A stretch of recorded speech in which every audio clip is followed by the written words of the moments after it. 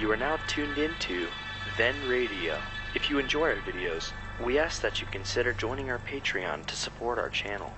Don't forget to like and subscribe so that you never miss a new video.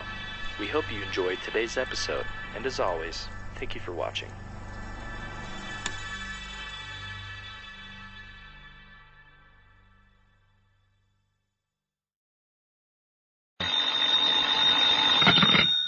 Johnny Dollar. Pat McCracken, Johnny, returning your call. Oh, hi, Pat. How's Southern California?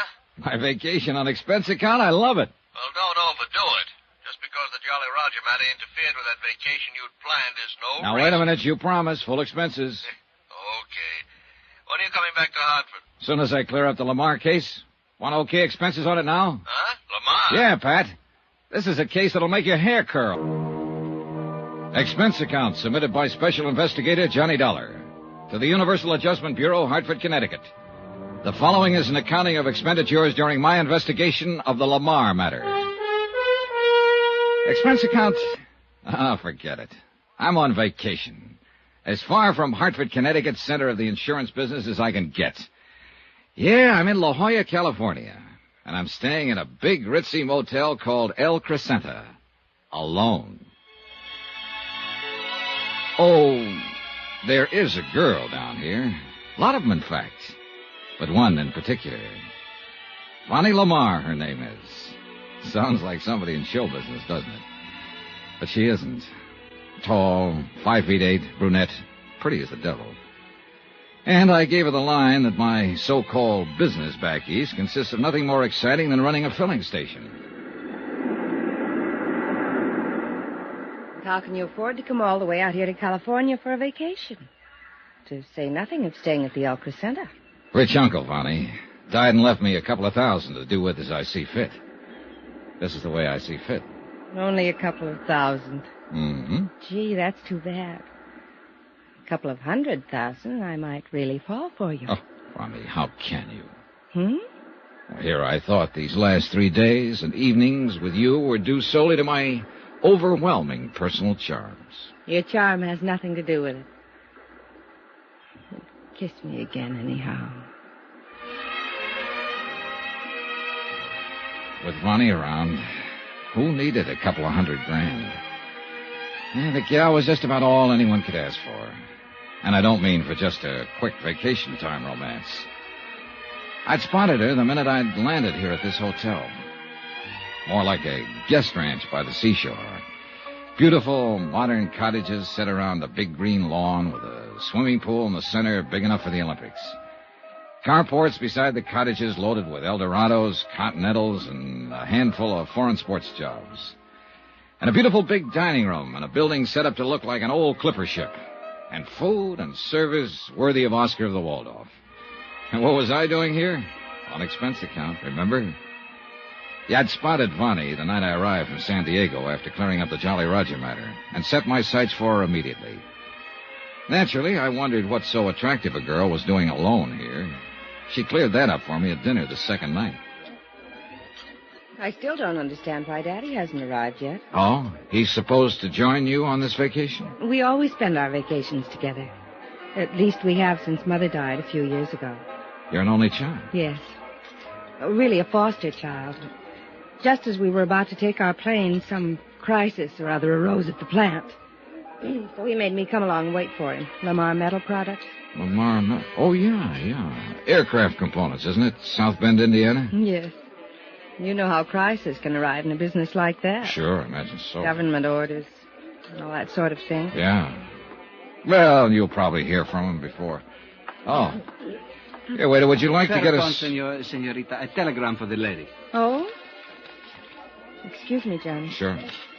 Here you are, Peter. Gracias, senor. Oh, dear. What's the matter? It's from my father, and I don't like it. Listen. Must delay departure a few more days. Doctor's orders. Oh? Nothing to worry about. Stay there in La Jolla until I join you. Love, Daddy. Oh, that's too bad. But doctor's orders. There's nothing wrong with Daddy. He had a new insurance examination just a month ago. They gave him a clean bill of health. What company? Try Mutual something or other, but what difference does it make? There's something wrong about this. I'm sure of it. Well, why don't you phone him? Yes. Yes, I will. My cottage is right next door here. Come on. It was none of my business, but the name of Tri-Mutual rang an old familiar bell. Yeah, I'd handled a lot of cases for them. Anyway, she wasted no time in putting through a call to her father's private number in South Bend. Yes, operator? Thank you. I don't know why I didn't go to my own cottage to make this call. My pleasure. I guess I'm a bit upset by this wire. I don't blame you. There's nothing wrong with Daddy. There can't be. Well, maybe he just made the mistake of mixing too many oysters with too many martinis. Hello? Hello? Daddy, what's this telegram you sent me? Oh. Oh, I see. Oh, well, you had me scared for a few minutes. Oh, yes, fine. Mm-hmm. Yes, if you must know the truth, I have. Johnny Dollar. Uh-oh. Very. Careful, gal. Oh, he says he runs a filling station, but I don't believe him. I'll tell you all when you get here. And hurry, darling, please. All right, Daddy. Good night, dear. Oh, thank goodness. You don't know how close your guess was, Johnny. Oh? It was just a slight case of indigestion. Plus the fact he wanted another day at the plant. Well, good. Then let's go back to the dining room and see what kind of indigestion we can accumulate. Well, that started it.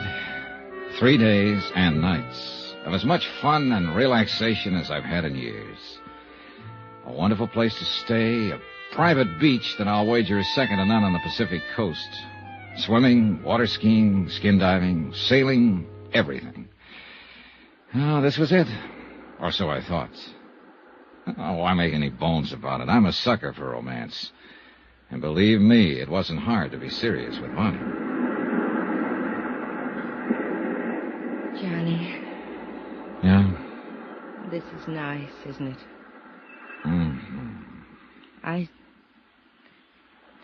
I don't believe in love at first sight. Do you? No. No, But it is nice, isn't it? Hey, whoa, gal. Hmm? It'd be much too easy to fall in love with you, Bonnie. And I mean the forever kind. Well, would that be so terrible? Well, you've got one big strike against you, you know. Johnny, what? Money. Money. You lose. Huh? I have nothing, except what my father gives me. You know, allowance and for clothes and things, and you know. So you see, I'm just as poor as you are. Only you aren't. You wouldn't be staying at a place like this. Another thing. You know absolutely everything about me. I know you don't make a living by running any old filling station. Johnny Dollar at the sign of the Flying Red Horse. Oh, stop it. Well, for all you know, I'm a gangster, a safecracker, a jewel thief. Or worse still, playboy scion of a wealthy family who never did a lick of work in his life. In other words, a worthless bum. Don't say that, Johnny, even in fun. How'd you fill him, huh? Yes, and their mothers. Old dowagers trying to marry them off to another wealthy family. Add the name Lamarr to their end of the social register listing. Insure the fortune with another fortune. I thought you said you were poor. Well, you know what I mean. A bunch of worthless pops, that's all they are. I've seen better men among the servants and chauffeurs, a little Mexican boy who helps one of the gardeners, and the young businessmen there in South Bend and in other cities. Maybe earning just enough to make ends meet, but men, ambitious, hard-working, willing to get somewhere on their own merit, and, well, you know what I mean. Mm-hmm. Why don't you marry one of them, Bonnie? It isn't as easy as that, Johnny. You know it. Maybe I was waiting for someone like you to... I still don't believe in love at first sight. Good. Let me snuggle again. Like before we started this horrible discussion. Mm-hmm. Sun's going down, though, honey. This little niche in the rocks is going to get cold. Yeah, look. Everybody else has left the beach. Come on, snuggle. I like it. Kiss me. And I thought I'd have to ask for it.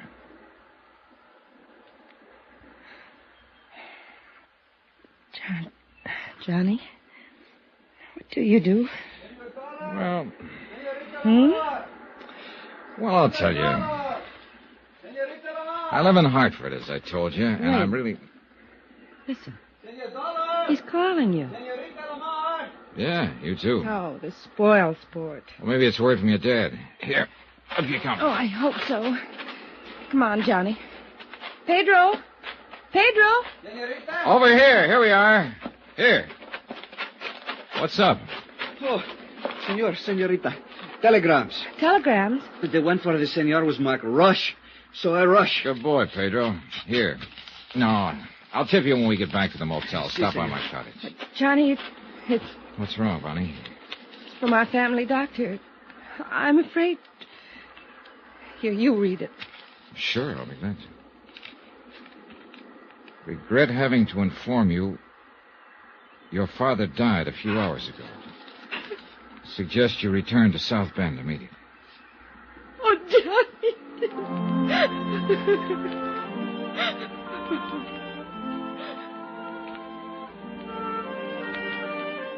It was a few minutes before Bonnie could pull herself together enough to walk from the beach up to her cottage where she could pack her things for the trip back to South Bend. I told her I'd make the necessary plane reservations for her. But what I didn't tell her was the contents of the wire I'd received, the one marked Rush. It was from Pat McCracken at Universal Adjustment Bureau. A request to call him at his home in Hartford immediately. I put through the call.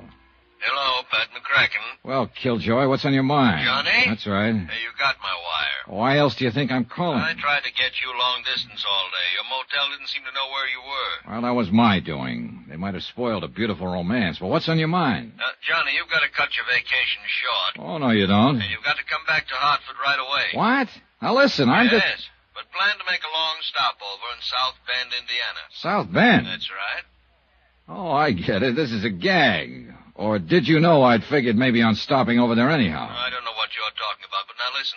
By a rare stroke of luck, we just got word of the death this morning of one of Tri-Mutual's bigger policyholders. How much? $1.5 million. Wow.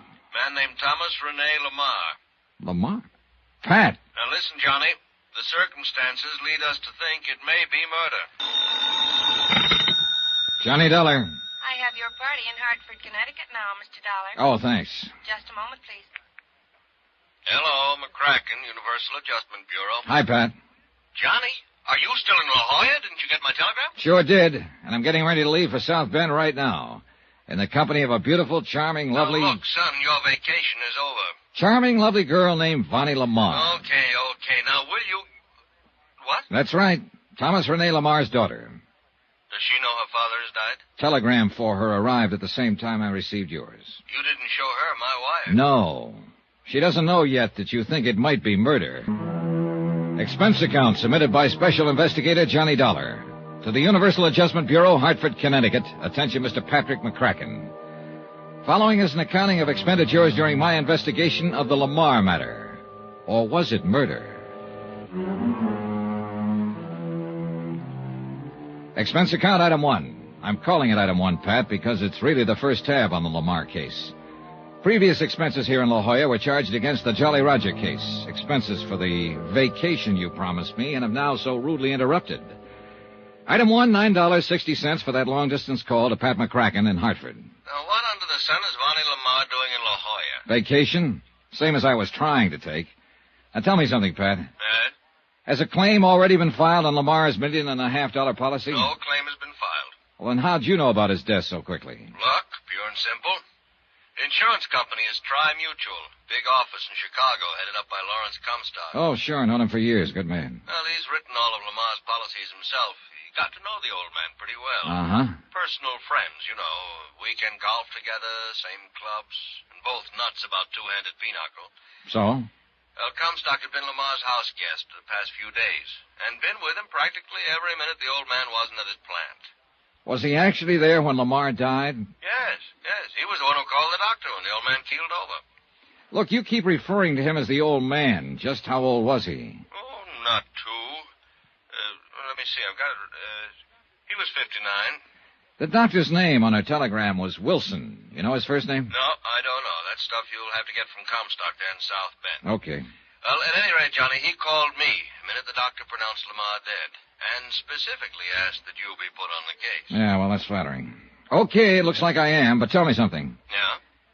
What makes Larry think the man was murdered? I'd rather not discuss it now. He'll give it to you when you see him. Our plane leaves in about an hour. No doubt you can be of some comfort to the daughter. Her knowing that you're handling the case. Pat, that's the one thing I don't want her to know. I hung up, leaving Pat to ponder over that last remark. Wired Larry Comstock that I was coming and finished my packing for the trip back east. When I'd finished, I paid my bill at the fancy motel, and all I can say is thank goodness it was on expense account, and I knocked on the door of the cottage next to mine. Yes, come in. Oh, Johnny. Hi, Vonnie. Any way I can help you? More than you have. You've been wonderful. Arranging the flight back for me. For us? Taking care of the things here. Johnny. That's right, for us. I'm making the trip with you. But I thought you said Hartford, Connecticut. And your vacation. Oh, the vacation's all over. Wouldn't be any fun for me to stay around after this. Oh, darling. And South Bend is along the way. I'd feel better if I kind of took you home rather than let you make the long trip alone under the circumstances.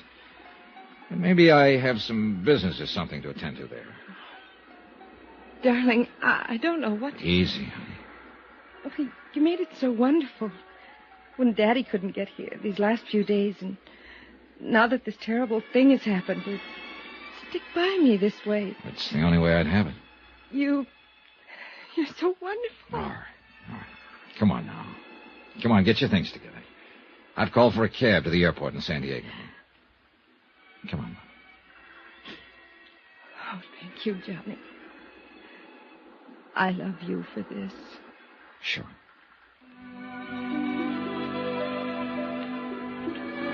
I can't say I exactly relish thoughts of the flight back east, much as I hoped I could be of some small comfort to the girl, much as I genuinely wanted to.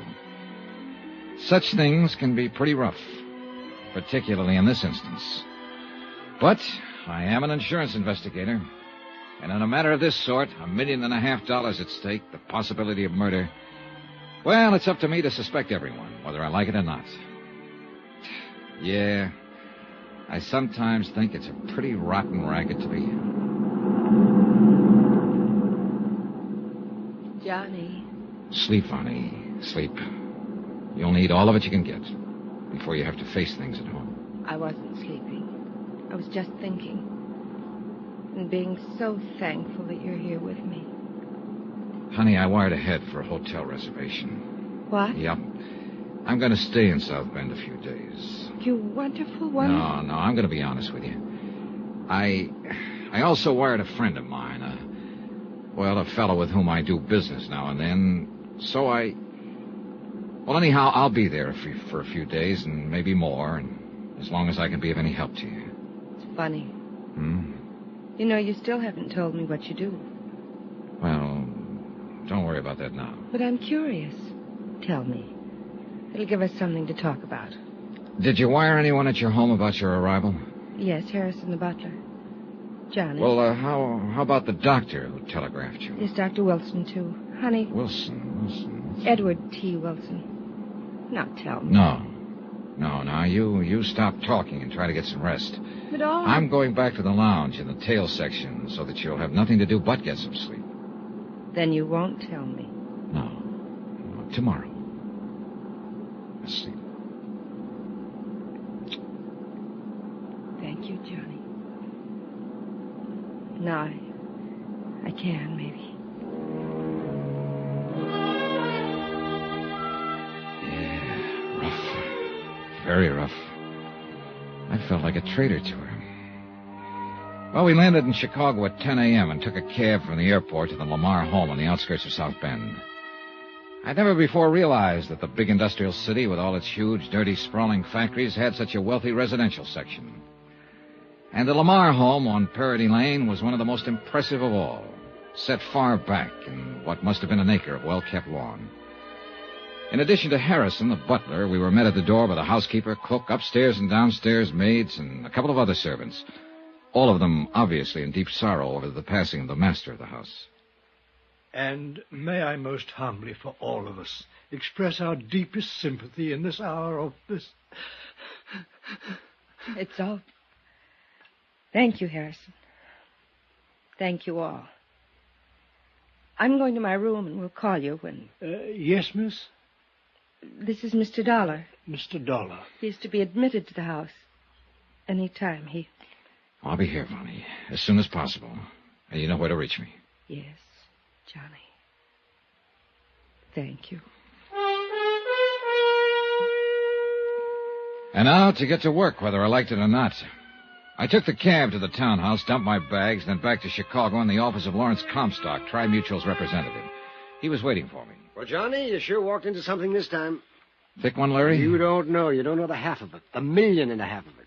You gave Pat McCracken back in Hartford the idea that Lamarr's death might be murder. I think it is. I really think it is, Johnny. Why? Tom Lamarr was one of the best friends I ever had. Should have been. Your commission on the insurance he was carrying was enough to set you up for life. Oh, no, Johnny, don't talk like that. Tom was a good friend of mine, quite aside from business. I sold him his very first policy years ago, and he was just a bookkeeper for Atlas Processing Company, earning $70 a week. And when he married Delise... Delise? That's his wife, who died 5 years ago. Oh. That policy was only for $2,500, straight life. So? Well, you know how little my commission was on that. But I liked him. I saw that he had a spark about him, that with the proper kind of encouragement, he could go places. And he did. Yeah, so I understand. I understand the Lamarr Metal Products is a really big thing. General Metal Fabricators just bought them out. Oh? Yes, and Tom was getting all ready to retire. Spend the rest of his days having fun, golf, fishing, winters in California, and summers in Minnesota, that sort of thing. And taking care of Vonnie, his adopted daughter. Yeah. Kind of worth taking care of, too. Eh? I know her, Larry. Met her in La Jolla, California. Oh, then you... Brought her back here to face the sad fact of her father's death. Why, I didn't... Oh, yes, of course. The family doctor, Ed Wilson. I should have realized. He sent a telegram to Vonnie to the same place you were, in La Jolla. She's a wonderful girl, John. You're telling me. But, Larry... Yes? Something you told Pat McCracken back in Hartford has led him to think that possibly Thomas Lamarr was murdered. Johnny, in the years I've known Tom Lamarr... Yeah? I've not only known him, but I've known his family. Well? And much of his affairs, personal as well as business. Well? His wife, Delise. I would have married her long ago if I'd been able. Oh, get to the point, Larry. Oh, yes, of course.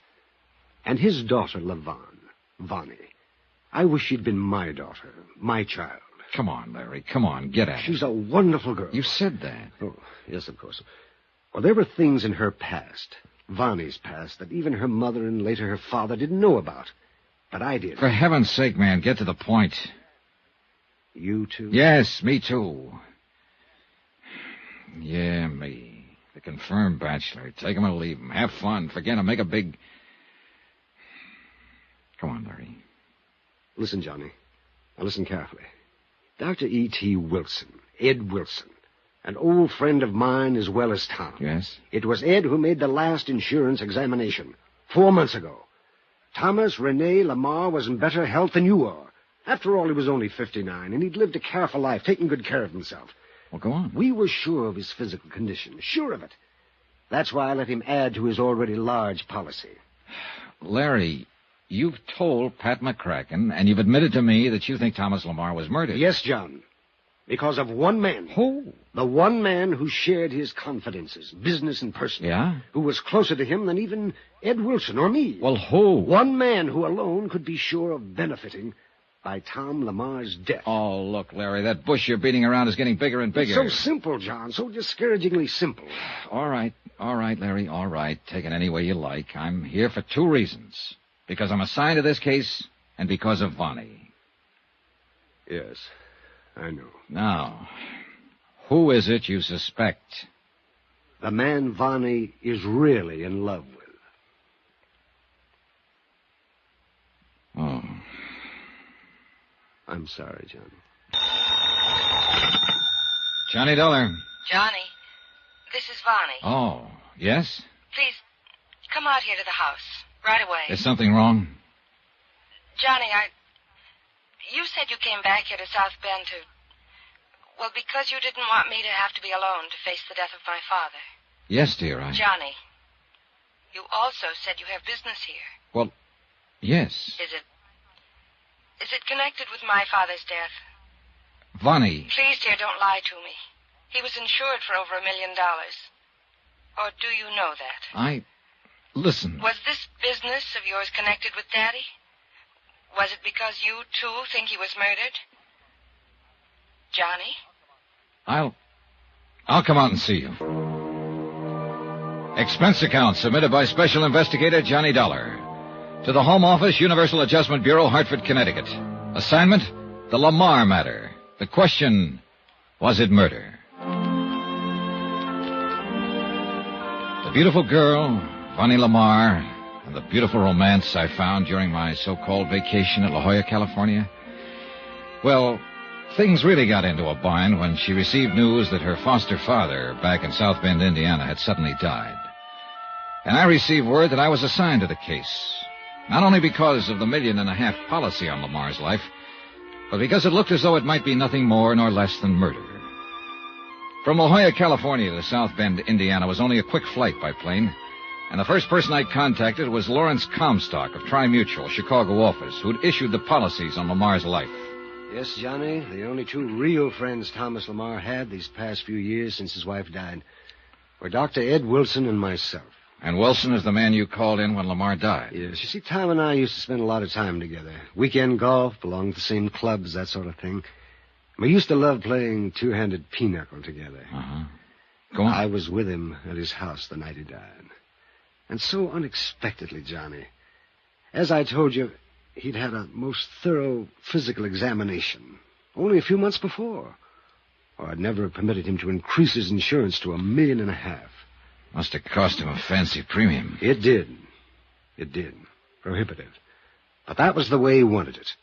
For his adopted daughter, for Vonnie, whom you know. And if you're half a man, having spent a few days with her in La Jolla, you're in love. Oh, shut up and tell me what you know, will you? You said murder. Oh, yes, I'm sorry, Johnny. It began last weekend. As I often do, I spent the weekend with Thomas Lamarr. Well, Friday night, Dr. Ed Wilson was with us. We played three-handed pinochle. Yes. Tom was in perfect health. I know he was. And our evening was all fun, completely uninterrupted. Except by young Marson. Marson? Tom's confidential secretary. And he's the one. Larry, you are the one who told Pat McCracken back in Hartford that you thought Thomas Lamarr was murdered. That's why you wanted me to come on out here to investigate the case. Yes. All right, now tell me the truth. Is it because of your great friendship for Lamarr? Because of the $1.5 million policy through your company? Or because you really think he was murdered? Are you here because of the commission you can earn on a case as big as this? Or because Thomas Lamarr happened to be the father of Vonnie Lamarr? I was ordered on this case from Hartford. Oh, yes. Oh, yes, of course. Okay. All right. Now, maybe I'm a silly old fuddy-duddy. Maybe I'm more worked up over this case than you are, whatever the reason. But let me tell you this thing in my own way. Go on, Larry. Well, we know, Ed Wilson and I because of being so close to Tom Lamarr so long, Ed because of his medical knowledge. We know that Tom was in perfect health. His 59 years were nothing for a specimen like him. Ed left Friday night. I stayed on. Saturday, we played 9 holes of golf. Tom wanted to play 18, but I didn't feel up to it. And that night, we played pinochle. Just the two of us. And we got to bed early. Well, Sunday, we just sat around and talked until evening when we played cards again. There was no strain, Johnny, even if the man had had a bad heart or something. I understand. Now, what about this Marson you named? We quit shortly before midnight. I was tired, my years, no doubt. And I knew Tom would have a hard day at the plant on Monday. And so I suggested we get to bed. He smiled, as only Tom could smile. A warm, tolerant, yet at the same time understanding and friendly, completely friendly smile. Go on. And he said he'd probably have to take one of Ed Wilson's sleeping pills to doze off so early. But I knew, Johnny. You knew what? Sugar pills. That's all Ed had ever given him. Sugar pills. I think Tom knew it, too. Well? I went up to my room, Tom to his. I heard the water running in his bathroom. About the same time, I was brushing my teeth. And then the crash. Crash? Yes. I ran out through the hall to his room. He was lying on the floor of the bath. Broken tumbler beside him. He'd left the bottle of sugar pills still open. He'd taken one of them? Yes. And he was dead. You mean you think... No, I called Ed Wilson. He was there in only minutes. It was he who officially said that Tom was dead. Had died instantaneously. And he was sure it was poison. Peculiar color of the lips or something. What do you mean? It was some terrible stimulant to the heart. A very rare drug that only a few researchers would know about. Even the heart of a young and healthy boy would find the influence of this drug too much, too strong. Dr. Wilson told you this? Yes. What is this I drug? don't know. Something very rare. But he is sure that's what did it. Well, what did the police say? You called them in, didn't you? Ed did. They'd never heard of it either, the drug. But they've sent samples of the sugar pills to Chicago and to Washington for analysis. Well? We should hear from them shortly. Where is this Dr. Ed Wilson? Oh, here, I'll just write you his address. Good, thanks. All right now, Larry. Yes? You told me earlier there was one man you thought might be responsible for this. Who? Walter Marson. Who's Walter Marson? Walter has been Thomas Lamarr's personal private secretary for some years. Go on. And Walter has been married to LaVon for over a year. Oh, I'm sorry, Johnny, because I know how you feel about her. Well, why should that make him want to murder Vonnie's father? Because of Thomas's will. Tom made a will, Johnny, that left virtually everything he owned to the corporation of which he was the head, except for his life insurance. Is that why the amount of his insurance was so big? I suppose so. The sole beneficiary of the policy, as you know, is Vonnie. Well, go on. Therefore, the only way in which anyone else could share in the estate is by being married to her. All right. You've knocked down a couple of dream castles for me. And I'm not talking about a family fortune. I'm talking about a girl. Yes, John, I understand.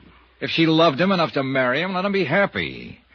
If he shares some of that $1.5 million, let him share it. He deserves to, if she wants him to. He married her, she married him, all right. It isn't as easy as that. What do you mean? You've forgotten you wanted to know why I think Walter Marson murdered Thomas Lamarr.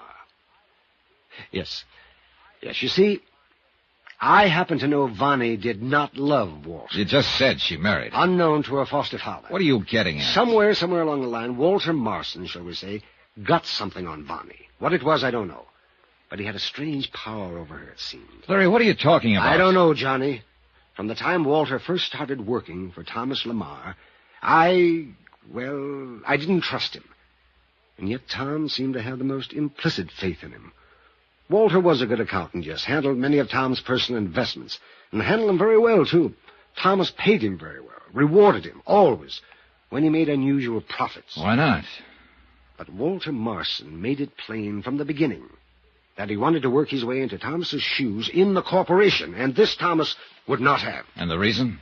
Because Thomas knew that many of the stock deals Walter had made in his behalf were not completely, shall we say, legitimate, or legally proper, perhaps, but not morally so, that is. Corporation money instead of his own, maybe. Yeah, that's it. Buying huge blocks in order to inflate the price, and then dumping the stocks at their peak, that sort of thing. I don't know much of the details. That's out of my line. But Thomas knew very well that if Walter Marson were ever put into the corporation, he'd use the same slick methods for purely personal gain. At the expense of the corporation he'd spent his life building up. How do you know about this?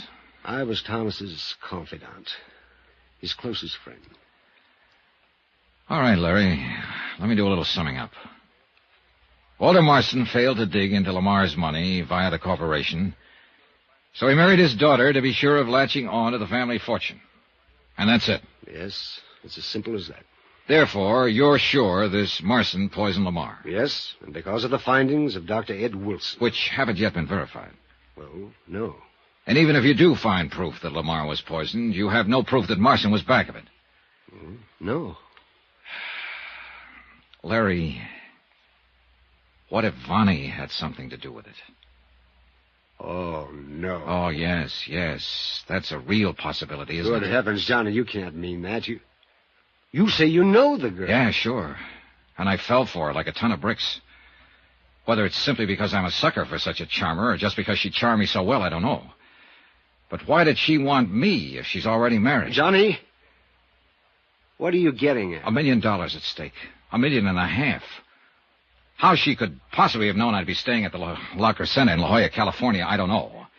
But with $1.5 million at stake, you could find out most anything. So she worked on me, got me on her side, even before she needed to.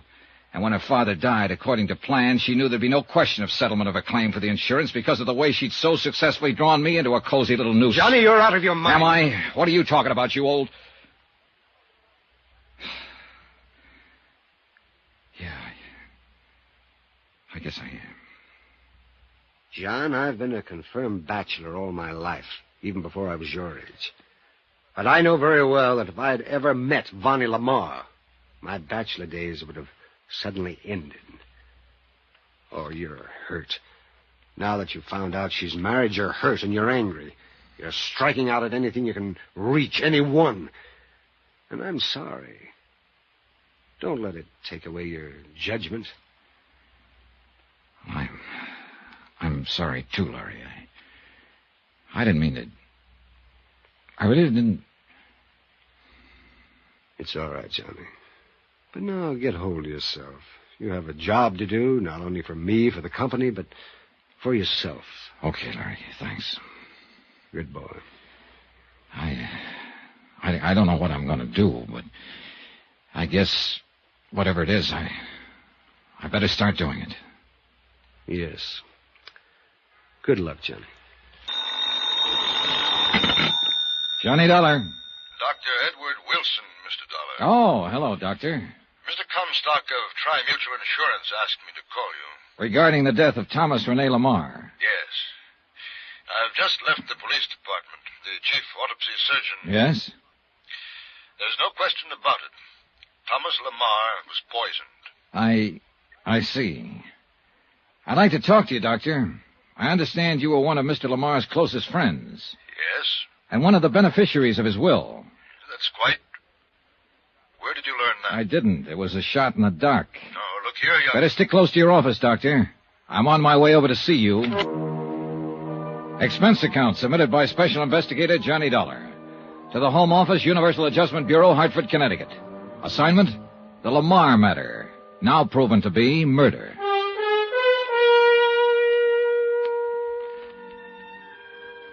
As the facts of this case lined up, it appeared that Thomas Rene Lamarr, wealthy manufacturer of aircraft components, had only two really good friends.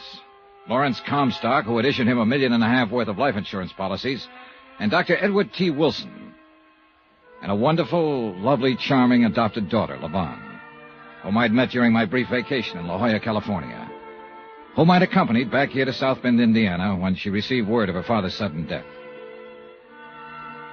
What little evidence I'd been able to pick up seemed to point to one Walter Marson, Lamar's personal secretary. Unknown to Lamarr, he had married Bonnie, and therefore stood to benefit from his death. Oh, why kid about it? I'd fallen for the girl, heavily.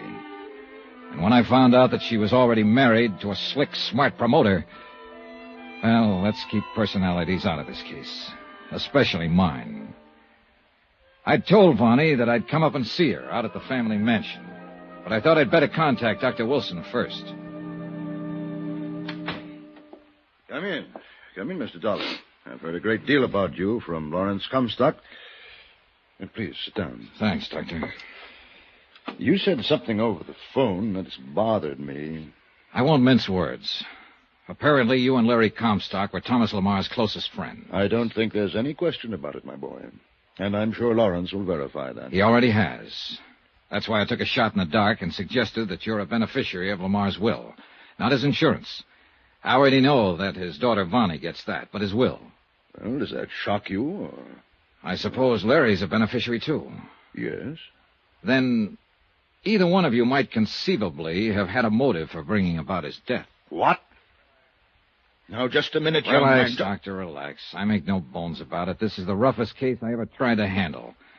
Unfortunately, I started out by getting myself emotionally involved with Bonnie Lamarr. Go ahead, laugh if you want to.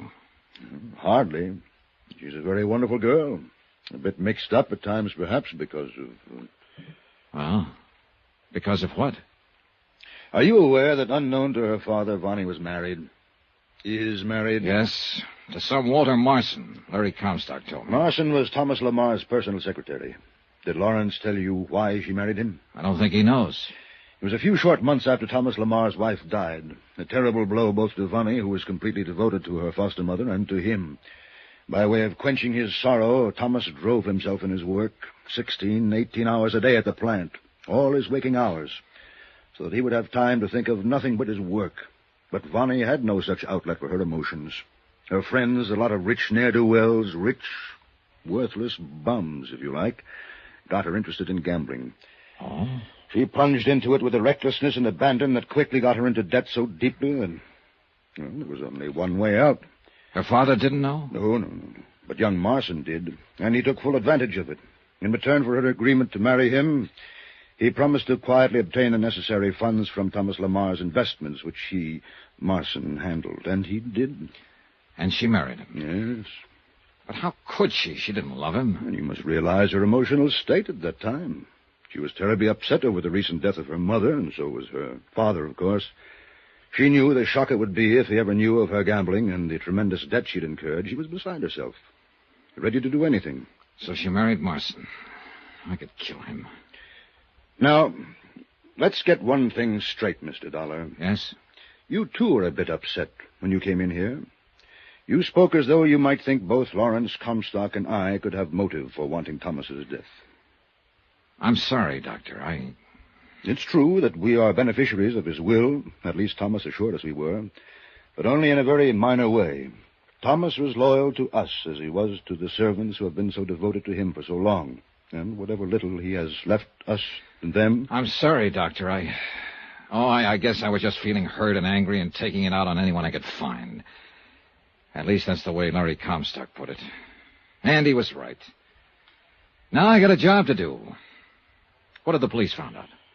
Only enough to back up my immediate suspicion that Thomas was poisoned by pyridamrin. Pyridamrin? Yes, it's a little-known drug that produces a tremendous but only momentary stimulation to the heart, causes the heart to almost literally burst, and it leaves virtually no traceable residue in the system. But you said the chief autopsy surgeon found out... No. He found only positive indication that pyridamrin had been used. I found the first clue to it only minutes after Thomas died.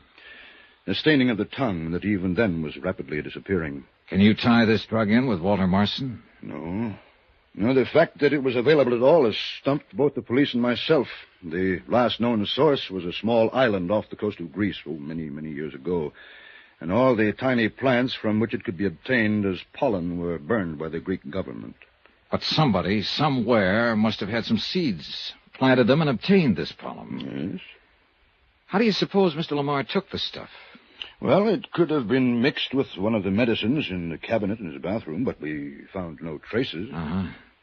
Larry Comstock said you used to give him harmless sugar pills as a kind of sedative. Yes, and Thomas knew they were perfectly harmless, but he occasionally took them anyway.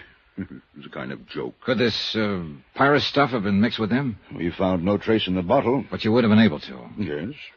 It is only in assimilation by the human body that dissipation is so complete as to make it virtually undetectable. I'm afraid I haven't been of much help to you, Mr. Dollar. I think you have, Doctor. I think you have. It was only a hunch. But in this business, you sometimes have to depend as much on hunches as on common sense. I picked out the library nearest to the Lamarr residence to do my research. Pyridamrin. You're sure that is the word? Yes. Can't you find anything on the subject? Nothing beyond what you found in the Pharmacopoeia Index. The name of the plant from which it is derived. Blephara purpuris calandus. No common name. Yeah, no. Well, thanks. Of course, the main branch of the City Library in Chicago might have something. Sure, thanks. Why, yes, I'm sure I can find what you're looking for. You see, I myself am quite a student of rare drugs and poisons. Oh, what's that? Well, after a long, dull day here at the library, I enjoy nothing more than curling up in a big chair in my little apartment and reading detective fiction. Oh, Well, where's the book? I'll show you. But quietly, please. We must maintain the proper atmosphere for our readers. Oh, sure. Yes, I know the poison pyrodamarin very well. It was used in that wonderful story, The Case of the Yellow-Lipped Monster. Oh, excellent book. Thrilling. Oh, you should read it. Yeah, well, Pyrodamarin was new to me, so as usual, I had to find out all about it, and I did find out, too. The plant it's derived from, where it's grown, where it was grown. You see, it's been extinct now for many years. Yeah, I understand. Now, deadly thing, terribly deadly. But now here is the book that will tell you all about it. The title is Flora Exotica Mediterranea. That means exotic flowers of the Mediterranean. Flora Exotica Mediterranean. What's the matter? I don't... Oh, good heavens, it isn't here. You sure? But it was. I'm sure it was only yesterday. Oh, dear. Well, here, do you see? It was taken out from right here. Well, who took it out? I don't know. Won't your records show? No, I never permit any books to be taken from this section without my knowledge. Never. Afraid somebody'd consult the stuff for ulterior motives? Oh, dear, no. It's just that the only ones who want these books are the rabid whodunit fans like myself, and, well, I like to talk to them. Well, isn't there some other book that might give me the information I want? Oh, not another book in the world. I know. And now, oh, tragedy, it's been stolen. Well, this was one time a hunch didn't pay off. Quite the contrary. I'd wasted a lot of time. Expense account item 9, 520, taxi out to the Lamarr mansion. I was almost relieved to learn that Vonnie was not home. I'm very sorry, sir, but she and Mr. Marson left shortly after noon to make the funeral arrangements. Thank you, Harrison. However, as you know, Miss Vonnie wished you to have full access to the house, and if you care to wait... How is she holding up, Harrison? Most admirably, Mr. Dollar, under the circumstances. Mr. Lamar's passing has been a terrible thing for her, for all of us. Yes, sure, of course. What will happen to the house, I don't know. Won't Miss Lamarr continue to live in it? This morning she said no, that she'd travel for a while, and then settle down somewhere else, far away from this city. Oh? And what about you, the servants? Oh, we shall, of course, have to seek employment elsewhere. Say, tell me, Harrison, didn't Mr. Lamarr provide for you in his will? I do not know, sir, and I do not particularly care. His kindness and loyalty to us during his lifetime was far more important than any provision he may have made for us. Well, I guess that takes you off the list. Beg pardon? Nothing. Say, tell me, has Walter Marson been around much since Mr. Lamar's death? Yes, he's been most attentive to Miss Lamarr, which we've all appreciated. He lives here in the house, you know. No, I didn't know. Harrison, I'd like to see his room. Sir? I'm going to lay my cards right on the table. I'm an insurance investigator. Here, my card. Why, I see. Miss Vonnie hadn't so informed me. Because she didn't know. Well, sir, Now show me to Marston's room. Yes. This way, please. Do you like Walter Marson? Yes, sir, very much. Now. What does that mean? I've never spoken of this to anyone else, Mr. Dollar. For years, Walter Marson was a clever, scheming, conniving young man with overpowering ambition to take over the Lamarr Corporation. So I've heard. I'm convinced that at one time he even tried to marry Miss Lamarr, and solely for the purpose of forcing his way into the business. Just tried? Well, yes, sir. However, in the past year or two, Mr. Marson has changed completely. What makes you think so? Because of conversations between him and Mr. Lamarr that I could not avoid overhearing from time to time. Mr. Lamarr knew what Marson was attempting and faced him with his knowledge of it. Here is his room. Go on. Mr. Lamarr could have made it very difficult for him in view of his record. Prison record? Yes, sir, for embezzlement. But instead he gave the young man another chance. So? Go on. And Mr. Marson made the most of it. He changed completely. I say without reservation, sir, that Mr. Marson is as honorable a young man as I know. Pretty sure of that, aren't you? Yes, sir. A butler living as close to them both for so long can invariably... Pardon me, sir, but does something give you the reason to think I'm mistaken? No. Unless, perhaps, it's this book I just found lying on his desk. Book, sir? Flora Exotica Mediterranea. Johnny Dollar. This is Larry Comstock, Johnny, at Tri-Mutual Insurance. You're out at the Lamarr home. Yeah, Larry. Police crime lab find out anything more about the stuff from here they took in for examination? Yes, they certainly did. Well? They found traces of that poison, pyrodamarin, on the toothbrush that Thomas Lamarr was using just before he died. Are you kidding? Oh, no, indeed, John, not a bit. There's a murder weapon for you, a toothbrush. Larry, send the cops out here. I think I've just about got this case sewed up. Expense account submitted by Special Investigator Johnny Dollar. Location, South Bend, Indiana. To the Universal Adjustment Bureau, Hartford, Connecticut. The following is my final entry of expenses incurred during investigation of the Lamarr murder. And murder it most certainly was.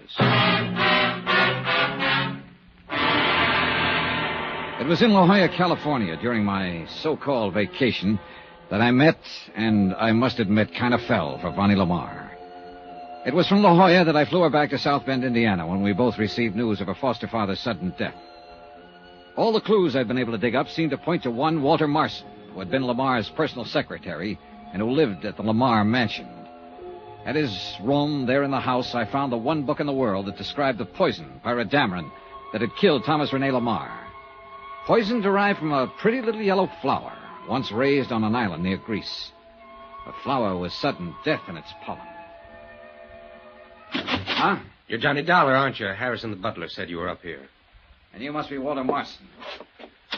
What are you doing in my room? Let me ask the questions, Marson. Now, just a minute. Look, mister, you may as well know it. I'm an insurance investigator. So Harrison said, but I don't believe it. Right here. My credentials. Oh, I see, but I thought... You thought I was just a boyfriend that Vonnie Lamarr met in La Jolla and who just came back here with her to comfort her over the loss of her father. Yes, that's right. Well, you were wrong, mister. Or partly so. The main reason I'm here is to find out who murdered Thomas Lamarr and why. And I think I've found out. You have? Well, who, Mr. Dollar? Interesting book you've been reading here. Oh. Flora Exotica Mediterranea. Stolen from the Central Library over in Chicago, wasn't it? Well, yes. Yes, it was. Found a poison in it, didn't you, Marson? Pyridamrin. Deadly, quick, and hard to trace. So rare that the chances were pretty good it wouldn't even be recognized. But it was. Where'd you get it, Walter? As you said, at the library. I'm talking about the poison, the pyridamrin that killed Thomas Lamarr. Oh, no. You're all wrong. Am I? Who besides Vonnie would benefit from the $1.5 million insurance on Lamarr's life? Well, what makes you think that I know that you I'd would. Be the... Because I know you're married to Vonnie. No. You tried to inveigle your way into Lamarr's business, but he wouldn't have it. All your chiseling and conniving and phony stock transactions got you nowhere. So you did the next thing you could think of. You got something on Vonnie and forced her to marry you. So you thought you'd at least be sure of a big hunk of the insurance money over my dead body. No, look, Dollar, maybe I was married to Vonnie, but... I found out about her big gambling debts, got her off the hook by some fancy manipulation of her foster father's investments. No doubt threatened to tell him all about it unless she did marry you, and thereby guaranteed yourself a prosperous future. Oh, and you timed the whole thing beautifully when she was emotionally upset over the death of Mrs. Lamarr. No, Dollar, you don't know what you're talking about. Couldn't wait for him to die a natural death. Dollar. Mr. Dollar. Sure, go ahead, speak up and make it good. Well, I was married to Vonnie. But I'm not now. Sure. That's right. I did want a place in Lamarr Metal Products, and I thought I could get it by showing Mr. Lamarr how clever I was. Well, instead of throwing me out, he gave me another chance. I'll be forever grateful to him. It was a turning point in my life. I give you my word, Mr. Dollar, I've done nothing since that time that's been anything but completely honest and above board. Pretty speech. No, it's true. It's true, I swear it. Nevertheless, you married Vonnie in the hope We're that... divorced. You're what? Well, it was the only honorable thing I could do. Would you like to see the final papers? Vonnie mailed them to me from Reno before she went to La Jolla. You mean she... Yeah, let me see him. Here. My desk. Don't try to pull a gun out of there, Marson. You still don't believe me, do you? Yeah.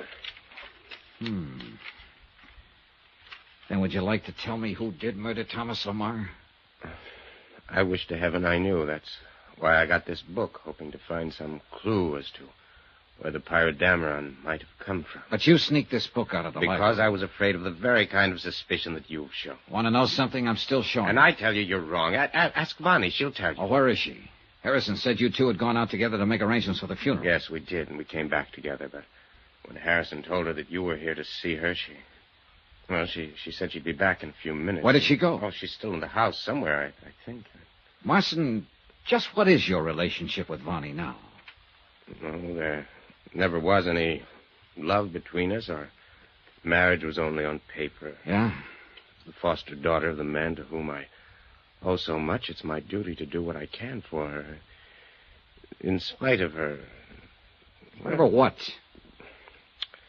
Oh, even to the end, we kept from him any knowledge of her dissipations, her drinking and gambling. I thought that was all over. Oh, no, she's more deeply in debt now than she's ever been. I'm thankful Mr. Lamarr died without knowing. Well, I'll be. But with the insurance, of course, she'll be able to pay off. Marson, you're a dirty rat, and your accusation isn't very well veiled. Are you trying to say that I'm accusing Bonnie of the murder? Oh. Mr. Dollar. Yeah, go on. This book. According to this, the plant from which pyrrodamaron is derived is now extinct. Unless somebody, somewhere, managed to salvage some seeds that were then planted. Yes, exactly. Lephra purpurus calendus, found only on a small Grecian island. I wonder if Dmitri would know. Dmitri? What's this sudden switch? Who's Dmitri? He's the old gardener. He's here on the estate. Come on, Marson, and bring that book. Before going out to the gardener's cottage, I asked Harrison where Vonnie had gone, and he told us he only knew that she was somewhere in the grounds, that her car was still in the driveway. I phoned Larry Comstock again, but he'd left his office, presumably to come out here. And I called the man I'd talked to earlier at the library. Of course I can. As I told you before, I keep a very close check on the books in that section. Let me see now. Yeah? Yes, Flora Exotica Mediterranea has only been out 4 or 5 times in the past several years. Once to a Mr. Thomas... Yeah? Thomas Hanley. Oh. To a Mr. Ralph Cummings, Miss Levon Lamarr, and... That's enough. Thanks.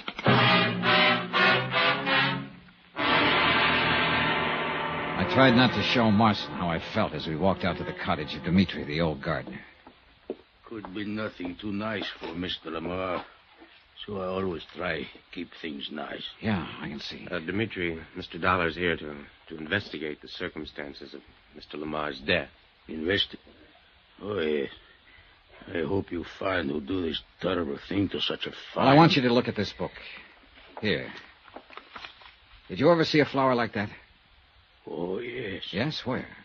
In old country. In Greece it used to be, but no more. You never saw it in this country? No, yes. Well, which is it? I should not say, because in old country is against the law. I don't know why. Well, I do. Go on, Dmitri. But I keep many of my nice seeds anyway. And some of them were for this flower? Yes. You don't mind? It is very pretty flower. Did you ever plant any of them? Oh, no, not I. Somebody else? She was always so nice to me. Vonnie? Miss Lamarr? Look, sir. She even sent me gift on her trip last week. Dmitri. Look. You call it toilet case. See?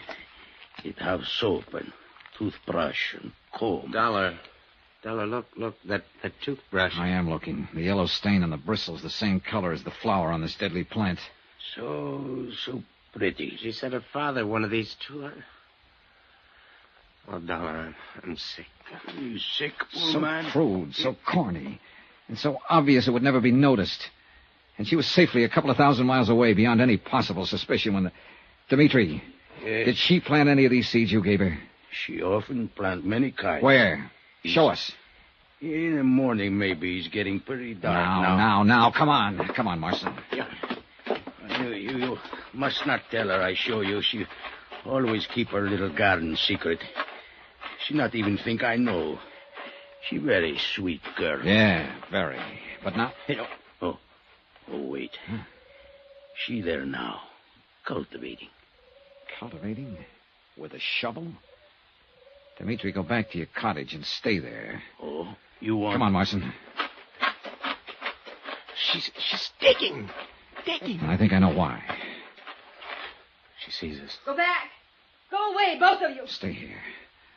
I want to talk to you, Vonnie. What are you doing? What I'm doing is... I'm burying the little garden that was mine for Daddy.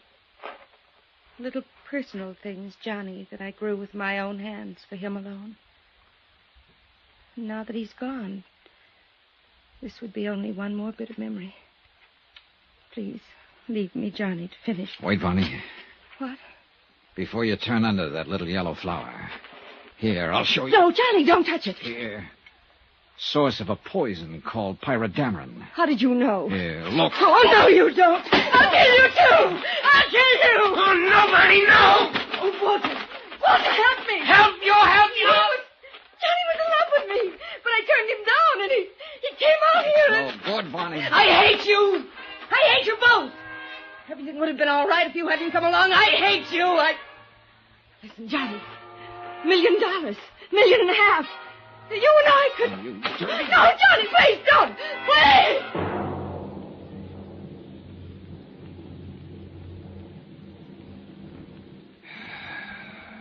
Believe me, this is one case I wish I'd never seen. Oh, sure, you, the company, are all right. You won't have to pay off $1.5 million in insurance. Your gain. But me, I've lost something. Faith. Faith and... I'm sick over the whole thing.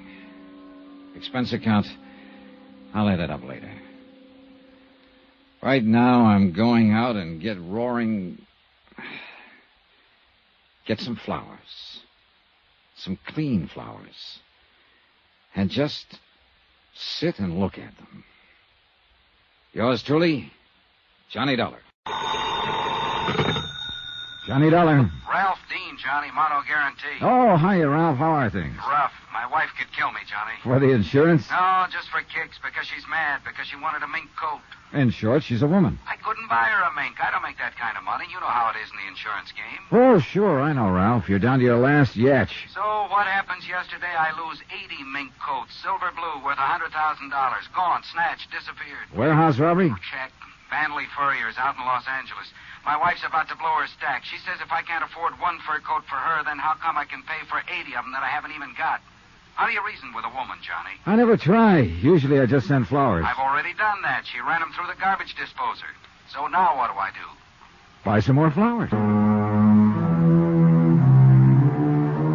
From Special Investigator Johnny Dollar to the Home Office Mono Guarantee Insurance Company, 4312 Spring Street, Hartford, Connecticut. The following is an accounting of expenditures during my investigation of the Silver Blue matter. Item 1, $152.40, telephone and incidentals and transportation to Los Angeles. I called the Mono Guarantee agent out there before I left and got a brief rundown on the case. Among other things, I learned that a man I'd known and worked with before, Detective Lieutenant Raymond Garcia, had been put in charge. And with Garcia on hand, I knew I could count on cooperation by the police. But I still wasn't expecting quite as much as I got. Flight 12 for Las Vegas, Salt Lake, Minneapolis, and Chicago, now loading. I knocked over the fur joint myself, Johnny. Garcia. Only way we get to see you. How have you been? Overworked, underpaid, frustrated, disillusioned, unappreciated. In other words, fine. Got your luggage yet? Yeah, it's coming right there. Good. We ought to get moving. I've got a squad car outside. What's all the rush? We've got a guy downtown in the hospital I figured you'd want to talk to. Well, he'll wait, won't he? He'd probably like to, if he had any choice. He's dying? Kinda looks that way. He's one of the 2 night watchmen the gang slugged when they broke into the warehouse. And he's our big one, Johnny. He's all we've got. Has he been able to talk? A couple of sentences during the night. He's got to talk. What do you mean? He's the only one who got a look at them. When he did talk, what did he say? Gibberish, mostly. He did say one thing, though. They were kids. Just a gang of kids. Oh, that's going to make it rougher. Yeah, in a lot of ways. What do you mean? You'll find out later, Johnny. Come on, let's go.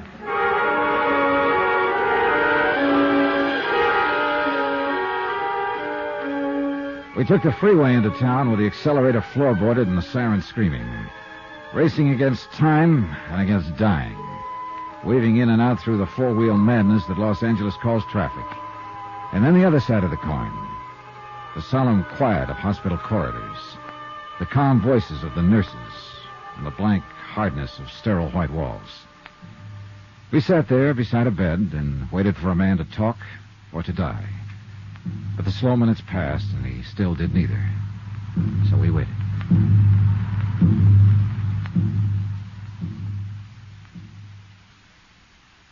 Guess that shot the doctor gave him is not going to have any effect. Apparently not. It's a crazy world, Johnny. No, Just the people in it. I mean, yesterday, we'd never even heard of this guy. I still don't know his name. And 24 hours later, here we are. A couple of strangers sitting around watching him die. Yeah, it's here in his chart at the head of the bed. Albert Christmas. Strangers. Not even family or friends. He didn't have any family or friends. He lived alone in a furnished room. Worked alone, too, except for one partner. So, a gang of punks jump him and bust his head open. I'm a bad cop, Johnny. I get sentimental about things like this. How'd they work it, Garcia? It's a warehouse district. The streets are practically deserted at night. A police prowl car checks the street once about every 40 minutes, and they hit at 1:10 a.m., 3 minutes after the police had passed. Sounds professional. No, just a smart bunch of kids. The only fur they seemed to know was mink. They passed up a dozen or so chinchillas worth twice as much. How'd they get in? I don't know. Chrisman hasn't been able to tell us. They must have tricked him into opening the door. What about Chrisman's partner? He was making his rounds. They slipped up behind him, slugged him. He didn't see them. He didn't know what hit him. And nobody outside in the street saw anything? Saw them leave with the furs or anything? Nope. Or if they did, they're not saying anything. Oh, it's a rough one, Johnny. We haven't got a thing to go on. Except Chrisman here. The shape he's in, that's only a straw. If he recognized any of them, if he lives long enough to identify... At least the poor devil can groan. I don't know. I think he's closer to being conscious right now than he's been in the last hour. Maybe you're right. Chrisman? He wants a drink. Yeah, here you go.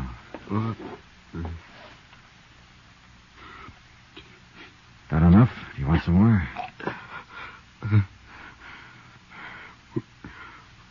Who are you? This is Johnny Dollar, insurance investigator from Hartford. I'm Lieutenant Garcia, L.A. Police. Warehouse. The kid. It's all right now. You're in the hospital now. It's going to be all right. My head. Do you feel like answering a few questions, Mr. Chrisman? It won't take long. Those kids, how did they get in? Telegram. Telegram? He showed me the telegram through the window. Yes? When I opened the door, one of them hit me. Did you get a look at the boy who showed you the telegram? Yes. I saw him. Yeah? 18, 19. What did he look like? 5'9", 10, dark skin, black hair. How was he dressed? Dark jacket. Hard to think. Any scars? Anything unusual about him? No. My head. Are you sure? Sure. Would you recognize him if you saw him again? Yes. Any of the others? No. The only one. There was a mark on his arm. What kind of a mark? My head. Oh, my head. What kind of a mark on his arm? Hurts too bad. I...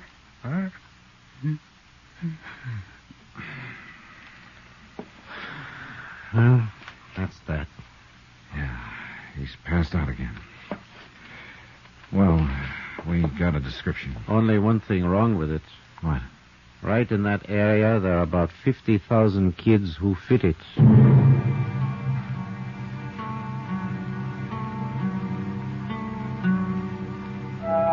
I talked with Mr. Banley, owner of the Furs. Then Garcia and I went down to the warehouse. It stood on the fringe of the river bottom section, fronting the railroad yards, and backed up by block after block of weather-beaten slum shacks. We looked through the warehouse, at the racks where the furs had hung, watchman's office where the gang had entered, but knew while we did it that we were only going through the motions. The police technicians had already been over the place inch by inch, and they'd found exactly nothing. Finally, we stepped out the door into the street. A drab gray street, cluttered with things cast off and discarded.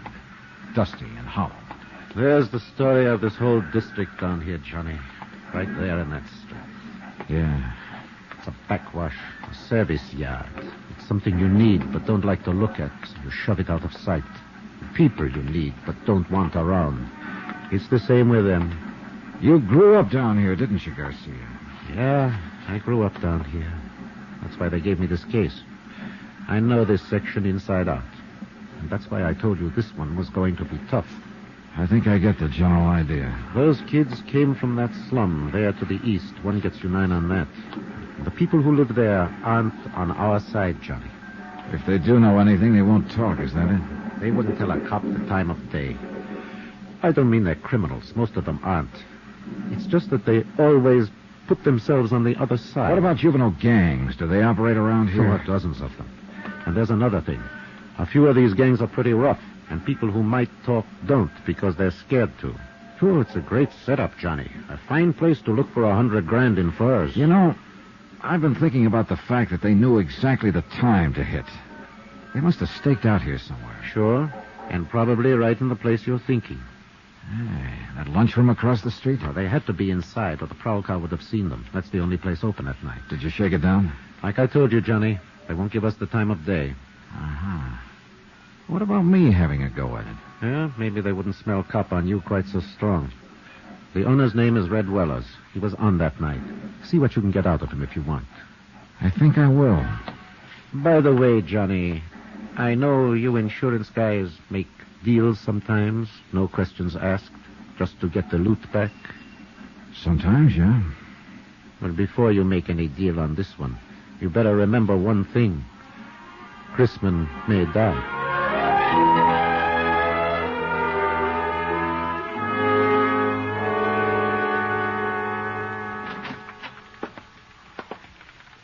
What do you say, Mac? Save your money. What do you want? Coffee? Yeah, I guess so. How's business? $1.02 a day. Father in the hole. Want cream? No, I'll drink it black.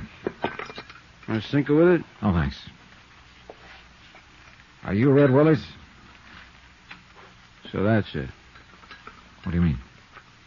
You're in that fur case, ain't you? Maybe. I thought you was the same one, but I couldn't be sure seeing you across the street. You come up with that cop Garcia a while ago, didn't you? That's right. I'm an insurance investigator. Well, you come to the wrong address, mister. I don't know nothing about nothing. Who was in the lunchroom here just before the robbery? I don't remember. Any young kids here? No, it was all old men with long beards. I see. 10 cents for the coffee. Yeah, they got you real scared, haven't they? Haven't they? I don't know any days. All right, look. You know Chrisman, the watchman over at the warehouse. He comes in. He didn't know any days either. What about it? Nothing. Except he's dying. I'm at the Wilkins Hotel if you change your mind. Room 312, Johnny Dollar. Sorry, I don't see no use of me dying, too. Follow me, Mac? Johnny Dollar. This is Red. Red Wallace, remember? Sure. You run that lunchroom across the street from the warehouse that was robbed last night. Yeah, that's right. Now, look, Dollar, supposing I tell you what I know about it, what's going to happen to me? Nothing.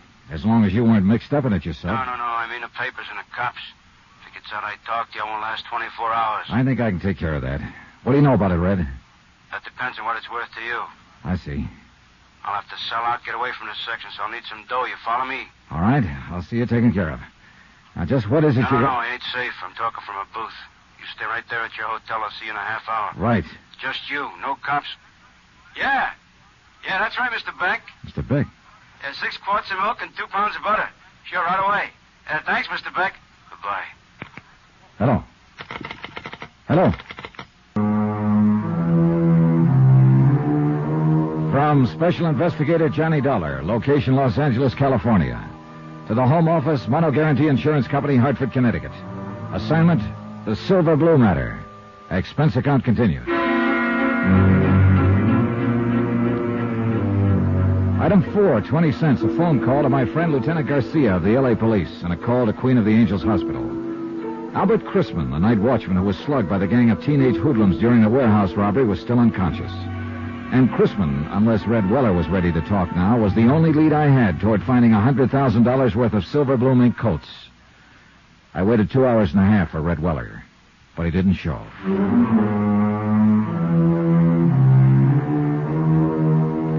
Item 5, $2.85, taxi to the warehouse district at the south end of the railroad yards. It was night by now, and the area was almost deserted. A lost, lonely district, shabby and worn even in the softening darkness, and haunted now by fear. The only lights in the block were those shining from the windows of the warehouse office and from Weller's lunchroom across the street. Good evening. Hello. What would you like, sir? Cup of coffee, I guess. Oh, you're lucky. I just made some fresh. Good. Would you like some cream? No, thanks. No, that'll be fine. Is it foggy out? Yeah, a little. Not bad, though. Hey, this coffee's all right. You're a good cook. Thanks. The boss always has me make it when I'm here. He says I do it better than he does. I'll bet you do. Is the boss around, by the way? No, he called me and said he had to go out. That's why I'm working. I'm on in the daytime mostly. Do you have any idea where he might be? No, he had to go somewhere, I guess. What'd you want to see him about? He wanted to see me. Do you know where he lives? Well, he's got an apartment over on Marina. It's about 8 blocks from here. Think he'd be there? No, he wasn't going home. He was going out somewhere. He acted kind of strange. I don't know what he was going to do. May I ask just what business you're in? Insurance. Oh. I'm a special investigator. What do you mean? I'm working for the company that insured those furs. Oh. The furs that were stolen the night before last from the warehouse across the street. Oh. Something wrong? Oh, no. No, of course not. I don't know what you mean. Oh? Can I help you gather up that silverware? Oh, no, that's all right. I don't know what happened. Just careless, I guess. Yeah. Do you live around here somewhere? Well, yes, on Dalton, 3 blocks up. What's your name? Carla Monte. Why are you asking? How long have you worked here, Carla? About a year. Do many teenagers hang out here? What do you mean? Kids, 17, 18, 19. Do many of them come in here for coffee, hamburgers? Well, sometimes, yeah. I've never noticed much. Know any of them? No. I don't know any of their names. Are you sure? I don't ask them their names. Did I ask you your name? It's Dollar, Johnny Dollar. Well, I still didn't ask you. If you want to tell me What are you scared of, Carla? Nothing. I'm not scared. You're not? Of course not. Why would I be scared? For the same reason your boss is, Red Weller. He was scared when he talked to me this afternoon and when he phoned me later. I don't know what you're talking about. Oh, yes, you do. That's why he didn't come to my hotel. He was afraid to. And why did you drop that silverware when I told you who I am? Because you're scared half to death. No. What's the matter with you people down here? What are you doing, crawling into a hole because a half-grown gang of hoodlums starts throwing their weight around? You don't understand. And suppose you tell me about it. Do you think that's any kind of an answer in the long run? To pull the covers up over your eyes and let them do as they please and just keep hoping they'll leave you alone? All you're doing is making things worse. Oh, you don't know how it is. You don't have to live here. No, I don't have to live here, but I know how it is. Because I've seen it in other places where the mobs managed to take over.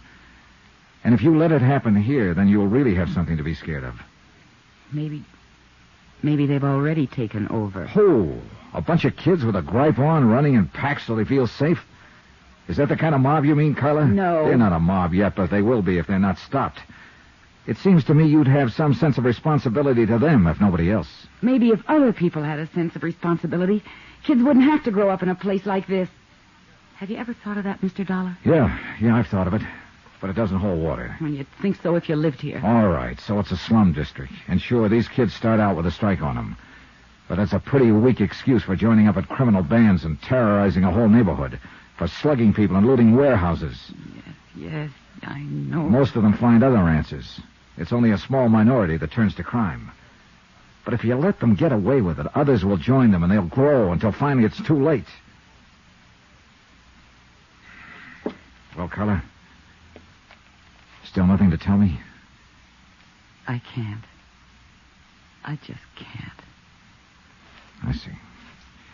Well, there's a quarter for the coffee. Keep the change. Good night, Carla. Wait. Yeah? Mr. Dollar, suppose I knew someone who might be able to help you. I mean, who might know something about the robbery. Innocently, of course. If you talk to this person and and they agreed to help you. Could you... Well, could you keep them out of it? Depends on the circumstances. I'd do all I could, that much I promise. I don't know. I'm not sure. You're not sure of what? Of you. Oh, I know better when I stop and think, but I've lived in this neighborhood too long. Lived with these people and... I'm bound by the law like any other citizen, and I won't break it to help somebody cover up a criminal act. But I figure it's up to me sometimes to decide whether a thing is a criminal act. And if a person seems to deserve it, well, I can be pretty lenient. You promise? What you just said? Yes, I promise. I've got to trust you. I've got to trust someone. Do you know such a person, Carla? Yes. Do you know where to find them? I think so. Well, I'm sure they'll be at one of 2 or 3 places. Not very far from here. And who is this person? Someone who grew up around here. A boy. 19. What boy? My brother.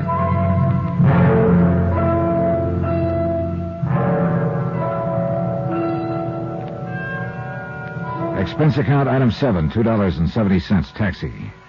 We went first to Carla's apartment where she lived with her brother, but there was no one there. Then we checked out a drive-in a few blocks away, a teenage hangout. No luck. Finally, we tried a pool hall down south of the yards, just off Alameda Street. It was our last hope. I know he comes here. It's not a good place for him, but a lot of the other kids do, too. And he wants to belong. Yeah, sure. Everybody does, in one way or another. Oh, gosh, it'd have been different if our folks had lived, but our boy just won't take orders from his sister. Yeah, I know. Go ahead. Thanks.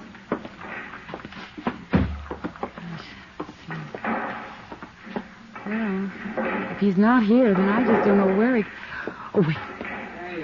There he is. Down near the corner. The one with the dark curly hair. All right, come on. Take it easy.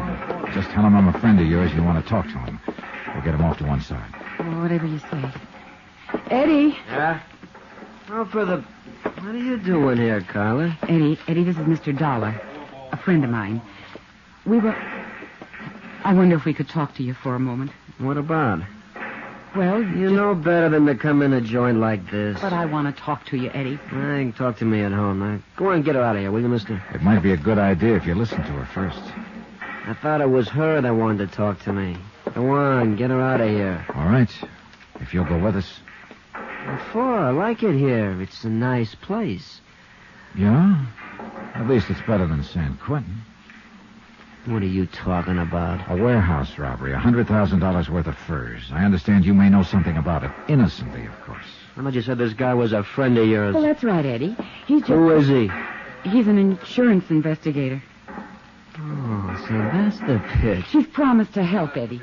If you'll tell him whatever you know, he'll protect you. Knock it off, Carla. Now, look, mister.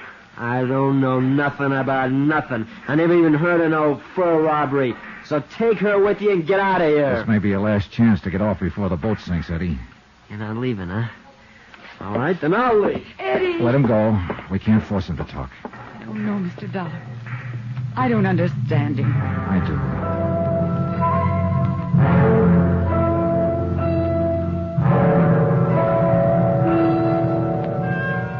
Item 8, 10 cents. Phone call from the pool hall to Lieutenant Garcia at police headquarters. He said there was no change in Albert Chrisman's condition yet. He was still holding on, and he still hadn't talked. But there had been another new development, a big one. And when I joined Carla in the taxi outside, she knew it by the look on my face. What's wrong, Mr. Dollar? Now, look. How sure are you that your brother wasn't mixed up in that robbery? Well, I want the truth. I'm afraid he was mixed up in it. Then brace yourself, Carla. Your boss, Red Weller, who was going to tell me what he knew about it, was found murdered in an alley an hour ago. Johnny Dollar.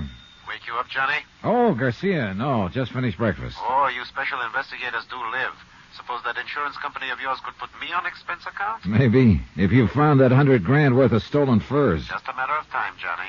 Now you're talking like a police lieutenant. How soon can you come down here to headquarters? Well, what's up? Has the watchman talked? Chrisman? No, he's still in a coma. But I want to know some more about that kid you mentioned on the phone last night. Eddie Monty. Yeah. Well, I don't know. That was told to me in confidence. Look, Johnny, I'm going to talk to you like a policeman for a minute. A man named Weller was knifed to death last night. What you told me yourself, his death is probably tied in with that warehouse robbery. Another man is dying at Queen of the Angels. So, confidence or no confidence, I want to know about that kid. All right, Garcia. I'll be there in 20 minutes. From Special Investigator Johnny Dollar, location Los Angeles, California. To the Home Office Mono Guarantee Insurance Company, Hartford, Connecticut. Assignment, the Silver Blue Matter. Expense account continued. Item 10, $1.45. Taxi from my hotel to the police headquarters office of Lieutenant Garcia. The early morning fog was starting to lift, and the city sprawled beneath a slate-gray sky. The filtered sun should have softened things, but didn't. Gray sun, gray world, drab and dreary, and a case to match. Teenagers, not a gang of hardened criminals. A bunch of wild kids who'd broken into a warehouse and stolen 80 fur coats, silver blue mink. A night watchman had been slugged and lay dying in the hospital. And a lunchroom owner named Red Weller had been stabbed to death the night before. So it couldn't be called kid stuff. That term doesn't apply to murder. Run those 4 cards through, Joe. See what you can make on them. Now, come on into the office, Johnny. This madhouse out here gets you frazzled before you know it. Oh, you police detectives have it pretty soft, Garcia. That's news to me. Teletypes, photo files, record cards, crime labs. How'd you like to try working alone? On your expense account, I could suffer the hardship. Now, let's go in here. Have a seat, Johnny. Thanks. Yeah. Did I put the fear of the Lord in you on the phone? You were real impressive. Yeah, the chief was bleeding down my neck. Well, then I'll stop trembling. Kidding aside, Johnny, I've got to know just how that Monte boy figures in this. Did I say he even figured in it at all? No. You just wanted some information on him. But he figures all right. You didn't come out here from Hartford to look up the nephew of an old friend. Oh, I've done crazier things at times. He's got a record. You know that? No. Petty stuff. No convictions. Gang brawls, auto pilfering, vandalism, intoxication. Interrogative attitude, sullen, hostile, antisocial. Yeah, that's quite a nephew you've got, Johnny. Black sheep of the family. What's the story? How did you get onto this kid? Look, amigo, I made a promise on this. I hate to break it. It's murder, Johnny. This kid's sister worked for Red Weller in that lunchroom across the street from the warehouse. Her name is Carla Monty. She's 5 years older than he is. They live together. Their parents are dead. So? So I put some pressure on her, and she told me she thought her brother Eddie might know something about the robbery. She took me to a pool room to meet him. How was he supposed to have known about it? Hearsay? No. She admitted later that she suspected him of being mixed up in it himself. Things he'd said, the way he acted. She asked me to help her try to keep him out of trouble. I think he's already in trouble, Johnny. Yeah, so do I. And I think she does, too. What did he have to say when you talked to him in the pool hall? Several things, but they added up to 2 words. Get out. When I wouldn't, he did. Oh. Why do you think Red Weller was killed, Johnny? Well, I think those kids used his lunchroom as a lookout post to spot the prowl car that was patrolling that area. As soon as it passed, they pulled the job. It figures all right. I think Red realized it when he thought back and knew who the kids were. I think that's what he was going to tell me. So they found out what he was up to and knocked him off to shut his mouth. Yeah, it adds up, Garcia. Oh. Now, tell me about her. Carla? What's to tell? She's just a girl, like millions of others. Decent, hardworking, and real sweet. But there's something about her, something special. I don't know what, I don't know the words to use, but... Well, it's there. You feel it. And she's kept it somehow. In spite of everything. I guess I know what you mean. Do you? I told you once, Johnny. I grew up in that district. I know how rough it is. Well, maybe it's even worse for a girl. It is. I know. I had a sister. Oh, I didn't know that. She was a lot like this girl Carla once. Then the district got to her, and she got to be more like Carla's brother. What happened to her? 1 to 5. Possession of narcotics. A couple of other pretty rough charges. She died in Tehachapi prison 7 years ago. I'm sorry, Garcia. Yeah. I don't want to see this girl, Carla, hurt any more than you do, Johnny. Maybe the hurt will break her, make her lose that something special. But I've still got to pick up her brother and bring him in for questioning. Expense account item 11, $1.90. Taxi to the Weller lunchroom to see Carla Monte. Lieutenant Garcia had a police detail checking known fences and borderline dealers specializing in furs. But so far, none of those contacted had been approached by any member of the warehouse gang. Albert Chrisman, the night watchman who had been slugged during the robbery, was still in a coma, unable to talk. So Carla remained my best, in fact, my only lead to the case. The lunchroom was closed. I paid off the taxi, walked 3 blocks to Carla's apartment house, climbed the stairs, and knocked on her door.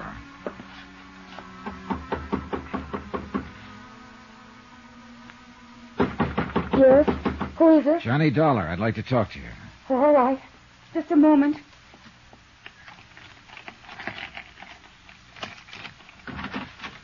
Come in, Johnny. What were you expecting? A major invasion? I don't know. I don't know what I'm expecting. Easy, Carla, easy. It's not the end of the world. Eddie didn't come home last night. Oh? I tried, Johnny. I tried to be a mother and father both to him. What did I do wrong? Well, that's the kind of question that doesn't always have an answer. Have you got a drink in the house? Have I what? Got anything to drink? Well, there's some brandy, I think. All right, get it. I don't know if it's a good brand or not. It doesn't matter. Bring 2 glasses. Pour out a couple of stiff ones. No, I don't. Go ahead and pour them, 2 of them. All right. Is this a snapshot of Eddie when he was younger? Yeah. He was in junior high school then. It was taken at summer camp when he won a medal for swimming. And that was the only year I could afford to send him. Here you are, John. Thanks. All right, here's a go. Oh, I don't think Now so. drink it, all of it. All right. Good. You needed that. Where do you think he is, Johnny? What's happened to him? Carla, you're going to have to face it sooner or later, and I kind of think now is the time. What do you mean? You've been worried sick for fear your brother would get into some kind of trouble. And you had reason to worry. It's finally happened. No. He's in trouble, all right. Plenty of trouble. You're not the only one looking for him. Who else is? Who do you mean, Johnny? The police. There's an APB out. They want him for questioning in connection with the robbery and with the murder of Red Weller. Oh, no. Eddie wouldn't kill anyone. Maybe not, but somebody did. Some member of the gang that robbed the warehouse. And it looks very much as if Eddie is a member. Yes. I suppose he is. Now, look, Carla. Is there anything you haven't told me about the robbery, I mean? No. I was just suspicious, that's all. Because if there is, let's have it. It's too late to protect him now. The sooner he's taken into custody, the less likelihood of his getting any even deeper. He was out that night. He didn't come home until almost morning. I was worried about it, but I knew it wouldn't do any good to ask him. Do you know who was with him that night? No. Who would be the most likely ones to go along on a deal like that? Any of them. Any of those he's been running around with lately. Any idea where they hang out mostly? Well, just those 2 places I took you to last night. That drive-in and the pool hall. Look, if they did pull that robbery, where do you suppose they take the furs? Well, I don't know. Does Eddie have a car? No, but some of the other boys do. Uh-huh. Carlo, would you mind if I look through Eddie's room? No, I don't mind. It doesn't matter. I guess nothing much matters now. It's gone so far that... Wait. It's Eddie. He has his own key. All right, take it easy now. Be careful, Johnny. Sis, you're gonna have to... What the devil are you doing here? Looking for you, Eddie. Yeah? What for? I think you know. Eddie, you've got to give yourself up. Shut up. Because I got you to thank for this jam. This insurance dick comes around, romances you up a little, and you sell me right down the river. That's not true. How'd you know you were in a jam, Eddie? I got friends in this neighborhood. They keep me posted. Did the same friends tell you Red Weller was about to make a deal to talk? You're whistling in the dark, Dollar. Maybe. I imagine Garcia will find out, though, when he gets you down to headquarters. Get your hand off that phone. Oh, so you've got a gun. Eddie, don't. Please. Keep out of this. Move back against that wall, Dollar. Put your hands flat against that wall. You keep them there. Give me some clothes, Carla. Come on, make it fast. What are you going to do, Eddie? I said get me some clothes. All right, Eddie. You're wrong, though. You're making a big mistake, Eddie. It's no use running. You'll only... Eddie. What's the matter? Down there in the street. A police car just pulled up. You're lying. Stay where you are, Dollar. I'll kill you, Carla. You're the one that brought him here. Trying to let him trap me.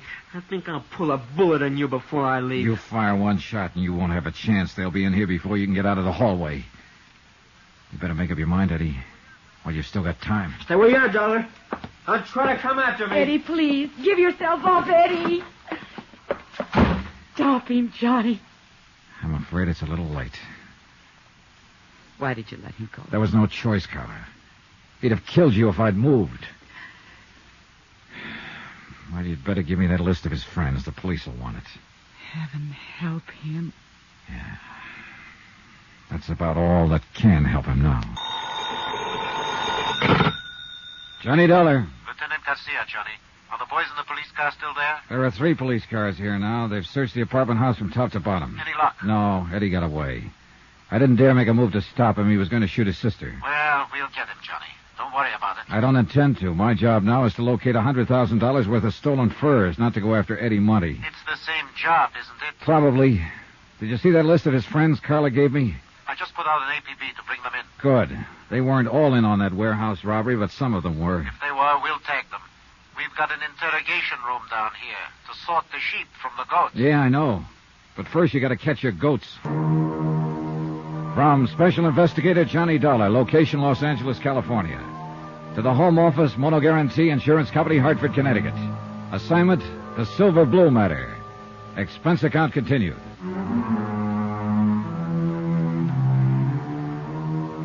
Item 12, 2 cents for the way I felt. I hung up the phone and walked to the window, stood there looking out into the street. The police were leaving the apartment to carry their search for fugitive Eddie Monty into wider territory. And Eddie's sister, Carla, sat huddled in a corner, forlorn, beaten, broken-hearted. From the window, too, the view was anything but cheerful. Dirty, cluttered streets lined by row on row of sagging tenements, drab and gray in the weakening light of late afternoon.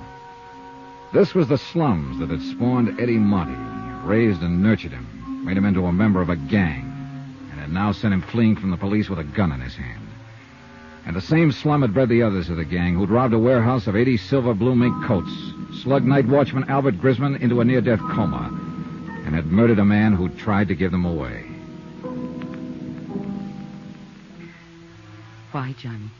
What got into him? Why is he ending up this way? I wish I could tell you, Carla. I did something wrong. That's it, of course, but what? Forget it. You did all you could. It wasn't enough. Well, sometimes nothing is enough. And nobody knows exactly why. I loved him. I never thought of him as just a nuisance of a kid brother, the way a lot of girls do. Now, look.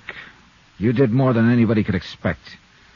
You were a pretty young kid when your folks died. Too young to have to take on the responsibility of raising a teenage brother. But I tried. I tried hard.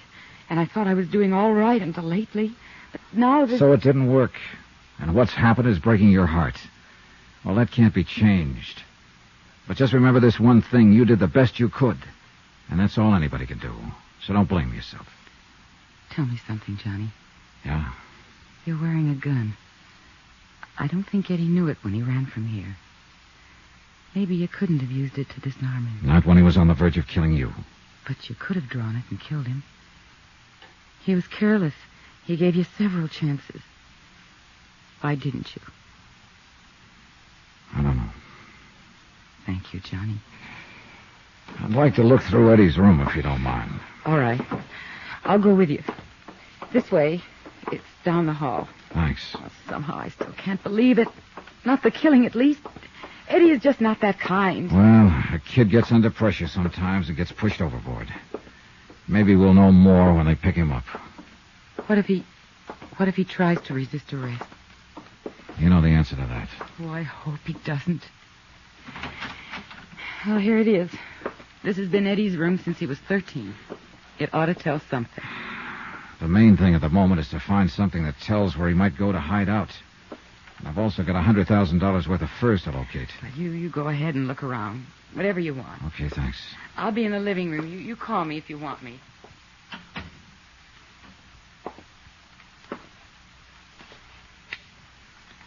For the sake of company, I switched on a beat-up record player in the corner. And I looked at 6 years of a boy's life. accumulated in one room. Comic books, hot rod magazines, school mementos, knickknacks, photographs. Junk mostly to anybody but the owner. I went through all of it, then through the drawers and chest and through his clothes. Nothing. I looked over the photographs stuck in the mirror tacked on the wall. Some of the names on the boys' pictures were the same as those on the list Carla had given to the police. There were a few pictures of girls and a lot of pictures of hot rods. I picked up an envelope of loose photographs lying in the dresser. They were views of a second-hand panel truck, and in all of the pictures, Eddie was standing beside the truck with obvious pride of ownership. One of the views showed the front license plate. I turned the envelope over. The film had been developed less than 2 weeks before. I called Carla back into the room and asked her about it. No, I didn't know he had a car, or a truck, rather. It may not be his, but I'll lay odds that it is. That look on his face is a dead giveaway. I don't know. He sure kept it a secret.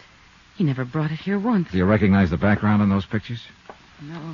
No, I don't. It looks like a storage yard or an industrial place of some kind, doesn't it? Yeah, I'd call it that. Do you mind if I take these with me? Of course not. But why? The gang had to use something to haul those furs away from the warehouse. But if Eddie was keeping the truck a secret from me, it was because he was planning to use it for the robbery. That one or some other one. Johnny, he was in on it all along. Look, Carla, I've got a hunch Eddie is the leader of that gang. Oh, no. I think the truck was used in the robbery, and I think when we find it, we'll find the furs and we'll find Eddie. See you later, Carla.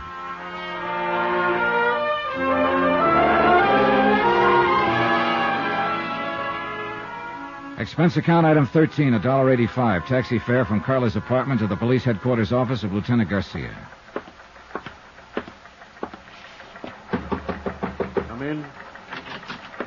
Oh, Johnny, I've been trying to locate you. Oh, what's up? We picked up 2 of those kids on Carla Monte's list. Friends of Eddie's. Wow, that's a start. Not with one of them. He's in the clear. Perfect alibi. We have something on the other one, though. Want to help me talk to him? Yeah, sure. Oh, say, here are some photographs I picked up in Eddie's room a while ago. We should take a look at them, Garcia. All right, let's see them. The pictures were taken about 2 or 3 weeks ago. Now, if this truck is his sister doesn't know about it. Yeah, he sure got that owner look on his face. Yeah, he sure has. That second one there shows the license number, see? Yeah, I see it. You think they might have used this in the robbery, Johnny? It's a possibility. And we're not exactly swamped with angles. I was wondering, too, if you happen to recognize that background behind the truck. No. Oh, but it looks like it might be down in that area somewhere, the warehouse district. Look, why don't you get some copies made, circulate them, and see if any of your boys can tag the place? Oh, you insurance dicks do get ideas sometimes. Oh, you'd be amazed. All right, I'll do it. And now let's go down and talk to that kid.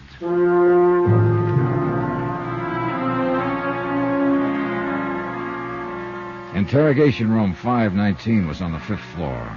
Bare walls painted gray, a businesslike room without a doorman or compromise. Furnished only with the necessary table, chairs, and lights. We stopped in the anteroom and looked in through the one-way glass window. The boy waited alone at the interrogation table, trying to put up a tough, defiant front, but failing by the tremble of a lip and the occasional flick of his eyes. Well, let's go in, get it over with. The kid stiffened when he heard the door open, but he didn't turn around. He just sat there at the table, braced and waiting. You can take that chair at the side, Johnny. Okay, thanks. What's your name? You already know it. I said, what's your name? Mario Santoris. That's your right name? Yeah. Where do you live? Oxman Place, my aunt. Ever been arrested before, Mario? No. You've got kind of a bad memory, haven't you? Why? September of last year. Arrest made by Officer C.J. Barton. Charge, possession of stolen articles. Hubcap, 2 auto radios, 1 camera. I wasn't convicted. I asked if you'd ever been arrested. Not convicted. It was a frame-up. I didn't have any evidence. No, apparently not. Witnesses for the prosecution refused to testify. Case dismissed. Here. What are you going to claim this time, Mario? Another frame-up? I don't know why you brought me in here. I don't know anything about anything. That bad memory again, huh? I just don't know what you're talking about. It's lucky for us that Eddie Monty had such a good memory, isn't it? Yes. What about Eddie? Huh? What do you mean? Is he a friend of yours? I know him. He's got a fine memory, that boy. Too bad you can't remember things the way he does. What are you talking about? Oh, that's true, all right. Eddie remembers everything that happened. What he did, what Mario did. I don't know what you mean. Well, that's because of your bad memory, Mario. Why, Eddie remembers the name of every boy who was in on that job and just what each one of them did. What job? That warehouse robbery. Have you forgotten about that? I don't know anything about any robbery. Well, there's been a lot of talk. At least you've heard about it, haven't you? I don't know anything about it. Maybe you've just forgotten. I don't know what you're talking about. When did you see Eddie last? I don't remember. Have you seen him since the robbery? No. How can you be sure? You said you hadn't heard of any robbery. I haven't. Still, you haven't seen Eddie since the robbery. What? Come on, Mario. Tell us about it. I guess maybe I did hear about it. So? Well, why shouldn't I hear? It was in the papers. Everybody's been talking about it, so what if I did hear it? I don't prove anything. But you said you hadn't heard. So I forgot. Guy can forget something, can't he? Yeah. If he's got a bad memory, he can. And Mario's got a real bad memory, Johnny. Not Eddie, though. He remembers how you guys loaded those furs into his truck. How you waited across the street in Red Weller's until the prowl car passed. How you slugged the night watchman, Albert Christmas. That's a lie. How do you know it is, Mario? You don't even remember it. Eddie does, though. He even remembers the next night. When you stabbed Red Weller to death to keep him from coming to me. No. No, I didn't do that. Of course you did. You don't think Eddie would lie, do you? It's not true. Makes sense to us. Is Eddie here? You pick him up? How would we know what he remembers unless we picked him up? Now, how do you think we got your name? Out of the telephone book? It's not true what Eddie says. Well, if you've got anything to say, we'll listen to it. But I don't think it's necessary, do you, Johnny? No, I think Eddie remembers everything. Let's get out of here. Yeah. He's lying! You listen to me. I'll tell you the truth. I'll get a stenographer. Johnny Dollar speaking, Lieutenant Garcia's office. Johnny, you're the one I was trying to reach. This is Carla Monty. Oh, I was going to phone you later. What's happening? Have they found Eddie yet? Not yet, but the police picked up one of his friends, Mario Santoris. Oh, Mario, I know him. Well, he's been to the apartment lots of times. Was he in on the robbery? Yes, he just made a statement admitting it. And what did he say about my brother? He says Eddie is the one who planned the whole thing. He must be lying. No, Garcia and I are pretty sure he's telling the truth. I'm sorry, Carla. I'm coming down to headquarters, Johnny. There's no use. There's nothing you can do here. At least I can be there when they bring him in or whatever happens. It won't help. You're better off at home. Now, No, please. Johnny. I raised him. Some of the fault must be mine. I can't desert him. I'm going to be there if he needs me. Okay, Carla. From Special Investigator Johnny Dollar, location Los Angeles, California. To the Home Office, Moto Guarantee Insurance Company, Hartford, Connecticut. Assignment, the Silver Blue Matter. Expense account, final page. $100,000 worth of fur coats, silver blue minks, stolen in a warehouse robbery and still missing. A night watchman slugged during the robbery by one of the teenage gang, still lying in a coma, unable to speak. And Red Weller, a man who'd tried to speak, lay in the county morgue, stabbed to death in a dark alley. But now one of the gang had been arrested, a 17-year-old named Mario Santoris, and he'd finally talked. Sitting in Garcia's office, I read Mario's statement through for the second time. Well, what do you think, Johnny? I think the kid was telling the truth. Eddie Monty scraped up enough money to buy that second-hand panel truck and then talked the other kids into knocking over the warehouse. That ties in with what Eddie's sister said, that he kept the truck a secret, hadn't told her about it. And also the fact that Eddie seems to be a born leader type. They even mentioned it in one of his former records of arrest. Yeah, I think we can buy it that Eddie Monte is the leader of the gang. Yeah. All right, they picked their night. They cased the place from Red Weller's lunchroom across the street. And as soon as the prowl car passed, they made their move. They got the watchman, Albert Crisman, to open the door by showing him a fake telegram through the window. That's another thing that checks out Mario's story, Johnny. Mario claims he's the one who showed the telegram. That's right. Crisman kept saying kid with a mark on his arm, and Mario's got a bad scar on his left wrist. That's what I mean. It checks out. Mario didn't know what Crisman had told us. All right, so they got inside, and then, according to Mario's version, it was Eddie Monty who slugged the watchman. Probably true. Then they jumped the other watchman in the dark and started hauling out the furs, loading them into the truck of Eddie's. They knew they had 45 minutes before the prowl car came back through. And by that time, they'd finished and split up, Eddie driving the truck away alone and the others disappearing on foot. Yeah, I think that's about the size of it. And I think Mario's telling the truth when he says neither he nor any of the others know where Eddie planned to hide out the truck.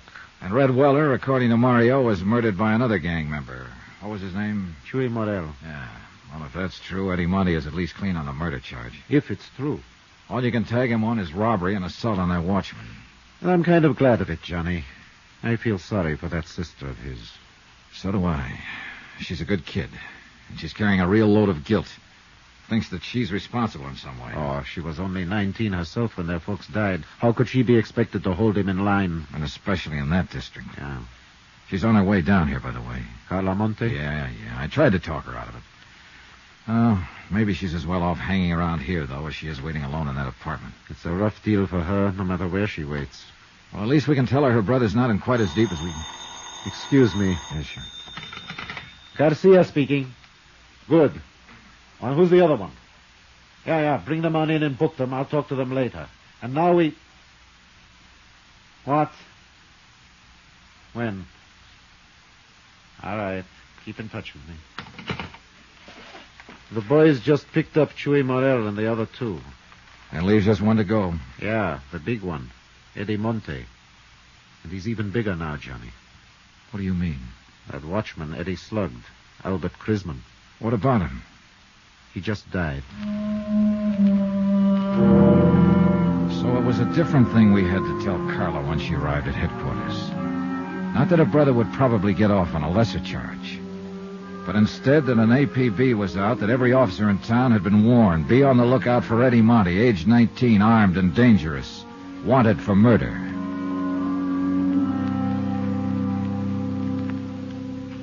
Expense account item 15, $12.50, rent on a hired car. One of Garcia's boys was certain that the background appearing in the photograph of Eddie's truck was somewhere in his district, but he couldn't tag the exact spot. So I decided to cruise that area street by street.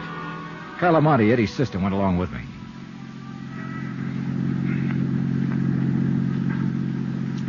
There's an alley off to the right, Johnny. It might be worth a look. Yeah, it runs back toward a lumberyard there. That could be a lumberyard in the background of that photograph. Well, we'll give it a try. This isn't it, Johnny. Sally makes a right-angle turn there before it even gets to the lumberyard. Well, we may as well check it on through. It seems to run clear on down to the railroad yards. Please let us find him. If it's the police, he'll fight. And he'll kill someone else.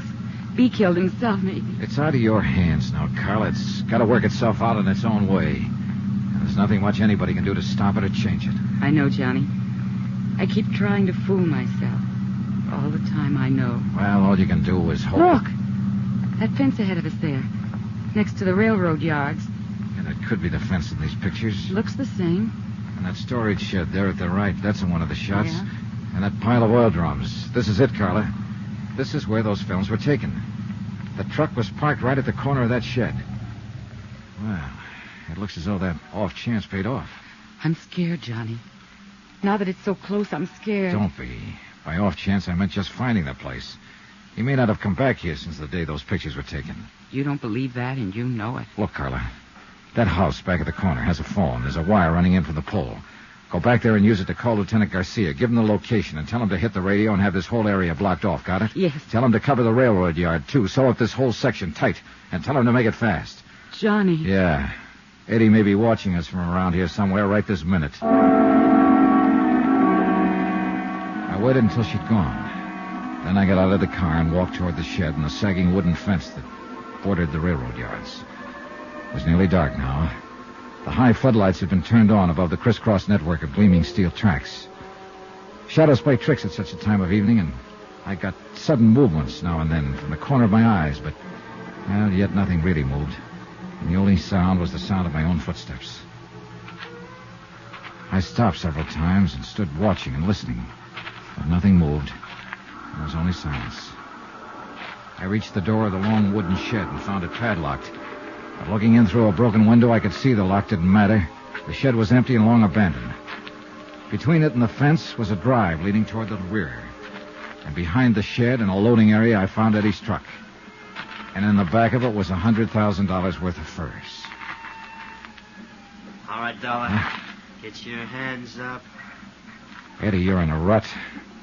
That's the first thing you said to me the last time we met.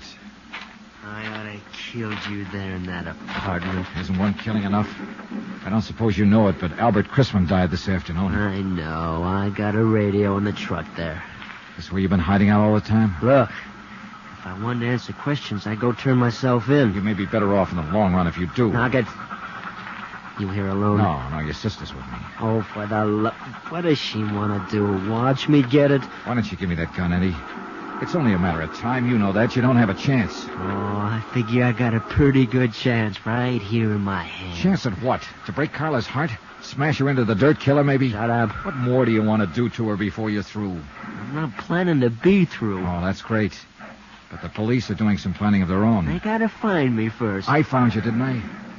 And I ought to kill you right where you're standing. Is that all you got to think about, Eddie? To kill somebody and go on killing until one of them kills you? Shut up.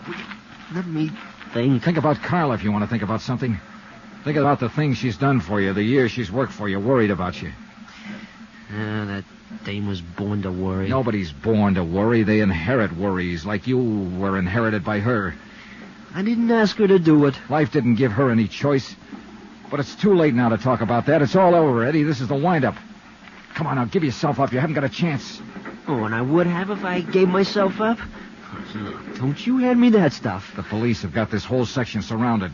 Carla went to call them 20 minutes ago. If I thought you were trying to hand me it... Keep your mouth shut. Eddie, you don't have a chance. Johnny, Lieutenant Garcia's here. Be careful, Eddie's here. You dirty... I hit the dirt and rolled under the truck and came up on the other side with my gun in my hand. I could hear Eddie running away, but I couldn't tell where he was. Johnny, are you all right? Yeah, I'm all right. Eddie went over the fence into the yard. Where are you? Here, the corner of the shed. Come on, let's go after him. We can't get through. I've got men working this way from the other side. Where's Carla? Back there somewhere. Come on, we can get through the fence here. Carla, stay where you are. Don't follow us. There he goes, Johnny, behind that line of freight cars. All right, come on. He can't get too far that way. There's a train coming. There he goes. He's going to try to beat it. The crazy Eddie! Come on!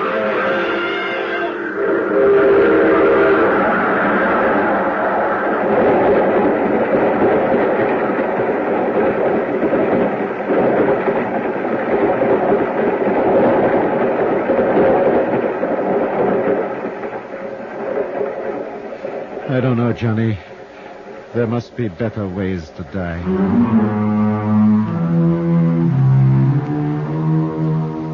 Expense account item 16, $300.60. Hotel and miscellaneous in Los Angeles and transportation back to Hartford.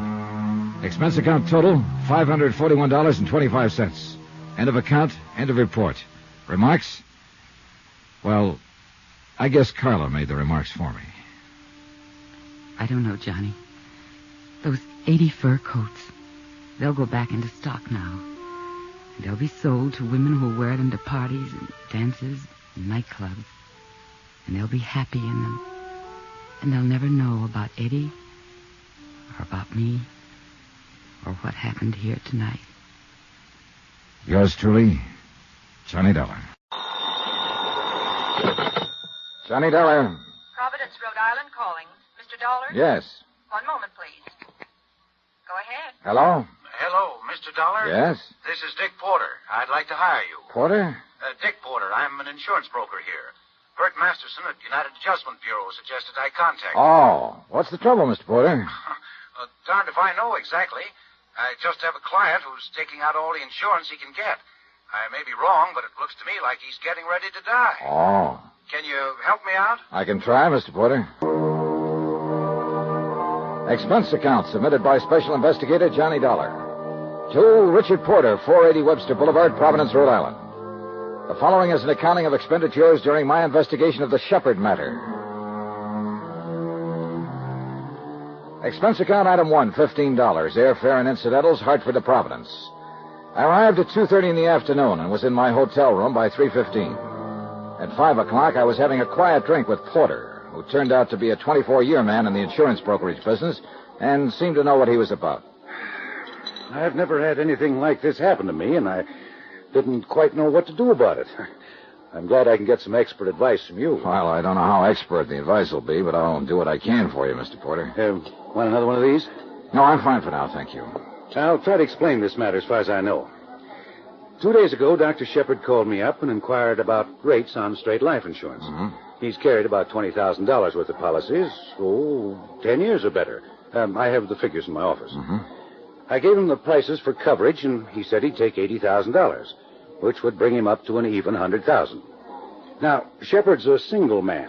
The beneficiary on his other policies is his mother, Claire Shepard. She lives over in Pawtucket. He is only dependent. He wants to name her beneficiary again. I see. Now, where do matters stand with Dr. Shepard right now? I told him it'd take a few days to draw the policies up. He sent me a check for the first payment and told me to do what had to be done. I don't want to act on his application until I know it's okay. Yeah, sure. Well, what can you tell me about Dr. Shepard? Very little. He seems to have a good practice here in town and does his share of charity work and so on. As far as I know, he's above question. Would have to be, of course, to practice medicine here. He has an apartment above his offices, owns the building, all of his equipment.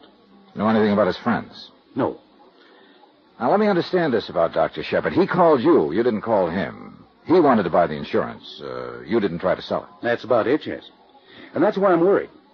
Give me 100 people, and I'll show you 99 out of that 100 who will never call up an insurance broker and say, I want to buy some life insurance. Yeah. People have to be sold life insurance. They'll go out and shop around for fire, theft coverage, automobile insurance, health, almost any kind. But straight life insurance, that has to be sold. On the other hand, suppose Shepard is that 1 in 100. Yeah, it may be a perfectly legitimate situation. Yeah, Shepard may have looked into his mirror one night and said to himself, I gotta have $100,000 worth of insurance or I won't sleep a wink. Oh, yeah, it could have happened that way, Mr. Porter. But, I have to think of those 99 people in that 100. Sure, so do I. Well, here's to caution. Cheers. Expense account item 2, $25. Deposit on a rented car, which I use the following day, driving from place to place, collecting data on Dr. Charles Shepard, M.D. At his bank, I was able to learn that he enjoyed what might be called a lucrative practice, and that, like most people, he spent slightly more than he made. He belonged to a golf club where he was seldom seen. He belonged to a tennis club which he managed to make 3 or 4 times a week. Questioning the pharmacist who had the prescription counter a half block from Dr. Shepard's building and the manager of a cafeteria across the street from same, I was unable to learn who Dr. Shepard's steady companions were or gain any information that would justify his puzzling application for life insurance. Hello?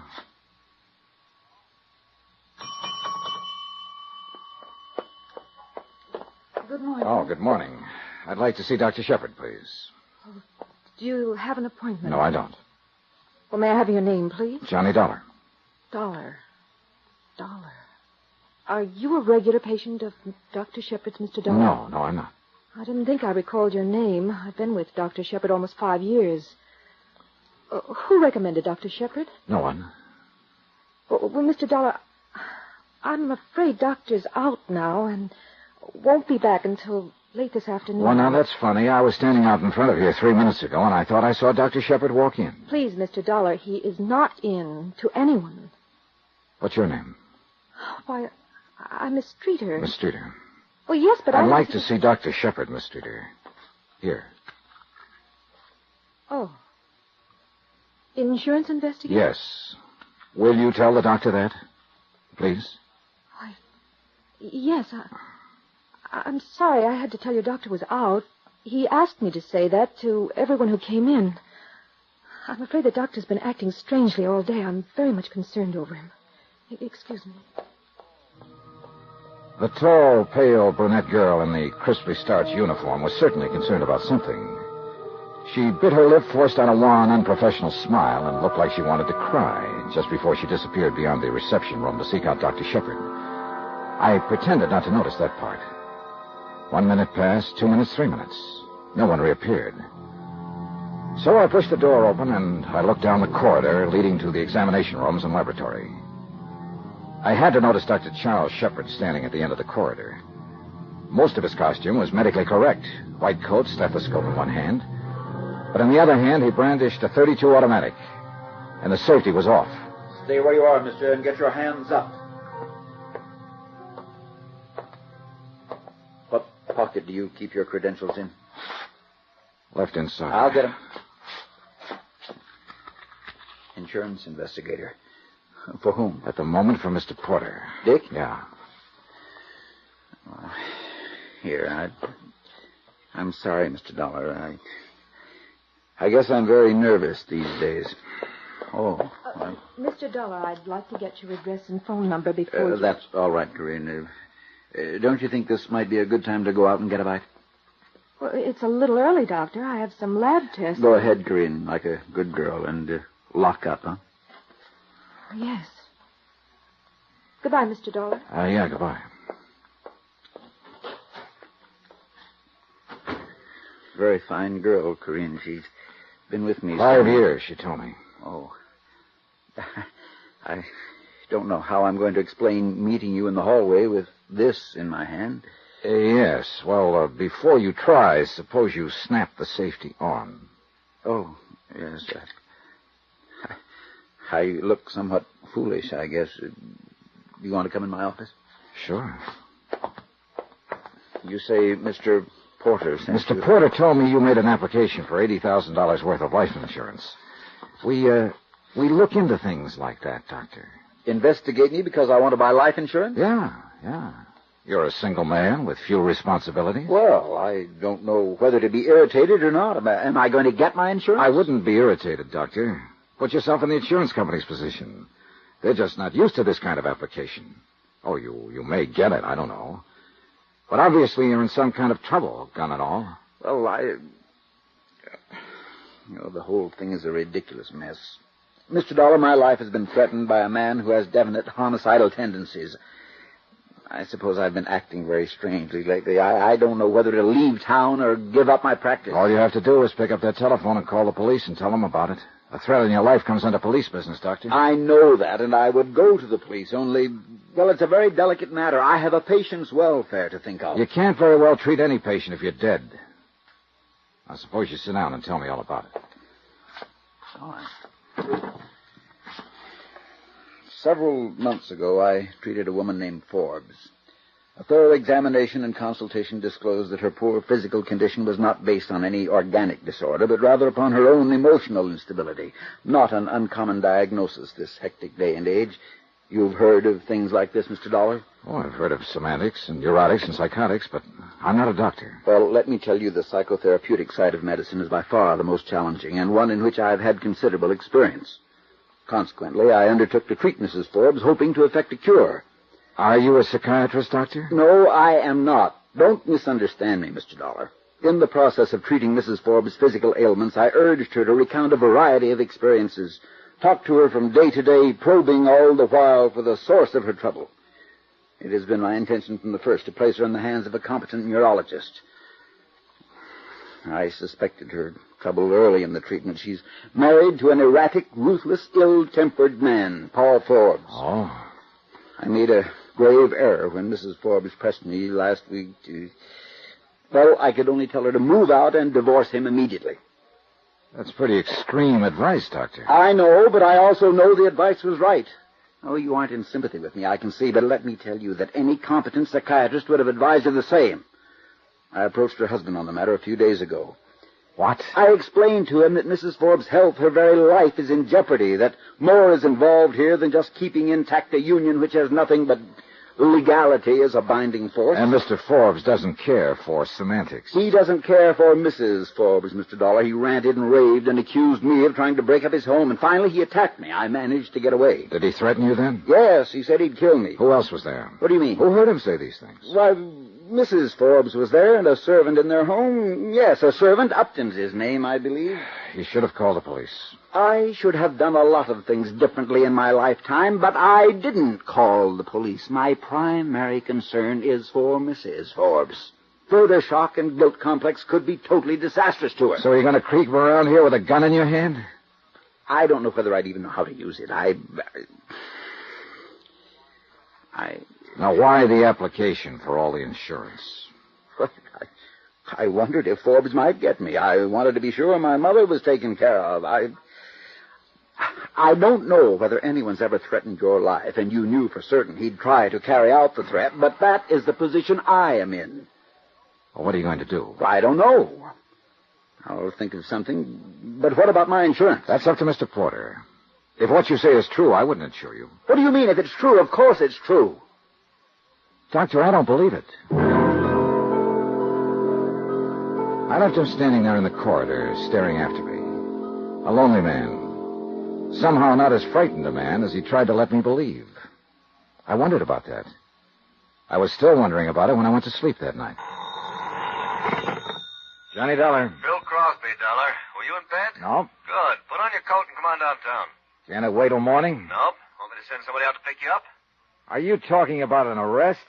I might be, Dollar. Whatever I have to do to keep you around. I'll make it under my own steam, pal. 15 minutes. Room 203, City Hall, okay? I may take 16 minutes if I feel like it. And maybe you'll need longer. I want a real good story about Paul Forbes. A better one than you've told so far. Expense account submitted by Special Investigator Johnny Dollar to Richard Porter, 480 Webster Boulevard, Providence, Rhode Island.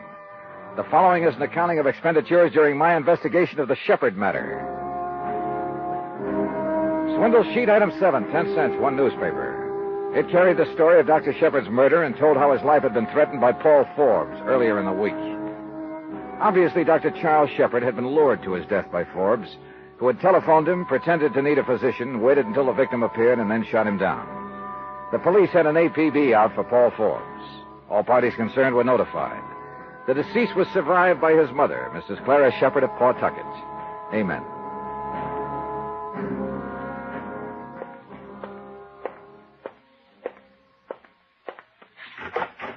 Come right in, Dollar. Sit down. There were about 6 people in Crosby's office, among them Richard Porter, who had hired me to investigate Shepherd because of a suspicious insurance application, a uniformed officer from the Harbor Patrol who had discovered Shepherd's body, and 2 other men from Crosby's staff. I told them how I had been hired, that I didn't believe all of Shepherd's story about the threat on his life.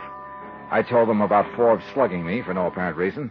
I also mentioned the insurance matter had never been satisfactorily explained. Well, it's never going to be explained as far as I can see, Dollar. Oh, I'll find an explanation, Phil. You solve your murder, and I'll do what I have to do. We've got it solved. All we have to do is pick up Forbes. You know that. I don't know anything.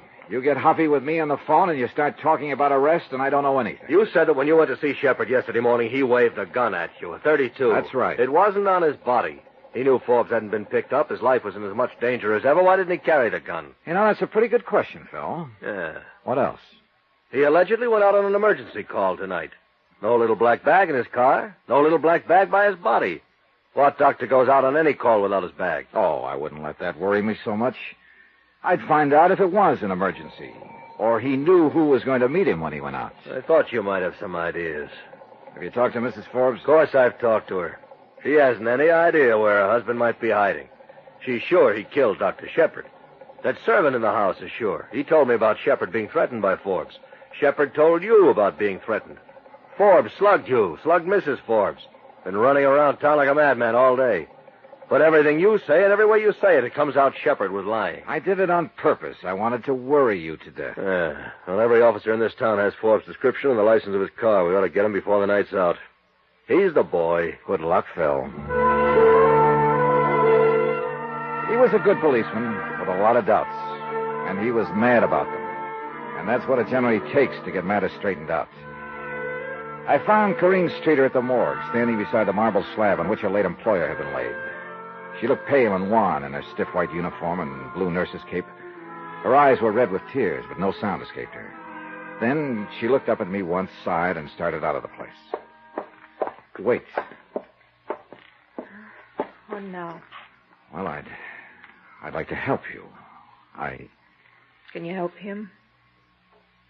No. No, you can't. No one can.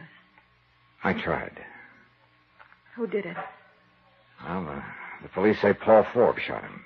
It looks that way from all they can gather. Over Mrs. Forbes? Yes. Oh. They're looking for him, I suppose. Yes. Well, you're something of a policeman, Mr. Dollar. Why aren't you out helping them or something? Please, Miss Streeter, I know we've had answer words. that question you asked me earlier today. What? You asked me if I loved Dr. Shepard. Yes, Mr. Dollar, I loved him. I loved him more than my whole life.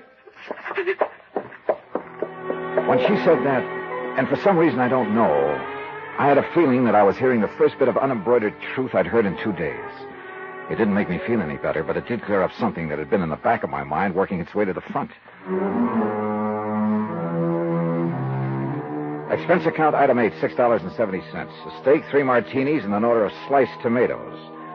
I finished eating at 2:30 in the morning. I really didn't want it, but I did want to sit down and do some thinking. After that, I climbed into my rented car and drove out to Dr. Shepard's office building. Expense account item 9, $5 even. Bribe for watching. I shouldn't be doing this, you know. Might lose my job over it. But since you're from the insurance company, I guess you're all right. I sure appreciate it. Too bad about Dr. Shepard. Nice fella. Yeah, very nice. What is it you think you'll find? Police been here almost an hour ago, poking around. Do you know if they found anything? Oh, sure. Doctor's emergency kit. Heard him say he didn't take it with him when he went out in that last emergency. Uh-huh. Well, I won't be long. No, I'm going to come right in and watch you. Shepard had been a thorough man, and from all evidence, he and Miss Streeter kept and operated an efficient file system in the office. However, he had kept no medical history of his prime patient, Pauline Forbes. As a matter of fact, in checking over both the patient's files and the card files, there was no evidence to indicate that Mrs. Forbes had ever been a patient of Shepard's, which seemed strange in view of the fact that he told me he treated her for 14 months or better and ended the treatment by advising her to divorce her husband. What's more, he had never mentioned that Paul Forbes had been one of his patients. But an entry dated some 2 years before disclosed the fact that Dr. Shepard had examined, treated, and discharged Paul Forbes as a patient. These two developments supplied me with all of the curiosity I'd need for a while. Nurse Corinne Streeter's home address was duly noted on Dr. Shepard's phone book. Oakdale House, surprisingly enough, on Oakdale Street. Special rates for nurses. Room 205.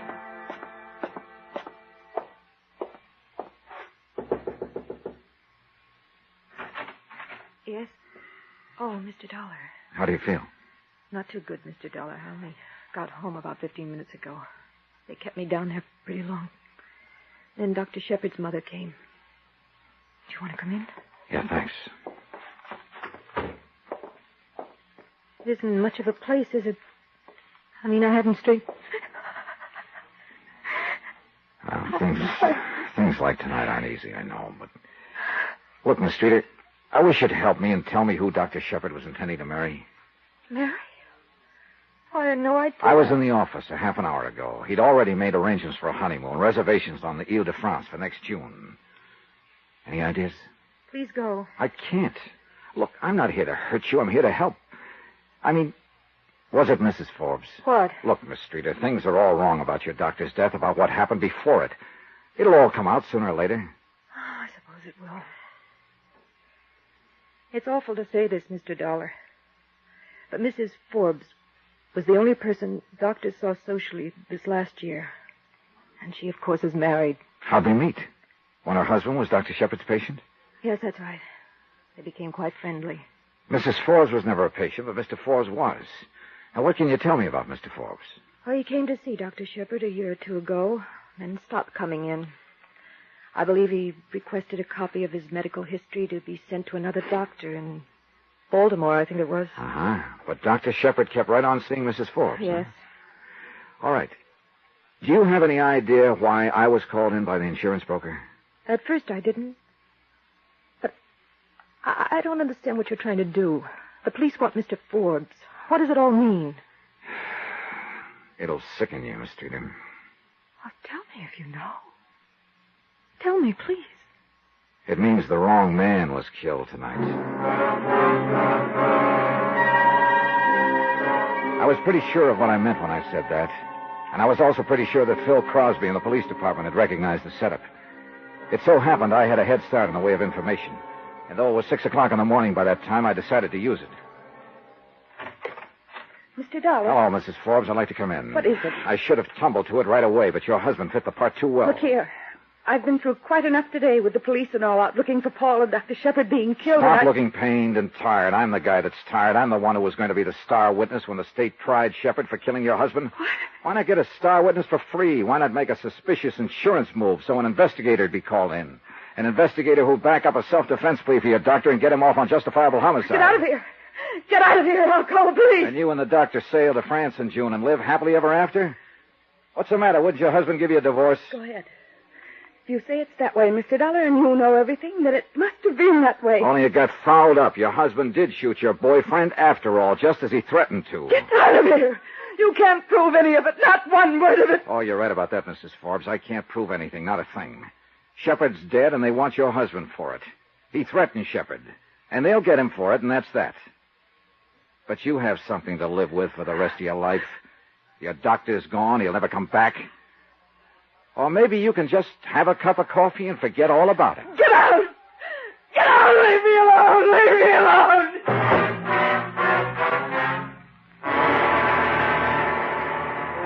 What? Yeah, that's it, Phil. That's what was supposed to happen. Shepard had it planted all over town how Forbes had threatened his life. He had witnesses. He had me, even. All he had to do was go out and shoot Forbes any place, any time. But Forbes got him first. Can people get by with this kind of thing in our courts of law? If and when you get your hands on Paul Forbes, will he have any kind of defense? Oh, he'll get him, Dollar. The other I can't answer. What you just told me can't be proven. I don't see how a lawyer can do much for a guy who threatens another man's life and then finally guns him down, do you? But it was Forbes who was the marked man all this time. He was supposed to die. If it could be proved that Forbes was a patsy, that the doctor intended to gun him down... The judge and jury, Johnny. When we get Forbes, he'll be arraigned and indicted for first-degree murder. Don't worry about that part. And the rest is up to the court, out of our hands. After all, we're pretty sure Forbes shot and killed Dr. Shepard. Hang up that phone, Dollar. You still on the wire, Johnny? Hang it up or I'll blow your head off. Paul Forbes looked the part of a fugitive. His coat was ripped in several places. The knuckles on his left hand were torn and raw. There was mud on his shoes and pant legs. His eyes told the rest of the story. He was blazing mad. He had a gun, and he wasn't afraid to use it. Johnny Dollar. This is Miss Streeter at Dr. Shepard's office. Yes? Dr. Shepard gave me your hotel number. He said you were to come in for a head x-ray. Let me talk to the doctor about that. Well, he's out on house calls right now, Mr. Dollar. He'll be back late this afternoon. He seemed very concerned over He ought to be. A friend of his banged me on the head with a gun this morning. That's why the x-ray. Well, could you possibly come in and have it made? Doctor was most insistent. All right, Miss Streeter. I'll be right over. Expense account submitted by Special Investigator Johnny Dollar to Richard Porter, 480 Webster Boulevard, Providence, Rhode Island. The following is an accounting of expenditures during my investigation of the Shepard matter. Expense account item 4, $1 cab fare from my hotel to Richard Porter's office. Porter was sympathetic. You know, I feel very responsible for this, Mr. Dollar. I hired you to look into all this. Oh, it'll go away. It'll go away. I've been hit on the head before. Hey, do you have anything to drink in here? Oh, sure. Yeah, you never can tell when a snake will come up and bite you. Yeah, here you are. Mm-hmm. Thanks. I suppose you came in to give me your expense sheet now that it's all settled. Not exactly, Mr. Porter. It isn't settled for me. Well, certainly you know I'll assume any medical expenses involved here. No, I'm not talking about that, Mr. Porter. Sit down. Now, look, there's something going on here, and we might as well have it out. You hired me to investigate a client who wanted to buy $80,000 worth of straight life insurance, right? Yes. Now, that client explained why he called for that insurance. Not to my satisfaction, but he explained it. He said a man named Paul Forbes had threatened his life. Threatened it because Dr. Shepard had advised Forbes' wife to get a divorce. I know you didn't believe this, but the facts now seem to bear it out. I went over to see Forbes this morning to talk to him about his threats. I managed to get my name out, and Forbes attacked me, so I got this. Then Forbes ran out. Mrs. Forbes and the servant in the house gave me first aid. All the time they were doing it, they were apologizing for Forbes and his violence.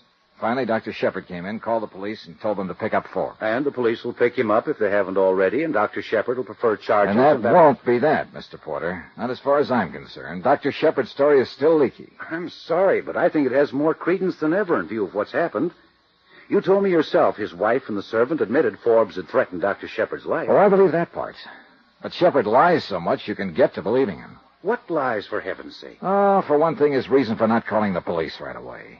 I mean about how delicate Mrs. Forbes' condition was. She looked pretty healthy to me this morning. Another thing, he described Forbes as a man with homicidal tendencies. And Dr. Shepard's supposed to be an expert on behavior. And he thought that if I talked to Forbes, I might settle the matter peaceably. But Forbes attacked me as soon as I told him my name. I didn't get a chance to talk. Well, Dr. Shepard has no control He over... felt pretty sure I could talk to Forbes. If you don't like that, let me go on. What reason did Forbes have to hit me? He didn't know me from a load of coal. Somebody put him up to it. Who? Well, who do you think? Shepard, for some reason? Shepard was the only one who knew I was going right over there. But why? I don't know. What would he gain? My business for an X-ray. Yeah, you're joking now. I suppose I am, but I got a headache. I feel awful. Oh, here. How about Mrs. Forbes? Oh, here. Thanks. Oh, she seemed like a genuine enough person. Not sick the way I expected her to be. Someone slugged her recently. There was a bruise under one eye. Shepard said her husband was an erratic, ruthless, violent man. Well, look, I'm stubborn, Mr. Porter. I still think Shepard's been lying to me. If for no other reason than I think I know the breed. What's all this got to do with the insurance application? Well, that's another thing I don't know. Expense account item 5, $3, cab fare. To Dr. Shepard's one-story building to have my head x-rayed. Shepard was still out, but Miss Streeter did the honors. Almost in silence. Outside of sit still and hold it, nothing much was said. Well, the picture's okay, Mr. Dollar. I looked at it. I didn't see anything wrong. Of course, the doctor will call you when he's had a chance to see it. Swell. You must have got quite a blow. That's a nasty bruise you have. Oh, it's pretty good, all right. He swung his gun hard. Well, the doctor will be back about mid-afternoon. He can call you at your hotel? Yes. Well, thank you for coming in. I want to ask you a question, Miss Streeter. Yes? Are you in love with him? What? Are you in love with Dr. Shepard? Well, that's rather my own business, isn't it? Unless, of course, in your investigation of whatever you're investigating, for some reason I'm under your scrutiny. Well, I suppose it is, and I suppose I can take that to say yes. I'd become rather angry with you, Mr. Dollar, but frankly, you seem rather ridiculous. I suppose so. He's a liar, isn't he? I mean, Shepard. One more question. I told you on the phone a friend of Dr. Shepard's did this to my head. Now, did you ever ask me who that friend was? Well, I think you'd be curious about a thing like that, Miss Streeter. I think I have a great deal of work to do, Mr. Dollar.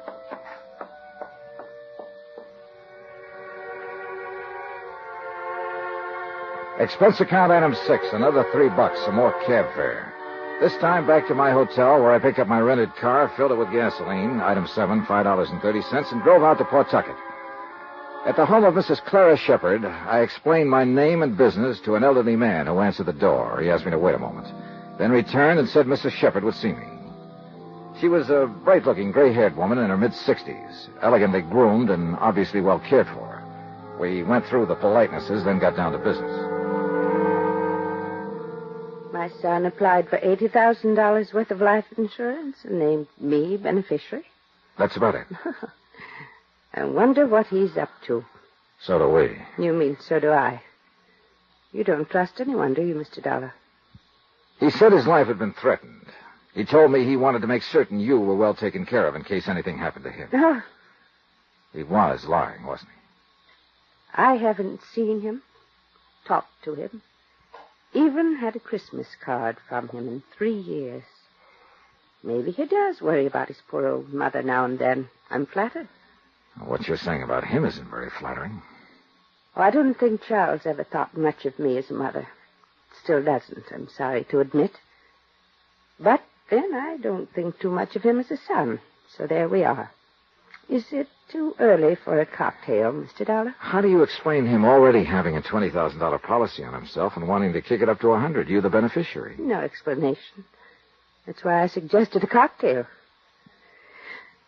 To my friends here, Charles is a successful doctor in Providence who calls me faithfully every day, sends me gifts, and is always assured that I am well and happy and occupied in my old age. I guess I like you, Mr. Dollar, perhaps because, with all your gruffness, you might be nice to your mother. No, Charles and I aren't close. Never have been. I can tell you this. I don't need his closeness. At least, not in a financial way. If Charles were to die and I received the $100,000, it would mean a rather difficult tax problem. If he were to die, part of me would die too. I'd like you to have just one martini with me. And then you may go, Mr. Dollar. I had the one martini with the tall, stately woman who struggled against tears. It was an old struggle with her, increasingly difficult, I guessed, as the years kept on. We talked no more of her son, or the insurance, or the threat on his life. I left there about 4 o'clock in the afternoon. I drove back over to Providence and got to Dr. Shepard's office about 5:45. A broad-shouldered man in a tweed suit was in the reception room. He got to his feet when I walked in. Dr. Shepard? No. Don't I know you? Yeah, I was thinking the same. Wait a minute. Yeah, your name is Dollar. You're an insurance investigator. Yeah, you're Phil Crosby, Providence Police. Well, I met you in New Hartford once. Oh, I didn't know you were down here. Hey, you must be the one. As Dr. Shepard called downtown about a threat in his life and said an insurance investigator had been slugged trying to help him out of it. Yeah, that's right. Well, where is he? I don't know. I rang that buzzer. There's no one around at all. What's this all about? Well, a man named Paul Forbes threatened the doctor's life. He slugged me. You got a pickup out on him yet? No, not yet. Trying to pin the doctor down all day long. Been out on house calls, emergencies, everything else. We have to get his signature on a complaint. I thought that was all taken care of by now. Well, hello. Oh, hello. Hello, Mr. Dollar. Hello, Miss Streeter. This is Phil Crosby from the police department. Police? I'd like to see Dr. Shepard, miss. Is anything the matter? Just want to see him. Oh, goodness, he was here 10 minutes ago. Sent me over to the pharmacy to pick up these things. Oh. What? We had an emergency. 1213 Putnam Street. Got a note from him? Yes. Massey, please. There's no name on this, Miss Streeter. Do you recognize the address at all? No, I don't.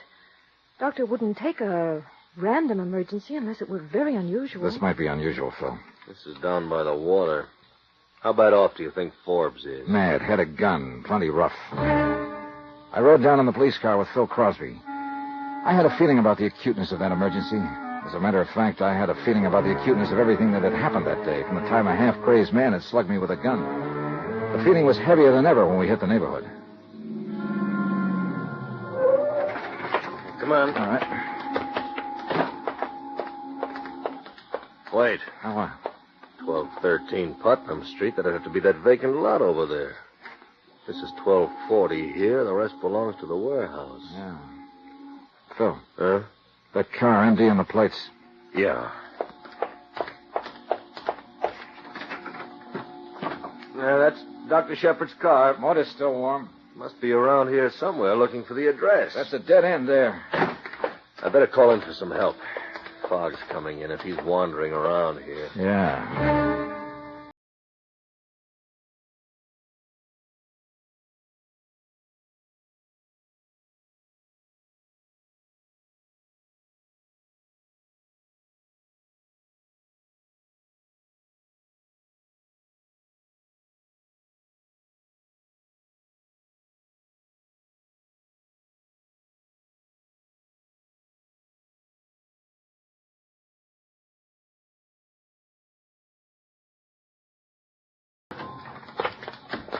A uniformed man from the Harbor Division was standing over what appeared to be a bundle of clothes lying in a heap. We bent over it, and Phil looked up at me with a question mark. That Shepard, Johnny? Yeah. That's him. Yep. I'd say he's been dead less than half an hour. Johnny Dollar. Big Porter, Mr. Dollar. Hi. Did you check on Dr. Shepard? Yeah. Do I write up his policies? Well, that's up to you, Mr. Porter. Dr. Shepard's life has been threatened. What? That's according to him. And the man who threatened his life has definite homicidal tendencies, also according to Dr. Shepard. Well, well, what do you think? Porter, I think Dr. Shepard's a liar. Expense account submitted by Special Investigator Johnny Dollar to Richard Porter, 480 Webster Boulevard, Providence, Rhode Island. The following is an accounting of expenditures during my investigation of the Shepard matter. More expenses. Item 3, 26 cents. 1 bottle of aspirin for Mr. Porter. I felt he was going to need it. I hope you aren't trying to be funny, Mr. Dollar. I'm not, Mr. Porter. I think you've got a tough decision to make. I know that the commission on $80,000 worth of insurance would be high. Sit down. Oh, thanks. Mr. Porter, Dr. Shepard told me he bought, or tried to buy, all that insurance because he thought a man named Forbes was going to kill him. He bought it, he said, to make certain his mother is well provided for. He was carrying a .32 Colt. Now, he spoke of treating Forbes' wife and of advising her that divorce would settle her health problem. Mr. Forbes didn't like that and accused Shepard of trying to wreck his home, and, well, that's about it. Now, what have we got? Well, your Dr. Shepard is either nuts or an idiot or the cleverest man alive. I don't know. I do know I believed about 1/2 of what he told me, maybe less. Well, what reason would he have to lie? Beats me. If someone threatened your life or mine, we'd turn to the police for help. Now, Shepard won't do that. Insists that it would probably be hazardous in the case of his patient, Mrs. Forbes. Well, I don't want to write up this policy if what he says is true.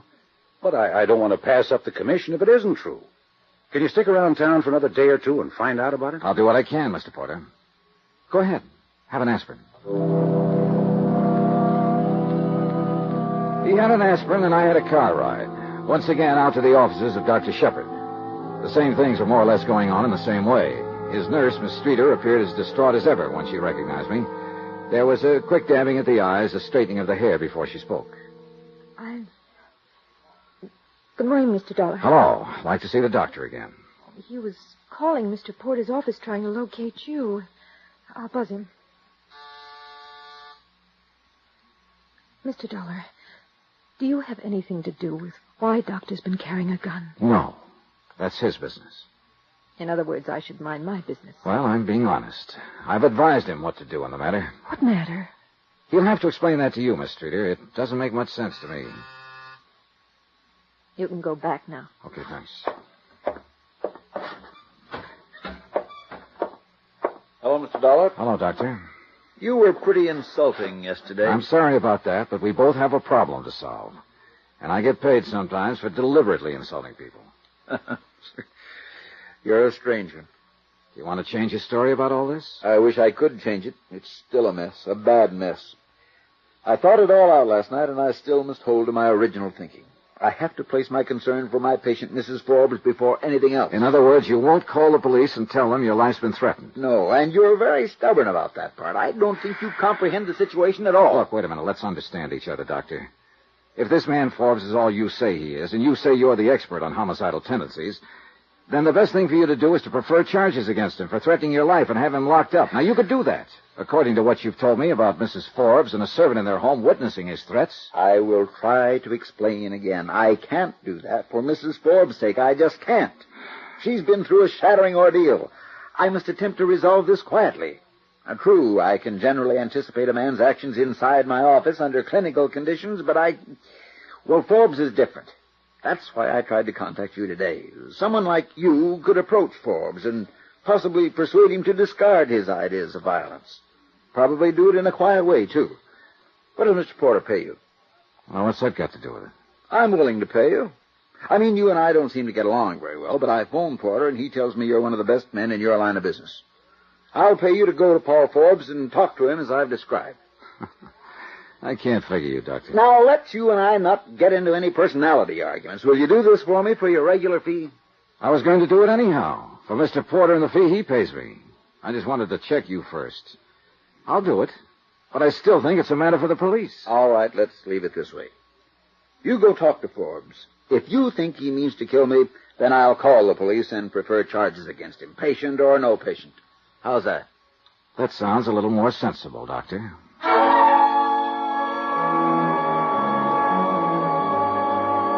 I took down the home address of Paul Forbes and climbed to my rented car and drove over to his home on the gilded edge of the city. A story-and-a-half colonial with all the trimmings. Lawns, trees, Plymouth convertible, a push-button station wagon in the garage. It was a nice warm spring day, and some flowers were blooming and smelling up the area in a very nice way. Flies buzzed, bees droned, birds sang. And I went up and pressed the doorbell. I should have gone butterfly catching or taken a plane to Spokane. Yeah? I'm looking for Paul Forbes. Does he live here? Yeah, he sure does. I'm Forbes. Mr. Forbes, my name is Johnny Dollar. Dollar? Yeah, and I came over to talk to you. You get out of my way! The front of his gun snapped against the side of my head, and I went down to my knees. A door slammed somewhere, and someone ran away. I twisted around, trying to see what it was all about. And then I managed to get to my feet in time to see Paul Forbes plunging the Plymouth out the driveway and heading I don't know where. My goodness. What happened here? Where's Mr. Forbes? You hurt? Yeah, Oh, Miss Forbes! Miss Forbes! Oh, let me help you, sir. Here, give me your arm. We'd better sit you down over here. Okay, thanks. Oh, my goodness gracious, sir. How did this happen? Mr. Forbes swung a gun at me. Oh, no, sir, no, sir. Oh, no, sir. No, easy, sir. Easy. Nice, You know, let's sit down here. What happened here? I'm afraid Mr. Forbes attacked this gentleman, Miss Forbes. Call the doctor up and then go to my medicine chest and get some swabs and a pan of cold water. Right away, ma'am. Wait, the doctor isn't necessary. It just made me dizzy. You're cut. It might be deep. Well, get the first aid things and some brandy, Upton. Right away, ma'am. This is unforgivable, just unforgivable conduct. Please, I don't know who you are. Are you a friend of Paul's? No, I'm Johnny Dollar. I wanted to discuss with your husband something. I take it you're Mrs. Forbes. Yes. Oh, Upton, set them right here. Yes, ma'am. Yes, ma'am. You feeling a little better, sir? I don't know yet. Hey, let me try some of that. Yes, certainly, sir. Certainly. There we go, sir. Easy now. Easy. Thanks. How does it look to you, Upton? I believe it's not too deep, Mrs. Forbes. How's it feel, Mr. Dollar? No, I don't think it's very deep. I'll be all right in a minute. Upton, go telephone Dr. Shepard and tell him to come over here immediately. Yes, ma'am. Mr. Dollar, I can't tell you how sorry I am for this. You can bring suit against us. You can do anything you want to, Mr. Dollar. Paul's temper is just ungovernable these days. He could have killed you. He took the car and ran. Yeah. I don't know what's gotten into him. 2 nights ago, he attacked my personal physician, threatened to kill him. And now he's attacked you for no reason at all. Any idea where he might have gone? Heaven only knows. Mad. That's what he is, Mr. Dollar. He's mad.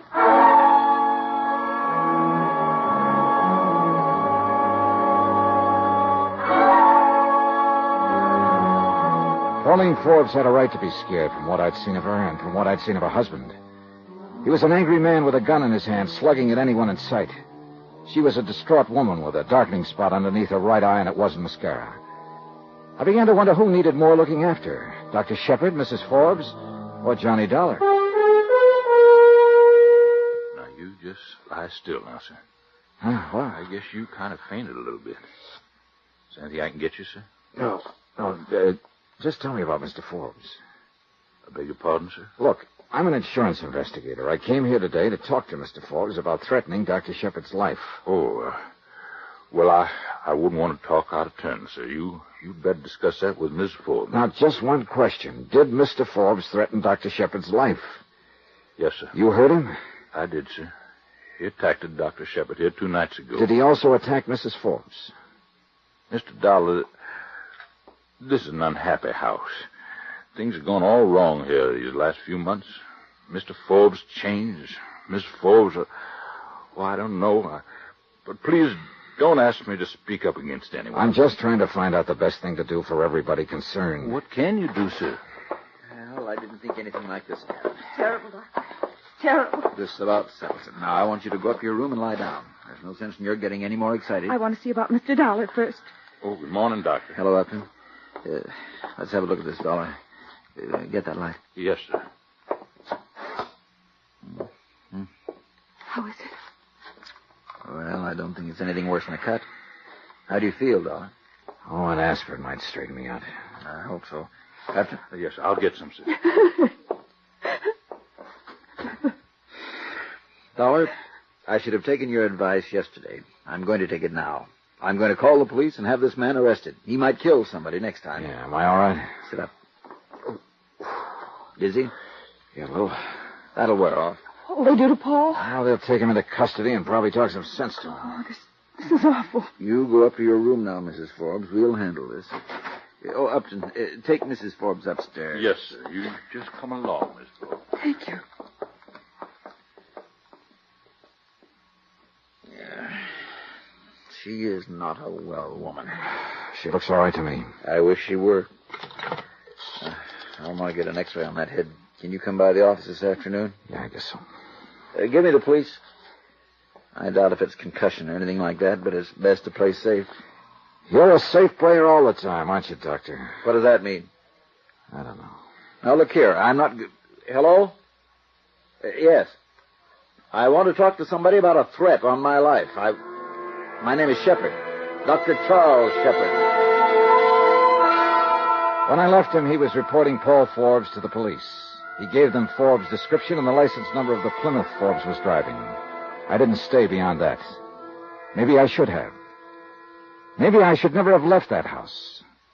I'm not sure, but if I hadn't left, I might have saved a life. Johnny Dollar. This is the hotel operator, Mr. Dollar. Were you cut off? Tell her not to let any more calls in here. Come on. I was cut off, but I'd rather get some sleep now. Anybody phones, just take a message. All right, Mr. Dollar. Over there. Sit down. Put your hands on your knees. Now, just so as you and I understand each other, you make one move. Wiggle a finger, I'll empty this gun right in your stomach. You understand me? I understand you, Forbes. You're crazy.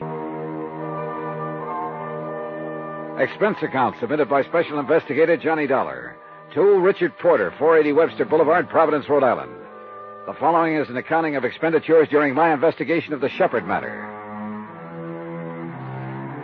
I was pretty sick of it and with it when I had Paul Forbes visit me in my hotel room about 7 o'clock in the morning. He'd used a gun in front of me once before to crack my skull. I decided I'd try to avoid that again. So I sat down and I played good. It didn't seem to please him a bit. You were out to my house about an hour ago, weren't you? Yeah, I went out to talk to your wife. Yeah, I saw you. I was across the street watching. I followed you here. Fixing up another deal, huh? I don't know what you're talking about, Forbes. I followed you here so we could have a little talk. And we're going to have it, you and I. You ought to put that gun away and let them take you, Forbes. Where do you live? In Hartford, Connecticut. I mean, where do you live in town, here in Providence? I don't. I live in Hartford. Where do you practice? Practice what? Are you trying to get funny with me? I don't practice anything here in Providence. I don't live here. I'm just here for a few days. Doing what? Working on an insurance matter. Insurance matter? You're licensed to practice law in Rhode Island? Oh, you've got something all wrong, Forbes. I don't practice law. I'm not a lawyer. I'm an insurance investigator. I tried to tell you that yesterday morning when you cracked me with that gun. I was called in by Dr. Shepard. He said you threatened his life. You're lying to me. Shepard called me yesterday morning and said a lawyer named Dollar was on his way over to talk to me about getting Pauline a divorce. You're a lawyer. I'm what I say I am. If you hadn't started swinging that gun butt around, I'd have told you why I was there yesterday. You got a billfold or something? My coat pocket inside on the back of that chair there. I think I know why Shepard called you and told you I was a lawyer. I think he wanted you to attack me and make me Shut up. You and Shepard are trying to pull something to take my wife away from me. I know that much. And now you're trying to pull something to get out of this jam. You're wrong, Forbes. I don't know anything about trying to take your wife away from you. You know I didn't kill Shepard. How do I know you didn't kill him? You threatened him. Half a dozen people have attested to that. I know you had a reason to kill him. I know every time I've seen you, you had a gun in your hands and you've been swinging it at somebody, particularly me. You know who did it. You're in on it somewhere. You know who killed Shepard, and you're going to clear me. You're going to tell me, Dollar. I'm going to whip it out of you. You're going to crazy.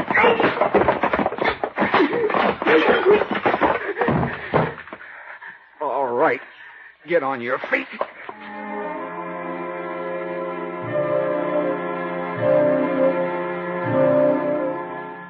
He sat in the chair just the way I propped him there. His eyes looked dull and lifeless, as though he were already dead. I couldn't think of anything brilliant to say or do, so I rummaged around my suitcase and pulled out a bottle. Then I found a pair of glasses in the bathroom and poured a couple of drinks. When I came on out, he hadn't moved from the chair. He looked crumpled, like a worn-out suit of clothes. He made no effort to look at me when I tucked the glass in his hand. Here, try this. Go on, drink it.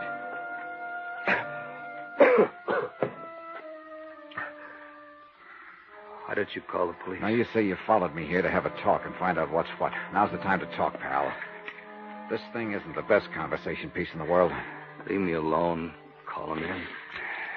Hey, you have something going for you here. This gun hasn't been fired. Do you have another one? No. No, Dollar, I didn't kill Dr. Shepard. I wanted to more than anything in the world. But I didn't kill her. Now, look, I want some facts. So let's start with last night. Where were you when Shepard was shot? How do I know where I was? I don't even know what time he was shot. All right, let's start with yesterday morning. You slugged me, ran out of the house, jumped in a car, and what happened? Go on, take it from there. I drove over to Dr. Shepard's office. I was going to have it out with him. He was breaking up my home. Well, go on. Did you see him? No. I parked down the street from his office, and then I saw him jump in his car, and I followed him. He came back over here. I knew my wife must have called him to take care of you. What happened then? I went over to the park and sat and tried to figure things out. You don't know what I've been through this past year. All right, go on. Then I went to a bar. I was hungry. I hadn't eaten all day. I got a couple of sandwiches, and then I had some drinks. I don't know how many. Anyhow, the more I drank, the more hopeless everything looked. Did you call Shepard? Yeah. Yeah, I called him from the bar. Any idea what time it was? Must have been around 5 or 6. What difference does it all make? I'm cooked, and you know it. Go on, will you? You called Shepard. Then what did you do?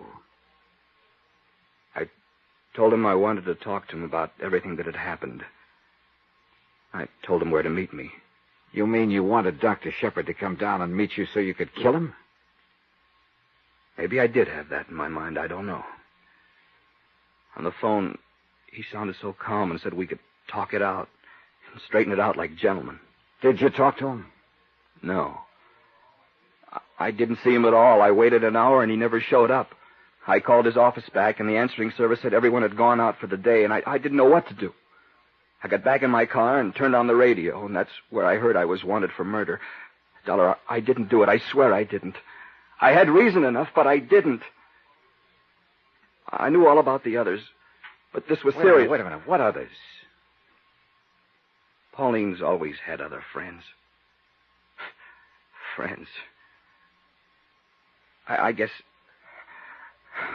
I don't know. I don't guess I love her anymore. I don't know. I don't think she ever loved me. But I needed her. I needed her more than anything this last year or so. And at times I did love her the way it once was. And I found out what was going on between her and Shepard. She wanted a divorce. I wouldn't give her a divorce.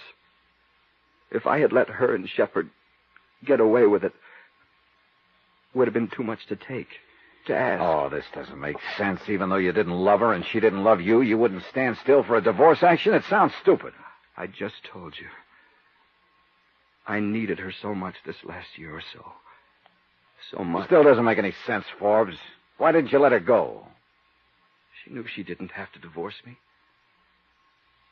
She knew it wouldn't be too long. What? Shepard gave me a year. Another doctor in Baltimore, 18 months. Leukemia.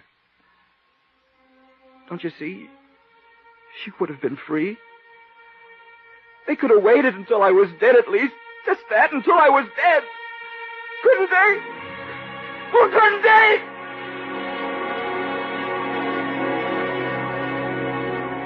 Expense account item 10, $2, sleeping pills. I fed them to him along with a cup of hot chocolate.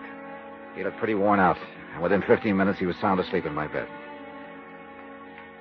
Item 11, $4.16, one long-distance phone call to a Baltimore clinic where I spoke with a Dr. Franz Mueller. Dr. Mueller confirmed what Forbes had said. Forbes was doomed with an incurable ailment. Item 12, 20 cents, another phone call, this one from the hotel lobby to the coroner's office. I learned that Shepard had been killed by 32 caliber slugs. Forbes' gun, a .32, had not been fired or hastily cleaned. His story was checking out. That left just one small item to be cleared up. Expense account item 13, $4, taxi fare from my hotel back to the Oakdale home. Special rates for nurses. Hello. I thought you'd be back to see me. Somehow I'm glad it's you, Mr. Dollar. Go ahead. It's an old story. Terribly old and corny. I applied for a job as Dr. Shepard's nurse 5 years ago, and I fell in love with him that very day. I've loved him every day from that time on. 5 years. Go on. I don't know when it was, when he started up with Mrs. Forbes. I knew she was trying to get a divorce. I knew Mr. Forbes wouldn't stand for it. Then one day, last week I guess it was, I heard Doctor talking to her on the phone. He said, there's a way to get rid of him. I knew he was talking about getting rid of Mr. Forbes. Did they discuss the part about Shepard getting Forbes to threaten his life in front of witnesses so he could shoot him down when the time came? No, I didn't know that until yesterday morning. So long ago, it seems. You came to see Doctor, and then you left. I overheard him on the phone again. He called up Mr. Forbes and said Mr. Dollar was coming over to talk about the divorce action. And he knew Forbes would be upset enough to attack me. Doctor was very good about anticipating what people would do in given situations. Even me. I was in the office when Mr. Forbes called last night. I saw Doctor put the gun in his coat. I knew he was going down to meet Mr. Forbes and shoot him, so I followed him. He was walking around in the dark looking for Mr. Forbes with a gun in his hand. I ran up to him and pleaded with him not to be crazy, that Mrs. Forbes wasn't worth it. And he said he was going to kill me, too. We struggled. The gun went off. I don't know how many times. I can help you, Corinne. You didn't mean to kill him. He meant to shoot you. When all these other details come out, the most they can charge you with is second-degree justifiable or manslaughter. No. You're nice. But I can't get off. Huh? I guess the police haven't found her yet. I went over and killed Mrs. Forbes an hour ago.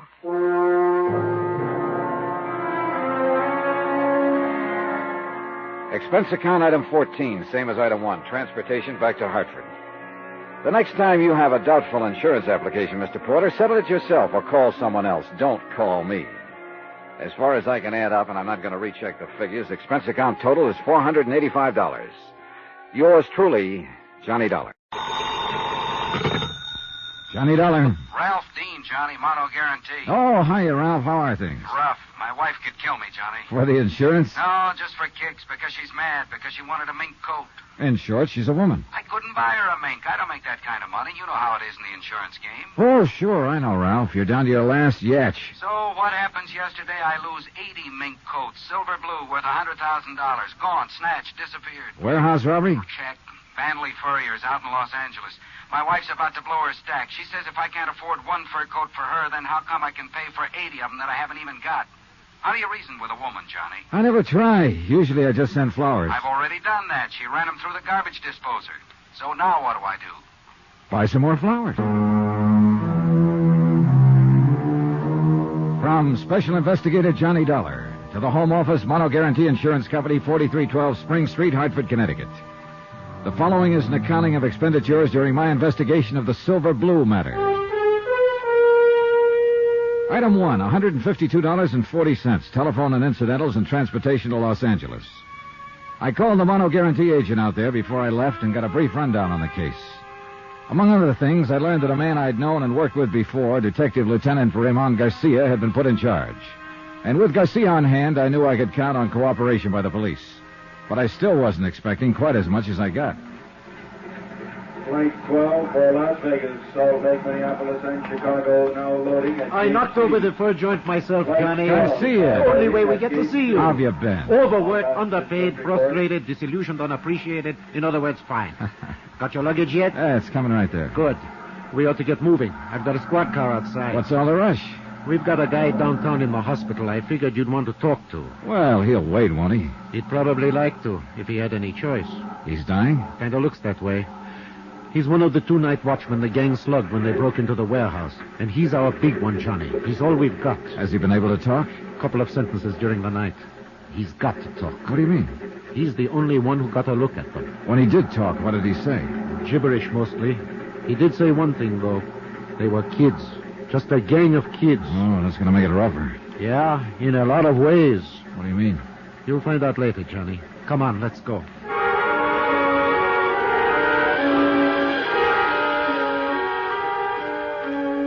We took the freeway into town with the accelerator floorboarded and the siren screaming. Racing against time and against dying. Weaving in and out through the four-wheel madness that Los Angeles calls traffic. And then the other side of the coin. The solemn quiet of hospital corridors. The calm voices of the nurses. And the blank hardness of sterile white walls. We sat there beside a bed and waited for a man to talk or to die. But the slow minutes passed, and he still did neither. So we waited.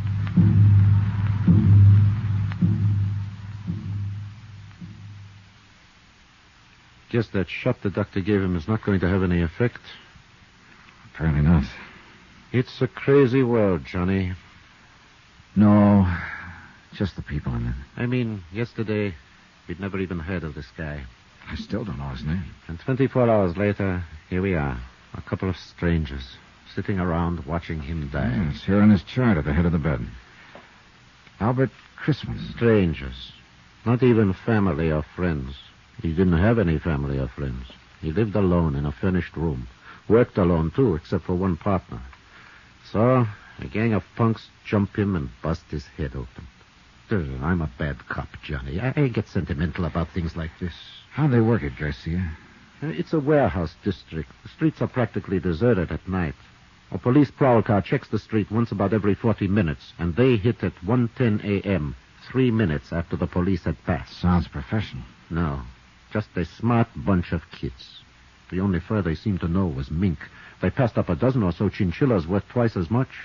How'd they get in? I don't know. Chrisman hasn't been able to tell us. They must have tricked him into opening the door. What about Chrisman's partner? He was making his rounds. They slipped up behind him, slugged him. He didn't see them. He didn't know what hit him. And nobody outside in the street saw anything? Saw them leave with the furs or anything? Nope. Or if they did, they're not saying anything. Oh, it's a rough one, Johnny. We haven't got a thing to go on. Except Chrisman here. The shape he's in, that's only a straw. If he recognized any of them, if he lives long enough to identify... At least the poor devil can groan. I don't know. I think he's closer to being conscious right now than he's been in the last hour. Maybe you're right. Chrisman? Water? He wants a drink. Yeah, here you go.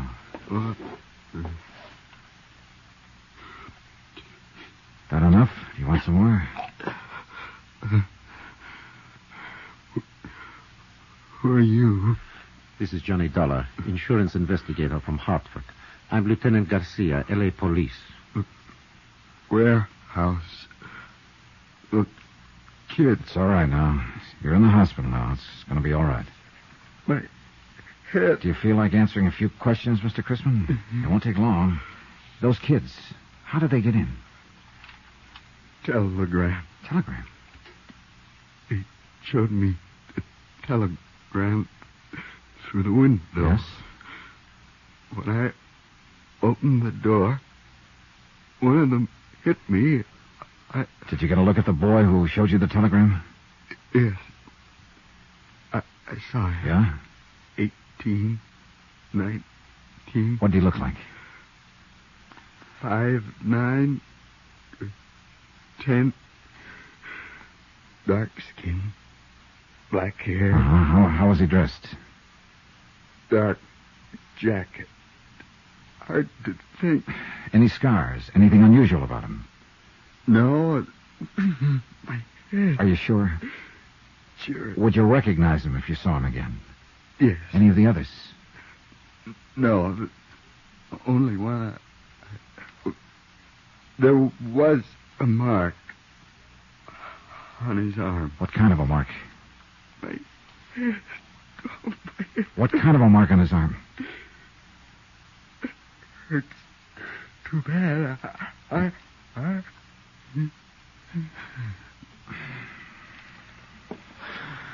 Well, that's that. Yeah, he's passed out again. Well, we got a description. Only one thing wrong with it. What? Right in that area, there are about 50,000 kids who fit it.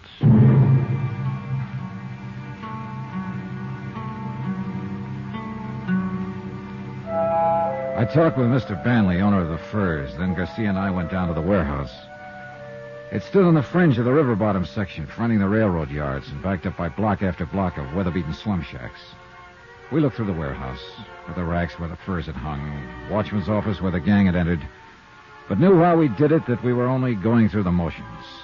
The police technicians had already been over the place inch by inch, and they'd found exactly nothing. Finally, we stepped out the door into the street. A drab gray street, cluttered with things cast off and discarded, dusty and hollow. There's the story of this whole district down here, Johnny. Right there in that strip. Yeah. It's a backwash, a service yard. It's something you need but don't like to look at. So you shove it out of sight. People you need but don't want around. It's the same with them. You grew up down here, didn't you, Garcia? Yeah, I grew up down here. That's why they gave me this case. I know this section inside out. And that's why I told you this one was going to be tough. I think I get the general idea. Those kids came from that slum there to the east. One gets you 9 on that. The people who live there aren't on our side, Johnny. If they do know anything, they won't talk, is that it? They wouldn't tell a cop the time of day. I don't mean they're criminals. Most of them aren't. It's just that they always put themselves on the other side. What about juvenile gangs? Do they operate around here? Sure, dozens of them. And there's another thing. A few of these gangs are pretty rough, and people who might talk don't because they're scared to. Sure, it's a great setup, Johnny. A fine place to look for $100 grand in furs. You know, I've been thinking about the fact that they knew exactly the time to hit. They must have staked out here somewhere. Sure, and probably right in the place you're thinking. Hey, that lunchroom across the street? Well, they had to be inside, or the prowl car would have seen them. That's the only place open at night. Did you shake it down? Like I told you, Johnny, they won't give us the time of day. Uh-huh. What about me having a go at it? Yeah, maybe they wouldn't smell cop on you quite so strong. The owner's name is Red Wellers. He was on that night. See what you can get out of him if you want. I think I will. By the way, Johnny, I know you insurance guys make deals sometimes, no questions asked, just to get the loot back. Sometimes, yeah. Well, before you make any deal on this one, you better remember one thing.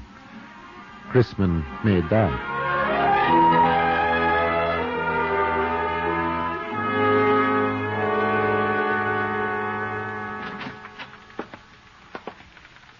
What do you say, Mac? Save your money.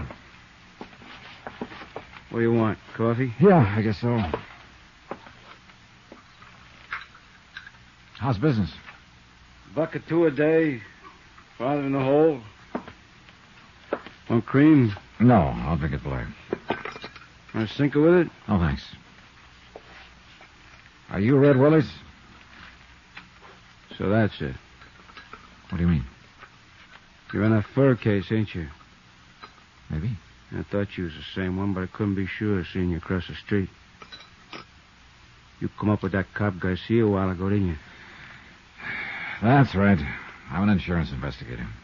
Well, you come to the wrong address, mister. I don't know nothing about nothing. Who was in the lunchroom here just before the robbery? I don't remember. Any young kids here? No, it was all old men with long beards. I see. 10 cents for the coffee. Yeah, they got you real scared, haven't they? Haven't they? I don't know any days. All right, look. You know Chrisman, the watchman over at the warehouse. He comes in. He didn't know any days either. What about it? Nothing. Except he's dying. I'm at the Wilkins Hotel if you change your mind. Room 312, Johnny Dollar. Sorry, I don't see no use of me dying, too. Follow me, Mac? Johnny Dollar. This is Red. Red Wallace, remember? Sure. You run that lunchroom across the street from the warehouse that was robbed last night. Yeah, that's right. Now, look, Dollar, supposing I tell you what I know about it. What's going to happen to me? Nothing. As long as you weren't mixed up in it yourself. No. I mean the papers and the cops. If it gets out I talked to you, I won't last 24 hours. I think I can take care of that. What do you know about it, Red? That depends on what it's worth to you. I see. I'll have to sell out, get away from this section, so I'll need some dough. You follow me? All right. I'll see you taken care of. Now, just what is it No, I ain't safe. I'm talking from a booth. You stay right there at your hotel. I'll see you in a half hour. Right. Just you. No cops. Yeah. Yeah, that's right, Mr. Beck. Mr. Beck. 6 quarts of milk and 2 pounds of butter. Sure, right away. Thanks, Mr. Beck. Goodbye. Hello. Hello. From Special Investigator Johnny Dollar, location Los Angeles, California. To the Home Office, Mono Guarantee Insurance Company, Hartford, Connecticut. Assignment, the Silver Blue Matter. Expense account continued. Item 4, 20 cents. A phone call to my friend Lieutenant Garcia of the L.A. Police and a call to Queen of the Angels Hospital. Albert Chrisman, the night watchman who was slugged by the gang of teenage hoodlums during the warehouse robbery, was still unconscious. And Chrisman, unless Red Weller was ready to talk now, was the only lead I had toward finding $100,000 worth of silver blue mink coats. I waited 2 hours and a half for Red Weller, but he didn't show.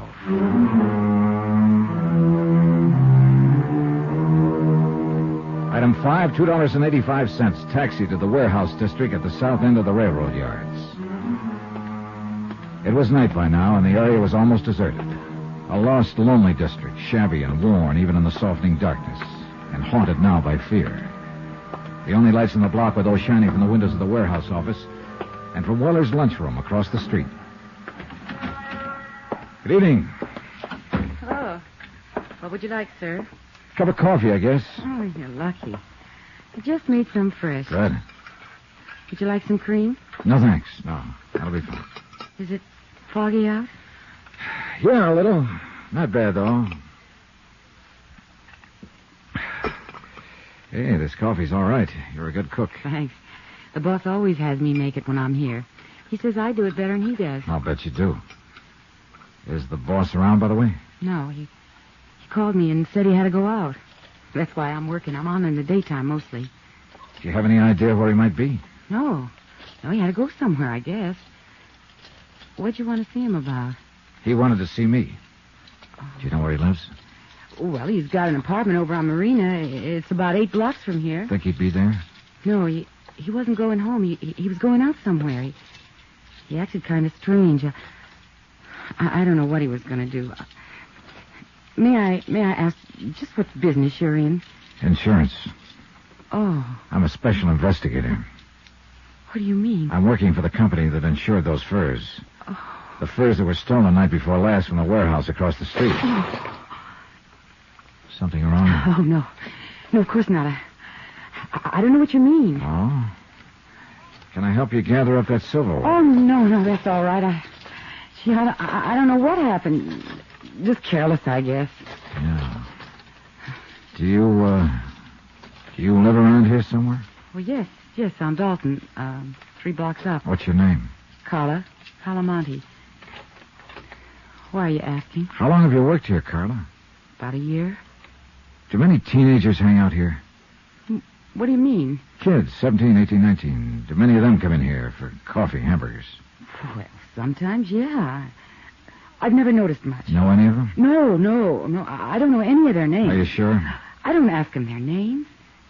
Did I ask you your name? It's Dollar, Johnny Dollar. Well, I still didn't ask you. If you want to tell me your... What are you scared of, Carla? Nothing. I'm not scared. You're not? Of course not. Why would I be scared? For the same reason your boss is, Red Weller. He was scared when he talked to me this afternoon and when he phoned me later. I don't know what you're talking about. Oh, yes, you do. That's why he didn't come to my hotel. He was afraid to. And why did you drop that silverware when I told you who I am? Because you're scared half to death. No. What's the matter with you people down here? What are you doing, crawling into a hole because a half-grown gang of hoodlums starts throwing their weight around? You don't understand. And suppose you tell me about it. Do you think that's any kind of an answer in the long run? To pull the covers up over your eyes and let them do as they please and just keep hoping they'll leave you alone? All you're doing is making things worse. Oh, you don't know how it is. You don't have to live here. No, I don't have to live here, but I know how it is. Because I've seen it in other places where the mobs managed to take over. And if you let it happen here, then you'll really have something to be scared of. Maybe they've already taken over. Who? A bunch of kids with a gripe on running in packs so they feel safe? Is that the kind of mob you mean, Carla? No. They're not a mob yet, but they will be if they're not stopped. It seems to me you'd have some sense of responsibility to them, if nobody else. Maybe if other people had a sense of responsibility, kids wouldn't have to grow up in a place like this. Have you ever thought of that, Mr. Dollar? Yeah, I've thought of it. But it doesn't hold water. Well, you'd think so if you lived here. All right, so it's a slum district. And sure, these kids start out with a strike on them. But that's a pretty weak excuse for joining up at criminal bands and terrorizing a whole neighborhood, for slugging people and looting warehouses. Yes, I know. Most of them find other answers. It's only a small minority that turns to crime. But if you let them get away with it, others will join them and they'll grow until finally it's too late. Well, Carla? Still nothing to tell me? I can't. I just can't. I see. Well, there's a quarter for the coffee. Keep the change. Good night, Carla. Wait. Yeah? Mr. Dollar. Suppose I knew someone who might be able to help you. I mean, who might know something about the robbery. Innocently, of course. If you talk to this person and they agree to help you, could you keep them out of it? Depends on the circumstances. I'd do all I could, that much I promise. I don't know. I'm not sure. You're not sure of what? Of you. Oh, I know better when I stop and think, but I've lived in this neighborhood too long. Lived with these people and... I'm bound by the law like any other citizen, and I won't break it to help somebody cover up a criminal act. But I figure it's up to me sometimes to decide whether a thing is a criminal act. And if a person seems to deserve it, well, I can be pretty lenient. You promise what you just said? Yes, I promise. I've got to trust you. I've got to trust someone. Do you know such a person, Carla? Yes. Do you know where to find them?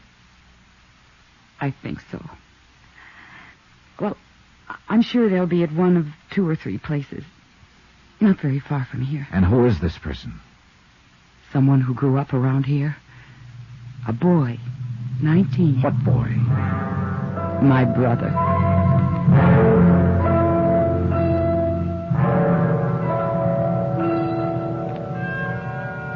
Expense account item 7, $2.70, taxi.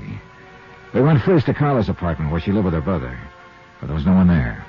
Then we checked out a drive-in a few blocks away, a teenage hangout. No luck. Finally, we tried a pool hall down south of the yards, just off Alameda Street. It was our last hope. I know he comes here. It's not a good place for him, but a lot of the other kids do, too. And he wants to belong. Yeah, sure. Everybody does, in one way or another. Oh, gosh, it had been different if our folks had lived, but our boy just won't take orders from his sister. Yeah, I know. Go ahead. Thanks.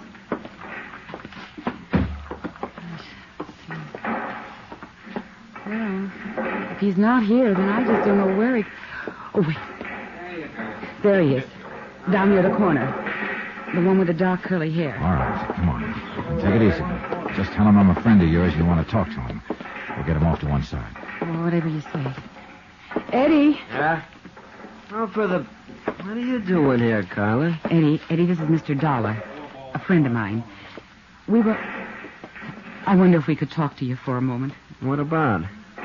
Well, you know better than to come in a joint like this. But I want to talk to you, Eddie. You can talk to me at home. Now, go on and get her out of here, will you, mister? It might be a good idea if you listen to her first. I thought it was her that wanted to talk to me. Go on, get her out of here. All right. If you'll go with us. What for? I like it here. It's a nice place. Yeah? At least it's better than San Quentin. What are you talking about? A warehouse robbery, $100,000 worth of furs. I understand you may know something about it. Innocently, of course. I thought you said this guy was a friend of yours. Well, that's right, Eddie. Who is he? He's an insurance investigator. Oh, so that's the pitch. He's promised to help, Eddie. If you'll tell him whatever you know, he'll protect you. Knock it off, Carla. Now, look, mister. I don't know nothing about nothing. I never even heard of no fur robbery. So take her with you and get out of here. This may be your last chance to get off before the boat sinks, Eddie. You're not leaving, huh? All right, then I'll leave. Eddie! Let him go. We can't force him to talk. Oh, no, Mr. Dollar. I don't understand him. I do.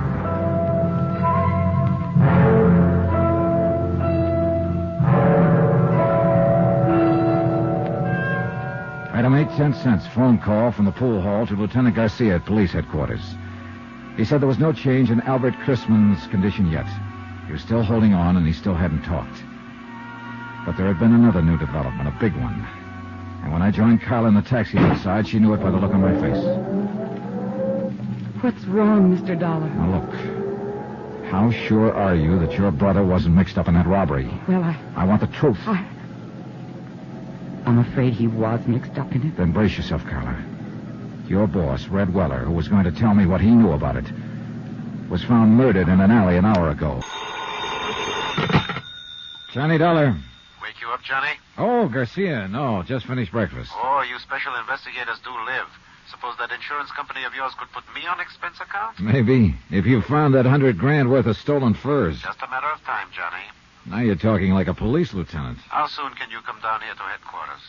Oh, what's up? Has the watchman talked? Chrisman? No, he's still in a coma. But I want to know some more about that kid you mentioned on the phone last night. Eddie Monty. Yeah. Well, I don't know. That was told to me in confidence. Look, Johnny, I'm going to talk to you like a policeman for a minute. A man named Weller was knifed to death last night. What you told me yourself, his death is probably tied in with that warehouse robbery. Another man is dying at Queen of the Angels. So, confidence or no confidence, I want to know about that kid. All right, Garcia. I'll be there in 20 minutes. From Special Investigator Johnny Dollar, location Los Angeles, California. To the Home Office Mono Guarantee Insurance Company, Hartford, Connecticut. Assignment, the Silver Blue matter. Expense account continued. Item 10, $1.45. Taxi from my hotel to the police headquarters office of Lieutenant Garcia. The early morning fog was starting to lift, and the city sprawled beneath a slate-gray sky. The filtered sun should have softened things, but didn't. Gray sun, gray world, drab and dreary, and a case to match. Teenagers, not a gang of hardened criminals. A bunch of wild kids who'd broken into a warehouse and stolen 80 fur coats, silver blue mink. A night watchman had been slugged and lay dying in the hospital. And a lunchroom owner named Red Weller had been stabbed to death the night before. So it couldn't be called kid stuff. That term doesn't apply to murder. Run those forecards through, Joe. See what you can make on them. Now, come on into the office, Johnny. This madhouse out here gets you frazzled before you know it. Oh, you police detectives have it pretty soft, Garcia. That's news to me. Teletypes, photo files, record cards, crime labs. How'd you like to try working alone? On your expense account, I could suffer the hardship. Now, let's go in here. Have a seat, Johnny. Thanks. Yeah. Did I put the fear of the Lord in you on the phone? Oh, you were real impressive. Yeah, the chief was breathing down my neck. Well, then I'll stop trembling. Kidding aside, Johnny, I've got to know just how that Monte boy figures in this. Did I say he even figured in it at all? No. You just wanted some information on him. But he figures all right. You didn't come out here from Hartford to look up the nephew of an old friend. Oh, I've done crazier things at times. He's got a record. You know that? No. Petty stuff. No convictions. Gang brawls, auto pilfering, vandalism, intoxication. Interrogative attitude, sullen, hostile, antisocial. Yeah, that's quite a nephew you've got, Johnny. Black sheep of the family. What's the story? How did you get onto this kid? Look, amigo, I made a promise on this. I hate to break it. It's murder, Johnny. This kid's sister works for Red Weller in that lunchroom across the street from the warehouse.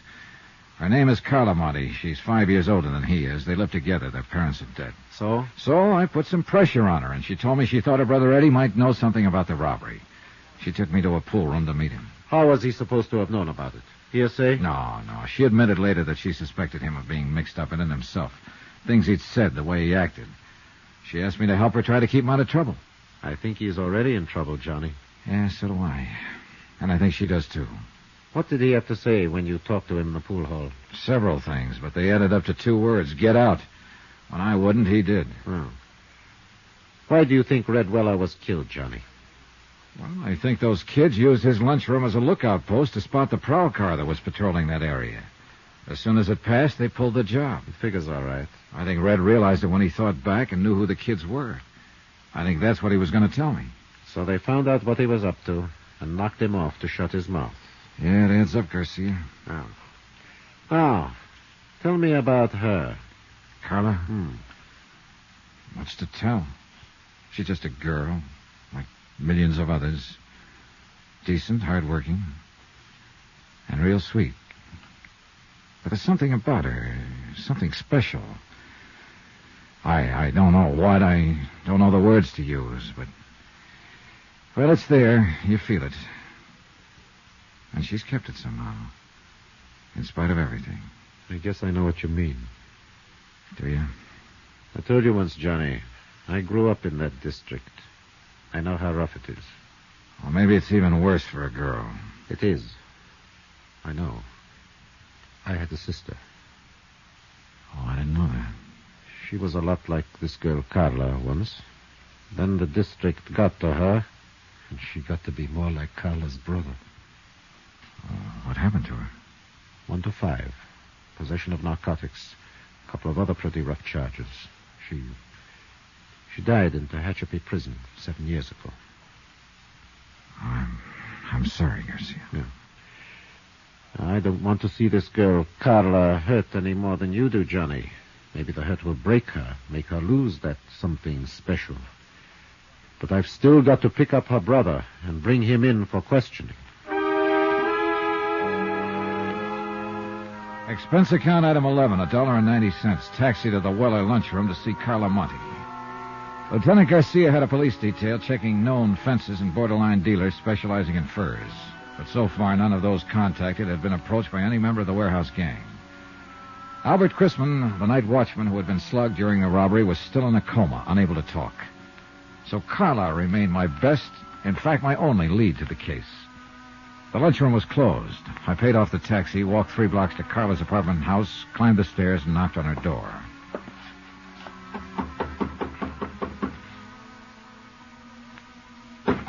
Yes? Who is it? Johnny Dollar. I'd like to talk to you. All right. Just a moment.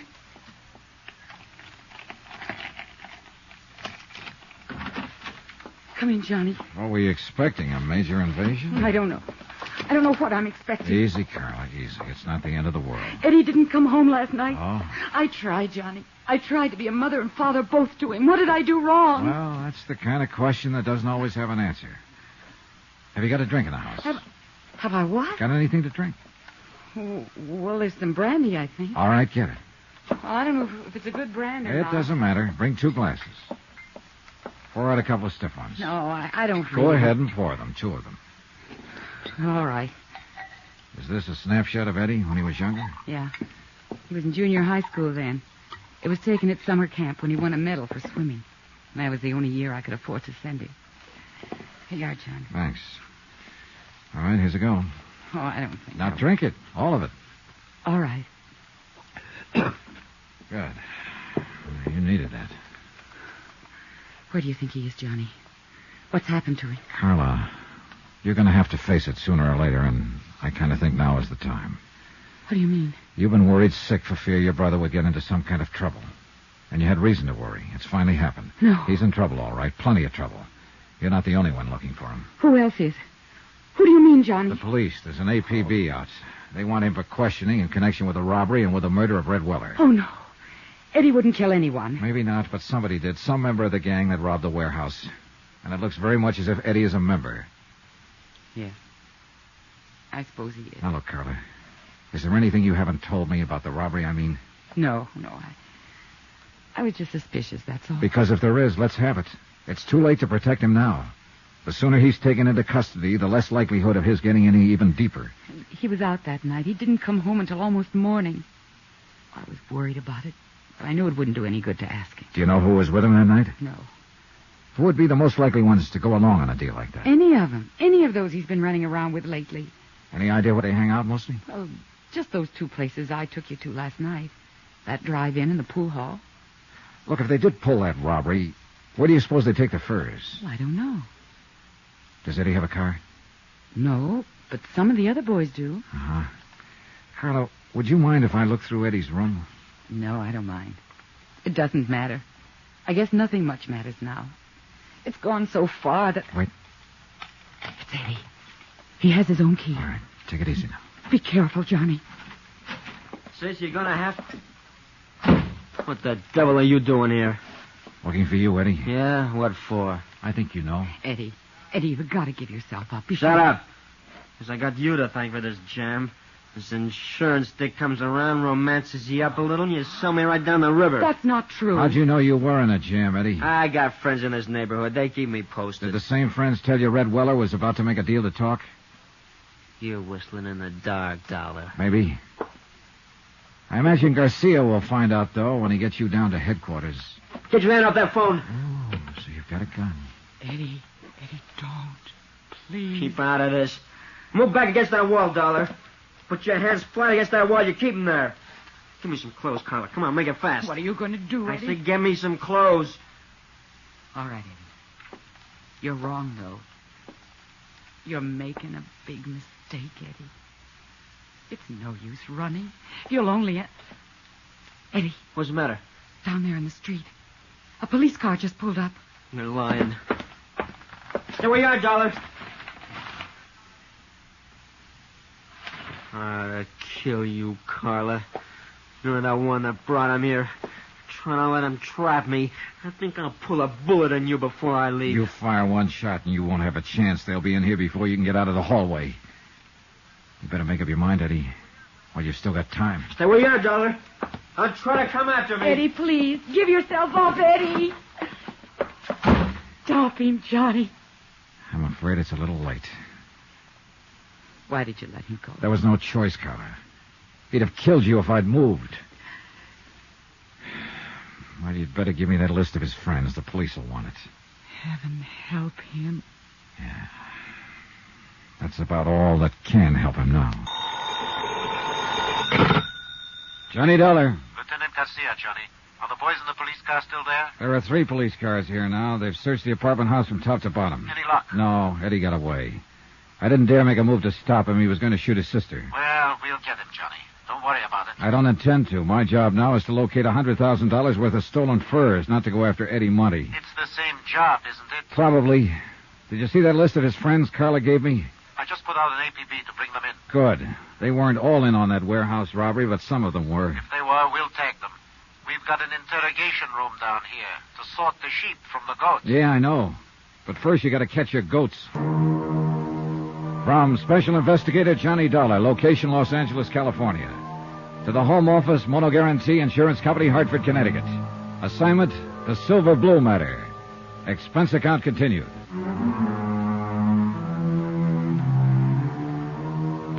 Item 12, 2 cents for the way I felt. I hung up the phone and walked to the window, stood there looking out into the street. The police were leaving the apartment to carry their search for fugitive Eddie Monty into wider territory. And Eddie's sister Carla sat huddled in a corner, forlorn, beaten, broken-hearted. From the window, too, the view was anything but cheerful. Dirty, cluttered streets lined by row on row of sagging tenements, drab and gray in the weakening light of late afternoon. This was the slums that had spawned Eddie Monty, raised and nurtured him, made him into a member of a gang, and had now sent him fleeing from the police with a gun in his hand. And the same slum had bred the others of the gang who'd robbed a warehouse of 80 silver blue mink coats, slugged night watchman Albert Grisman into a near-death coma, and had murdered a man who'd tried to give them away. Why, Johnny? What got into him? Why is he ending up this way? I wish I could tell you, Carla. I did something wrong. That's it, of course, but what? Forget it. You did all you could. It wasn't enough. Well, sometimes nothing is enough. And nobody knows exactly why. I loved him. I never thought of him as just a nuisance of a kid brother, the way a lot of girls do. Now, look. You did more than anybody could expect. You were a pretty young kid when your folks died. Too young to have to take on the responsibility of raising a teenage brother. But I tried. I tried hard. And I thought I was doing all right until lately. But now So it didn't work. And what's happened is breaking your heart. Well, that can't be changed. But just remember this one thing. You did the best you could. And that's all anybody can do. So don't blame yourself. Tell me something, Johnny. Yeah? You're wearing a gun. I don't think Eddie knew it when he ran from here. Maybe you couldn't have used it to disarm him. Not when he was on the verge of killing you. But you could have drawn it and killed him. He was careless. He gave you several chances. Why didn't you? I don't know. Thank you, Johnny. I'd like to look through Eddie's room, if you don't mind. All right. I'll go with you. This way. It's down the hall. Thanks. Oh, somehow I still can't believe it. Not the killing, at least.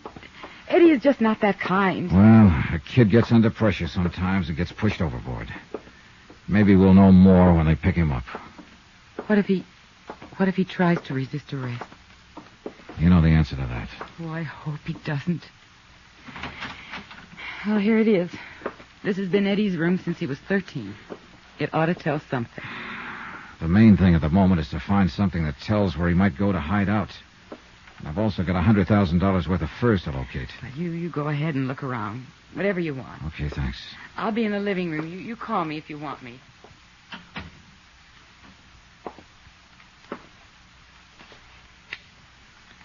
For the sake of company, I switched on a beat-up record player in the corner.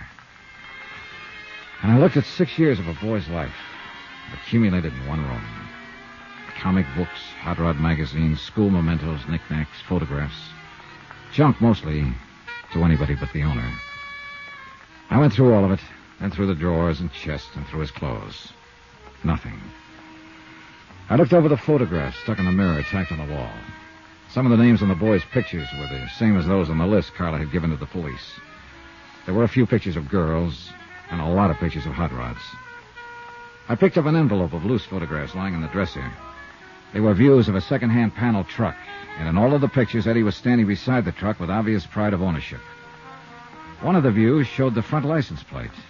I turned the envelope over. The film had been developed less than 2 weeks before. I called Carla back into the room and asked her about it. No, I didn't know he had a car, or a truck, rather. It may not be his, but I'll lay odds that it is. That look on his face is a dead giveaway. I don't know. He sure kept it a secret. He never brought it here once. Do you recognize the background in those pictures? No, I don't. It looks like a storage yard or an industrial place of some kind, doesn't it? Yeah, I'd call it that. Do you mind if I take these with me? Of course not. But why? The gang had to use something to haul those furs away from the warehouse. But if Eddie was keeping the truck a secret from me, it was because he was planning to use it for the robbery. That one or some other one. Johnny, he was in on it all along. Look, Carla, I've got a hunch Eddie is the leader of that gang. Oh, no. I think the truck was used in the robbery, and I think when we find it, we'll find the furs, and we'll find Eddie. See you later, Carla.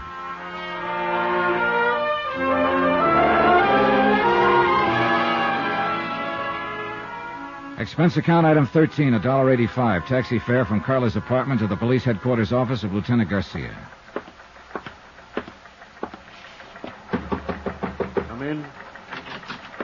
Oh, Johnny, I've been trying to locate you. Oh, what's up? We picked up 2 of those kids on Carla Monte's list. Friends of Eddie's. Wow, that's a start. Not with one of them. He's in the clear. Perfect alibi. We have something on the other one, though. Want to help me talk to him? Yeah, sure. Oh, say, here are some photographs I picked up in Eddie's room a while ago. We should take a look at them, Garcia. All right, let's see them. The pictures were taken about 2 or 3 weeks ago. Now, if this truck is his sister doesn't know about it. Yeah, he sure got that owner look on his face. Yeah, he sure has. That second one there shows the license number, see? Yeah, I see it. You think they might have used this in the robbery, Johnny? It's a possibility. And we're not exactly swamped with angles. I was wondering, too, if you happen to recognize that background behind the truck. No. Oh, but it looks like it might be down in that area somewhere, the warehouse district. Look, why don't you get some copies made, circulate them, and see if any of your boys can tag the place. Oh, you insurance dicks do get ideas sometimes. Oh, you'd be amazed. All right, I'll do it. And now let's go down and talk to that kid.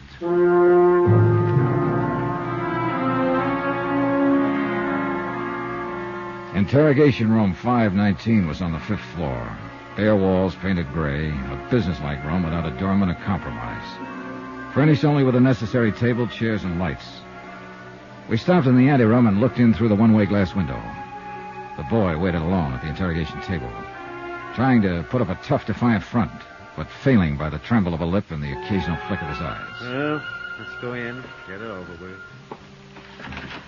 The kid stiffened when he heard the door open, but he didn't turn around. He just sat there at the table, braced and waiting. You can take that chair at the side, Johnny. Okay, thanks. What's your name? You already know it. I said, what's your name? Mario Santoris. That's your right name? Yeah. Where do you live? Roxman Place, my aunt. Ever been arrested before, Mario? No.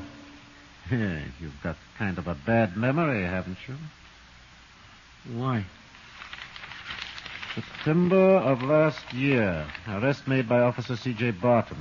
Charge, possession of stolen articles.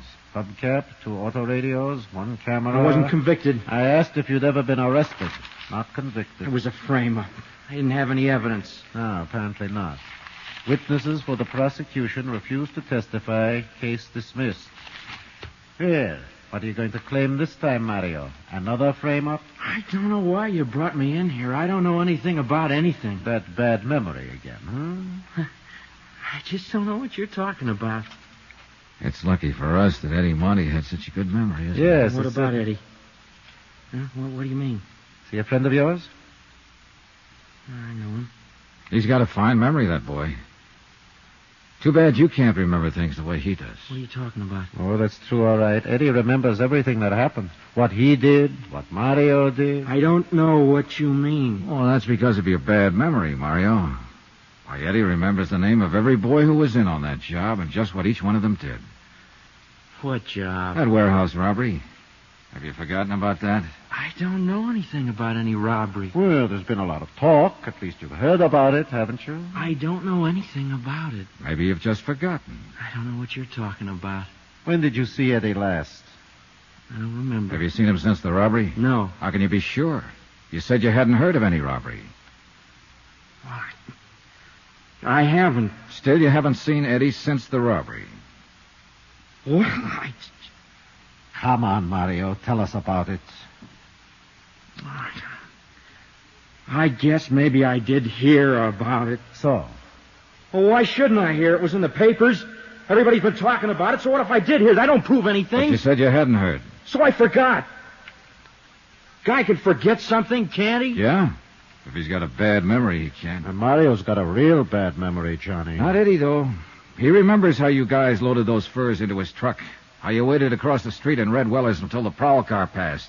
How you slugged the night watchman, Albert Christmas. That's a lie. How do you know it is, Mario? You don't even remember it. Eddie does, though. He even remembers the next night. When you stabbed Red Weller to death to keep him from coming to me. No. No, I didn't do that. Of course you did. You don't think Eddie would lie, do you? It's not true. Makes sense to us. Is Eddie here? You pick him up? How would we know what he remembers unless we picked him up? Now, how do you think we got your name? Out of the telephone book? It's not true what Eddie says. Well, if you've got anything to say, we'll listen to it. But I don't think it's necessary. Do you, Johnny? No, I think Eddie remembers everything. Let's get out of here. Yeah. He's lying. You listen to me. I'll tell you the truth. I'll get a stenographer. Johnny Dollar speaking, Lieutenant Garcia's office. Johnny, you're the one I was trying to reach. This is Carla Monte. Oh, I was going to phone you later. What's happening? Have they found Eddie yet? Not yet, but the police picked up one of his friends, Mario Santoris. Oh, Mario, I know him. Why, he's been to the apartment lots of times. Was he in on the robbery? Yes, he just made a statement admitting it. And what did he say about my brother? He says Eddie is the one who planned the whole thing. He must be lying. No, Garcia and I are pretty sure he's telling the truth. I'm sorry, Carla. I'm coming down to headquarters, Johnny. There's no use. There's nothing you can do here. At least I can be there when they bring him in or whatever happens. It won't help. You're better off at home. Now, No, please. Johnny. I raised him. Some of the fault must be mine. I can't desert him. I'm going to be there if he needs me. Okay, Carla. From Special Investigator Johnny Dollar, location Los Angeles, California, to the Home Office Motor Guarantee Insurance Company, Hartford, Connecticut.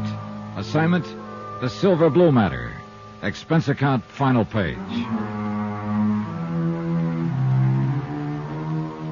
$100,000 worth of fur coats, silver blue minks, stolen in a warehouse robbery and still missing. A night watchman slugged during the robbery by one of the teenage gang, still lying in a coma, unable to speak. And Red Weller, a man who tried to speak, lay in the county morgue, stabbed to death in a dark alley. But now one of the gang had been arrested, a 17-year-old named Mario Santoris, and he'd finally talked. Sitting in Garcia's office, I read Mario's statement through for the second time. Well, what do you think, Johnny? I think the kid was telling the truth. Eddie Monty scraped up enough money to buy that second-hand panel truck and then talked the other kids into knocking over the warehouse. That ties in with what Eddie's sister said, that he kept the truck a secret, hadn't told her about it. And also the fact that Eddie seems to be a born leader type. They even mentioned it in one of his former records of arrest. Yeah, I think we can buy it that Eddie Monte is the leader of the gang. Yeah. All right, they picked their night. They cased the place from Red Weller's lunchroom across the street. And as soon as the prowl car passed, they made their move. They got the watchman, Albert Crisman, to open the door by showing him a fake telegram through the window. That's another thing that checks out Mario's story, Johnny. Mario claims he's the one who showed the telegram. That's right. Crisman kept saying, kid with a mark on his arm, and Mario's got a bad scar on his left wrist. That's what I mean. It checks out. Mario didn't know what Crisman had told us. All right, so they got inside, and then, according to Mario's version, it was Eddie Monty who slugged the watchman. Probably true. Then they jumped the other watchman in the dark and started hauling out the furs, loading them into the truck of Eddie's. They knew they had 45 minutes before the prowl car came back through. And by that time, they'd finished and split up, Eddie driving the truck away alone and the others disappearing on foot. Yeah, I think that's about the size of it. And I think Mario's telling the truth when he says neither he nor any of the others know where Eddie planned to hide out the truck. And Red Weller, according to Mario, was murdered by another gang member. What was his name? Chuy Morel. Yeah. Well, if that's true, Eddie Monty is at least clean on the murder charge. If it's true. All you can tag him on is robbery and assault on that watchman. And I'm kind of glad of it, Johnny. I feel sorry for that sister of his. So do I. She's a good kid. And she's carrying a real load of guilt. Thinks that she's responsible in some way. Oh, she was only 19 herself when their folks died. How could she be expected to hold him in line? And especially in that district. Yeah. She's on her way down here, by the way. Carla Monte? Yeah. I tried to talk her out of it. Oh, maybe she's as well off hanging around here, though, as she is waiting alone in that apartment. It's a rough deal for her, no matter where she waits. Well, at least we can tell her brother's not in quite as deep as we... Excuse me. Yes, sure. Garcia speaking. Good. Well, who's the other one?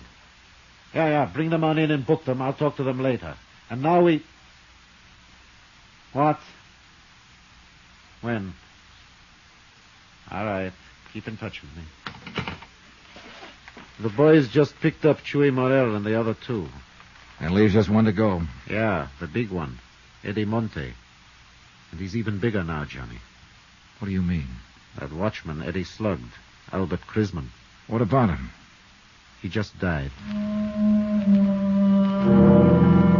So it was a different thing we had to tell Carla when she arrived at headquarters. Not that her brother would probably get off on a lesser charge. But instead that an APB was out, that every officer in town had been warned. Be on the lookout for Eddie Monty, age 19, armed and dangerous. Wanted for murder.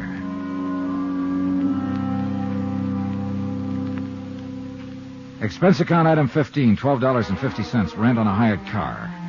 One of Garcia's boys was certain that the background appearing in the photograph of Eddie's truck was somewhere in his district, but he couldn't tag the exact spot.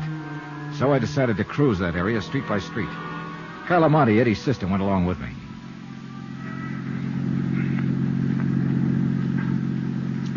There's an alley off to the right, Johnny. It might be worth a look. Yeah, it runs back toward a lumberyard there. That could be a lumberyard in the background of that photograph. Well, we'll give it a try. This isn't it, Johnny.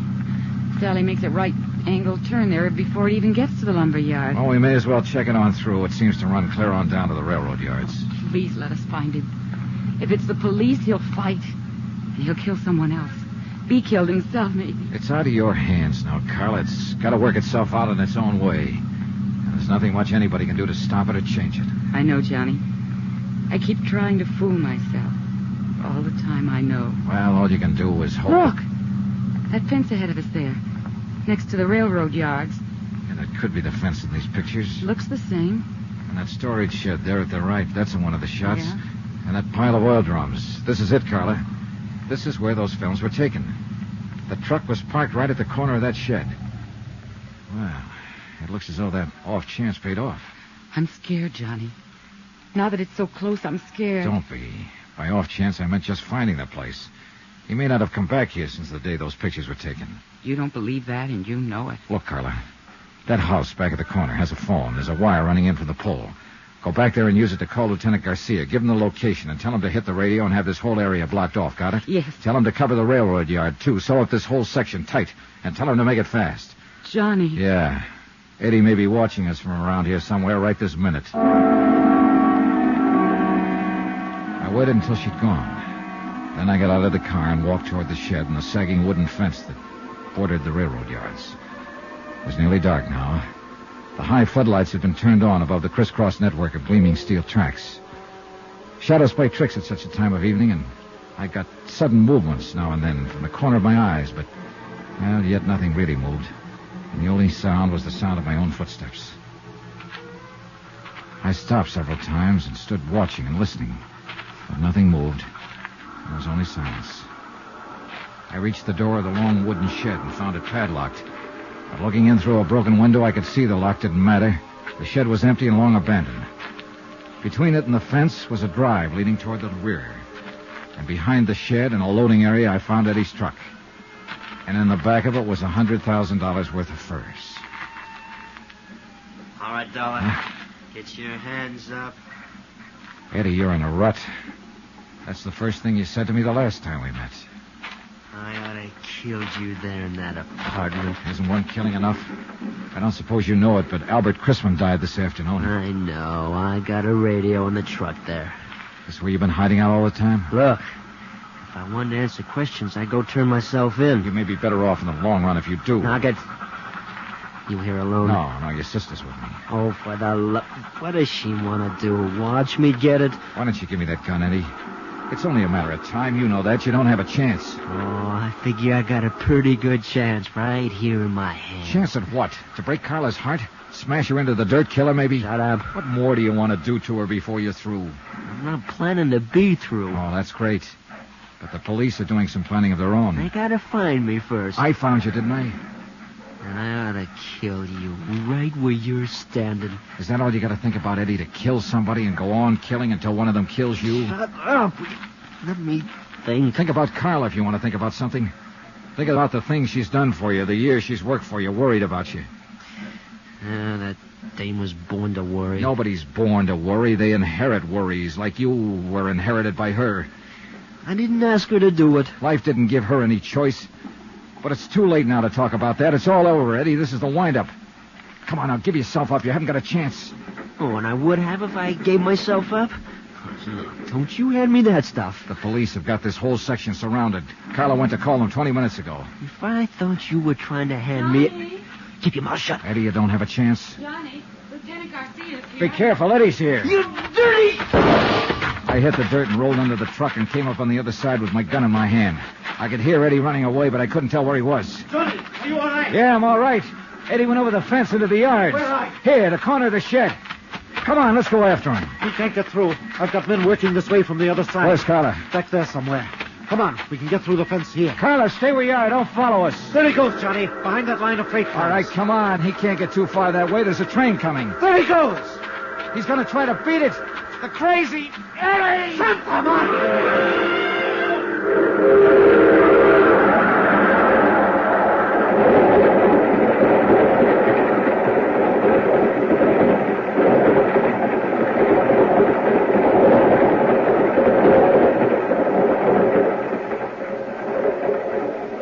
I don't know, Johnny. There must be better ways to die.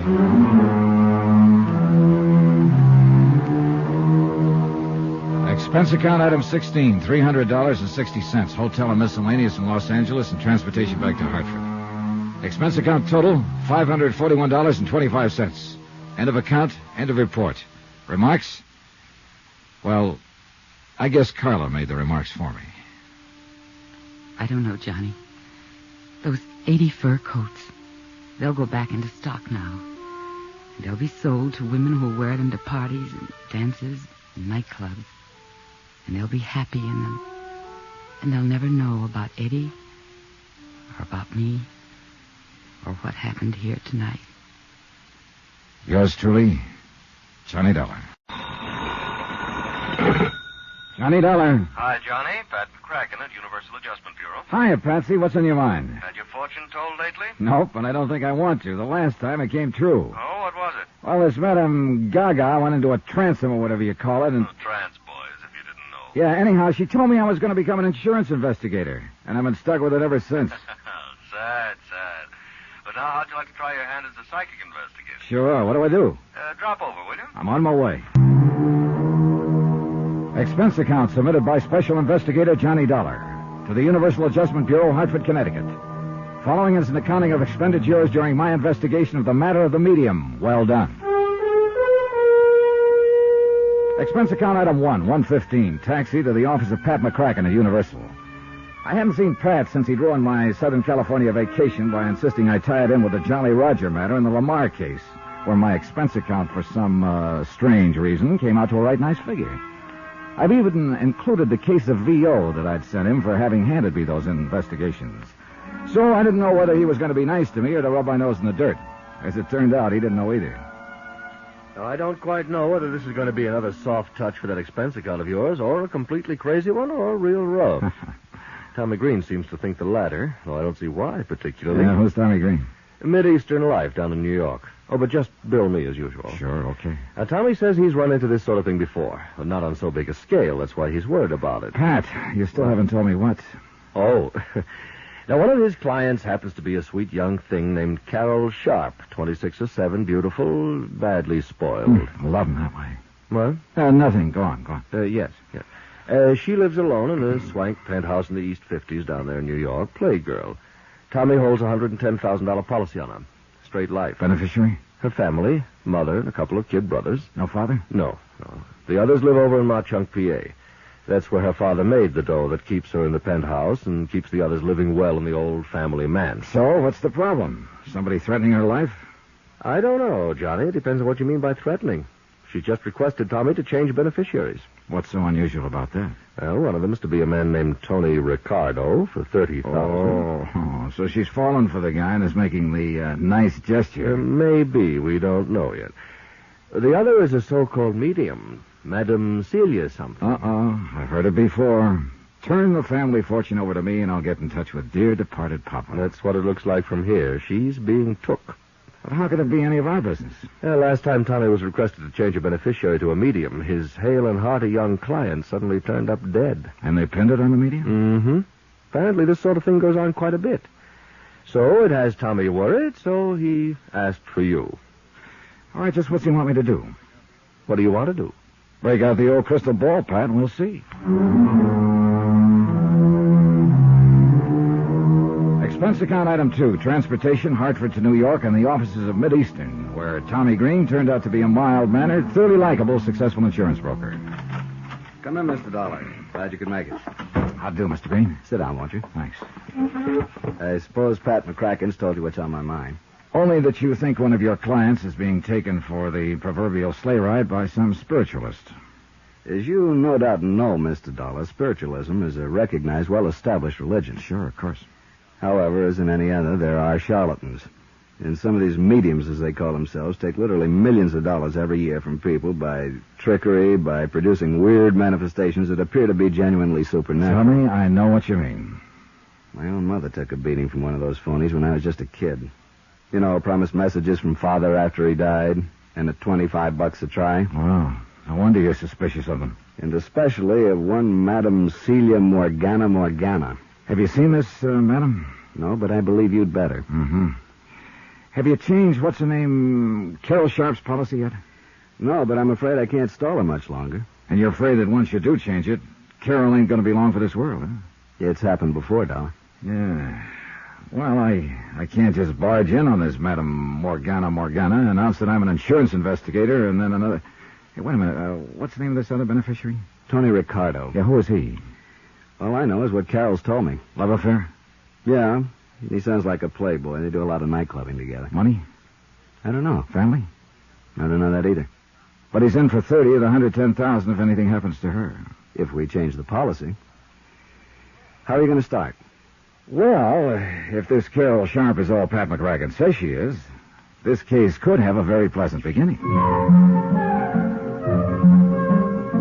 I stuck around with Tommy Green long enough to listen to him verify what Pat had said about Carol's family, wealth, etc. Take a look at a snapshot of her and get her address.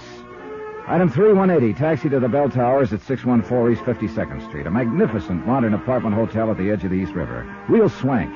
The place even had its own private docks with several well-kept cruisers tied up and even a small seaplane. Pat, I warn you, this expense account ain't going to be small.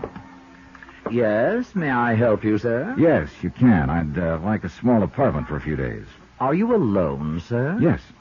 Well, we still have a small 5-room penthouse suite for $1,500 a month. Huh? With complete maid service, of course. Oh, of course. And on a minimum 1-year lease, of course. Look, all I want is a bedroom, living room type of thing, and I may be here only a week or so. Oh, well, in that case, I'm afraid there's nothing we can do for you unless... Tell me, sir, do you have any recommendations from any of our tenants? Look, I'm an insurance investigator. Here, my card. Oh. And I want something as close as possible to Miss Carol Sharp's apartment. But I don't want to have to rob Fort Private investigator, did you say? Yeah, that'll do. Oh, dear. Surely Miss Sharp can't be in any kind of... think what it would mean to our reputation, Mr. Dollar. Stop worrying, will you? She isn't in any kind of trouble, yet. But for reasons that, they don't particularly concern you, I need to be as close to her as I can. Ah, what a pleasant thought. And for the same reason, I don't want her to know what my business here is. Of course, believe me, Mr. Dollar, I'm the very soul of discretion. Good. See that you stay that way. Now, have you got a room or two for me? Let me see. Now, she's in penthouse A on floor 12. There is a 2-room on 10, very nice, at $325 a week.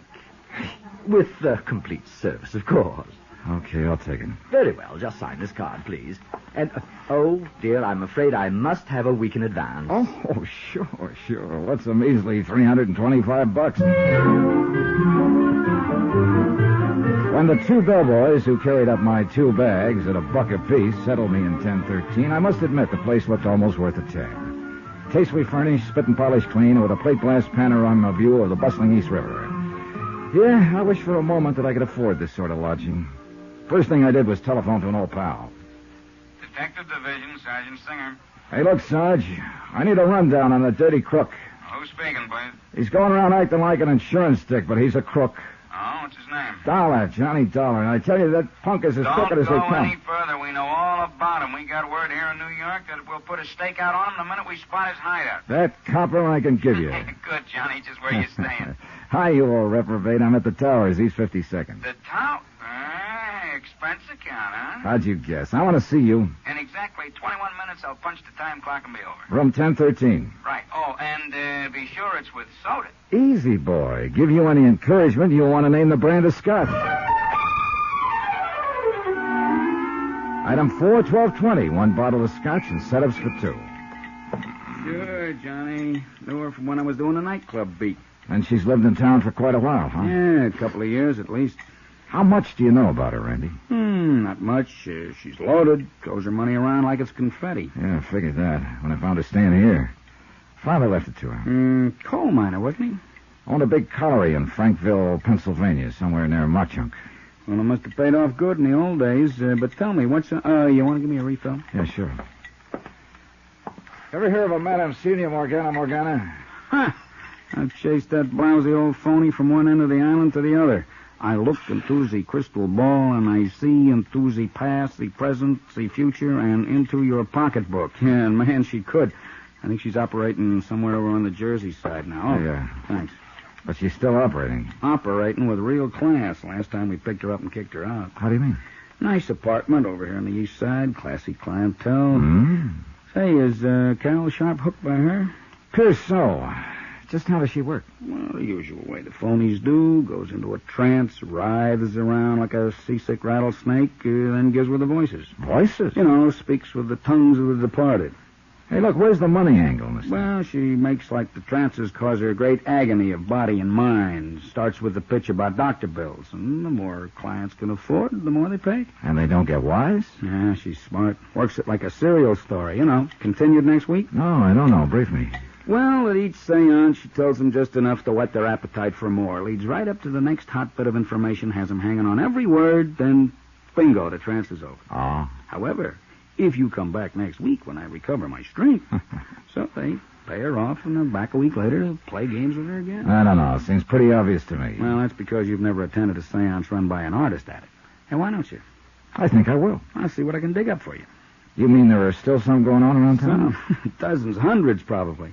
Kick them out of one place, they move to another, unless you can tie a serious rap on them. Which reminds me, Tommy Green told me... Yeah, handled that one myself for Madame Gabor Charnarsky. Got a sweet old man to sign over his fortune, and had him knocked off. Oh, that's a dirty racket. Yeah, religion, science, the professions, they all leave an open door to the racketeers, I guess. Okay, set up a seance for me, Randy. And meantime... Yeah? Run me a make on Tony Ricardo, will you? Ricardo? Yeah, he's the other one Carol Sharp wants to name as a beneficiary. Besides the medium? Yeah. Beneficiary of a whopping big life policy. Okay, good, Johnny. I'll call you later. While I took my time showering and changing clothes, I racked my brain trying to cook up a smooth way to meet Carol Sharp. Under no circumstances did I want her to suspect the reason behind my interest in her, at least not for the present. Requisite number one, then, meet the gal. I was just tying my tie when the phone rang. Johnny Dollar. Randy, Johnny. Oh, hi, Rand. Set up a date with a medium? Yeah, for tonight, but that's not what I'm calling about. Johnny, I could write a book for you Huh? on Tony Ricardo, and I don't think you'd like it. You seen him yet? No, but I will as soon as I can locate him. Well, if he finds out what you're working on, he'll locate you. Fine. Yeah, just be sure you see him first, and that you're carrying a gun. Thanks, Randy.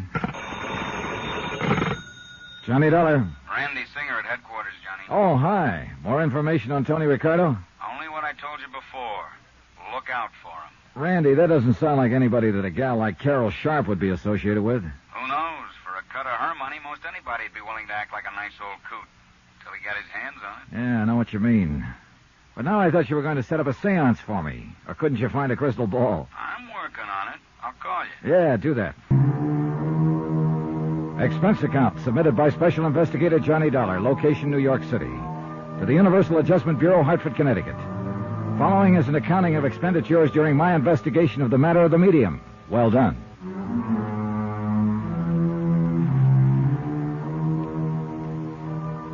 Three people to look up immediately. First, Carol Sharp, wealthy heiress who insisted on a funny change in the beneficiaries of a whopping big life insurance policy. Second, a questionable character named Tony Ricardo, who was scheduled to be one of those beneficiaries. Third, in the same category as Tony, one Madame Celia Morgana, self-styled psychic medium. Instead, I huddled with Tommy Green, the broker who handled Carol Sharp's policy. But you haven't even seen Carol yet? Nope. Johnny, I can't stall off changing the beneficiaries of her policy much longer. You've got to do something about this. Because you don't like mediums? This one is a fake. Or you don't like playboys with foreign names? Listen, Johnny, I'm afraid that once she names them in her policy, her body will suddenly turn up floating around somewhere in the East River. But what if I find her okay? In spite of the opinion of Sergeant Singer of the NYPD. What did he say? Oh, not much. But he hinted that when I meet Ricardo, I'd better be carrying a gun. Well, don't you see? That's exactly what I'm driving at. As for the medium, well, Tommy, you know as well as I do, there are a lot of perfectly legitimate, honest spiritualist churches all over the country. Believe me, Johnny, if this one ever saw the inside of a church, it'd be a miracle. She's a fraud. How do you know? Ever met her? I know how these phonies operate. Ever met her? No, I haven't. I haven't the least idea where to look for her. That's why I sent for you. But you haven't even seen Carol yet. Now, look. Tommy, I've taken a place in her apartment hotel, the Bell Towers. Oh, you expense account boys. And I'll meet her as soon as I can, in my own way. Meanwhile, I want you to do something for me. It'll help to get things moving, anything. Find out some more about the beneficiary she wants to cut off. Her mother and two brothers out in Mauchunk, Pennsylvania. Find out how they're doing financially, among other things. How, Johnny? Hire another investigator? I take it that you don't want them to know about it. Well, why don't you cook up some kind of a news item about Carol, the local girl in the big city, and phone it in to the local newspaper editor.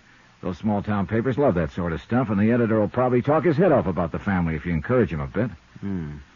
What kind of a news item? Oh, anything that's harmless. Sounds like something you'd be better at than I am. Tommy, I've got other things to do. Plenty.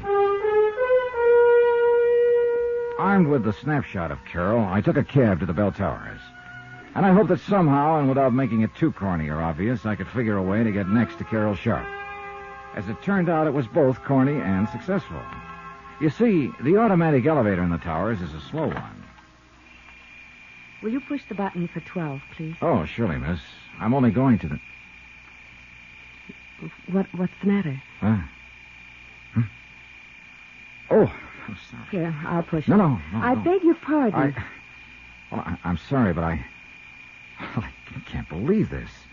Unless I'm psychic. Now, look, mister, this city is too big and sophisticated for... Is something wrong with you? You did want to get off on the 10th floor, didn't you? Yes. Yes, I did. Well, we're here. Floor 10, so... Mister, did somebody hypnotize you? Yes. No. Oh, please, miss, excuse me. It's just that I can't believe... Oh, I'm terribly sorry. Well, when I was a kid, I used to have a dream over and over again about a beautiful girl, and her name was Carol. What? The same dream over and over, and it startled me just now because you look just like she did. Oh, but it's all nonsense, and I know it, and I apologize. Carol, did you say? Yes, but it was just a dream, and probably I just imagined that you resemble her, and I'm terribly sorry. I know what this must look like to you. Yes. Like a veridical dream. What? A truth dream. It's a psychic phenomenon. Oh, that. Well, I'm sorry, but I don't believe in that sort of stuff. Oh? Well, it just happens that there are thousands of cases on record, and by people of reputation and responsibility. Oh, sure. But now, excuse me, and again, I want to apologize for this, this embarrassing moment. Goodbye. I could see over my shoulder that she left the elevator door open until I'd gone into my suite across the hall. I sat down next to the broad window overlooking the East River, crossed my fingers, and waited. 10 minutes.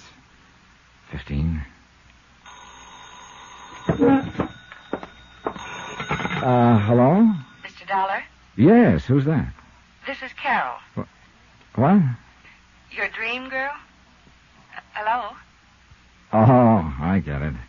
I made a fool of myself in the elevator, and now you're rubbing it in. No, I didn't mean it that way. I hope you don't think I'm being forward, but I'd like to talk with you. About your dream, I mean. What's that mean? And I was afraid you thought I was trying to pull a fast one in the elevator. But, how did you know who I am? I just asked the desk clerk who was in 1013. My name is Carol Sharp. Then it really is Carol. Well, that's amazing. That's why I want to talk to you. Well, there's a nice cocktail lounge downstairs. In half an hour? In half an hour. Bye. Oh, Dollar, you are a fast one. Now, let me see. Johnny Dollar. Randy Singer. Yeah, I want to know. Well, what's the matter? After what I've been talking to, this is a come down. Now, what do you do? Oh, you met Carol Sharp. Sure did. Oh, look, I've set up the seance I promised you. Still want it now that you've met the girl? Sure. I want to find out what this stuff is all about, how those people operate and so on. Want to pick me up here at the towers? Why don't you meet me here at headquarters, and you can look over the file on Tony Ricardo. Good idea. I'll be clear any time after 6. Better make it around 7. I've got a date for cocktails. Are you in town on a case, or... With Carol Sharp. You lucky dog. See you later.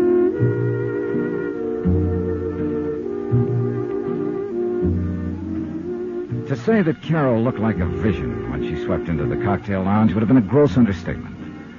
Her light blue cocktail gown was probably from Hattie Carnegie, but its lines were simple in the extreme, and it only served to accentuate the fresh, lithe figure and the natural beauty of the girl. Her blonde hair was drawn back tightly, and a silver-blooming stole was draped carelessly over her shoulder. If I'd put on an act when I stared at her in the elevator, believe me, this was no act now. I hope you don't think me too brazen for having called you the way I did. You have no idea how glad I am. Will this be all right? Oh, fine. Thank you. I was afraid after that episode in the elevator you might have thought I was just some lonely bachelor trying to find a date. Are you a bachelor? I confirmed. Well, you just haven't met the right girl. Well, there are times like this when I think perhaps that... Your order, sir? Oh, sure, point killer. Carol? Sherry and bitters, please. Sherry and bitters and VO over ice. Thank you, sir. Be honest with me. Do I really look like the girl you used to dream about when you were a little boy? Or did you dream about a little girl your own age who just happened to bear some resemblance to me? Well, No. No, you see... That's very important. You see, if it really was a veridical dream, well, you see, the phenomenon of precognition would be involved, too, so to speak. Precognition? Yes, you're now knowing me psychically before you could possibly know about me by any natural means. Where have you lived most of your life? Oh, all over. Here in New York, Hartford, Connecticut. Eastern Pennsylvania? Oh, never, except for an occasional trip to Philadelphia. But that wasn't until I was grown up. Well, then you couldn't possibly have ever actually seen me, because all my life I've lived in Pennsylvania, in the coal mining district. Well, So your dreams of me must have been due to some supernatural cause. There's Carol. no other explanation. Well, is there? Carol, I... Guardian bidders for the lady and... Yeah, thanks. I'll sign that. Saved by the bell, or rather by the waiter.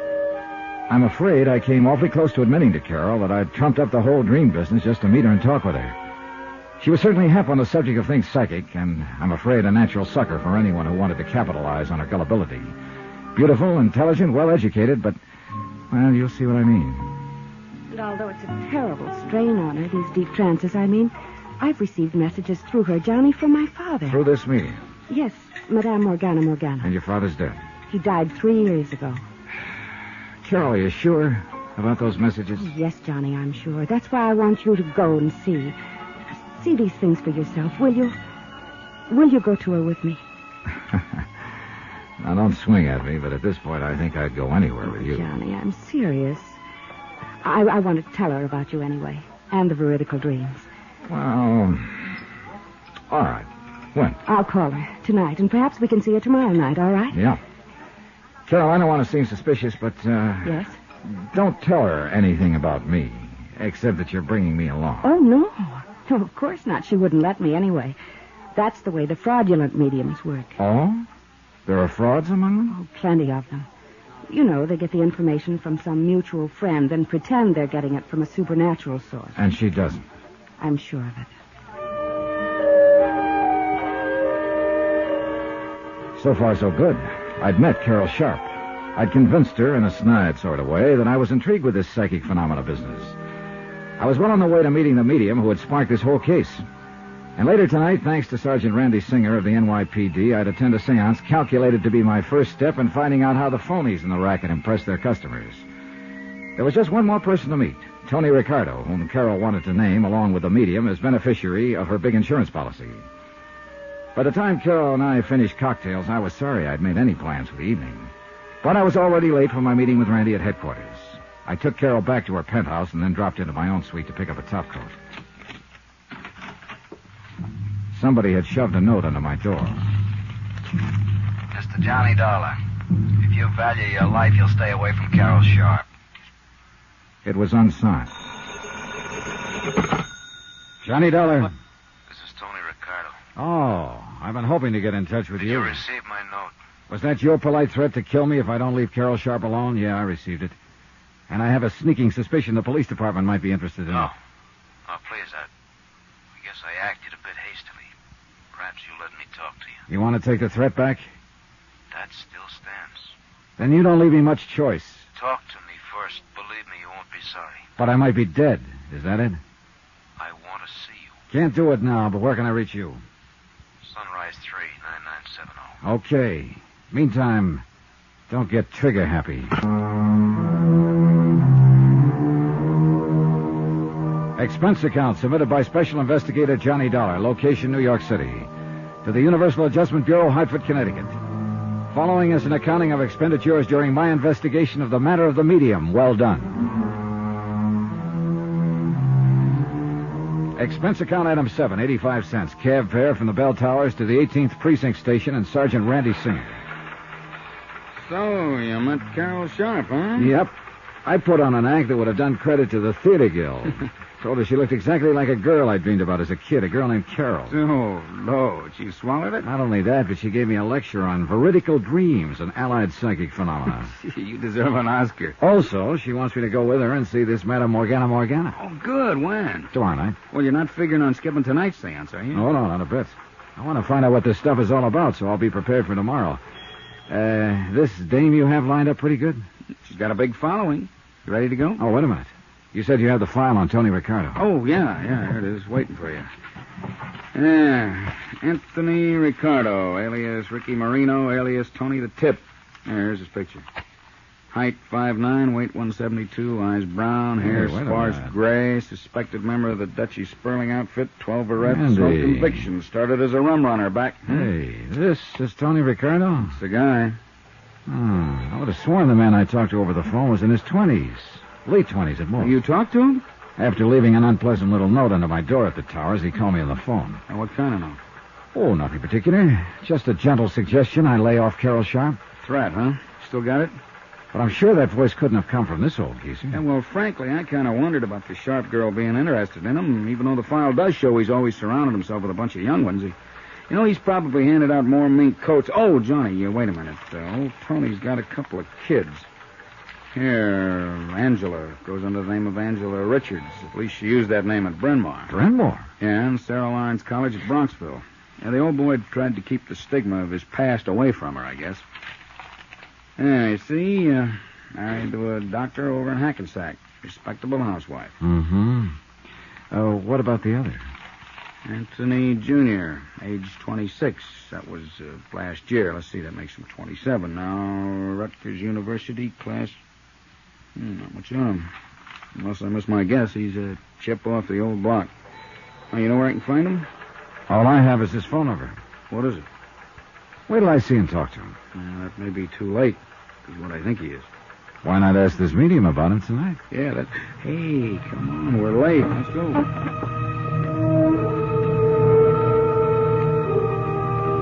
Item 8, $1.20, cab to an old brownstone house somewhere over in the West 40s, way west, in a district that had seen better days. We were greeted at the door by a tall, gray-haired old gentleman dressed in black, except for his white gloves, that somehow reminded me of a pallbearer. Come in, Mr. Singer and Mr. Dollar. Clarabelle is about to begin. Psychometry is the mood this evening. Follow, please. How do you know our names? Oh, I had to give them to him when I made the appointment. Now, what's this psychometry business? You'll see. Oh, wow. The music gives me the creeps. Yeah, Into the temple, please.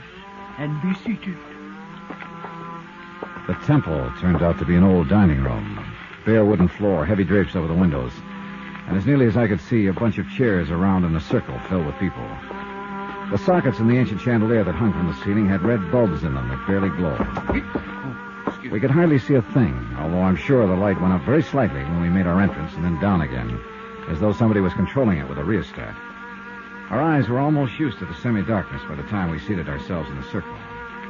Nobody spoke, and the weird music from that scratchy record was beginning to get on my nerves or put me to sleep or something. I'm not quite sure what. Then, suddenly, there was a flash of light and a puff of smoke, and so helping...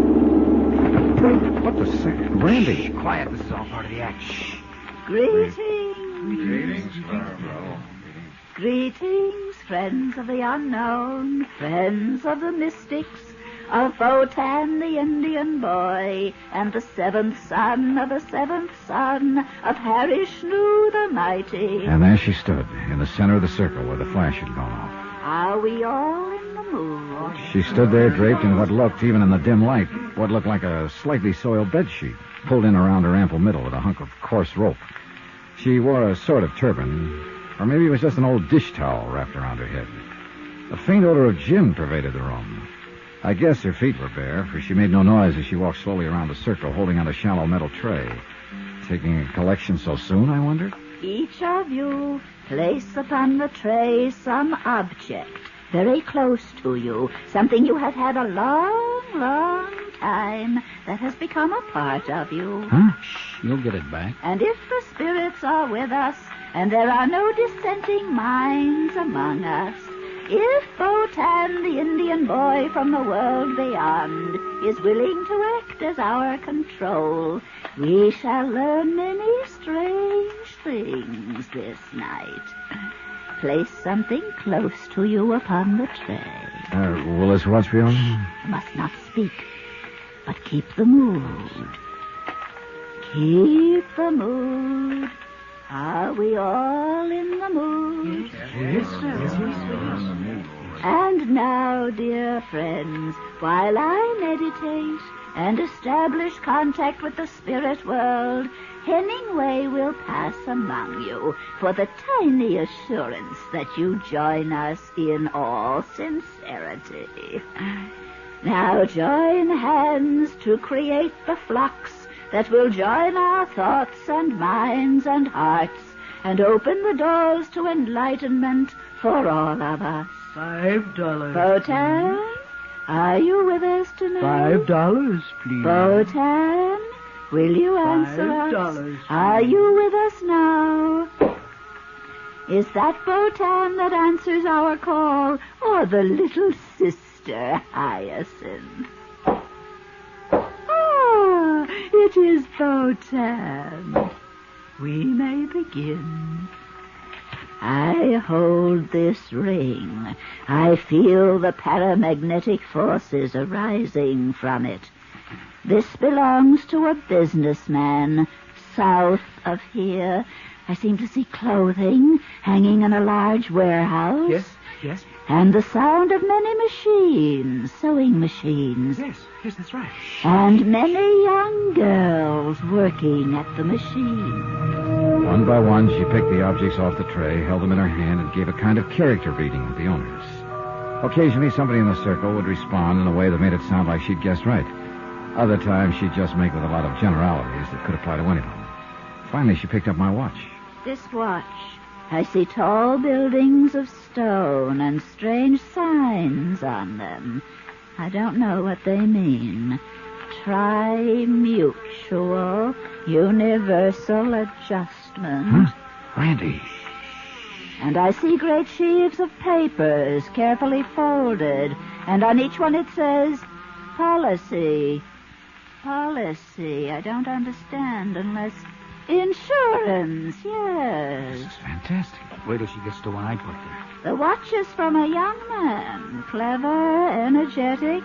I will have many things to tell him at another time, but he must see me again, often. And now, this other object that lay beneath the watch. I see a police badge. The cops! Dirty crooks, the cops are onto us. We're being raided. Get out of here. Anyway. Keep going. Come on, Johnny. I may need a hand. Just a minute there, Clarabelle. Take your filthy hands off me. Let me out of here. You're not going anywhere until I have a talk with you. Anyway.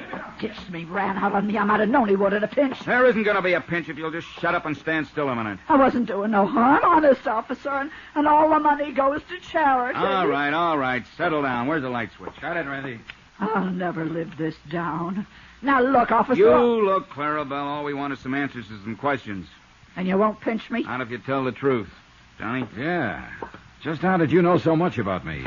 It certainly wasn't from holding that watch. Okay, so it wasn't. Though some there are who can do it that way. That I've heard. Well, go on. No pinch? No pinch. Well, when your friend called to arrange your being here tonight, Hemingway, that bum, he would walk out on me. Go on, will you? Well, Hemingway asked where you come from, so we'd know if the spirits was propitious there. That's what we always say. And I told him Hartford. That's right. So what's Hartford? Insurance. If a client's in insurance, he responds like you done. So I keep pushing it. And if he ain't, well, at least he thinks I done pretty good by describing the place he comes from. Yeah. What about the clothing maker right at the beginning? Easy. He called from a hotel, so he calls the hotel back and gets his address. You told him he was from the south of here. Sure. Woodbine, New Jersey. Only business down there of any account is clothing and small farms. Where'd you find that out? State directory, any library. And anybody could see he was a businessman, not a farmer. Well, I'll be. And hooking him that way tonight, you could have had him coming back as long as he could afford it, huh? Sure. If it hadn't been for you to double-cross him. Okay. Now, what about the others? Some we get the dope on and some we guess at. But there's always enough good ones to keep going. So easy. And yet, I must confess she'd had me stop for a while. We talked with her a bit longer. Randy warned her to watch her step, and we left. Took a taxi back to my hotel. Well, you learn anything? I should hope to tell you. What do the church-going spiritualists think of her kind? They hate him, and I don't blame them. Are you still going to see Madame Morgana tomorrow night? Yeah. Well, mister, That one won't be so easy to expose, if you can expose her. Johnny Dollar. This is Carol, Johnny. Oh, hello, Carol. I've made the arrangements for us to go to the seance tonight with Madame Morgana. Good. What time? 8 o'clock. Only it's across the river in New Jersey. Will you have dinner with me? I'd love to. But we'd better make it pretty early. Pick you up in your penthouse at 6? I'll be waiting, Johnny. Expense account submitted by Special Investigator Johnny Dollar, location New York City. To the Universal Adjustment Bureau, Hartford, Connecticut. Following is an accounting of expenditures during my investigation of the matter of the medium. Well done. Some pretty strong pressure was being put on Carol Sharp to change the beneficiaries of her $110,000 life policy. And she was very much under the influence of a psychic medium who insisted that she be named as one of the 2 new beneficiaries. The other was to be a Tony Ricardo, whose father made quite a record for himself in the bootlegging gangster days of the Roaring *20s. I met him at Susan Palmer's Oyster Bar over in Radio City. I must admit I was surprised at the sort of fellow he turned out to be. I guess it was a little, extreme to threaten you that way, Mr. Dollar. That's putting it mildly. But this whole spiritualism business and the hold it has on Carol, it has me terribly concerned. You don't like spiritualism? I didn't say that. You know just as well as I do there are a great many fine, honest spiritualists in the city. But as in every other field, there are frauds, racketeers. So I've heard. It's not only true of religions, but businesses, professions, anything, you know. Sure. But now look here, Tony. Dollar, I will not have you or anyone else leading Carol on. This medium who's already has such a hold on her. Do you understand? Pardon me, Tony. Your background is showing. What? I say come off it. This kind of act won't work. What are you talking about? Do you think I don't know you're one of the 2 Carol wants to name as beneficiaries of her policy? You and that medium? That's not my doing. Whose doing is it? That medium, Morgana. He's been taking Carol's money by the hundreds week after week. Now you've come along to encourage her, and Dollar, I tell you to stop it. Tony. Maybe that story you gave her about dreaming of her over and over when you were a kid and couldn't even have known about it was true, but I don't believe it. Tony, that was made up out of whole cloth. I still... What? This funny decision to switch her policy around is the case I'm assigned to.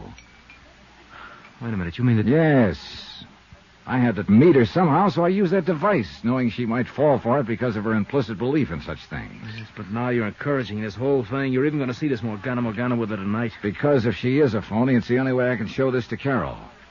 Well? I hope and pray that you can, Mr. Dollar. Some of the best psychic investigators in the country have been stumped by her. How are you going to go about it? I won't know until I've seen her operate. Even then I may not know. Or maybe this medium isn't a fraud. Oh, come on, of course she is. But you can't prove it. But you or somebody must. Or Carol will change her policy and then turn up dead. Won't be easy, Mr. Dollar. I've attended these seances with Carol, many of them. There have been times when I've almost been convinced myself. Waiter, some more coffee, please. No more for me, thanks. You're going to need it, Tony, because I'm going to keep you here until you've told me every detail you can remember of this Madame Morgana seance procedure. All right, I'll help you all I can. You'd better. I'm still not forgetting that if I fall down on this job, you'll cut into Carol's insurance for a neat $30,000, in spite of your sweet talk. I'll say this for Tony Ricardo. He was thorough, and I began to believe that he was serious in his concern for Carol.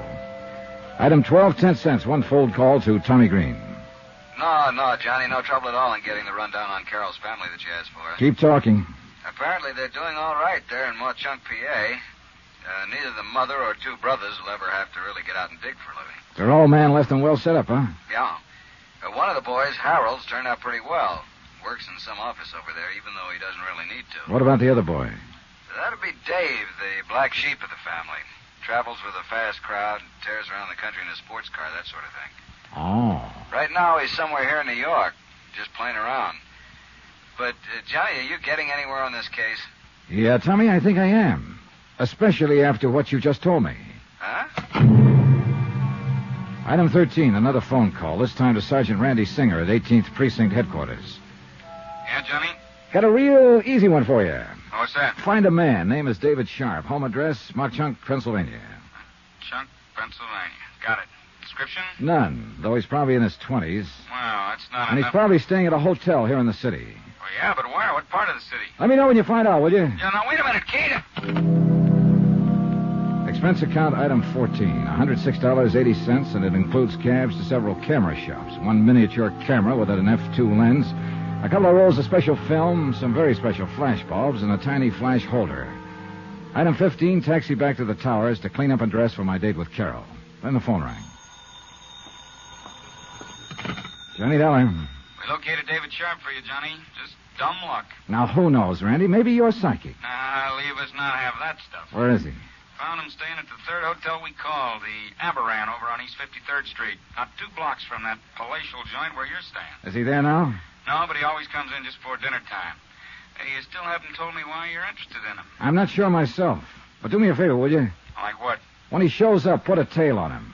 I want to know where he goes, how long he stays, and when he comes back. But you won't say why? Not until I'm sure I know why. Thanks, Randy. Yeah, but I haven't said Thanks, boy. Dinner with Carol could have been one of the pleasantest things in years. But I'm afraid I was preoccupied with matters at hand and she with anticipation. She's promised to try to hear from Daddy again tonight. Oh, Johnny, I so want to speak to him again. Finally, I signed the check. We hopped into a taxi and headed across the river to the Jersey side. We ended up at a rather plain but nice home somewhere on the outskirts of, I guess it's Union City. We were met at the door by a matron of about 45, I should say, who looked like an ordinary, respectable housewife, except perhaps for her quick, discerning eyes. Good evening, Carol, my dear. Oh, and you must be Mr. Johnny Dollar. Yes, Madam Morgana? Yes. Do come in and meet the others who are here to form the circle tonight. Thank you. Carol? Thank you. Carol told me nothing about you except your veridical dreams of her. An amazing experience, isn't it? Perhaps you're really psychic. Oh, I doubt that. But all our friends thought my kid brother Richard was, before he died a couple of years ago. Richard.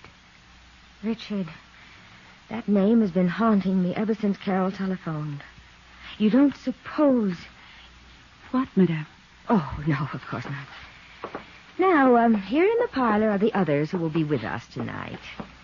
May I present Mr. Johnny Dollar, Mrs. Dorothy Jessup. How do you do? Mr. John Price. Hello. Mr. Samuel Froelich. All right. And, of course, you all know Carol Sharp. Good evening. I see no reason why we shouldn't start. The atmosphere has seemed almost electric tonight. Very conducive to good contact with the, shall we say, the netherworld. And, oh, yes, you may smoke if you like, Mr. Dollar. We're very informal. Oh, I'm sorry. Just sort of a nervous habit, I guess, flicking this lighter. Oh, incidentally, I hope you'll tell these people of your dreams after we're finished. Oh, dear. The atmosphere is tense. We should begin right away. Well, yes, I'll turn on some low music. The 6 of us sat down in a small circle. On the floor were 3 long, slender metal trumpets, like Halloween horns, but made of thin metal, spaced about the center of the circle. In the subdued conversation of the next few minutes, I learned it was through these that the spirit voices would come to us, that they would rise in the air and the voices would issue from them. From time to time, there in the pitch-black room, I snapped the cap of my lighter as a reminder of what it was. You mustn't light it, Johnny, you know. No danger. This one hasn't even got a flint in it. I do hope we get some messages tonight. I think we will, Mr. Froelich. I have a feeling that we will.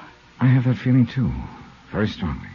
From what Madame told us, you must have definite psychic powers, Mr. Dollar. That should be helpful. Wait. The power's here. I feel it. Almost as though she were suffering Come physical to us. pain. We are ready. The medium sighed and gasped. And we waited and waited.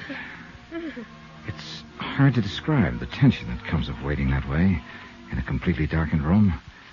And it's easy to see how well the imagination can work. The powers of suggestion. There was a slight sound. One of the trumpets. I heard it move. Yes, so did I. That means that they are with us. It seemed to move toward you, Carol. I hope so.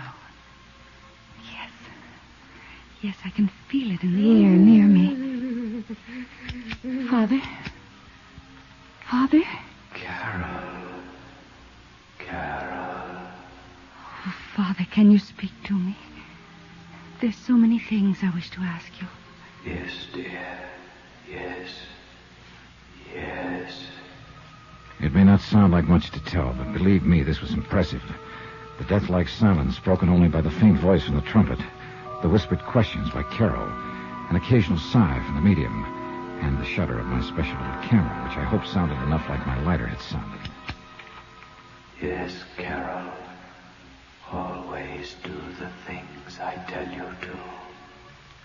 You're a good girl, my darling. And you give me great happiness in this lonely, in this... Father? Father? Goodbye, my... Goodbye. Oh, Johnny, do you see? Do you see? Because only he and I know the things we talked about. Wait. I feel the trumpet is still near us and perhaps... John. Mr. Dollar, it's for you. Yes? Richard? Yes, John. Dick. I've waited so long to speak to you. Dick. My brother. The brief conversation I carried on with my dead brother Richard was amazing. Of things in my childhood that I thought nobody else even knew about. Personal, intimate things that could only be known to a brother or someone equally close. It was fantastic, amazing, awe-inspiring. Except for one thing. I never had a brother. I didn't tell this to anyone. I played it straight and even stayed around and discussed my trumped-up dreams after the seance. But I needed proof, and I couldn't wait to get back to New York to the police lab where I could develop the infrared film in my little camera. Johnny Dollar. Good morning, Johnny. This is Carol. Oh, hi, Carol. Sleep well? Johnny, you were so quiet on the way back from the seance last night. I hope it's because Madame Morgana convinced you of her powers as a medium. How much did you pay her for that seance, Carol? $100. $100? Want to meet me in the coffee shop downstairs for breakfast? I'd love to. 15 minutes? 15 minutes. Goodbye. Oh, and weren't you thrilled to hear the voice of your dead brother again? Yeah. Bye. Except that I never had a brother. Expense account submitted by Special Investigator Johnny Dollar, location New York City. To the Universal Adjustment Bureau, Hartford, Connecticut. Following is an accounting of expenses during my investigation of the matter of the medium. Well done. Expense account item 18, 10 cents, phone call to Carol Sharp. Item 19, 10 cents, phone call to Sergeant Randy Singer. Hey, I thought you were coming down here to headquarters this a.m. It's nearly 10 o'clock. As soon as I've had some breakfast, your lab get those films developed for me? They're working on them right now. And did you put a tail on David Sharp? Carol's brother? Yeah. I suppose you know he was over there in the neighborhood of that seance over in Jersey last night. I would have bet on it. Didn't you see him there? No. Oh, that's funny. Just keep that tail on him. See you later.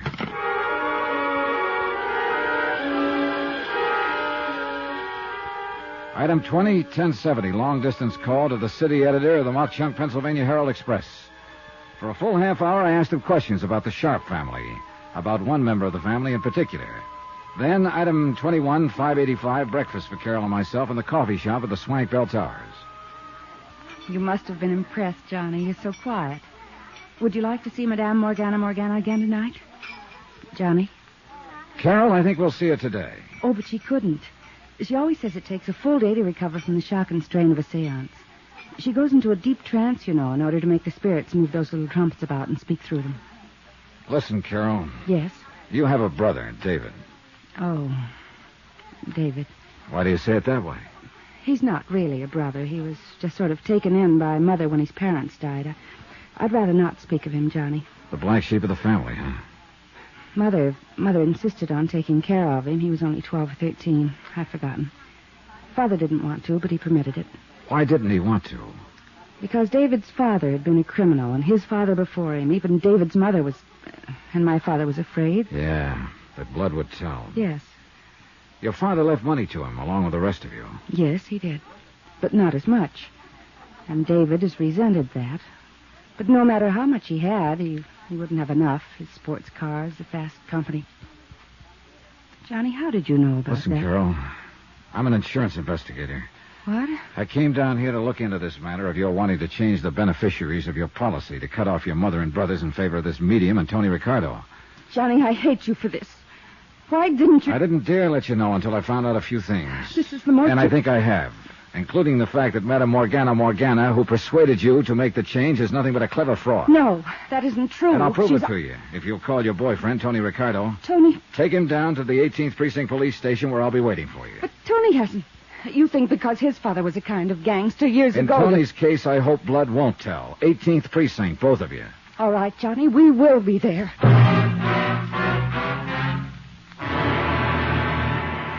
Hey, Johnny, the picture took last night. Oh, thanks, Randy.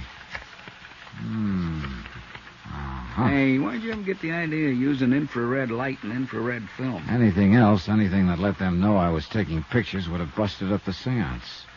Hey, look at this one. Yeah, I'd like to publish those. Scare a lot of those phony psychics out of business and out of town. Oh, here's the one that I'd like. Mr. Dollar, we're here. Hi, Dollar. Oh, hello, Tony. Miss Sharp, Mr. Ricardo, this is Sergeant Singer. How do you do? Hi. And now will you please show us this proof you were talking about? Yes, Dollar. How did you make out, huh? Made out very well, Tony, thanks to a miniature flash camera I had tucked into my pocket last night. I guess you wondered, too, how Madame Morgana worked her racket. He did not. Tony knows as well as I do that she's completely honest. Like any normal person, he may have questioned the almost miraculous powers of this woman in the beginning, but no trumped-up tricks that you... Where did you get this picture? And look at this one. She's moving that trumpet herself. With the long, kind of extended handles. Extension grip, they call it. She probably hid it in the front of her dress. Oh, no. But these pictures in that dark room... Infrared photography. Maybe she did use one trick. But the voices came from trumpets floating about in the air above our head. And look at this one. Taken when your father was supposed to be speaking to you. Oh, no. That little trumpet has a long tube on it. Yep. Extending into that curtained doorway at the end of the room where somebody could whisper through it. Oh, this is terrible. And the hundreds, the thousands of dollars I gave her, believing in her. Yep. I'm afraid you were really took. Here. Here's where my dead brother, Richard, spoke to me. The hanging trumpet is over your head. Yep. But how could she know? I didn't tell her. Oh, yes, you mentioned your brother. A completely non-existent brother, Carol. Oh. Made up. Like the dream of you I told you about. And I believed you, too. But how could she find out all those things about me? Miss Sharp, a couple of nights ago, I took Mr. Dollar to a medium that was a bum compared to this one. She told him all about himself. Have you forgotten what I found out about you and your brothers just in the last 24 hours? Oh, I don't know what to say. Don't try. We've still got to pin this whole thing down. I'm sure this Madame Morgana wasn't working alone. But who could be... How about it, Tony? No. No, not Tony. Just because his father was... Oh, no, please. Oh, thanks, Colin. I got a report here, Johnny. Apparently he's moved again. And you guessed right. Yeah. Now we better get going. Can we use a prowl car? No, but we can get an escort as far as the city line. Then come on, all of you. The cabbie, with his accelerator on the floor, had a ball trailing our escort across town. And we had to hold him down when we finally reached the Jersey side. Randy Singer obviously had no authority over there, but as it turned out, I'm glad he came. When we pulled up to the home of Madame Morgana, I couldn't help noticing a Studebaker Golden Hawk sticking out from behind the house with a Pennsylvania license. I wasn't the only one to notice it. Johnny, that looks like David's car. I think it is. Come on. Johnny, I'm out of my jurisdiction. Oh, yeah, maybe you better wait. Yeah. Oh, Johnny, I knew David was bad, but... I still can't believe it. I know how you feel, Carol, and I'm sorry. Mr. Dollar... Wait a minute. Johnny, if you do a thing like this... I'm ready for anything. Look, Mr. Dollar, why don't just you and I go in? If anything happened to Carol, I'd never... Oh, Carol, dear. And Mr. Ricardo and Mr. Dollar. Hello, Madame Morgana. Do you mind if we come in? Why, no. But not for another meeting, of course. The strain of last night's convocation is still with me, I'm afraid. Yeah, maybe you ought to up the price for your next seance. But there ain't going to be no more. Mr. Dollar, I don't understand. Come on, Carol, Tony. We're going to look over that seance room in broad daylight. No, you can't. I won't let you destroy the sanctity of that room. Oh, yes, you will. I'll lay it on the line to you, madam, whatever your name really is. This monkey business of yours has gone far enough. So this is the room. What terrible things you're saying. You take a thing like spiritualism that a lot of honest people believe in and make a dirty racket out of it. Harold, this man is mad. Make him leave this sacred place at once. Carol, what right have you to make such horrible implications? Implications? Those were accusations. Would you like to see how those spirits of yours move trumpets around in the dark? They couldn't be seen. And how those spirit voices suddenly appear out of thin air? Look at these pictures. Oh. How did you get these? I cannot tell a lie. I did it with my little camera. Well? All right. You've exposed me. But there was nothing malicious about it.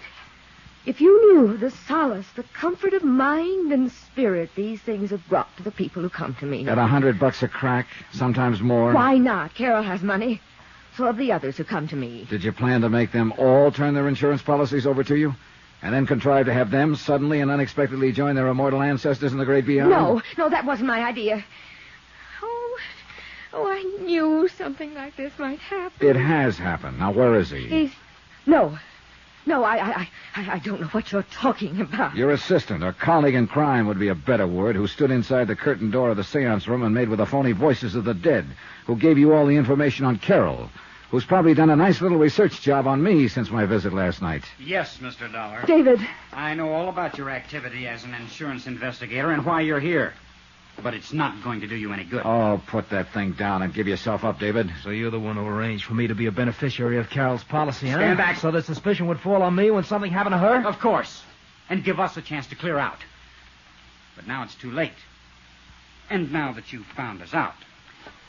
Well? David, no. The light, somebody turned on. Look out, Della! Look out!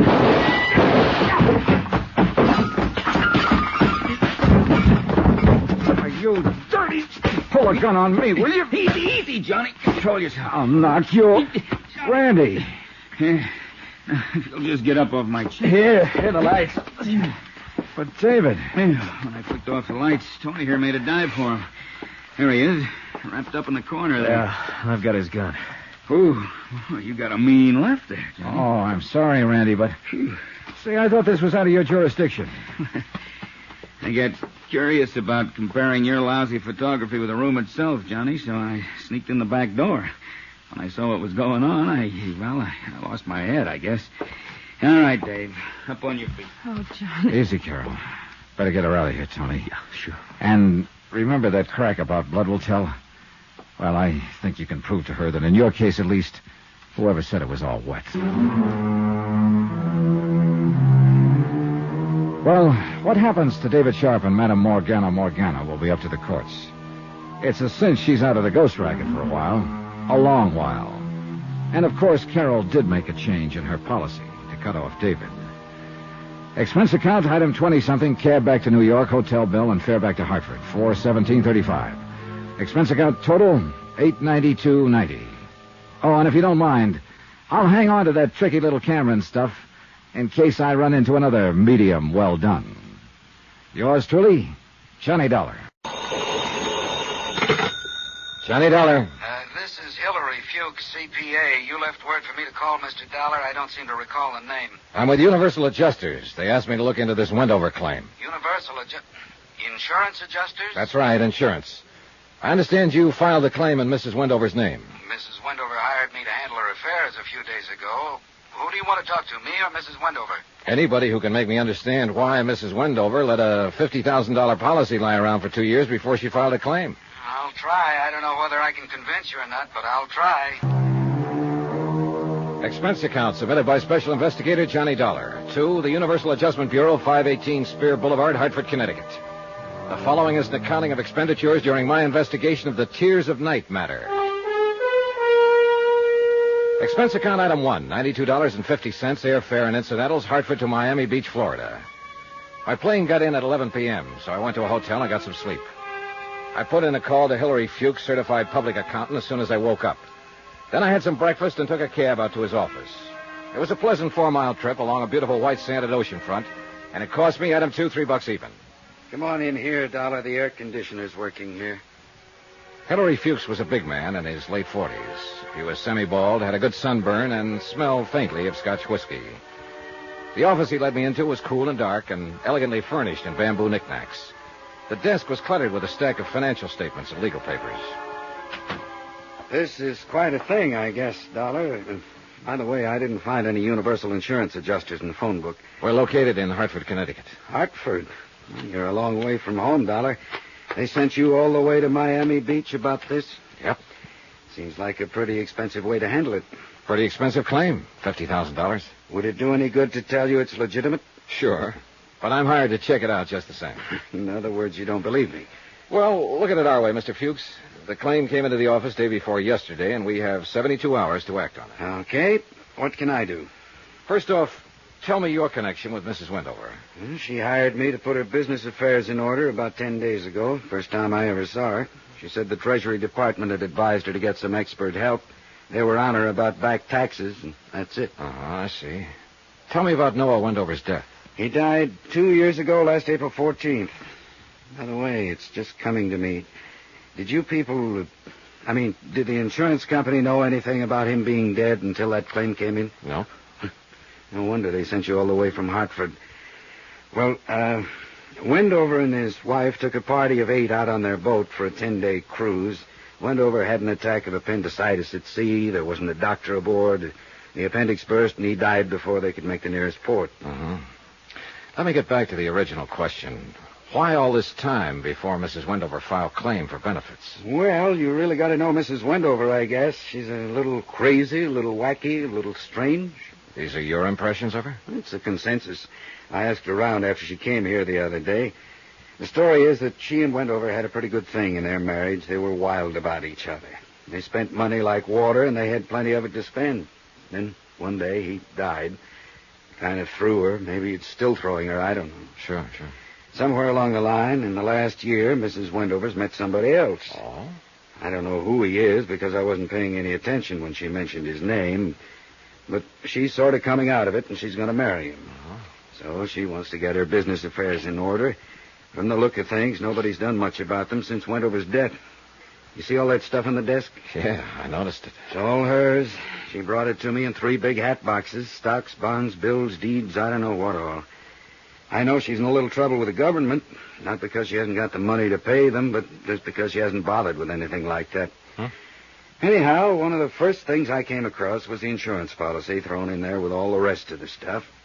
And look, you see these checks? Yeah. Almost $90,000 dividends on some oil stock.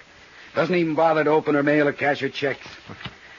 Well, a lot of people around the country, including your insurance company, are going to be startled when I finish straightening all this out. I sent the policy claim in as a matter of course. That's my explanation for it being 2 years late. Well, that's a pretty good explanation. Look here. She completely forgot she loaned an $8,000 automobile to a friend in Tampa 14 months ago. I asked her about it, and she said she thought she'd left it at the filling station. What?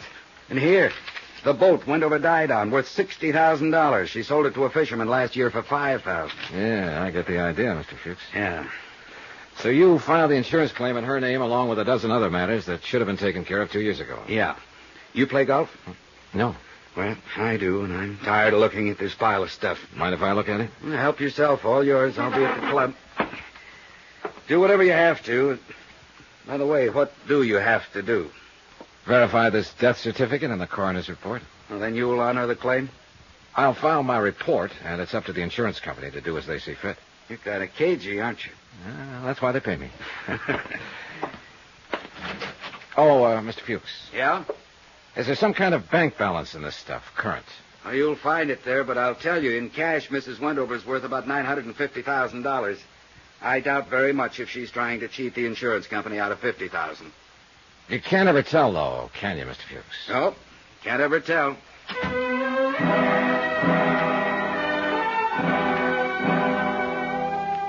After he left, I got on the telephone and talked to officials about the coroner's autopsy and the death certification on Noah Wendover. They all seem to be in order. Then I went through the papers on Fuchs' desk. They seem to be in enough disorder to verify what he told me about Elise Wendover. I left Fuchs' office about 4:30 and went back to my hotel, carrying a picture of a woman who had existed in a state of limbo for 2 years or more, so far as responsibility and attention to business went. Johnny Dollar. Hillary, Fuchs, can you come over to my office right away? I just left there. What's up? Mrs. Wendover, she's having a fit. Come on over.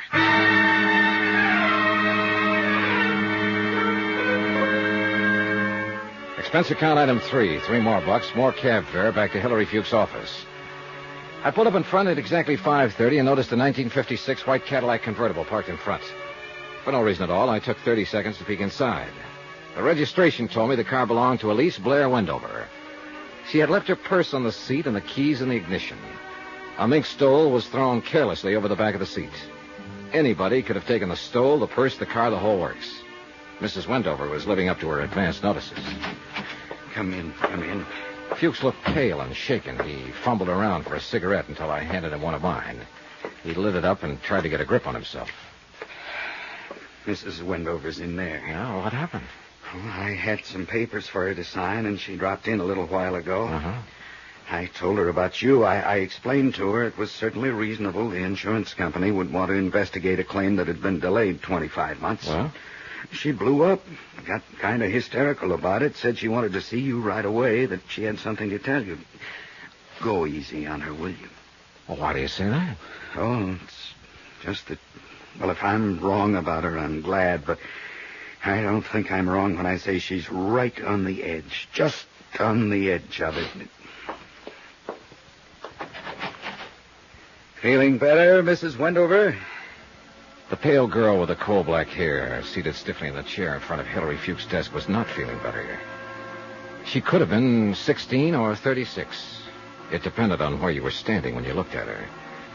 She had a mouth that was too full, shoulders too wide for the strapless sundress, a pair of sandals, a clanking costume bracelet, and black eyes, round, big, bright, too bright. This is Mr. Dollar, Mrs. Wendover. I understand you're investigating my husband's death. I'm here to verify the facts so that Eastern states can act on your claim. Don't you believe he's dead? Yes. Don't you? Oh, yes. I saw him die. Yes, he's dead. How much money do you owe me? The claim is for $50,000. Will you pay it? Well, I presume it will be paid from all I've seen so far. Of course, that part of it's up to the insurance company. Of course. And they have men sitting at desks reading reports about claims all day long. Yes. My dad owned an insurance company once, you know. Those men sitting at their desks, even my dad sat at a desk. I wonder something. Would one of those men sitting at one of those desks write, okay, on my claim for Noah's benefits if he knew about me? Sit down, Mrs. Wendover. Maybe you'd like a drink. You have one, Mr. Fuchs, would they? Well, I have to be indefinite about that, too, Mrs. Wendover. What would put a question in the mind of an adjuster if he knew about you? I'm indolent, and I'm irresponsible. Mr. Fuchs can tell you that. I'm not quite dependable, am I, Mr. Fuchs? Oh, we're getting straightened out, Mrs. Wendover. And then, of course, that wouldn't make a difference. I mean, not really. A great many irresponsible, indolent, undependable people file claims. There's something else. I'm a curse. Are you? Oh, yes. It's a very bad thing, a curse. People around me, people I love, just seem to die. Well, why do you think you're a curse? Noah died, and I loved him. And Daddy, I loved him. And my brother Jim, all dead. No one can stay alive around me. I thought I should tell you that.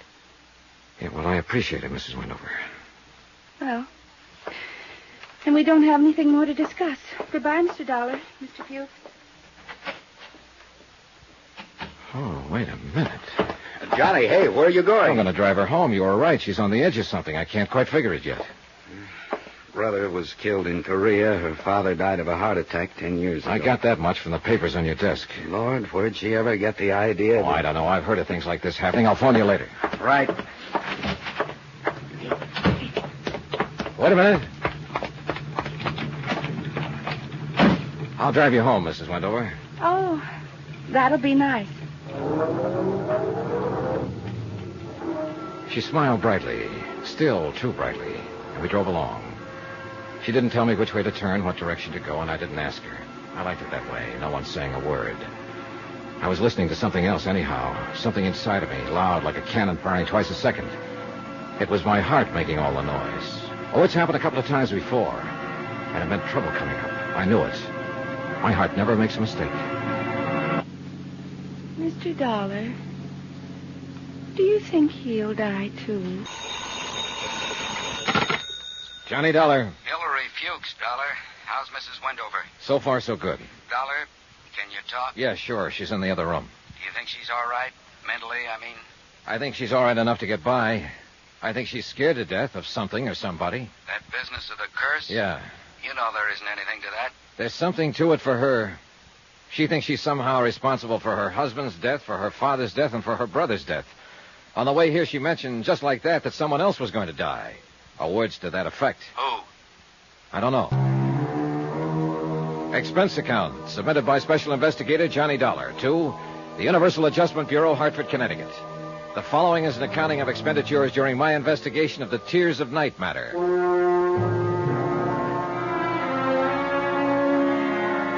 It had started as a routine investigation. A claim filed for $50,000 on the death of Noah Wendover, Miami Beach, Florida. The question, why the 2-year delay in making claim? The answer turned out to be interesting. Briefly, it involved a distraught woman who had neglected not only the insurance, but everything else in her life for 2 years. A woman obsessed with the idea she was a curse. Do you like soda or water? Soda, please. Thanks. Cheers. Good luck.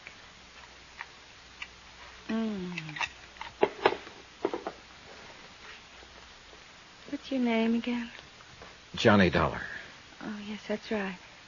Mr. Fuchs introduced us, didn't he? Do you think he'll be able to straighten out all my business affairs for me? Yes, I think so, Mrs. Wendover. Including the insurance? Including the insurance, yes. Well, you're worried about the claim, aren't you? Well, I'm paid to worry about it. I'm not so worried now as when I first came to Miami Beach. I think I understand why it took all this time for the claim to be filed. You mean you've met me and you think I'm kind of, not all there or something? Well, I suppose Mr. Fuchs explained how badly I've managed things for the last 2 years. He showed me how you've let your affairs go to the devil, if that's what you mean. I'm glad you finally turned it all over to him. I think he'll take care of it for you. I behaved rather badly in Mr. Fuchs' office, didn't I? Well, I wouldn't say that. Poor Mr. Fuchs. He was frightened, I think. I don't know what it is, really. I mean, he mentioned that you were in town investigating my claim on Noah's death. I felt I should talk to you. That's why I had him call you. I wanted to tell you about the curse. There's no such thing, you know, Mrs. Wendover. I know. I couldn't have been responsible for Dad's death. It was a heart attack many years ago. I was away at school in New York, and Jim, my brother being killed in Korea, I couldn't have had anything to do with that. And Noah, I loved him very much. I'm not cursed, am I? No, you certainly aren't. All of these deaths around you have been tragic, doubly so, because you seem to have been very fond of the people. But you aren't responsible in any way. I like you. You're very nice. If you have any questions you want to ask me about Noah, I'd be glad to answer them. I really would. I'm all right now. Really, I am.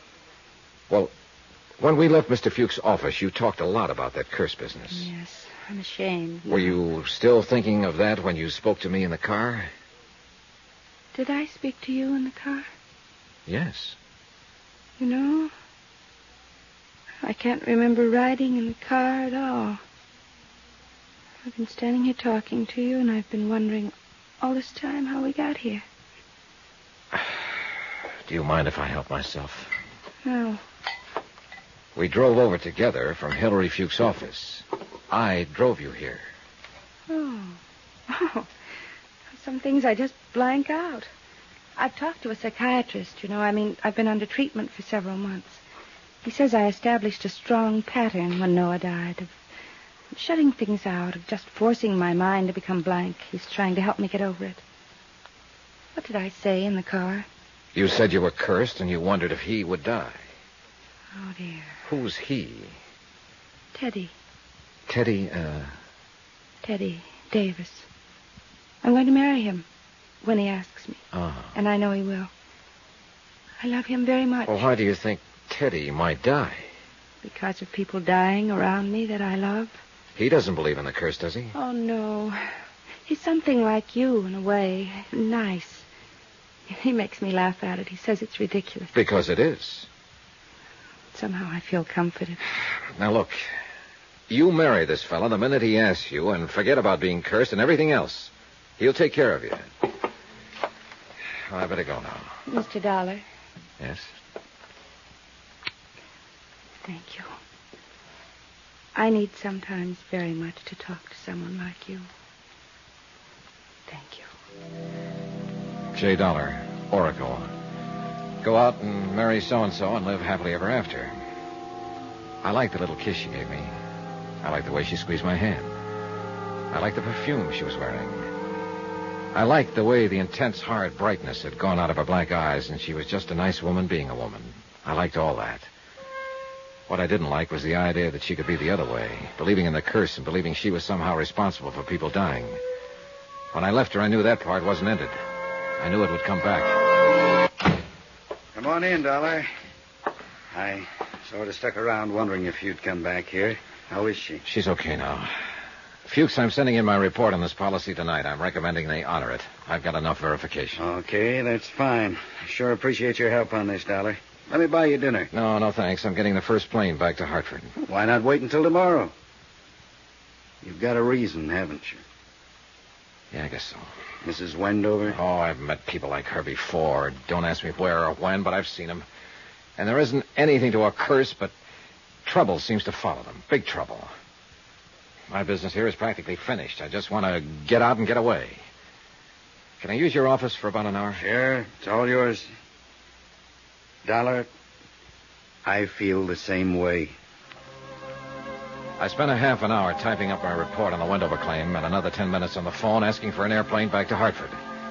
They said they'd call me right back, and I poured myself some of Fuchs' whiskey and sat down to stare out at the night. Lights burned up and down the white beach. People strolled up and down, looking at the water, holding hands. And I was sitting alone in Hillary Fuchs' office, waiting for a phone call and thinking about a curse. Hi. Hi. Who are you? Anybody else here? No, why? You work kind of late. So do you. What's on your mind? You? Costigan wants to see you right away. I'm supposed to take you over. Whoever Costigan is, tell him he doesn't want me. You don't tell Sam things like that. You know, it's been a long time since I shook in my boots when a skinny hood like you stood around acting tough. If you've got some business with Hillary Fuchs, look him up at his home. This is Fuchs' office. You're behind his desk. You'll do. Now, come on, mister, and don't show me how loud a certified public accountant can growl. I just might swing this thing on your head. That's better. You got a hat? No. I know Costigan wants to talk to you, but I'd sure like to belt you one just for the practice. I'm not Hillary Fuchs. Come on, let's go. Hey, Joe! You're gonna break my arm! I'd like to, just for the practice. Now then, this Costigan, is he the one from Chicago? Sam's been there. Answer. The Sam Costigan kicked out of Chicago a few years ago? Yeah. What does he want to see Fuchs about? The Wendover dame. What? Something about the Wendover dame. I don't know what it is. He just wants to see you. Okay, what's your name? Frank Scanlon. Here. You put this thing in your pocket. Pull it out again in front of me, and I'll brain you. Now, let's go. Huh? Now I want to see Sam. Well, sure. Anything you say. I followed Frank Scanlon out of the building to a waiting car, a black Packard with side curtains. It was a nice touch for this day and age, but it didn't make much sense. None of it did. It was illogical in the beginning, middle, and end. Most of all, I didn't make much sense. I should have been in my room packing. Instead, I was on my way to see an old-time grifter and hoodlum named Sam Costigan, because someone had mentioned the name Wendover. You want to smoke? I use my own. Suit yourself, fella. Scanlon was a thin one with sharp, narrowed eyes, too much padding in the shoulders, too much snap to the brim of his hat, too much point to the toe of his shoes. The .38 I'd taken away from him and handed back made a considerable bulge in the front of his coat. About 6 miles out of Miami Beach, he turned off the main highway onto a dirt road. About a mile of that, and up ahead we saw lights. The lights became a fine old colonial mansion, every room aglow. 2 or 3 guards were watching the entrance to the front. They all needed shaves. No one said anything.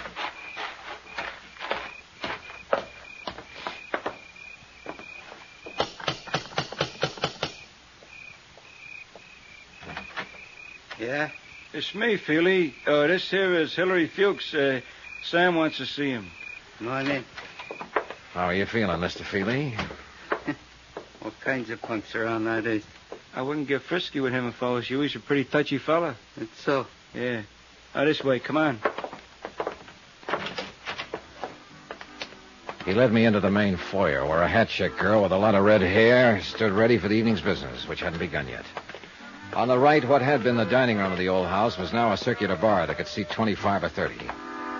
To the left, in what had been the parlor and library, I counted 2 crap tables, 2 roulette tables, and 2 blackjack stands.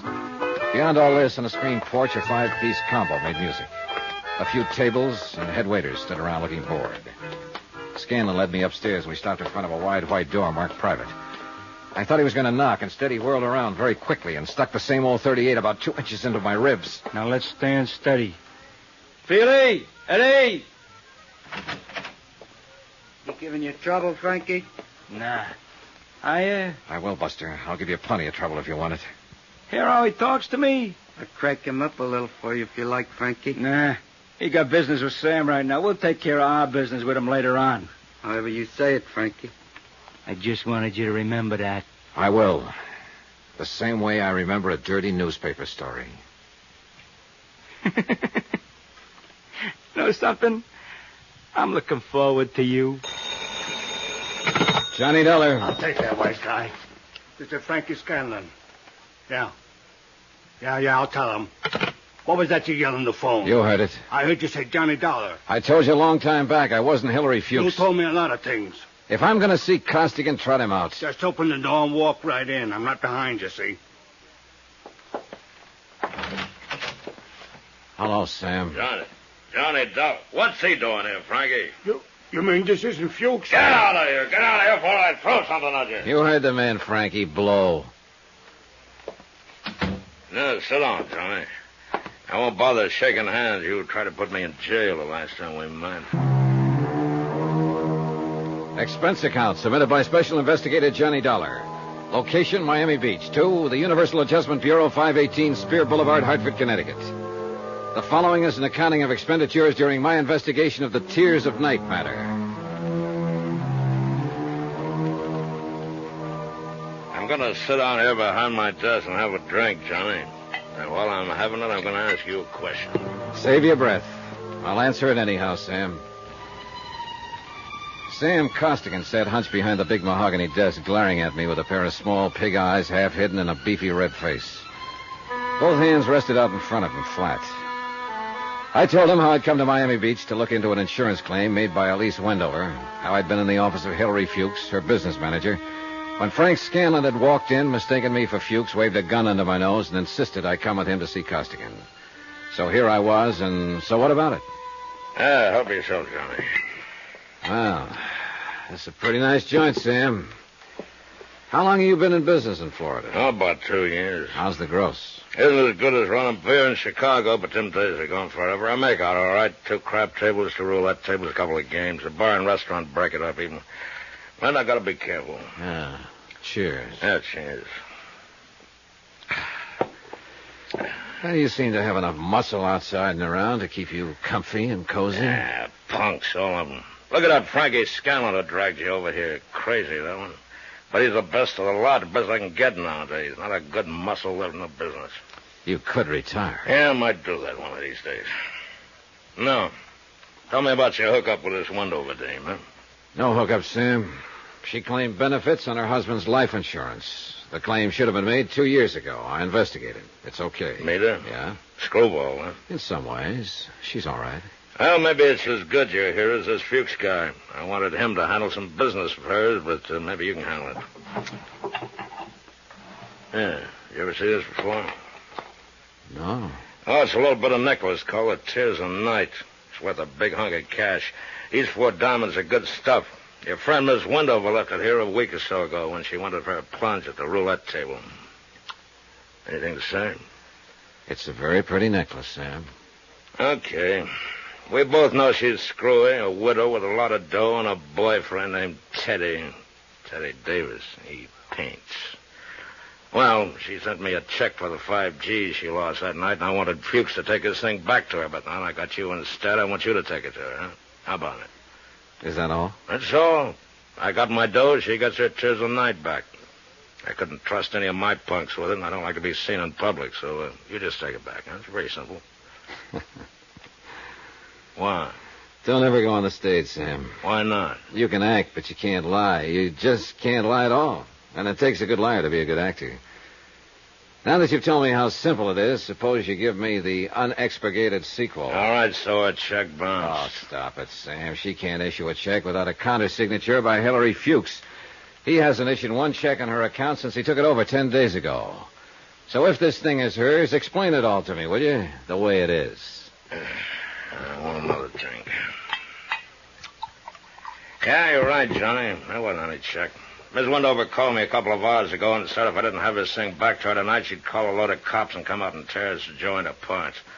She sounded like she'd do it, too. I mean, well, you met her. You can't tell what she'll do. For 1 minute till the next. Screw her, you know? Not so screwy if she dropped $5,000 and left that.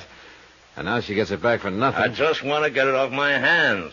If she came out here with a cop, I'd be closed for the season. And I'm getting old. You know where she lives? Mm-hmm. I was there earlier tonight. Here, take the ice to her, and I'll chalk it up to experience, huh? Then you can grab a cab back and come on back out here, and I'll see that you have a good time on the house. How about it? I'll take it to her, but I won't come back here, Sam. Oh, Scanlon and Feely, them guys, huh? They worry you? You do. What? I don't believe your last story either. The only thing I believe is that this is Mrs. Wendover's necklace. So I'll take it to her. Sam. Yeah? You better get someone beside Feely at that table after this. You're telling me. You're telling me. He was mopping his face when I closed the door and went downstairs. By that time, the customers had started to roll in. Young, fresh-faced men with sallow eyes and quick movements, anxious to step up to the tables and lose money. Women in strapless dresses, anxious to show off their newest suntans and help whatever man they were with lose money. Old men, old women, dressed to the teeth. It was a sick old scene from a sick old play. Expense account item 4, $6. Cab fare from Sam Costigan's gambling club to Elise Wendover's apartment.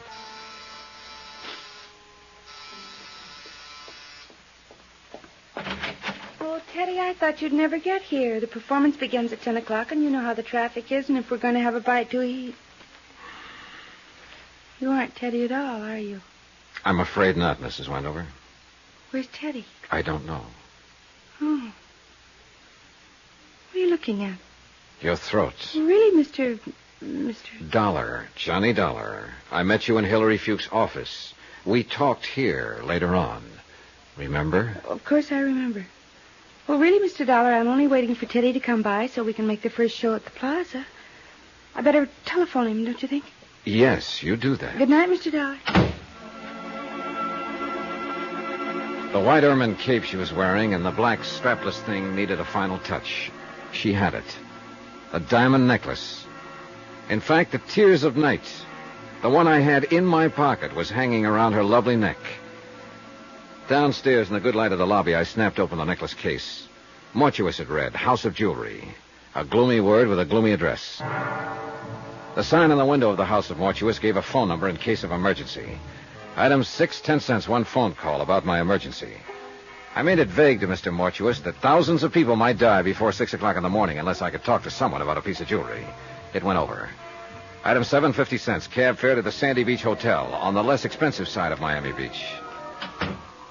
You find me a bit indisposed, Mr. Dollar, but on the phone you said it was a matter of jewelry. Therefore, Hannibal Mortuus is at your service. Now then, sir, what is so urgent?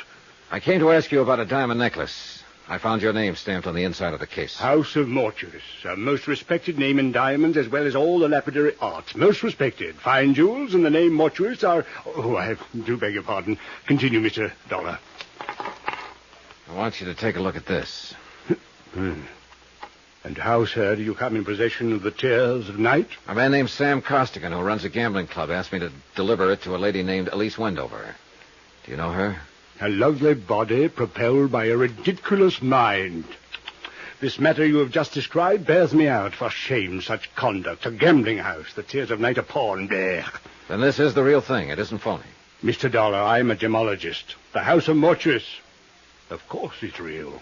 Take a good look. When an artist creates a dazzling thing of beauty such as this, would he be so unlikely as to forget the time, the patience, the agony of his creation, eh? See here, look here, under the light. 4 weeks, Mr. Dollar, 4 weeks working night and day just to drill that anchor for a simple molding. But, see how each stone is carefully mounted to capture every single pinpoint of light. Beautiful, beautiful. An incomparable masterpiece. For the money. Well, I'm just curious, Mr. Mortuis. How much money? About $10,000 on the wholesale market. What did Noah Wendover pay for it? $25,000. I saw another one just like it tonight. Ridiculous. The finest workman at best would only create a crude resemblance. This kind of artistry demands an artist, Mr. Dollar. And I am that artist. But it could get by, a copy of it. To the unpracticed eye, to the layman perhaps, yes. Latet in anguis herba. Latin. Yeah, well, all I know is agricola. A snake in the grass, eh? Something wrong? Yeah, mildly put. Something wrong, yes. Well, how much do I owe you for your time, Mr. Mortuis? Oh, nothing. It was my pleasure. You know, glancing at that again reassures me of the value and dignity of my work. Anywhere it is magnificent. But I dawdle. You say something is wrong. What? Mrs. Wendover, you say you met her. Several times. She ever mention anything to you about a curse? Curse? No, I can't say that she did. May I ask you a question? Yeah, sure. Are you a friend of hers? In a way. Off and on. I know what you mean. One is never quite certain with Mrs. Wendover whether one will be recognized or not, is one? Well, it's late. Yeah, well, I'm just leaving. No, you misread me, sir. I wasn't speaking of my own comfort. I noticed the fog has come in. It is dark outside. This is a lonely area. That is a valuable object. Are you armed? No. If you are at all concerned for the safety of that piece, I have a small safe in my rooms. You may have the key if you'd care to leave it overnight. I'll take it with me. Yeah. Just as well, probably. Suggestion only. You leave satisfied, I trust, Mr. Dollar? Oh, yes. Thank you, Mr. Mortuis. My pleasure, Mr. Dollar. Remember, omnia mortuus bonum vocal est. All speak well in mortuis. A pun, sir, a pun. Good evening. Downstairs in the dismal lobby of the Sandy Beach Hotel, I looked out beyond the dirty glass windows to discover that the fog had indeed come in and surrounded the area with a choking darkness. The concern of Mr. Mortuis for his artistic creation told me to bang on the night bell and ask the night clerk for some wrapping paper and 50 cents worth of stamps. Expense account item 8. Item 9, phone call for a cab. Just before it arrived, I dropped the Tears of Night addressed to myself at my hotel in the lobby mailbox. I don't think the two hoodlums waiting outside saw me do it. I didn't think they saw me at all. But they followed my cab when it took me back to my hotel. Johnny Dollar. Your number is ringing, Mr. Dollar. Oh, thanks. Hello? This is Johnny Dollar. Dollar? I thought you went back to Hartford. I meant to, but I got tied up in Mrs. Wendover's business affairs again. What now? Can you come over to my hotel right away? It's 1 o'clock in the morning. I know it. Well, can't you grab a cab and come over here? Hardly. Why not? A couple of Sam Costigan's boys followed me here. I think they might like to do a little target practice on me. Oh. Expense account submitted by Special Investigator Johnny Dollar to the Universal Adjustment Bureau, 518 Spear Boulevard, Hartford, Connecticut. The following is an accounting of expenditures during my investigation of the Tears of Night matter. Expenses continued. Items 10 and 11. $10, scotch and soda, plus a pitcher of ice and glasses. I had them filled, chilled, and waiting when Hilary Fuchs knocked on the door of my room. His eyes were still puffy with sleep, and he had a trench coat thrown over his pajamas. What's this all about, Johnny? You said Mrs. Wendover, somebody followed you. What? I want you to tell me what you can about the Tears of Night. The Tears of what? Tears of Night, a piece of jewelry owned by Mrs. Wendover, a necklace, 4 diamonds on black onyx, silver chain. What the devil would I know about something like that? In her accounts, her bills, her property? You're her business manager. You must know something about it. I never heard of it. You better straighten me out. Try some of that.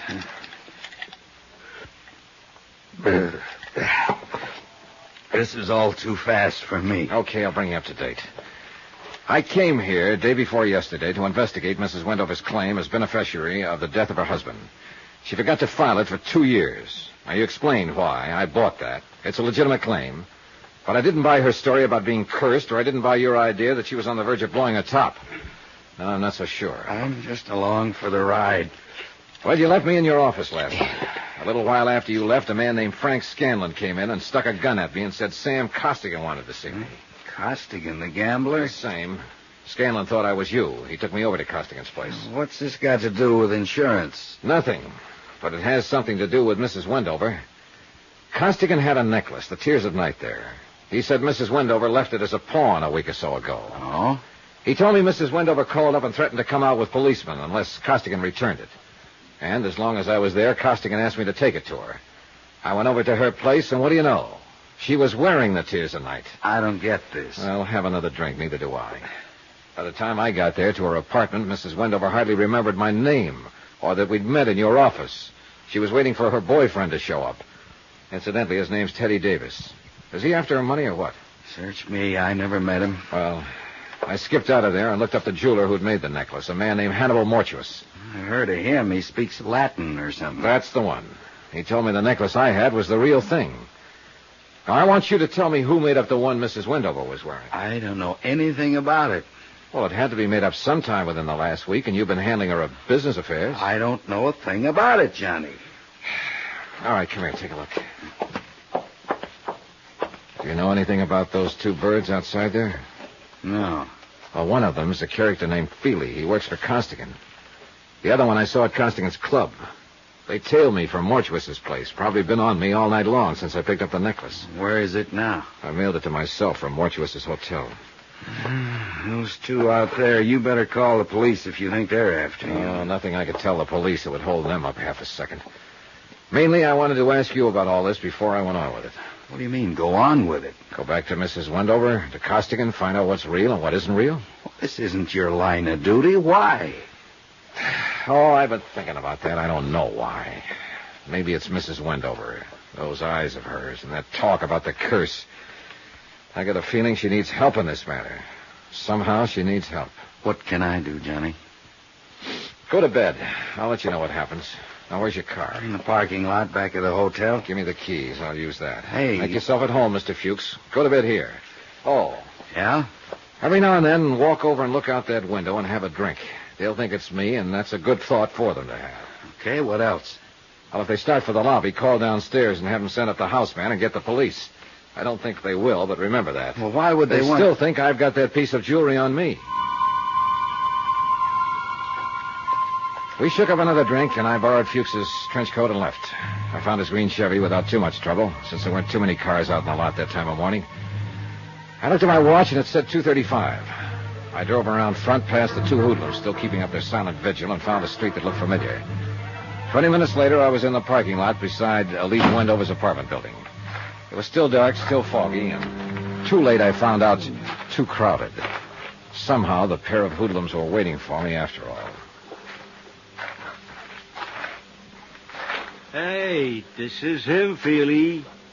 Got a match, Dollar? Toby asked you if you got a match. He's a dummy, Toby. Don't answer. Got a match, Dollar? What'd I tell you? He's a dummy boy. You don't look like no dummy boy. You're nearsighted. Take your hands off. He's a dummy, all right, ain't you, Dollar? See, Toby? I told him about you being nearsighted, and he wouldn't answer. He don't talk. Go on, smart boy. Tell Toby how sorry you are about him being nearsighted. Talk. I heard you talk before. Told you he was a dummy. Hey, tell me something, dummy. All insurance guys like you? Toby asked you a question. He wants to know if all insurance guys are like you. I don't like him. We asked questions, and he ain't told us nothing. Hey, maybe we find out something we went through his pockets, huh? Yeah. Even a dummy's got pockets. Ain't that right, dummy? Hold him, Toby. Yeah. All right, boys, you played the scene good, and I'll see what I can do for you, but I haven't got the necklace. Hey, he talks. Yeah, you make him talk again, Toby. Now, don't make him talk too much. We know if the stuff ain't on him, it's in his room. We can pick it up any time. Oh. That's it. Easy, Toby, easy. Oh, he talks real nice, Feely, but he don't say much. Hey, you think maybe he's tough? Could be. No, I wasn't. And I didn't feel like talking in that quiet little parking lot where the only noise was them pounding on me. I told them I didn't have the necklace anymore, but they didn't care about that. They wanted to find out the hard way for me.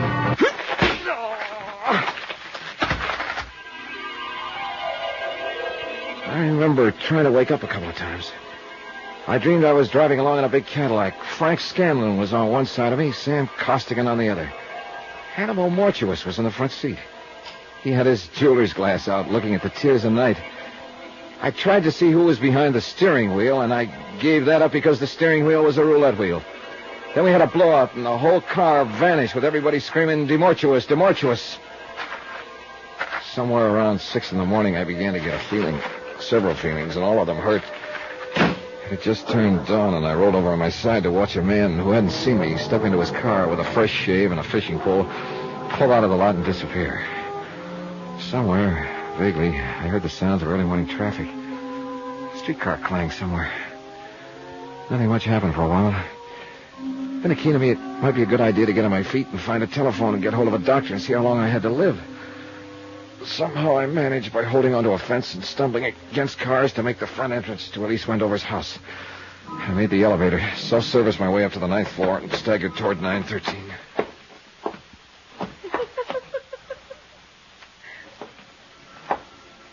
I would have been better off in the parking lot. Elise Wendover was there, sitting in a large chair by the window. She still wore the black strapless dress and ermine piece she'd had on the night before. The drapes were drawn, the door was slightly open. Light from the hall seeped in. She had a telephone on her lap. The receiver was off, held idly in one hand. She looked at me. But she was looking at nothing. Oh. Hello. Oh, Mr. Dollar, it's you. You've been in an accident. You're hurt. I don't think you'll need this. Oh. Well then, Mr. Dollar. Well then. I suppose you've met some people tonight who know a great deal about me. A gambler? A jeweler? Did they tell you about Teddy Davis? He's really a dear, Mr. Dollar. Quite the nicest boy I've met since Noah died on the boat. Noah and I had so many things together, Mr. Dollar. I do think he enjoyed being alive with me. I mean, I cried when Noah died. I really did. I cried like a little baby. Of course, I cried when I heard my brother was killed in Korea and when Daddy died in his office with a heart attack. I shouldn't really cry anymore. I mean, after all, I am cursed. I told you that. Yes, I told you I didn't believe it. There's no such thing. But there is. You'll see. Mrs. Wendover. No, I have Teddy. He's really a dear. I do think he will be a very prominent artist someday. He paints. You know? Teddy asked me to marry him tonight. That's nice. You marry him. And Teddy isn't interested in my money. Could you believe that? What is Mom? I can't seem to get my tongue adjusted to my mouth. Did that ever happen to you, Mr. Dollar? Yes, sometimes. Perhaps I should see a correctionist. I'm glad you came by again, Mr. Dollar. I told you once that sometimes it means an awfully lot to speak to someone. Mr. Costigan. What about Mr. Costigan? Later. I know it must be strange to you, but some people live for nothing but money, and some people die for it. Stop it! Now tell me what's happened. Tell me what's happened so I can help you. They do look so funny. They're so very funny.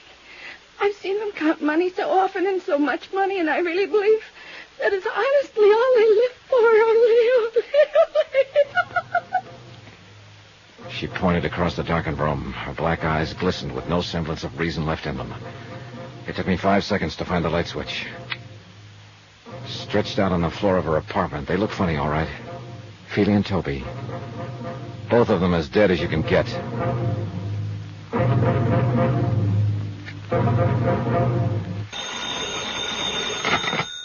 Dollar. Good morning, darling. Hello. We should get married today. Is your name Teddy Davis? What? Who is this? Where's Elise? My name's Johnny Dollar. I'm in her apartment. What? Hey, what? Now listen to me. I'm an insurance investigator, and there've been a couple of murders here. Murders?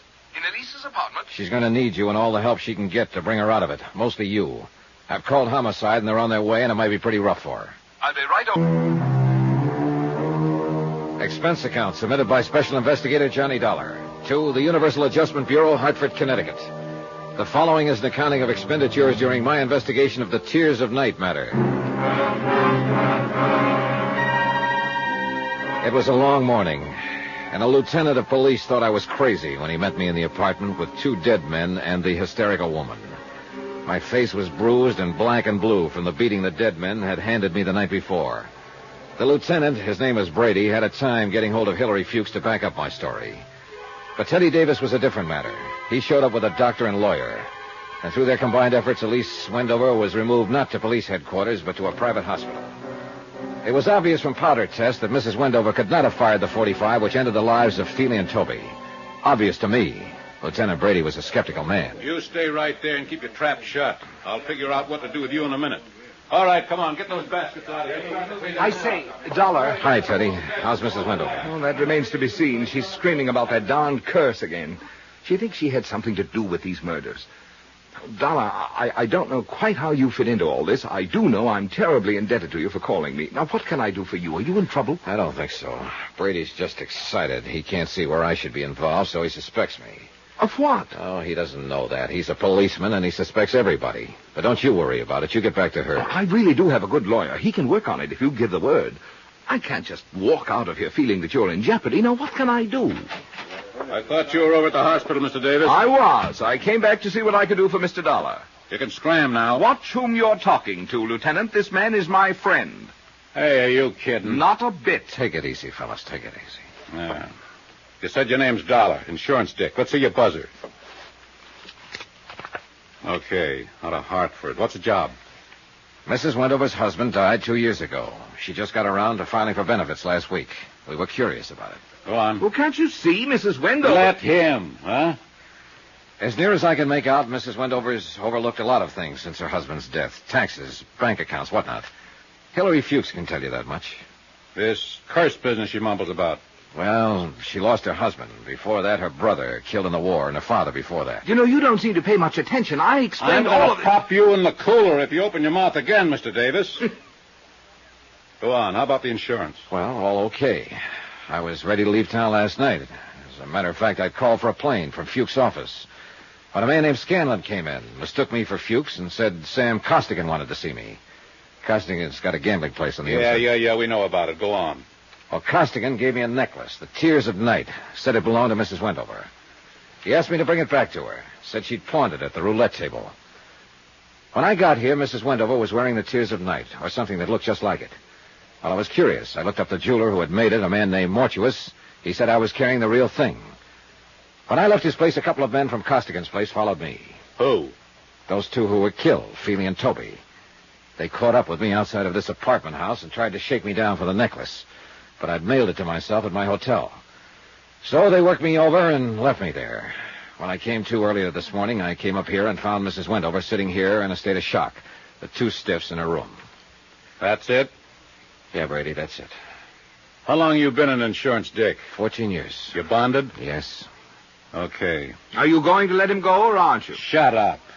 Shut up, and I'll tell you both what I'm up against here. I know Mrs. Wendover couldn't have had anything to do with the killings. I know you, Dollar, couldn't either. Then go out and find who killed those 2 men. Those 2 and the other one. Huh? Costigan was gunned down a couple of hours ago.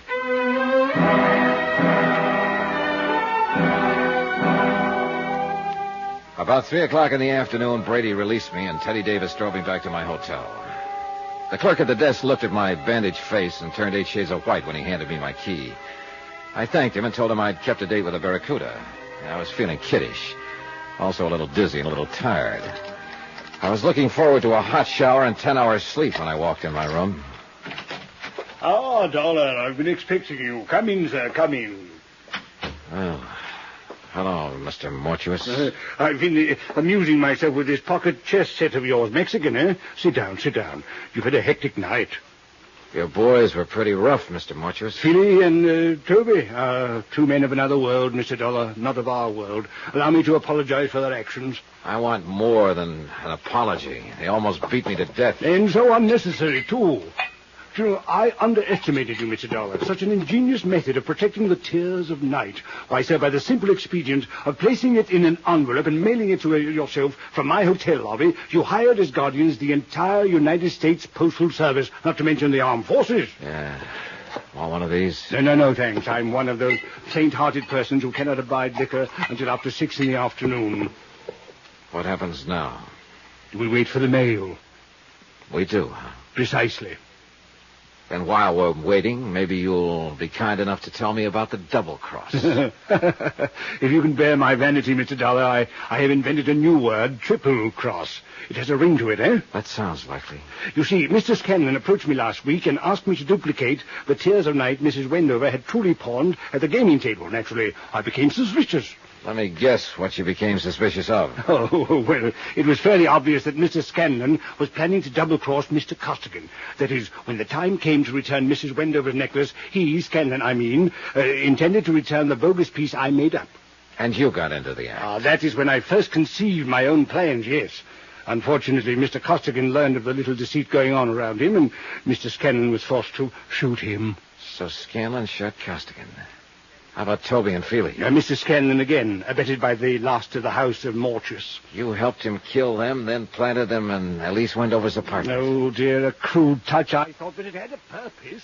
With 2 cadavers in a living room, she was very unlikely to discuss a bogus necklace with the police, and I doubt very much if she knew whether she was wearing the original or an imitation. Flighty girl. That's the lousiest thing the house of Mortuus ever did.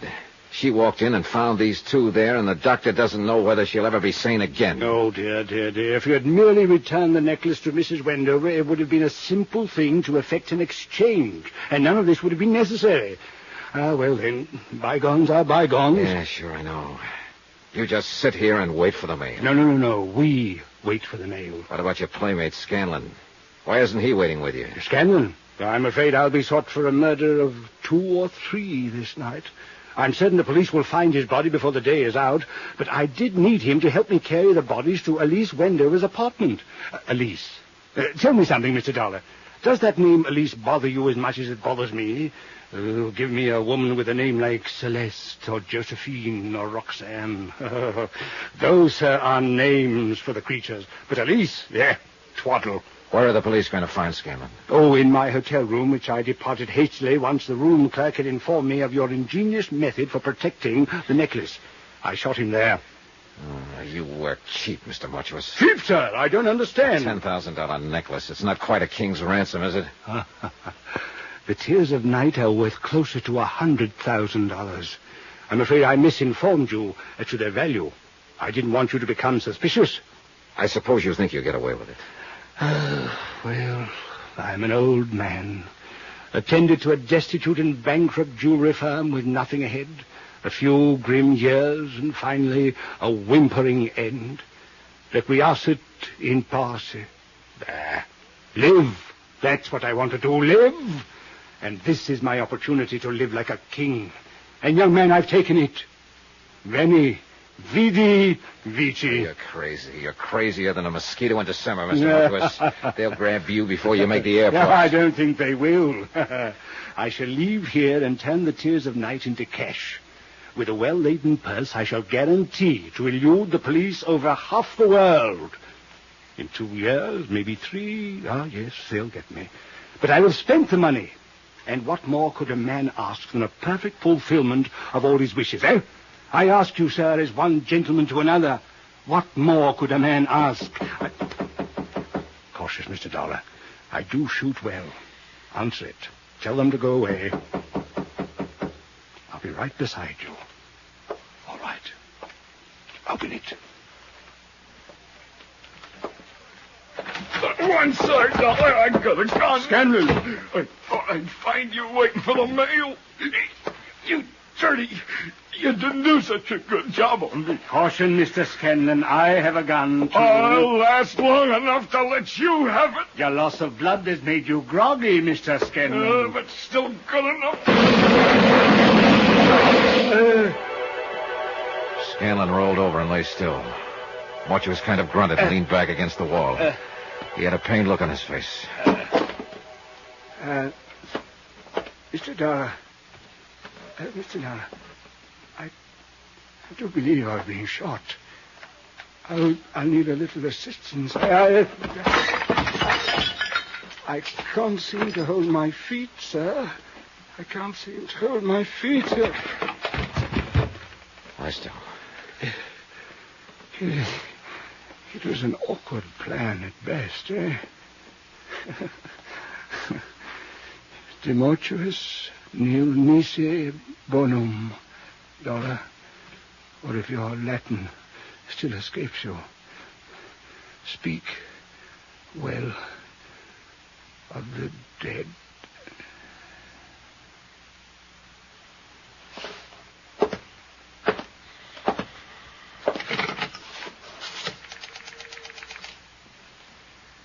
Let me have the police. Johnny Dollar. Ben Gartley, Johnny. Amercon Northern Trust. Oh, hiya, Ben. What do you hear from Wall Street? Save your money. What money? The money I'm going to pay you for this case. I've got a crazy one, Johnny. So naturally you thought of me. Nothing personal. Look, it's a trust setup. Cumulative endowment insurance rider. Big deal. Over $250,000, maybe $500,000. From whom to whom? From a Mrs. Ezra Gramley, widow, to her granddaughter, Susan. So? And Mrs. Gramley owns the Flint Rock Ranch in Nevada. Never heard of it. Our representative out there is Jonas Parks. He's the president of the Flint Rock First National Bank. Never heard of it. It's a whistle stop about 20 miles from Las Vegas. That I've heard of. Parks started the deal rolling, and then he got cold feet. Now he's yelling for help. Thinks the old lady may be crazy. I mean, literally. And there does seem to be a reasonable doubt. Unless Parks himself is crazy. Well, that's also a possibility, Johnny.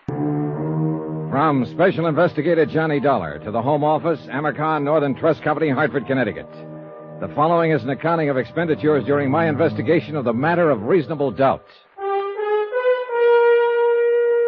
Item 1, $154.40, transportation and incidentals, Hartford to Las Vegas, Nevada, where I checked into a hotel and then phoned the local office of a national business and credit rating bureau that my client retained on a permanent consulting basis. I asked for a rundown on Jonas Parks and got it. An A1 set of references. Parks had been a resident of Nevada for 32 years and president of the Flint Rock Bank for 17. He was regarded locally as a cautious investor, a prudent financial advisor, scrupulously honest, and as sound as a dollar. A silver dollar. Crazy? Hardly. Item 2, $32.50. Deposit and first day's rental on a drive-it-yourself hired car. Mileage, Las Vegas to Flint Rock, 23.6. Itemized building appraisal, Flint Rock. 3 bar casinos, all needing paint. 1 restaurant, 1 general store, barber shop, garage, welding shop, railroad depot, also needing paint. 4 dwellings, and of course 1 bank. Jonas Parks, president. What can I do for you, young fellow? Well, my name is Dollar, Mr. Parks, Johnny Dollar. I'm a special investigator for Amercon, and I'm here in regard to the Gramley Trust case. Oh, yes. Well, I'm mighty glad to know you, Mr. Dollar. And I don't mind telling you I'm glad you got here. Oh? Here, pull up a chair. Okay, thanks. Sit down. It's been a real odd day. Funny-looking clouds hanging off there toward the river. Yeah, I noticed them driving out from town. Storm clouds, that's what they are. This time of year? Son, in this neck of the woods, it can happen any time of the year. Cloudbursts come up just like that, and they're over just as fast. Uh-huh, that's very interesting. You're a hypocrite, young fellow. What makes you think so? You didn't come clear across the country to hear a dissertation on desert storms, so stop sitting there trying to pretend you're interested. Whatever you say, Mr. Parks. Matter of fact, you weren't even half listening to me. No, as a matter of fact, I wasn't. Well, what were you doing then? Looking you over, sizing you up. Come to any conclusions? A couple. Such as? Well, in the first place, I'm inclined to discard the theory that you're crazy. That what they told you in Hartford? Well, they figure one of you is, either you or Mrs. Gramley. They do, eh? And what is your second conclusion? That you were sitting there sizing me up. You're right. I was. Come to any conclusions, Mr. Parks? Yeah. One. Such as? That we'll probably get along together all right, you and me. Good. Then suppose we get down... The Gramley case. No wonder they thought what they did. Maybe they're right. Maybe we are crazy, both of us. Well, as I understand it, Mrs. Gramley wanted to set up some kind of insured trust for her granddaughter. You started the proceedings for her, and then stopped cold and called for help. Yes, that's about what happened. Well, why? Was she financially unable to carry out the deal? Of course she's able. I wouldn't need any outside help if that was the problem. She's been banking with me for mighty near 20 years. Then is she mentally incompetent? Sarah Gramley is as sane as... Well, at least I've always figured she was. But confound it, Mr. Dollar, there's something wrong out at that ranch. Oh, what do you mean? I don't know what I mean. Well, if you don't... I mean, it's mostly things you can't put your finger on. Little things that add up, finally. Add up to what? I don't know. It's just a feeling, kind of a... A hunch? Is that what you mean? Yes, if you want to put it that way. So I brought you clear out here from Hartford on a hunch. Go ahead, say it. Relax, Mr. Parks, relax. I've had hunches of my own. And sometimes the horse is one. But I don't even know why I think something is wrong. All right, what's the setup out there at the ranch? What's the background? Mrs. Gramley is a widow. Her husband died about 14 years ago, and she stayed on afterward and ran the ranch. Of course, her son Ed and his wife were there with her until 3 years ago and done most of the work. And they moved out 3 years ago? No, they were killed in an automobile accident. This girl, Susan, that Mrs. Gramley wanted to set up the trust for, is their daughter. She's going on 17 now. Then the two of them live there alone? No, there's another couple. Walter Gramley and his wife, Hilda. Walter's Mrs. Gramley's nephew. Sort of manages the ranch. Does a pretty good job of it, too. Mm-hmm. Then that's the whole family. Mrs. Gramley, her nephew Walter and his wife, and her granddaughter Susan. That's the family, for better or worse. Mr. Parks, do you even have any idea as to what might be wrong? Not the slightest. You're on your own, son. Well, how did this trust business start? How did it come about?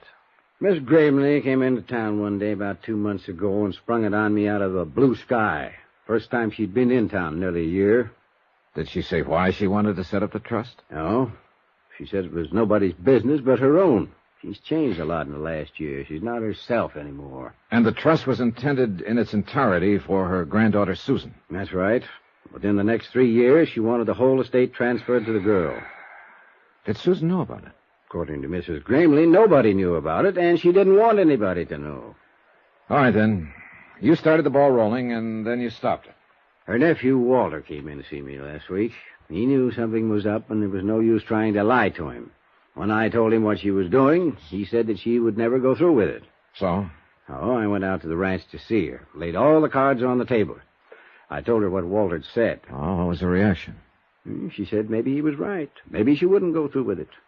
Then she started rambling, not even making sense, talking about the auto accident and her son's death. But before I left, she told me again that I should keep pushing the trust, get it set up. So you called for help? I called for help. Well, I guess I'd better go talk to the lady. That's not going to be so easy. Why not? Walter won't let a stranger on the place. You mean he's holding her captive? No, I think he believes she's losing her mind, and he's trying to keep it quiet. And what do you believe, Mr. Parks? I don't know. Well, maybe we can find out. I hope so. Just one thing, though. Be careful. Of what? I don't know. Jonas Parks had one other suggestion, that I pretend to be a special investigator for the Cattlemen's Association. I agreed to try it. 4 miles from Flint Rock, the narrow ranch road left the plateau and began climbing up through the broken bluff country. 1.5 miles from the ranch house, I pulled out the choke, flooded the engine, and let the car cough to a stop, the old out-of-gas gimmick. And about 10 minutes later, I was wishing I'd thought of some other plan.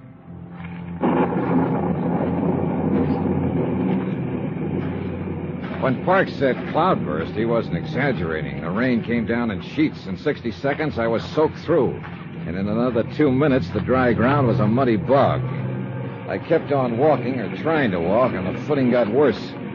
By then, I'd had it, or at least I thought I had. I hit the mud, rolled into a pile of boulders, and pulled my gun. A man was riding slowly toward me on a horse, holding a rifle over his arm. I edged down between the rocks, took a sight on him, and waited. He dismounted and walked toward me, carrying the rifle carelessly. Apparently he thought he'd drop me. I let him get within 12 feet. All right, hold it. Drop that rifle. Get your hands up. I said drop it. What's the idea? Well, that's a good question. Only I'm the one to ask it. You're trespassing. We've been losing cattle. So I've heard. What do you mean you've heard? I'm an investigator for the Cattlemen's Association. Are you Walter Greenley? Yeah, that's right. What do you expect to find sneaking in here on foot this way? Not what I did find, at least. Look, I've got a car back there on the road. I ran out of gas. I understand the owner of the Flint Rock is a Mrs. Ezra Greenley. Yeah, she's my aunt. Well, I'd like to see her. I'm afraid that's impossible. Why? What's your name? Dollar, Johnny Dollar. Mr. Dollar, go back to your car and wait. I'll send some gasoline from the house. Huh? When you get it, turn that car around and get off the property. You're working for me, you know. I'm a member of the association. And you know as well as I do that you've got no more authority than any other private individual. So get out and stay out. And if I don't? Well, then you're a trespasser. And I won't miss twice. The next time I'll kill you. Is that clear? It was clear. Perfectly clear. And at this point, I wasn't ready to force the issue. So I conducted an orderly, strategic withdrawal. In short, I went back to the car. The rain stopped before I reached it. And a few minutes later, a station wagon came lumbering down the road from the ranch and braked to a stop a few yards away. The girl who came toward me carrying a 5-gallon gasoline can was a living little doll, a daffodil, as perky and bright as a brand new penny. Hello there. Hi. I'm Susan Gramley, and you're Mr. Dollar, and you're out of gas, and I've got some for you. Well, here, that's pretty heavy. Let me take that. No, just stand back and avoid the splash. I'm an old hand at this. In fact, I'm a chronic empty tanker myself, and what's the matter? Out of gas, are you? Big deal, huh? That tank is almost full. Yeah, well, there's no use lying to you, I suppose. Nope, I'm too smart. I see. Another thing, you're not with the Cattlemen's Association, Mr. Dollar. I'm not? Nope. I think you're here to dig up the past because of what has happened and what might be going to happen. All of that, huh? Yep. And you know what? I think it's just fine and dandy. You do? You bet I do. I loved my dad. I loved him more than anything. They knew what he always did when he got mad. Sure they knew. I figured it out a long time ago. Like to tell me about it, Susan? You'll find out, Mr. Dollar. I think you're the kind of a man who smashes into things, right into the middle, and breaks them wide open. Be careful, though. Oh? Because you know something? You're smashing into a bomb. Johnny Dollar.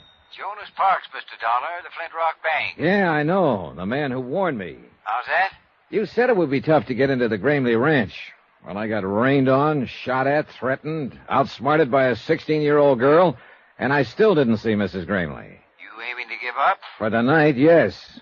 I'm busy trying to dry out my bones over the heat from a triple brandy.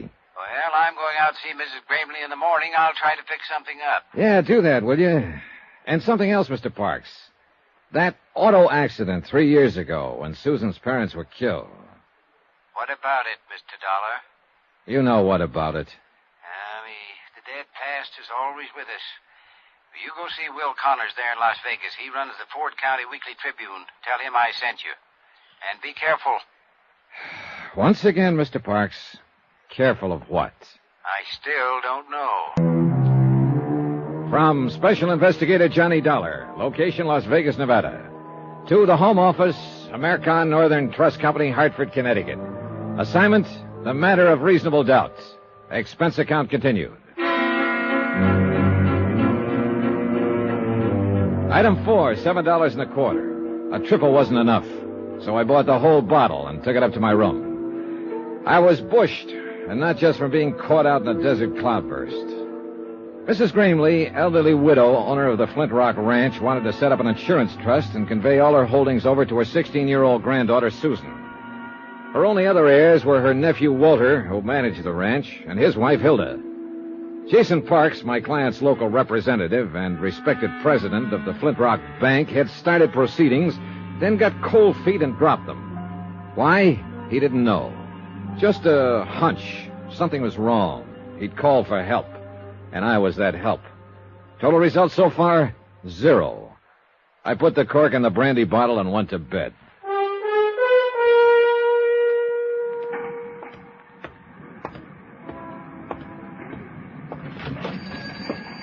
I'll be with you in a minute, young fellow. No hurry.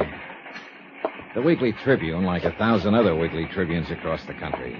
Not competing with the big dailies, not even trying to. Printing the little things, homey things, and hanging on. One-man office, editor, publisher, reporter, proofreader, and at the moment, linotype operator. A guess, of course, but the man at the linotype looked as though his name just had to be Will Connors. My name is Will Connors. What can I do for you? I'm Johnny Dollar, Mr. Connors. Jonas Parks out at Flint Rock suggested Yeah, Jonas called me this morning, said you'd probably be in. Glad to know you. Thanks. Same here. He said you'd most likely be asking all sorts of crazy questions. And I was to, well... Humor me? Well, you might put it that way. Said I was to answer them if I could. Did Mr. Parks tell you who I am? Nope. Didn't ask him. Jonas and me been friends for 20 years, and if he says you're all right, then that's good enough for me. Well, thanks to both of you.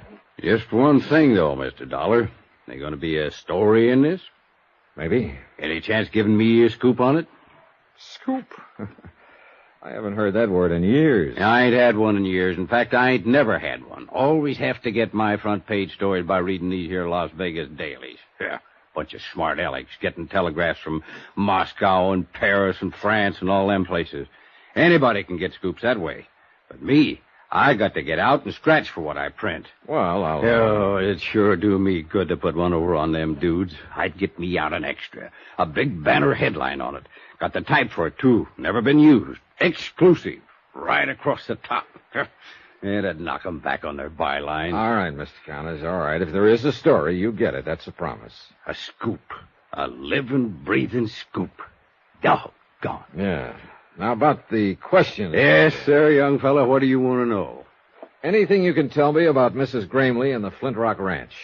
Mrs. Gramley? Well, now, there is a woman for you, son. They don't make that kind these days. Noticed any change in her lately? Well, I wouldn't want this to go any farther. I understand. And I guess it depends on what you mean by lately. I ain't seen her but twice in the last year. They don't allow no visitors out there anymore. So I found out yesterday her nephew took a shot at me with a rifle. You don't say. My, they are getting clannish. Do you know of any reason for him acting that way? Yeah, there's something funny going on out that ranch. What, for instance? Couldn't say. But like I was telling you, I've only seen her twice, and she was different somehow. It was like she was, well, breaking up, sort of. Scared of something? Maybe. I don't know. Of her nephew, by any chance? Walter? Well, I'd say he acts about as scared as she does, or as upset, at least. Maybe they're both scared of something. What about the granddaughter, Susan? Is she scared, too? Not that one. Oh, she's strange enough, all right. But the old Nick himself wouldn't scare her none. What do you mean she's strange enough? You met her, Mr. Dollar? For about 3 minutes yesterday afternoon. That's long enough. How'd she strike you? Well, as one of the most honest kids I've ever met. Or else the cleverest. Yeah, that's about the size of it. Which do you think? Beats me. I've known her since the day she was born. Yes, sir, it's quite a family, including that fancy wife of Walter's. Hilda? What about her? Well, let's just say she's too much for him. You follow me, son? Yeah, I think so. Well, they're all worried. They're on edge. Either about the same thing or different things. They're pushed. They're driven. You can feel it. There's a pressure out there, and anything can happen. Maybe it already has. Hmm? Maybe it happened 3 years ago. What do you mean? There was an auto accident 3 years ago, and Mrs. Gramley's son and his wife, Susan's parents, they were killed in it. Well, I've got the morgue files here. I wrote it up pretty complete when it happened. Yeah, I'll want to look through those files later. But right now you want the story behind the story. If there is one. Well, if there is, I don't know it. I think you would, if anybody would, being a newsman. Well, as far as I know, it was just an accident. Well, how'd it happen? Well, it was on the road to the ranch, up there where it winds through the bluffs. It was raining, pitch black. There'd been an argument back at the house, and, well, they had a lot of arguments, I guess. But anyway, Hilda got mad and left, and took her car and headed for town. And a while afterward, Ed had all he could take, and he run out, too, and jumped in his car. Susan tells me that was a habit of her father's whenever he lost his temper in an argument. Yeah, he'd always get in his car and drive like a demon till he got over it. She also made a kind of a strange remark. She said they knew about it. What do you mean by that? Well, I guess you'll have to ask Susan what she meant. All right. So Ed jumped in his car that night. Yeah, and Mary went with him, trying to calm him down, I guess. So he come around that curve. He must have been doing 60, skidding, half out of control. And there was Hilda's car parked on the curve right square in his headlights. Just smashed right into it at full speed. Both cars rolled over the bank, caught fire, and burned up. Him and Mary were dead before the car stopped. How did Hilda get out of it? She wasn't there. She had a flat, left her car parked, and started back on foot. I see. She was lucky, that's all. She sure was, Mr. Connors. Real lucky. I took a back file of the Tribune into the outer office and went over the news stories on the deaths of Ed Grimley and his wife. I found nothing that Will Connors hadn't already told me. Shocking loss, fine people, sudden accidents. I kept hanging up on that word, accidents. I kept wanting to put a question mark after it. I was so absorbed I didn't even notice her come in until she spoke to me. Hello, Mr. Dollar. Well, are you following me, Susan? Nope. Got some copy for Mr. Connors. I write articles for him sometimes. You know, clever kid and all that sort of... I see you took me seriously. How do you figure? You didn't close that paper fast enough. Now, why would an investigator from the Cattlemen's Association be interested in an auto accident 3 years back? Suppose you tell me. Because you're not an investigator for the Cattlemen's Association. Who are you, Mr. Dollar? I've got half a notion to level with you, Susan. Then I'll go the other half by leveling with you. Aunt Hilda called the association office in Reno this morning. They said they never heard of you. Imagine that. Mr. Parks was out at the ranch just before I left. She asked him about you, too. He said he'd never seen or heard of you. I see. He was lying, though. I can always tell when people are lying, and they know it, too. That's why they're uncomfortable around me. Yeah, I know what you mean. Hey, look, Susan, did Mr. Parks talk to your grandmother? No. He was supposed to arrange for me to see her. About the accident? Maybe. I'm not sure yet. I'm shooting in the dark. Oh, it's time somebody did. Where are you staying, Mr. Dollar? At the Carmen Manor. Okay. I'll get it set up and call you there later.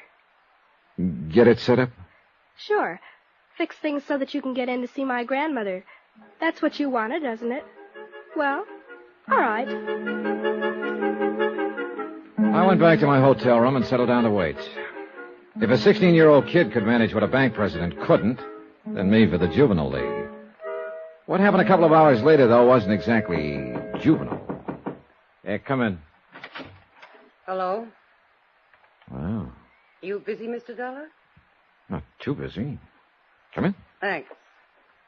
I don't believe I'm Hilda Grimley. I imagine you've heard of me during your cattle investigation. Well, somehow you don't seem to fit with cattle. A compliment? Observation. What do I fit with? I don't know yet, Mrs. Grimley. Hilda. Now I'm beginning to know. Cigarette? Thanks. I'll stick with my own brand. It usually works out better that way. Thanks. Nice cigarette case. Gift. I'm always getting gifts. Including a wedding ring? Oh, I've got one. It's around someplace. Just so you don't forget where you left it. I couldn't if I wanted to. You wouldn't have a drink for a lady, would you? Brandy? I love brandy. And gifts? And a lot of other things. Like money? Oh, money's real nice. It's next to the best. And what's the best? Excitement. I see. Don't you think it's best? Well, it depends. At least you're in the right spot for it. I hope so. Look, I haven't got any money, and I never give gifts. You've got brandy, though. Pour us a drink, Johnny, and then we'll talk. What about? Excitement. Johnny Dollar. This is Susan Gramley, Mr. Dollar. Oh, yes. How are you, Mr. Wilson? Mr. There's somebody there with you. Yes, that's entirely correct. Well, just listen then. It's all fixed, Mr. Dollar. Grandmother's expecting you. She'll be alone for the next few hours, so come on out to the ranch. You're certain of that statement, I suppose? Yes, of course. Uncle Walter went into Vegas, and Aunt Hilda's gone somewhere, Yes, too. I'm quite aware of that. You mean she's there? With you? That's right. Oh, Mr. Dollar, you men are all alike, aren't you? That's quite a remark for a person your age, Mr. Wilson. Oh, I'm quite mature for 16. Has she made her pitch yet? I think we'd better postpone this discussion until the next time we meet. Well, she always does, you know. She's a regular vampire. I figure Uncle Walter's going to kill her someday. Mr. Wilson. Yes, sir. Goodbye. From Special Investigator Johnny Dollar, location Las Vegas, Nevada. To the Home Office, Amercon Northern Trust Company, Hartford, Connecticut. Assignment, the matter of reasonable doubt. Expense account continued. Item 9, a $50. Tip to the hotel bell captain to call a taxi for Hilda Gramley and to wave goodbye to her as she drove away. I do not include the 6 brandies she guzzled. Those are on me. Of course, she had knocked on my door uninvited, so that made it her party. But still, it was my room, so that made her my guest, so... forget it. The whole thing left me too confused to itemize it. She'd obviously come on a fishing expedition. The fish, information. Bait, the usual, but nicely designed. Results, none on either side. What had started out as a trust case had turned into a snipe hunt. I was in over my head, floundering, and I needed some good, buoyant answers. I was hoping Mrs. Granley herself could supply a few of them. I'm very glad to meet you, Mr. Dollar. Sit down. She wasn't young, and she wasn't beautiful anymore, but she had been once. She still had some of that assurance and authority that beauty always gives a woman. She seemed a little uncertain, a little harried, maybe, but underneath it, just as tough as an old field boot. I think you'd better leave us alone now, Susan. Okay, Gran. If she starts using her brass knucks, give a whistle, Mr. Dollar. I'll rush in and save you. Thanks, I'll remember. Oh, she's a brash little flibberty-gibbet. And you love the dickens out of her, don't you? Love? Oh. Yes, I do love the dickens out of her, Mr. Dollar. Is that what you came out here to find out? No, I knew that already. Otherwise, you wouldn't have wanted to transfer all your holdings to her. How did you know about that? Just who the devil are you, anyway? Seems to me Susan was pretty vague on that score. She had to be. She doesn't know. Then why did she think I ought to see you? Oh, she decided I looked honest. Claims she's got a knack for that sort of thing. As a matter of fact, she has. And also, she loved her father and mother. What do you mean by that? Mrs. Granley, I'm here because your friend, Jonas Parks of the Flint Rock Bank, sent for me. What? I'm a special investigator for the Amercon Northern Trust Company of Hartford, Connecticut. Why, Jonas didn't say anything to me. He hasn't had a chance. He intended to when he was here this afternoon, but you were too ill to see him. Ill? I didn't even know he was here. Your nephew and his wife did. He talked to them. Tell me, Mr. Dollar, just why did Jonas send for you? Because he thought you might be losing your mind. Oh, he did he? Huh. Are you? Well, if you thought so, you wouldn't have said it so bluntly. Right. I don't think so. Well, what made Jonas think it? You asked him to set up an insurance trust for the benefit of your granddaughter, Susan. Apparently, the intent was to convey your entire estate to her over a period of 2 to 3 years. What's so crazy about that? Nothing at all, so far as that part of it was concerned.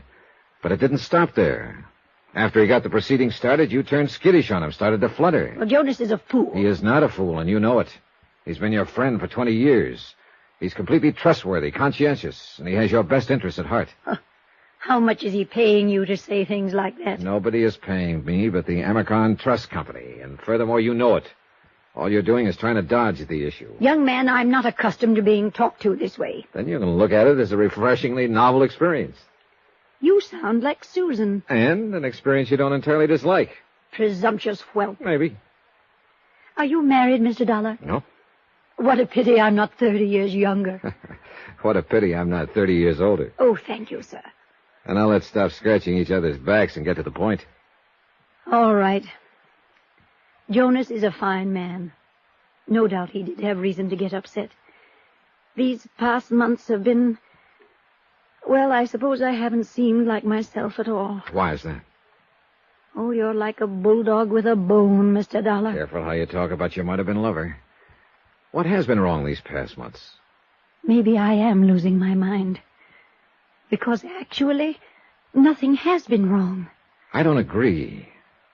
I think something is wrong right now. Then why don't you tell me about it? All right, I will. Apparently I'll have to if we ever expect to get anywhere. All right, some months ago you stopped going into town, stopped having visitors. Then you decided to get rid of your estate, turn it over to Susan. When your nephew, Walter, heard about it, he implied to Jonas Parks that you were losing your mind. Then you yourself started to back down on the idea. Why? Was Walter putting pressure on you? Not exactly. What were you scared of, Mrs. Gramley? It's got something to do with Walter and Hilda, right? Sit down. Almost a year ago, I discovered that the two of them were stealing me blind. Tampering with the ranch accounts, forging signatures, all sorts of ways. Why didn't you take it to Jonas or to the police? Because I didn't believe it at first. By the time I was absolutely sure, they'd cut the ground out from under me. So you tried to convey the property to Susan secretly? Yes, until Walter learned what I was doing. Who's the push in that pair? Who's got the brains? Why, she has.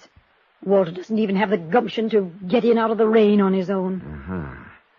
Then she must have been the one who planned the auto accident. And he went along with it, of course. What auto accident? 3 years ago, when your son and his wife were killed on the road to... Oh, I'm sorry, Mrs. Gramley. I supposed you'd already guessed it. Guessed? What? That it was probably murder. An old lady, tired and lost, seeing herself surrounded by enemies, living in fear. But she at least knew one thing, that she wasn't alone now, that somebody else believed her and was on her side. Don't worry about her, Mr. Dollar. She'll be all right.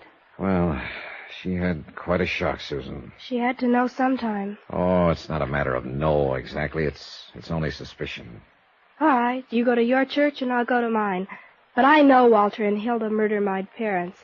And I think you know it, too. Well, call it a real strong suspicion, then. So what are you going to do about it? What do you suggest I do about it? Advise my elders? I'm only a helpless young female. You're about as helpless as a mongoose with a cobra. Flattery? No, just a statement of fact. Say, look, what do you think they've been doing with the money they've cheated your grandmother out of? Oh, that's easy. Uncle Walter gambles. And gambles and gambles. And loses and loses? Uh-huh. He's not real bright, you know. Well, where does he do this? Different joints in Vegas? Oh, just one, mostly. A club called the Lead Balloon, and the name figures. Any special reason he hits that particular club? I think it's the only one that'll take his IOUs. The owner came out here to collect a couple of times. Happen to know his name? Sure, I got big ears. His name is Deuce McCoy. Deuce McCoy, the Lead Balloon. And the rest of the dough, Hilda. She's what's known as a luxury dame, Mr. Dollar. Yeah, so I gathered. I'll bet you gathered. Oh, relax, will you? I'll send you out of the room. Yes, sir. Does she run around with other men? Oh, Mr. Dollar. All right, then. Do you happen to know any of them? Nope. I've managed not to, but it hasn't been easy. One or two, or does she play the field? I wouldn't know, but she's always getting gifts from somebody. Oh, she's a real cool operator. But, of course, you know that, since you've been one of her victims. How would you like to get spanked? I don't know. I've never been. But I can quote you all kinds of psychology about it.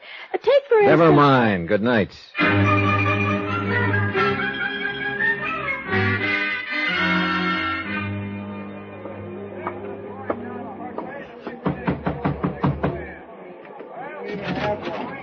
Yeah? Your name McCoy? Deuce McCoy? Yeah, that's right. Johnny Dollar. I'd like to talk to you about a mutual acquaintance. What mutual acquaintance? Walter Grimley. He's across the room there at the moment, bucking one of your crap tables. Come on in, Dollar. Thanks.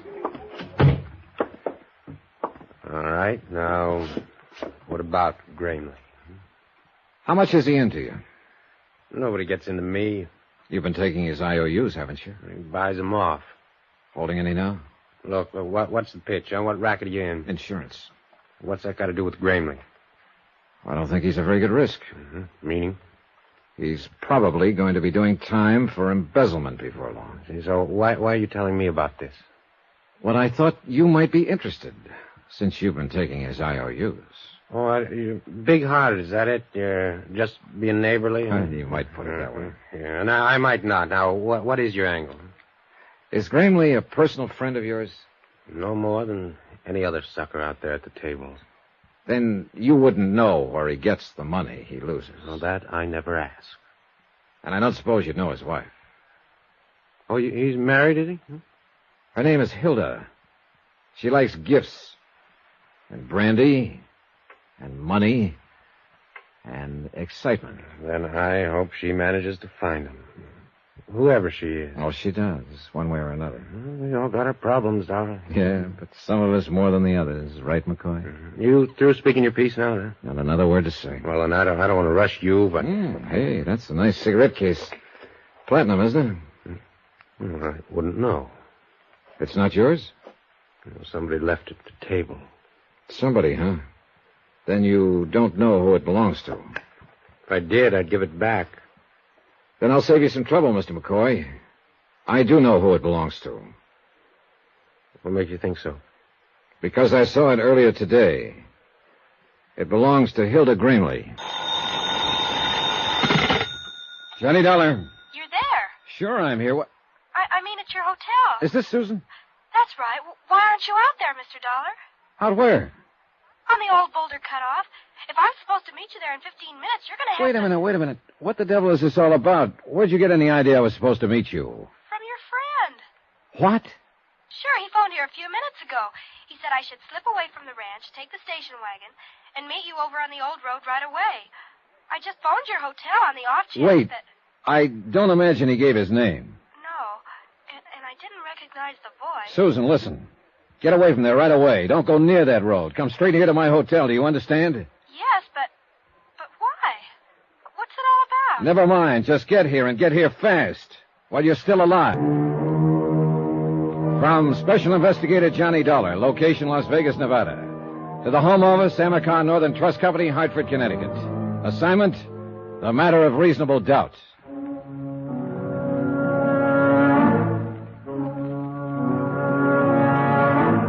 It was only 9:30 p.m., less than 2 hours since I'd thrown my rock into the pool to stir up the fish.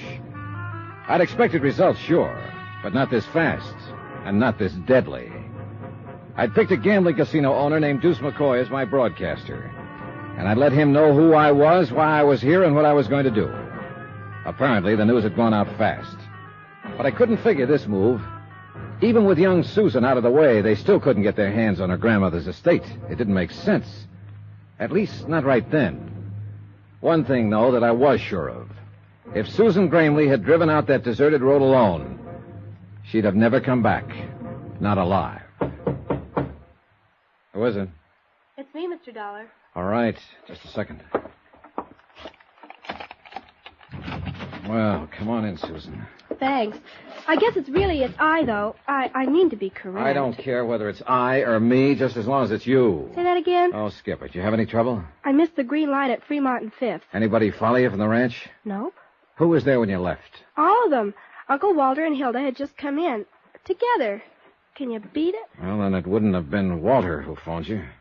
Oh, not him. He's got a kind of a sneaky undertone. I'd have recognized him right away. And you didn't recognize the voice on the phone? No. He didn't say much. Just that he was a friend of yours, and you wanted me to meet you right away, so I said okay, and he hung up. I see. Well, maybe you do, but I don't. Well, what did you mean when you said, get here while you're still alive? I wish I knew. Look, Susan, that phone call wasn't just a practical joke.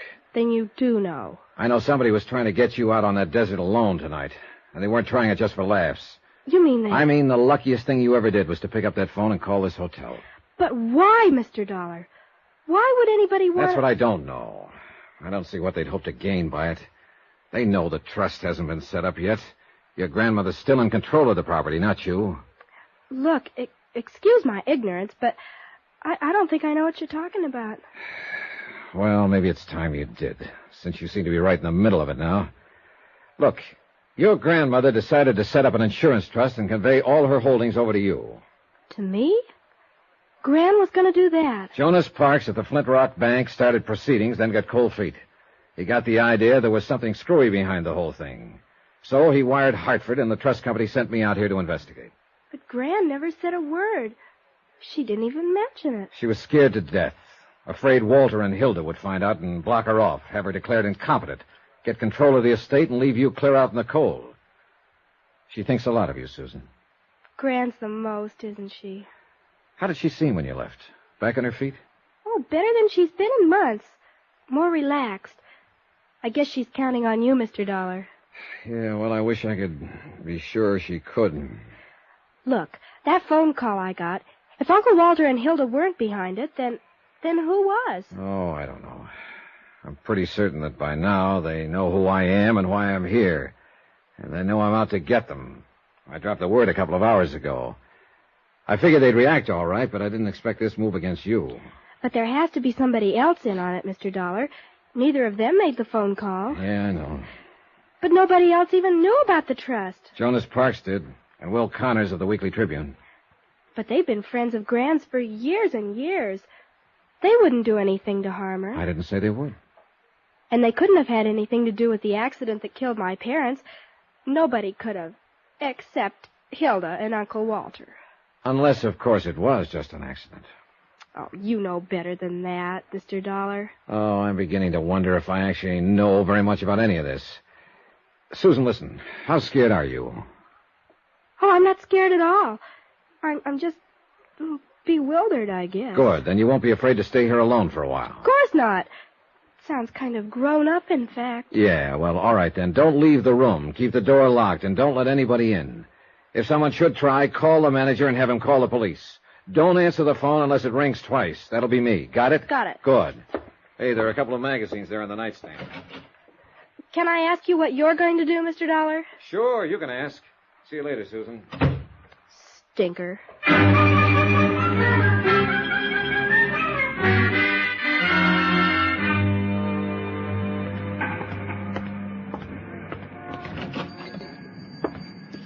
Evening, young fella. I kind of hoping you'd drop around. Wasn't sure I'd find you here, Mr. Connors, this time of night. Oh, the paper comes out tomorrow, Mr. Dollar. Oh, sorry, I didn't know. I always stay around late the night before press day, just in case a big story breaks. Sure. Got to be here, you know, to break down the front page and remake the galley and all. Them's technical terms, of course. Oh, I see. Yeah, I was kind of hoping you might have a story for me, but now. Maybe that scoop we was talking about? Nope, not yet. Well, I can hold the press until 9:30 a.m. in the morning, but that's the last doggone final 0 hour. And a minute later, come calamity, cataclysm, or high water, the Tribune has got to roll. Yeah, sure. Well, maybe you'll have your scoop before 9:30, Mr. Connors. You mean you're working on a clue? Check. Hot dog. Yep, you said it. You getting close to the denouement? To the what? Denouement. That's a technical word. That's when the detective always pounces. Oh, yeah. Well, I'm not about to pounce at the moment, Mr. Connors. Yeah, well, keep your voice down, son. Why? There's nobody else here. You never know on this kind of a case. Well, let's take a chance. Well, all right. I'm game if you are. Good. I've got a couple of questions I'd like to ask you. Shoot, son. You know anything about a gambler named Deuce McCoy? Owns the Lead Balloon Casino over across town? Well, I know who he is, all right. He don't own it, though. He just runs it for a syndicate. Works on a salary, you mean? Salary and percentage, I reckon. He ain't getting rich on it, though. Not the way he lets it get away from him. On what? Just 2 words, son. Women. Hilda Gramley wouldn't be one of them, would she? Well, it's a new one on me if she is. Of course, you live and learn. Yeah, you sure do. Yeah, and be right cozy if something like that was going on. Her husband spends half his time in McCoy's place. Yeah, I know. You figure Deuce McCoy's tied in on this Gramley thing? I don't know. You want to do me a favor, Mr. Connors? Well, just sing it out, young fella, with the scoop. Well, listen, young Susan Gramley is in my room over at the hotel. You don't say so. Well, but Never mind, it's a long story. I hate to have her there alone. So how about going over and babysitting for a while? Sure, I'd be glad to. All right, I'll phone her first so she won't lay you out with an ashtray. And I'll keep in touch with you. If there's a story, you'll get it. Meanwhile, clam up.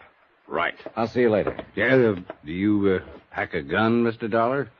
Sometimes. Why? Deuce McCoy does, too. All the time.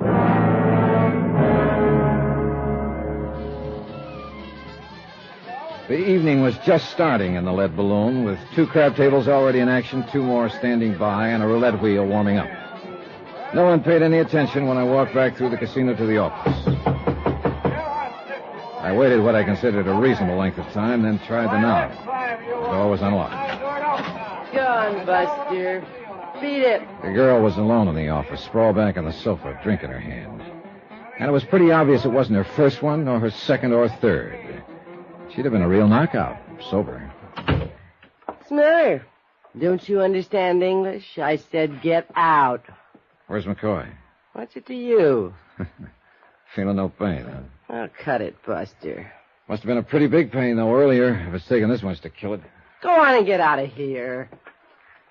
What do you think you are to talk like that? Johnny Dollar, who are you? Get away from that desk. If Deuce finds you messing around in here, he'll kill you.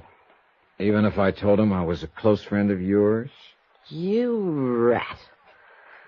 I'll call one of the boys and get you thrown out of here. Oh, I wouldn't. Might make an awful scandal. And I don't think Deuce would want that. Not right at present. What are you talking about? Oh, come now. You're in it too, aren't you? No, you're not with the police. I know them all. You're FBI. Oh, what makes you say that? Look, if Deuce is in a jam, I don't know anything about it. What's your name? Nicky. Nicky Vernon. All right, Nicky, sit down and relax. Whoops. Now, where's Deuce McCoy?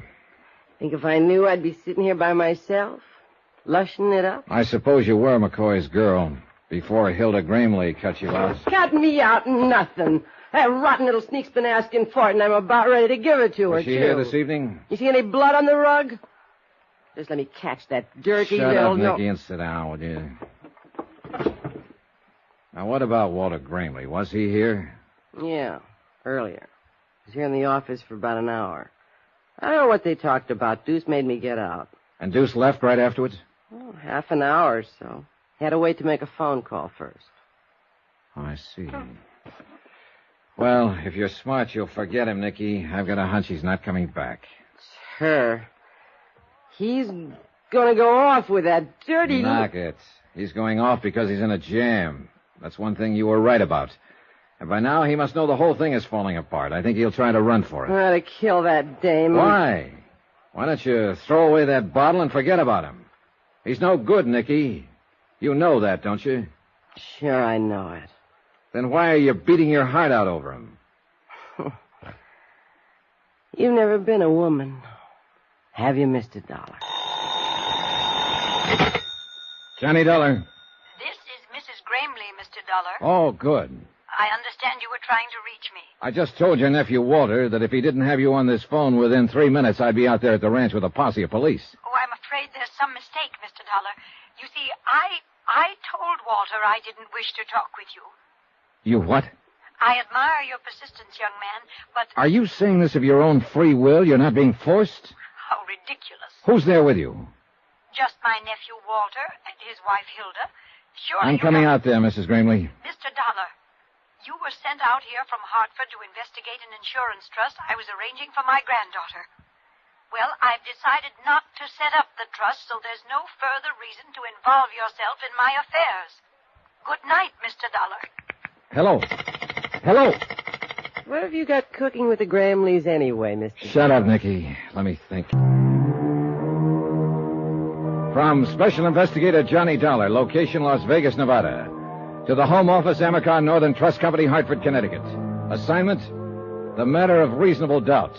Expense account, final page. Item 12, 75 cents. I had a pint of black coffee sent in for Nicky Vernon, girlfriend of missing casino operator Deuce McCoy. She'd been overworking a bottle of scotch, and I figured the coffee would help clear the fumes. And it might have, if she'd drunk it. No, take it away. I don't want any coffee. I couldn't figure that phone call from Mrs. Grimley. She knew her nephew and his wife had been stealing from her. That's why she'd started to set up the trust to save the estate from them and turn it over to a young granddaughter, Susan. And she knew also, after I told her, that Walter and his wife had probably contrived the auto accident that had killed Susan's parents. And yet now she seemed to have reversed her whole attitude. Maybe Jonas Parks had been right. Maybe there was a reasonable doubt as to her sanity. Maybe a lot of things. But all of the answers were out there at that ranch. She's to blame for it. Things were all right with Deuce and me till she came messing around. If it hadn't been Hilda, it would have been somebody else. A whole lot you know about it. Oh, why don't you drink some of that coffee, Nicky? I don't want any coffee. Okay, suit yourself. Go ahead and enjoy your broken heart, then. Kill the rest of that bottle if that's what you want. Cry up a storm. Live it up. Wallow in it. I'll get that dame. It's the last thing I ever do. For what? You ought to thank her for getting that rat off your neck. What'd you have to turn him in for? Deuce never did anything to you. He never had the chance. Oh, what's he supposed to have done that's so horrible? It's more what he tried to do. Oh, sure. You happen to know young Susan Grimley? Yeah, I've seen the kid. Why? Well, your lover boy phoned her out at the ranch earlier this evening, disguised his voice, said he was a friend of mine. He tried to get her to meet him on the old Boulder Cutoff out in the middle of the desert. If you think Deuce would try to date up a 16-year-old kid, you're crazy. Nicky, I think he was going to kill a 16-year-old kid. Her fault. Hilda Gramley. She and her sneaky little henpecked husband got Deuce mixed up in something. I don't imagine he was very hard to mix. That dame's been asking for it for a long time. Yeah, I know, and you're about ready to give it to her. Well, forget it. Sober up, find the nearest exit, and then run like the devil. I want Deuce. So do the police. And they're the ones who are going to get him. They're covering the airport now, the depot, all the highways. Vegas is a tough town to get away from. He hasn't got a chance. It's just as much your husband's fault. Why didn't you keep her at home? Why did we... Oh, for the love of... You keep on playing that same old record, you're going to wear a groove right through your brain. Maybe so. Now, look, I got things to do. Are you going to be all right here alone? Well, I'm just fine. I never felt better in my life. Then you've already got it halfway made. So why don't you double up and get even? Try some of that coffee. You're a real busy guy, Mr. Dollar. You put the finger on a man with one hand, and at the same time you try to sober up his girl with the other. Sure. And if I had a broom, I'd sweep the office. Well, then why don't you go be busy someplace else? That's exactly the idea. All right, kid, you're on your own. Good luck, Nicky. Good luck? What do you care what kind of luck I have? Oh, I don't know. I picked up my car and drove out across the desert toward the Flint Rock Ranch. I couldn't quite imagine Mrs. Gramley being intimidated. The idea of Walter and Hilda standing over her, holding a gun at her head and making her say things against her will was pretty unbelievable. Faced with a threat like that, she'd probably say, shoot and be blasted. It just didn't make sense. Apparently, she really had reversed her field. But I had to hear it from her face to face.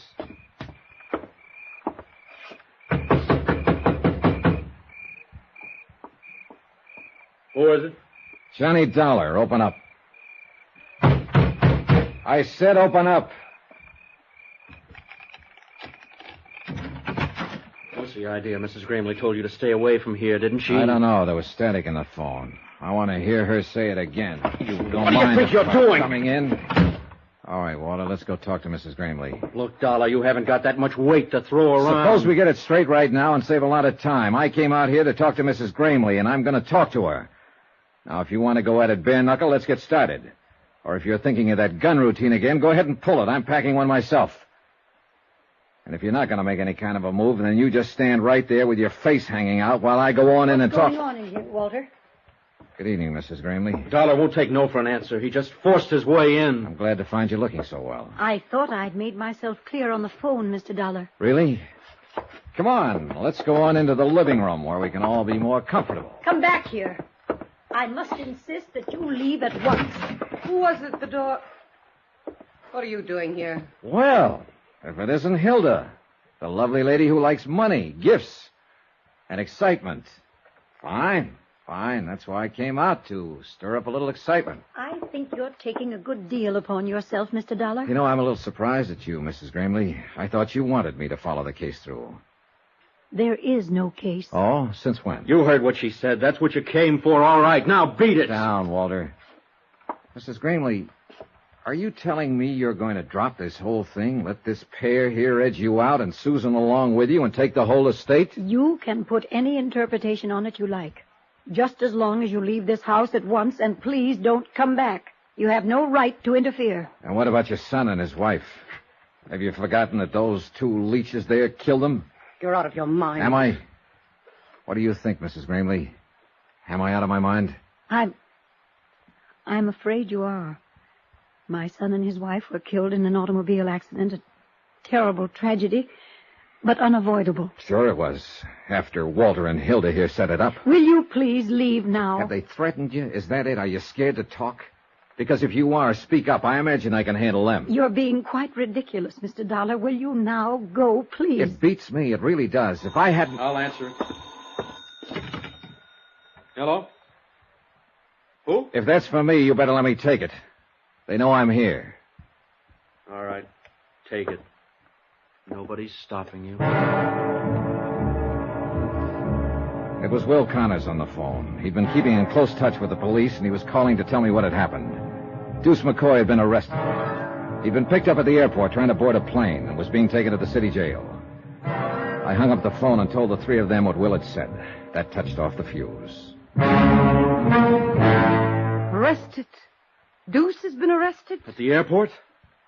I don't get it. But you will get it, Walter. Deuce will talk. He'll spill the whole thing. And I think we'll be able to make a case against you and Hilda even without Mrs. Gramley's testimony. Susan, was she with him? Is she all right? Mrs. Gramley, Susan has been in my hotel room with Will Connors for the last... So that was the hold they had over you. They told me this man Deuce had phoned her and tricked her into meeting him. Susan doesn't trick so easy. She called me Get and your I... hands up, Dollar. Oh, now it's a little late for a gun, Walter. You won't find it any easier to run than Deuce did. He's right, Walter.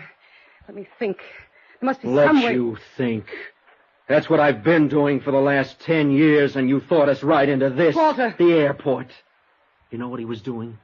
He was running out. The kid didn't show. He knew something had gone wrong, and he was taking a powder. And not even telling me. There's no time now Left us here holding the bag. And now you say, let me think. Why didn't you think before? It was your idea, cutting him in on this. Oh, she's got a lot of cute ideas. Nicky.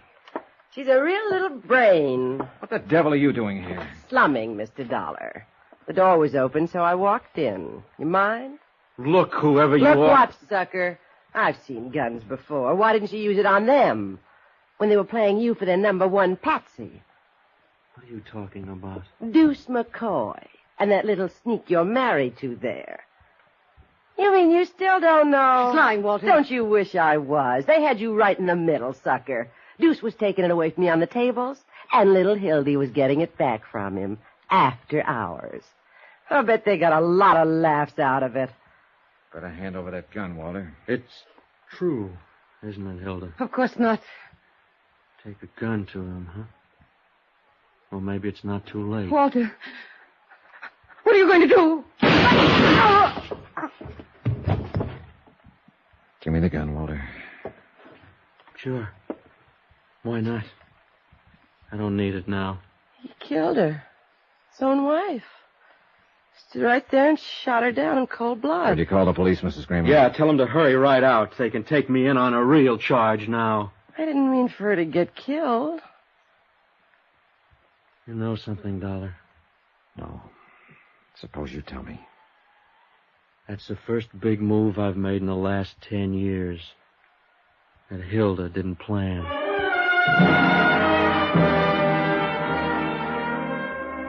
Expense account item 14, $305.20. Hotel and incidentals in Las Vegas and transportation back to Hartford. Expense account total, $596.45. End of account. Remarks? Well... I can't figure out why she had to go messing around that way when she already had a man of her own, her husband. Of course, it didn't amount to much, but not many men do. What'd you expect to find in this world? Pearls in all her oysters? A turkey in her soup? Well, that was Nicky, and that's the report. And that's life. Come to think of it, though, what isn't? Yours truly, Johnny Dollar. Johnny Dollar. Pat McCracken, Johnny, Universal Adjustment Bureau. Oh, no. How are you, boy? Terrible. Goodbye. Huh? Johnny, what's the matter? Well, the last one you handed me was that phony spiritualist case, and it's still haunting me. Before that, it was Laird Douglas of Heatherscope. Oh, you made money on him, didn't you? Yeah. I nearly lost my mind. Well, all right, I've got one for you now that'll surely make you lose your mind. Johnny, come on over, huh? Okay. Expense account submitted by Special Investigator Johnny Dollar to the Lakeside Life and Casualty Insurance Company. Following is an accounting of expenditures during my investigation of the Indestructible Mike matter. Expense account item 1, 80 cents. Cab fare from my apartment to the office of Pat McCracken at Universal Adjustment Bureau. Every one of the cases Pat had handed me lately had been rough. And if it weren't for the loot involved, which is to say Pat never really cracked down on my expense accounts, well, after all, I didn't have any other cases pending, so... Hi, Johnny. Hey, you're looking great. Sit down, huh? Cigarette? Or would you like a drink? Well, how are you, boy? Okay, Pat, let's have it. This one must really be bad. Why, Johnny, what makes you say a thing like that? You sure you wouldn't like just one little one? No, thanks. Right. Now, come on, let's get to the point. What are you trying to get out of paying off on this time?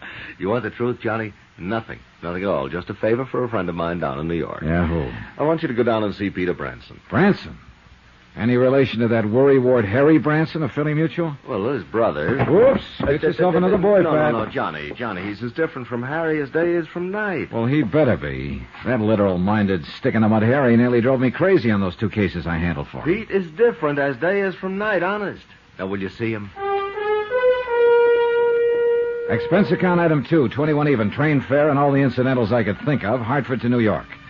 Item 3, 55 cents, taxi from Grand Central to Peter Branson's Lakeside Life and Casualty offices at 500 Fifth Avenue, where my worst fears were justified. That is correct, Mr. Dollar. I am not only Harry's brother. Don't tell me. You're his twin. Why, yes. How could you have guessed it? Oh, but now, wait a minute. Did you say you took a taxi for the 3 blocks over from the station? Yep. At least that's what goes on the expense account. Oh, dear, my brother was right. You are expensive, and yet he seems to have the utmost confidence in your ability. Yeah, but now the amazing way in which you settled that case... Harry, Pete. Yes? What's the case that's bothering you? Isn't that interesting? I don't know yet. Tell me about it. I mean, you're starting to call me Harry because of my twin. Oh, yeah. Better tell me about the case. You know, a great many of our mutual friends... What? Oh, yes, of course. Michael Jeremiah Flynn, a terribly serious matter. If this sort of thing ever gets out of hand... Who's Flynn? John, he is a bum. Aren't we all? A regular, typical, movie-type version of a Bowery bum. So? And unfortunately, he holds a $50,000 policy. Well, he must have seen better days to carry that much insurance. Never, I'm sure of it. No human being could degenerate to such a state in a mere 47 years. And he looks and sounds like 67. Also, by the way, his policy is only 2 months old. Well, what's happened? Somebody knocked him off? No, but I am sure somebody's going to. Well, then why did you insure him? It was Martha who was really responsible. Who's she? Martha Ingersoll, the girl I had working for me here in the office at the time he applied for the policy. I was out sick for a couple of weeks, and I'm afraid that when I came back, I did not pay sufficient attention to the application she'd accepted. At least so far as Flynn's policy is concerned. You better tell me about it. Oh, of course, he passed his medical all right, though heaven knows how. And his cash payment of the premium was all right. Yes, cash. But I still should have investigated myself before allowing the policy to be issued. Look, you still haven't told me what's wrong. Now, of course, it's too late. Pete. Mm-hmm. Oh, of course. Well, it's simply this. The home address that we have for him has turned out to be the Glad Hand Rescue Mission, just off Fulton Street, near the Fulton Market. Yeah, biggest fish market in the world, isn't it? Well, yes. A fascinating place.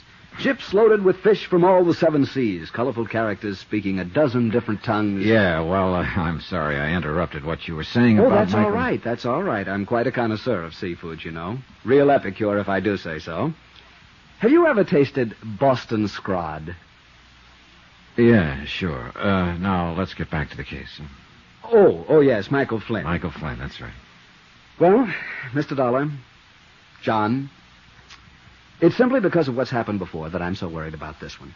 After all, $50,000 is a sizable policy. And what has happened before? The same thing, so you can see. Harry, Pete, I can't see a thing. John, it's like the Angus Cormac matter back in 47, like the old Mother McCrary affair that happened. Trying to tie Peter Branson down to the facts of the case was exactly like trying to tie his brother Harry down, only more so. I had to keep reminding myself that all of Harry's assignments had paid off handsomely for me, and keep hoping the same would be true of his brother. 3 separate times in the next 15 minutes, Pete launched forth on the Epicurean delights of seafood. And 3 times I vainly tried to steer him back to port. Finally, I threatened to walk out on him unless he got down to business. All right, John, I'll give it to you in black and white. Oh, not literally, of course. I mean, I'll tell you from the beginning. Attaboy. Now, 4 times within the past few years, this very same sort of policy has been issued. To some penniless, worthless bum. Yes, and everything has indicated fraud. How do you mean? In only one case were the police able to prove anything, the case of Maggie Dolly Varden Smith. Oh, yeah. Seems to me I remember that. Some racketeer, ex-bootlegger. Correct. Candy Kid Schultz. Yeah, he insured the old derelict for $20,000, had himself named beneficiary. That is correct, and then he had old Maggie murdered. Of course you remember. And you think you've got the same sort of a situation here? Yes, John, I'm afraid so. And you can't cancel the policy unless there's proof of an attempt at fraud. Correct. So you can see why I'm so deeply concerned over this. Oh, if only I hadn't left Martha Ingersoll in charge while I was sick. Who's named as beneficiary in the policy? Of course, she did sell some good policies. Beneficiary. Oh, yes, here it is. John Wesley Cosgrave, 621 East 49th Street here in Manhattan. Mm-hmm. What do you know about him? Nothing, really. And frankly, I'm afraid to find out. John? Yeah, I'll look into it. And what's the address of this rescue mission where old Michael hangs out? It's down near the Big Fulton Fish Market. Let me see. Here, why don't you give me that whole folder so I can get what I want from it? Of course, John. But I am sorely afraid there isn't much to get. I'm sorely afraid Peter was right. Fine, I had to start somewhere. Item 4, 280, taxi back to Grand Central to pick up the bags I'd parked there, and the same taxi to a slightly dingy little hotel a couple of blocks off Chambers Street on the Lower East Side. Item 5, $9.83 to a second-hand clothing store where I outfitted myself in hat, coat, pants, shirt, shoes, and socks that I hope would make me eligible for a spot on a bench at the Glad Hand Rescue Mission. When I finally shuffled into the place, which looked more like a cheap flop house than a mission, I felt somewhat like a kid playing tramp at Halloween. Welcome, brother. Welcome to the mission. I'm Daddy Bill. Hi. The entrance to the soup kitchen is over at the side, you know. Yeah, well, I just want to sit down for a spell, rest my feet. And have you a bed for the night, brother? Oh, who knows? I'll make out. Well, there's always room for one more, you know. Will you be here for our meeting tonight? Well, I don't know. You have an excellent singing voice, I can tell. Are you sure you don't want something to eat, my boy? No, I'm all right. Well, then, just sit and be comfortable and we can talk. I kind of hope maybe I might run into Mike. Mike? Flynn. Oh, yes, of course. Michael lives here. Spends most of his evenings with us, poor fellow. Although I really shouldn't say that. Huh? Say what? Poor fellow. After all, he's also one of our biggest contributors, too, when he's sober. Although where his money comes from, I'll never know. Yeah, well... Although I'm sure it's money honestly gained. Michael's very religious. He's taken the pledge many times, many. Has a lot of money now and then, huh? Yes. He seemed to think he might have a contribution for us when he comes back tonight. But you don't know where he gets it. My boy, I never ask these personal things of the brothers. Now tell me all about you. You're from out of town, aren't you? I can tell. This was something I hadn't anticipated, and I had to rack my brain to come up with a story that would convince Daddy Bill I was a bum. When I could get a word in edgewise, that is. And a kindly, gabby old biddy proceeded to tell me in minute detail the life history of all of the habitués of his mission. All, that is, except the one I was interested in, Mike Flynn. Maybe he was suspicious of me. Afraid I might be trying to get my hands on some of the money old Mike frequently showed up with. Generous in the extreme, John. That's why I feel I must protect him from some of the people who come in here and might try to take advantage of him. Sure, Daddy, you're right. Responsibility for the care and welfare of the brothers weighs heavily upon me sometimes, but it's a burden I'm glad to bear. Yeah, well... Feed their stomachs and feed their souls. That is my task. You say you think... And as I say, it's a task I'm privileged to assume. After all, whom else have they to lean on? You think Mike will be back here tonight? Yes, John, I'm sure he will. Oh, but listen. The quartet in the, we call it in music room. Can you hear them? Oh, yeah. Yes, they're getting ready for the meeting tonight. Aren't they wonderful? Beautiful voices. Yeah, they ain't bad at that. You're sure you won't join them? Oh, no, some other time, huh? Now, whatever you say, but if you're going to stay here long, my boy, with that wonderful voice of yours, I can tell. I will insist that you join one of our singing groups. Yeah, about Mike again. Oh, dear, did you hear that? Someone hit a sour note. Poor boys, they just can't get along without my help. You'll just have to excuse me, John, while I go back there and lead for them. I'll come back later. We'll talk.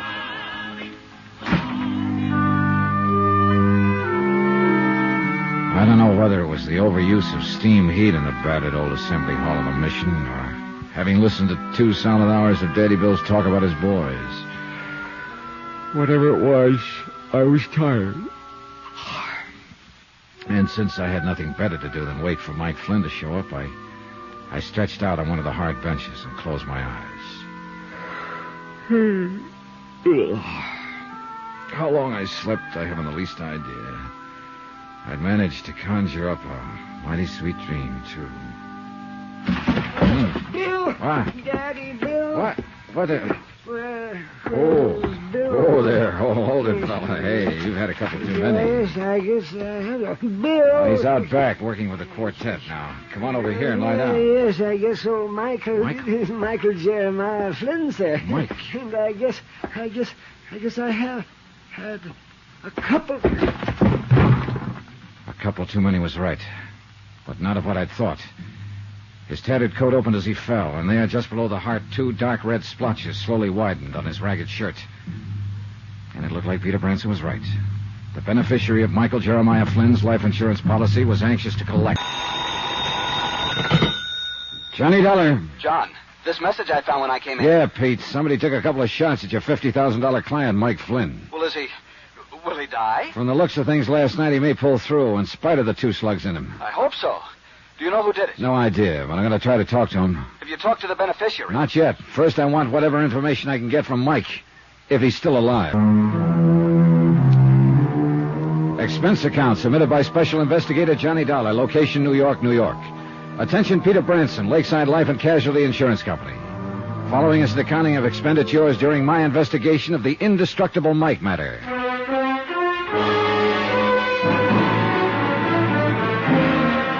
Expense account item 6, 55 cents. Taxi to the neighborhood of the Glad Hand Rescue Mission, where Daddy Bill, the general factotum, had promised to take the best of care of Michael Jeremiah Flynn. He'd given Mike a room to himself on the 2nd floor, and what a room. What wallpaper was left hung in shreds from the cracked plaster. The shades on the dirty windows were tattered and torn. A single bare fly-speck light bulb hung on a cord from the ceiling. The floor was bare, and the only furniture was a battered chest of drawers, an ancient washstand with a cracked pitcher and bowl, and a sagging iron bed on which old Mike Flynn lay. Come in. Come in here. Hi. Well, you must be the man who helped me into the mission last night. Yeah. My name's Johnny Dollar. Come up to see how you're making out. Well, I'm much obliged to you, Johnny. I'm real obliged to you. Well, how are you feeling this morning? Me? Oh, I'm fine. Never felt better. Sit down. Well, what did the doctor that Daddy Bill got for you have to say? The doctor for me? Oh, now, Johnny, you must be joking. Joking? After you had a couple of slugs tear through you? Here, let me help you. Oh, you want to see him? Sure. Now, wait a minute. Now, just look for yourself here. You see?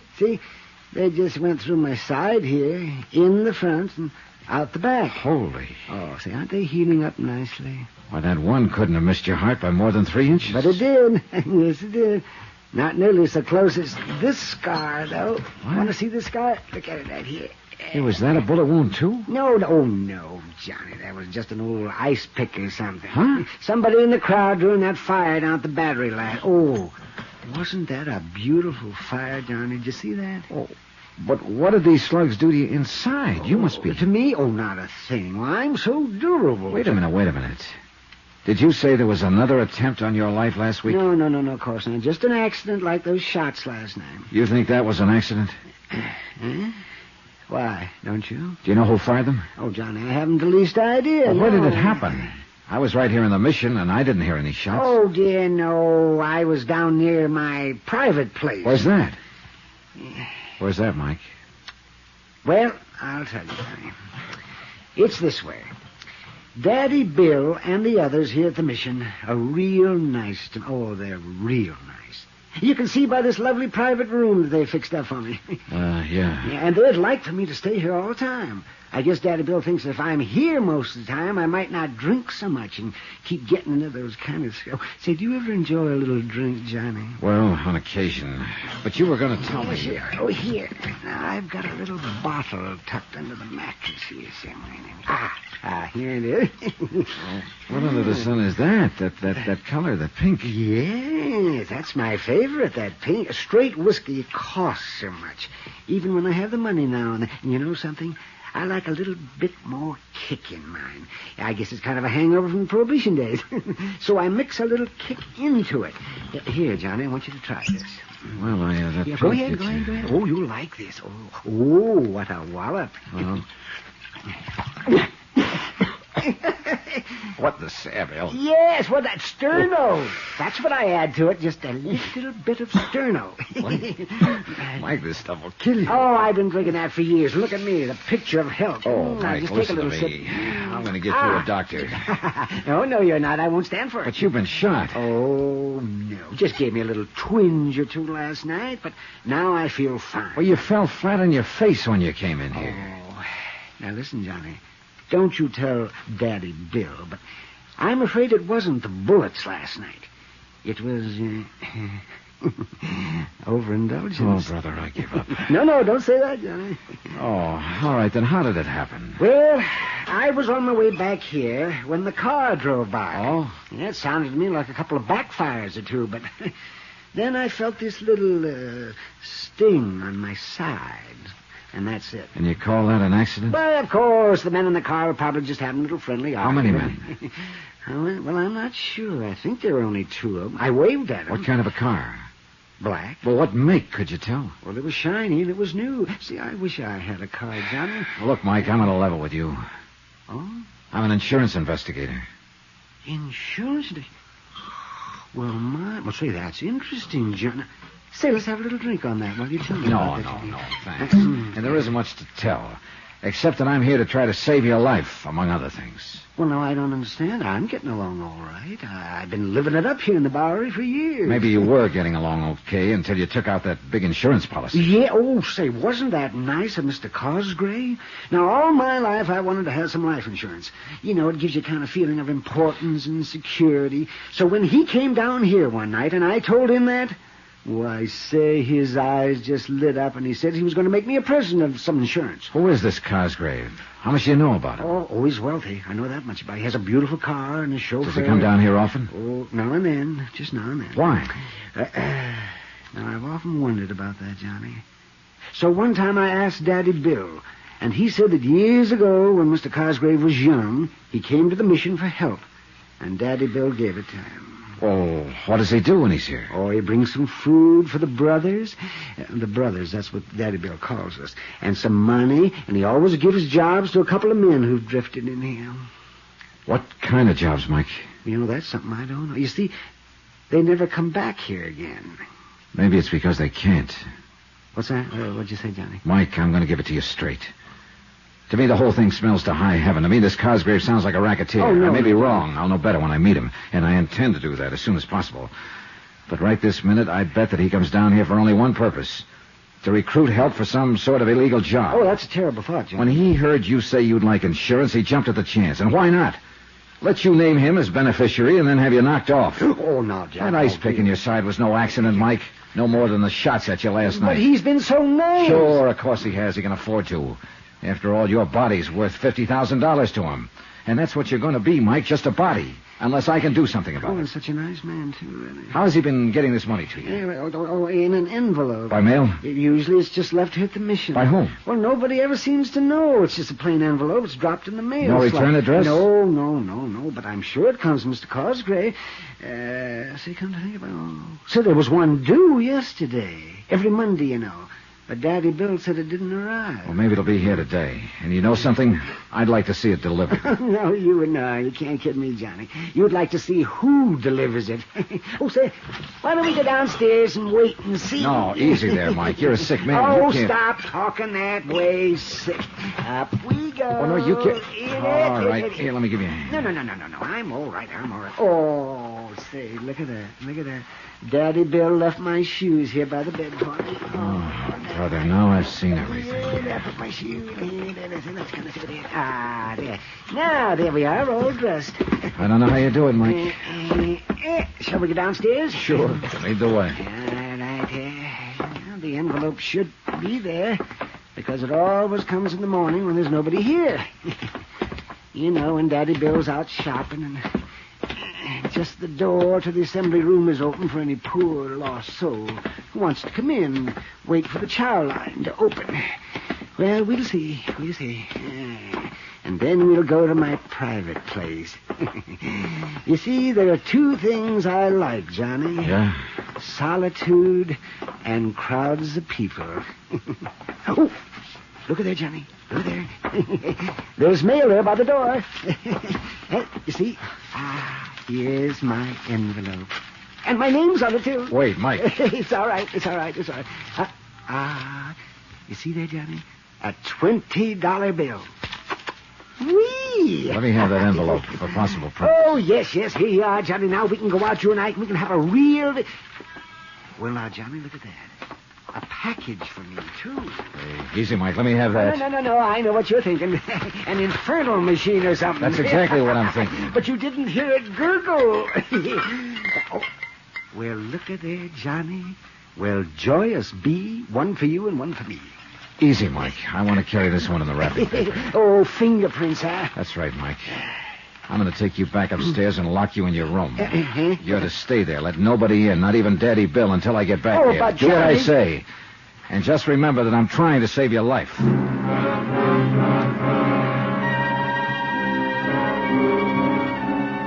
Item 7, 270, cab fare uptown to the 18th Precinct Station.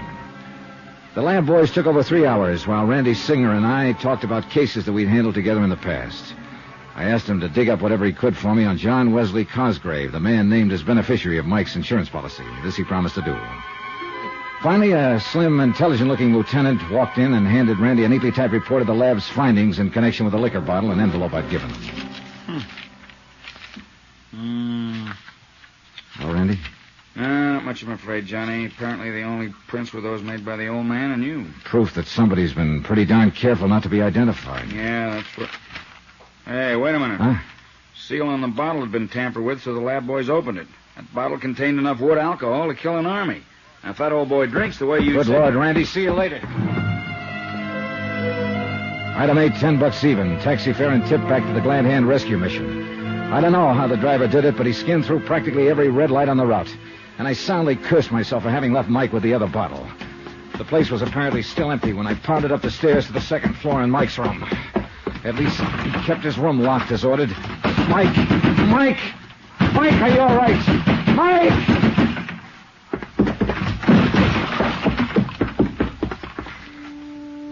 He was stretched out on the old iron bed, his face drawn even whiter than the pillow on which his head rested. The half-empty bottle lay where he dropped it on the floor beside him. And I could have sobbed for the stupid, careless, unthinking way in which I... Mike! Johnny, what a hangover this is going to be. Johnny Dollar. Huh? What? You're John Wesley Cosgrave, aren't you? That's right. Well, my name's Johnny Dollar. I'm an insurance investigator. Oh, of course. I've been expecting a call from you. Or at least from somebody like you. What's that supposed to mean? I expect you're interested in why I've insured the life of a Bowery bum for $50,000. You bet I am. I want to see you. Why not? Anytime. Only it won't do you any good. Expense account submitted by Special Investigator Johnny Dollar, location New York, New York, to the Lakeside Life and Casualty Company. Following is an accounting of expenditures incurred during my investigation of the Indestructible Mike matter. Expense account item 9, 10 cents. The phone call to John Wesley Cosgrave from my dingy little hotel on the Lower East Side.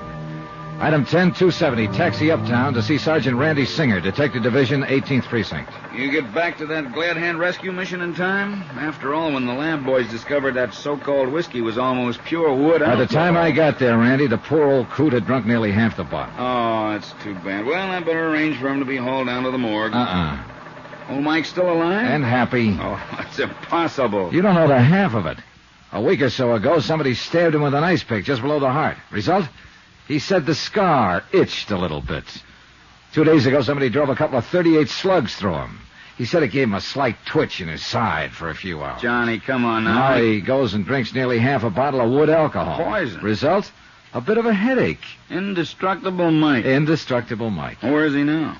Locked up in my room at the Brakely Hotel, with orders to eat the groceries I picked up for him and to let nobody in. Good, good.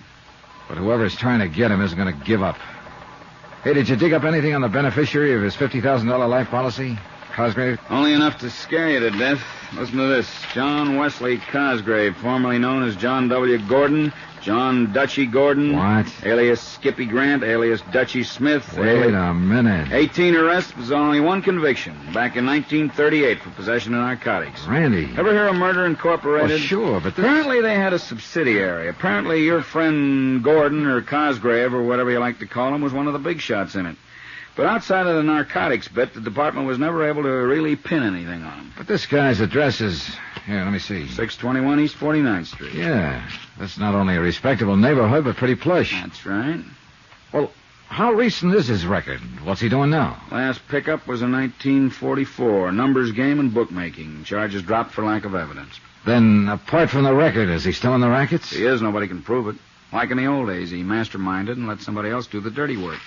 It's listed here as a, quote, retired, unquote. Well, my money says he's still in business. Well, if you can prove it, the department and the DA's office will love you dearly, but I don't think you will. Every time we dragged in a stoolie who could give us what we wanted, something happened to him. Like what? Jump bail. Well, you should have known better than to let him have bail. One of them poisoned in his cell in the Tombs, one breakout, his body was found in the East River, even one suicide. Like to bet I can't tie him in with these attempts on Mike Flynn's life? Well, now, that's something else again. Maybe it's something we should have. No, hands off, and I mean it. All right, don't get testy about it, John. I like the old guy, and anybody who tries to hurt him has to answer to me. And somebody's tried.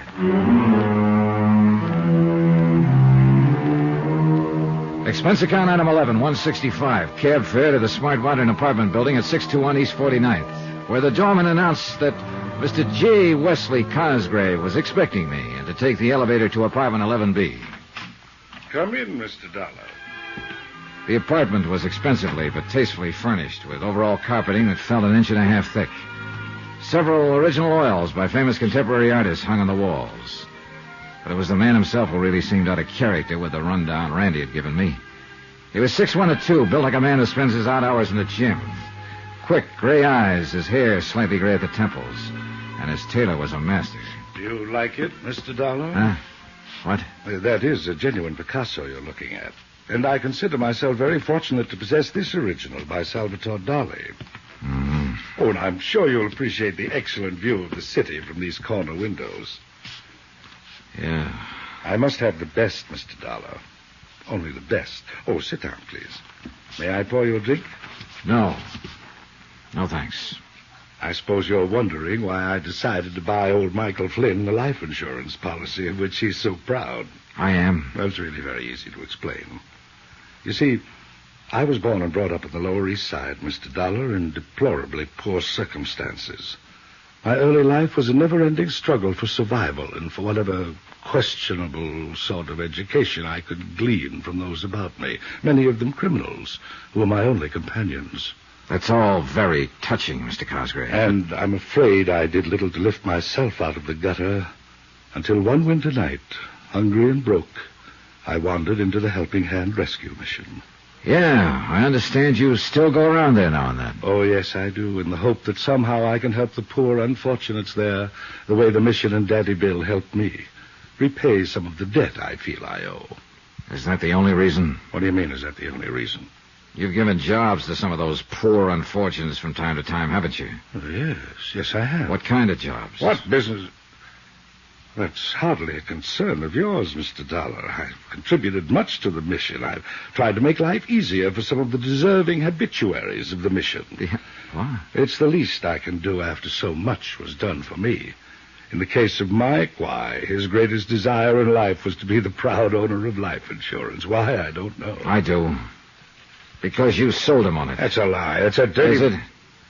Then why make him name you as beneficiary instead of the mission or some other deserving cause? And that, Mr. Dollar, was his own idea. And since it made him happy, I didn't protest. I suppose the real reason for this particular desire was his feeling that it might give him dignity. Yeah. Now tell me something. Where does all your money come from, Dutchie? Dutch? Who told you that? Nobody calls me Dutchie no more, not you or nobody else. Them days are over. I'm respectable, even educated. I wonder. Look at my record. I haven't been on the blotter since 44, and that was a bum. Mr. Dollar, I make no pretensions about not having a past. During Prohibition and later, I made millions. Yes, millions in rum running, the policy racket, as a betting commissioner. How about narcotics? Sure, there was hardly a caper in this town I didn't have a finger into, and I was smart. I pocketed the profits, not my boys. That's why I can afford to be retired and live decent. And I'm going to keep on living this way. You were lucky some of those boys, that mob of yours, didn't rat on you. Yeah, but thanks to a couple of convenient rub-outs that I had nothing to do with, you understand, I managed to stay clean with the law. And now you're as pure as the driven snow. Dollar, if this was the old days, you wouldn't even live long enough to regret what you're implicating, you think. Which makes me dead sure I'm thinking right. I don't know how much money you've got socked away from those old days. I don't care. But from what you've just admitted... To you, Dollar, not to any judge or DA. Right. And I'll never believe that a clever mind like yours is smart enough to keep you out of the pen. Oh, flattery won't get you. I refuse to believe you could turn down a chance to make a crooked buck. I don't know what kind of jobs you sent out those poor suckers from the mission on, but the fact they never came back makes that look pretty bad. You can't. And along came Mike Flynn, poor old alcoholic Mike. Where the talk of insurance came from, I don't know, but it was too good to pass up. Insure his life for $50,000, have him name you as beneficiary, give him a few dollars so he could spend his last days in a happy alcoholic haze, then rub him out and collect the 50 G's. Listen, Dollar, if Mike gets knocked off, neither you nor anybody else is going to be able to tab me with it. And one other thing. Yeah, what's that? As a friendly piece of advice, if I was you, I wouldn't even try. Is that a threat? Oh, Mr. Dollar, you made a miserable host of me. Come, let me pour you a drink, the finest 25-year-old Scotch. And we can talk of pleasant things. For some reason or other, I did have the drink with him. But he knew what was in the back of my mind, and I'm afraid I knew what was in the back of his. Something along the same line as a couple of convenient rub-outs. Once or twice his veneer of education slipped, but all in all, he made a fair conversationalist. Finally, I left. And all the way down to the street, I kept wanting to look back to see if I was being followed. Somehow, somewhere, there was a way to get this Cosgrave. But I could see it would have to be through someone else, someone working for him. And whoever that might be could very well be out to get me first, or Mike. Item 12295, taxi back to the Brakely Hotel, where I hoped the old boy was still locked up in my room. He was. Oh, well, Johnny. My, I was beginning to wonder what had happened to you. Oh, hey. What was the matter with that food I left with you? You hardly touched it. Oh, I had enough.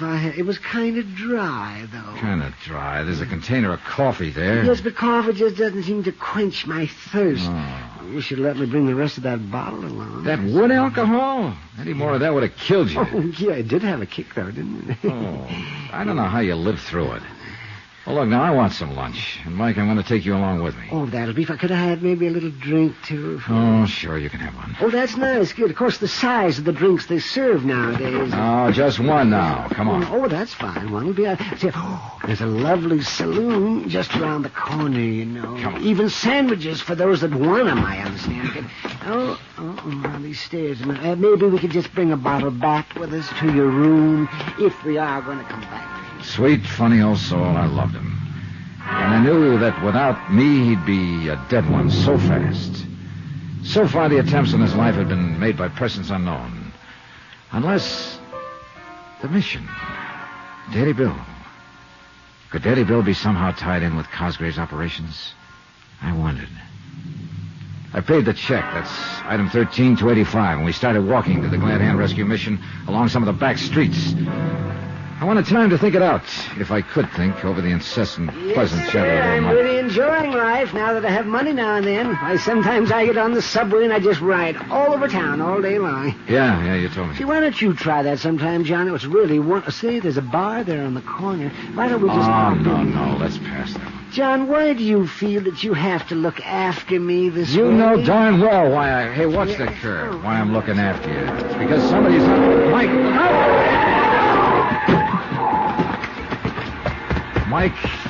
Mike, listen to me. Hey, can you hear me, Mike? What happened to the... Hey, mister, get a cop, an ambulance. You mean for him or what's left of him? Yes, hurry. Oh, what's the matter with you? Use your eyes, buddy. It's too late. Johnny Dollar. Johnny, this phone number you left for me to call. Are you at Bellevue Hospital? Yeah, Randy. What's wrong? Are you at headquarters? Yeah. A truck ran over Mike Flynn, and I'm sure it was deliberate. But he's alive, I hope. He was 4 hours ago when I dragged him in here. Indestructible Mike. I'm not so sure this time. What about that truck? Did you get the license? Yeah, the boys at the 1st Precinct are working on it. Check with them, will you, while I stay here at the hospital? Sure, Johnny. And one other thing. Yeah? Find out how long that Glad Hand Rescue Mission has been in existence. Place where old Mike's been living? Yeah. Why? I don't know, yet. But do it, will you? Sure, and you let me know when Mike's out of danger, huh? Johnny? Better pray a little bit, Randy. Expense account submitted by Special Investigator Johnny Dollar, location New York, New York, to the Lakeside Life and Casualty Company. Following is an accounting of expenditures incurred during my investigation of the Indestructible Mike matter.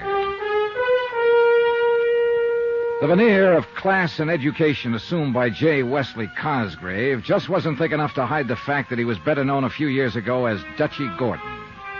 And to the old-time racketeer, it looked like a cinch. Pick up a Bowery bum like Mike Flynn. Insure his life for $50,000. Give him a few weeks of high living. Then knock him off and collect the insurance. Yeah, real cinch. Especially for Cosgrave, who'd learned as far back as the early days of Prohibition how to employ hired thugs to do the dirty work, while he sat back and collected the profits. I knew as surely as I'm sitting here that Cosgrave was behind the knifing, the shooting, and now this accident to old Mike. But how to prove it? Yeah, sitting here in the waiting room of the hospital, waiting for some word of Mike's condition. Mr. Dollar? Oh, yes, Doc. Can I see him now? Very shortly, I believe. Oh, how is he? Is he There's doing... a phone call for you at the floor desk. Oh. This way, please. Thanks. But how is Mike? Doc, how is he? You'll be able to see him shortly. Here you are. Oh, thanks. Johnny Dollar. Ah, Mr. Dollar, I was quite sure that you would be there at the hospital. This is J. Wesley Cosgrave. What made you think that? Why, because of the accident to Michael Jeremiah Flynn. How did you know about it? I kept it out of the papers. I find it helpful to know about a lot of things that don't get into the papers. Well, your boy goofed, Cosgrave. Mike is still alive. My boy? You know as well as I do, Dutchy, that one of your mob was at the wheel of that truck that ran him down. You better keep your yap shut, Dollar, or I thought I made it plain to you earlier that I no longer have any connection with the doings of the, shall we say, underworld. Oh, sure. As for poor old Mike, I understand it was an accident, very unfortunate. Knock it off, Cosgrave. I was there when it happened. Oh? Yeah. Pretty stupid of a would-be killer to try that with an investigator right next to Mike, wasn't it? Did you see the driver of the truck? Suppose I did. You say he wasn't one of your boys, so what difference would it make to you? Why, none at all. Did you see him? Why don't you worry about that for a while? Again I waited. Sat and waited. And paced the corridor of the hospital. Outside, the sun sank slowly behind the horizon of skyscrapers, and the busy clamor of the day's traffic segued to the softer, muffled, but still busy traffic hum of night. And I waited. And smoked. And waited. Finally, it must have been close to midnight. A nurse led me quietly down the hall and indicated the private room that I'd had set aside for Mike. After brief instruction about not staying too long, she pushed open the door for me and she tiptoed away. And there, lo and behold, in all his glory, his head swathed in bandages but wearing a smile a mile wide, sat Indestructible Mike. Hi there, Johnny. Mike! Oh, Mike. You old reprobate. I guess there is something in prayer after all. How about this, Johnny? Isn't this swell? Isn't this the finest place you ever saw? Oh, Mike, you're going to be okay, aren't you? You're going to be? Yeah, I am now. But I guess I had those doctors scared. Oh, my, Johnny. You just should have seen the way they fluttered around. And those nurses, Johnny. I never saw such beautiful ladies in all my life. And so nice. And doesn't it smell good in here? The disinfectant they use in here is much nicer than Daddy Bill has at the mission. And you know something? I haven't seen a single bed bug. Not even a cockroach. No, Mike. Mike, I'm so glad to see you in one piece. Oh, sure I am. But an old bum hasn't any right in a pretty place like this. You had no more business living through that accident than... Oh, Johnny, how you talk. Yeah, and you mustn't talk so much. No matter how good you feel, you need rest. Time to heal up whatever got broken. Broken? Oh, me? Well, you still need rest and quiet. Here, I'll turn off this light. I'll see you in the morning. Oh, but, Johnny... Yeah? Johnny, how can I just sleep? Oh, too much pain, huh? Want the nurse to give you a hypo? Oh, they filled me up with more needles than you ever saw, but there's only one real painkiller, you know. Yeah. I'll see you later.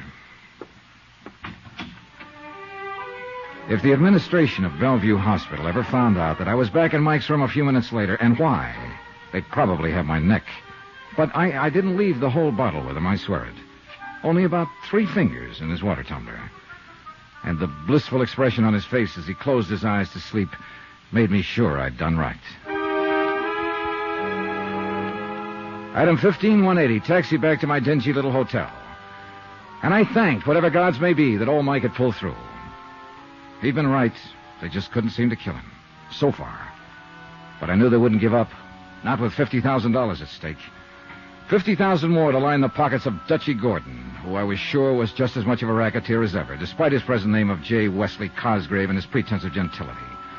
Because his henchmen had always feared to squeal or died violently before they could, the police had nothing on him. My job was to find one of the mob, make him sing. But how? I guess I was still thinking or dreaming about it when my phone rang the next morning. Hello, Jerry Dollar. This is Jerry Dollar. Hello. Oh.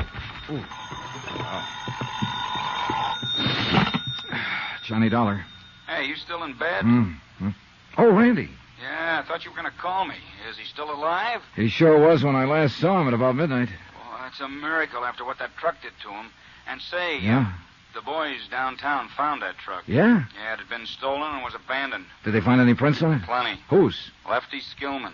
Well, have they picked him? Yeah. They found him all right, tied up in a sack floating in the East River. Old-time gangster style. Oh, so help me, I knew that when Cosgrave You found say out... Mike's going to be okay?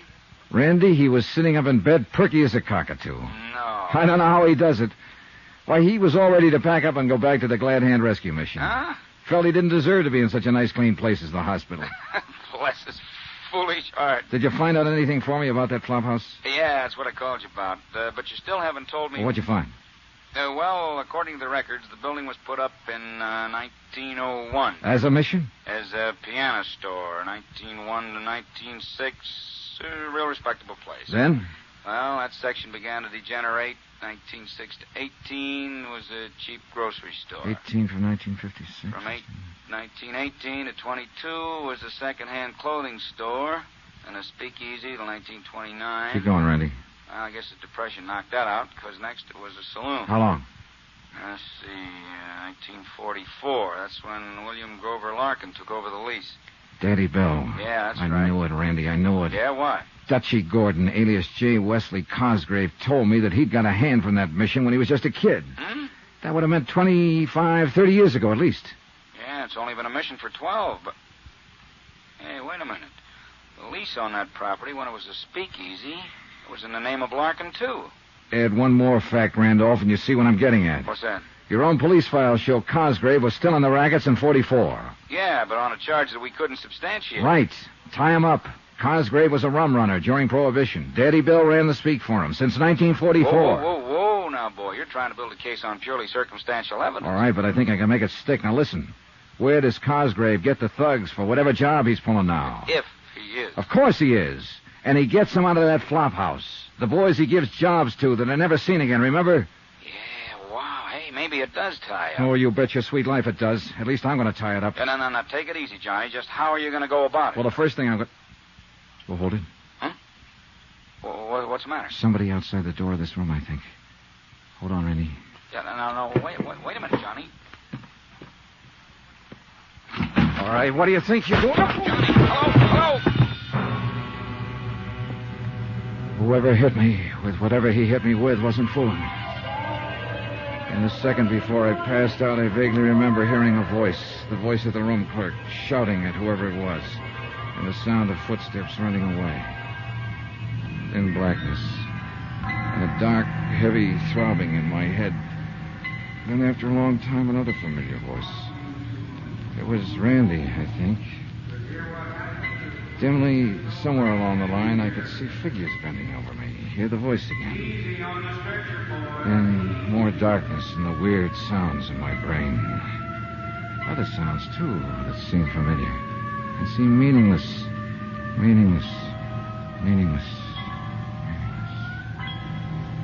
Finally, after an eternity of jumbled sounds and shadows, a cold, bright light pierced into my slowly returning consciousness. And momentarily, I could see a man in white and women in... Yeah, a hospital. These were the doctor and the nurses. I tried to speak to them. I couldn't. But slowly a realization of what had happened came to my muddled mind. Randy on the telephone had heard the attack on me and had brought help. An ambulance had brought me here. For a brief moment, I saw the glint of a needle poised above my arm. Then blackness again. But a soft, quiet, peaceful blackness.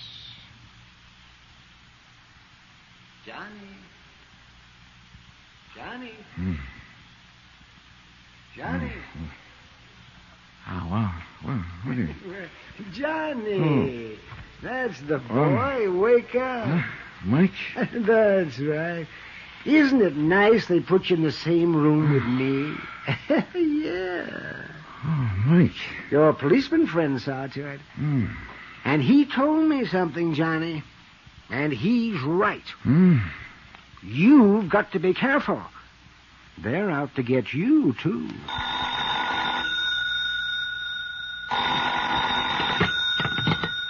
Johnny Dollar. Randy Singer, Johnny. How you feeling? Thanks to you and having got me here pretty good. Bellevue's a good hospital. I'll be released within the hour, so will Mike Flynn. And? I'm going down to the Glad Hand Rescue Mission to straighten out a few things with Daddy Bill. Sounds to me like it ought to be police business, Johnny. I'll be right over. No, let me handle this alone. You got your gun? You bet your sweet life I have. Johnny? I'll report to you later. Expense account submitted by Special Investigator Johnny Dollar, location New York City, to the Lakeside Life and Casualty Company. Following is an accounting of expenditures incurred during my investigation of the Indestructible Mike matter. Item 16, 190, cab fare for Mike Flynn and myself, Bellevue Hospital to the dingy Hotel Brakely. Both of us had our heads still swathed in bandages.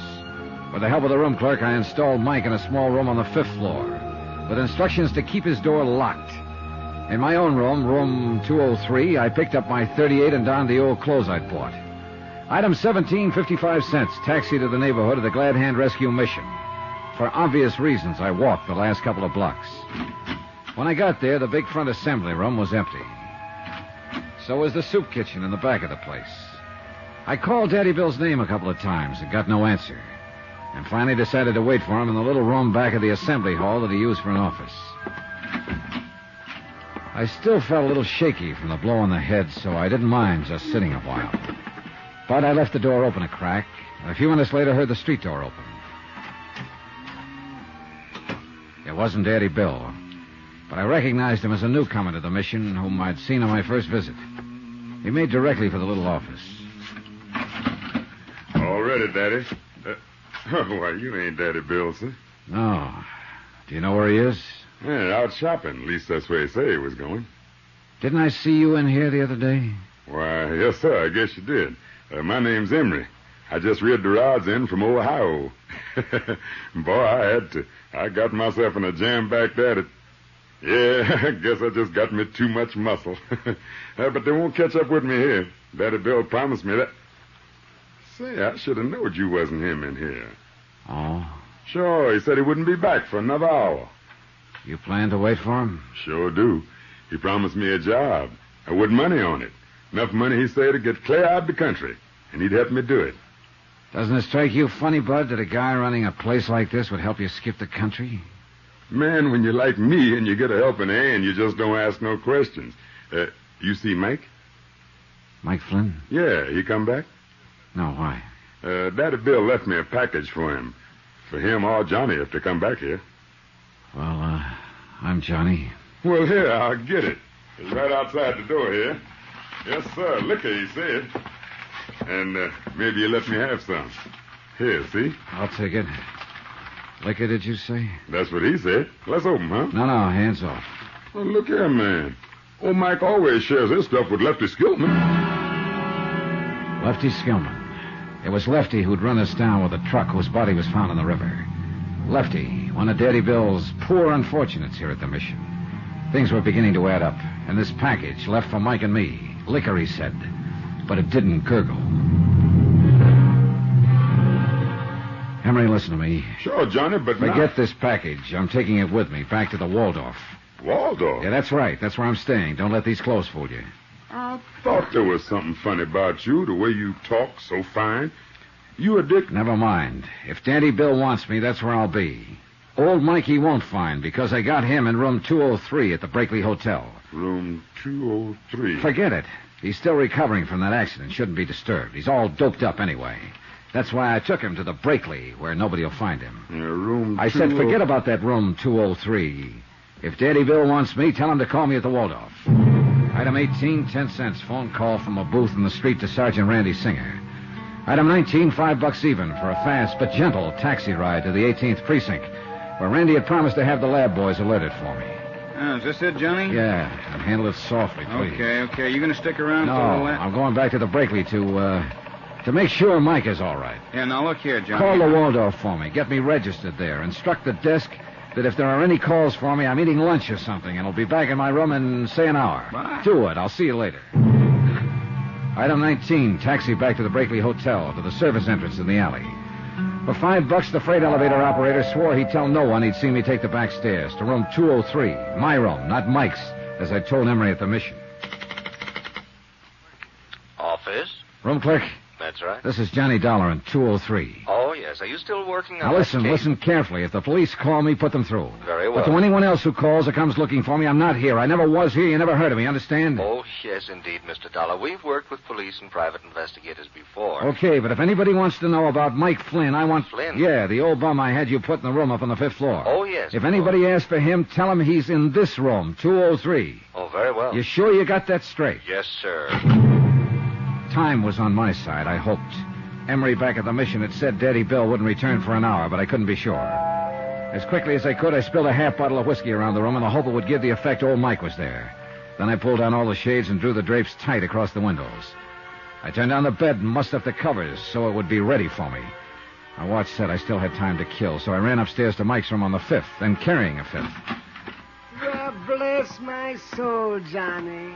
And look what you've brought me. On one condition, Mike. Oh, yes. Oh, anything you say. Oh, you've been so good to me. I want you to promise that no matter what happens, you'll stay right here in this room until I come back. Why, of course, Johnny. Anything you say. Especially now that you brought me this bottle to kind of keep me company. Say, wouldn't you like a little nip before you go? No, thanks. Oh, and keep this door locked. Oh, now you sure you wouldn't like just one little bit? No. Oh, I hate to think of me having it all alone when you probably need it as much as I do now. Oh, say, Johnny. Yeah?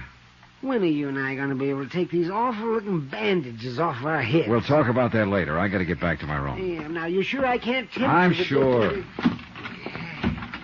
Now lock this door.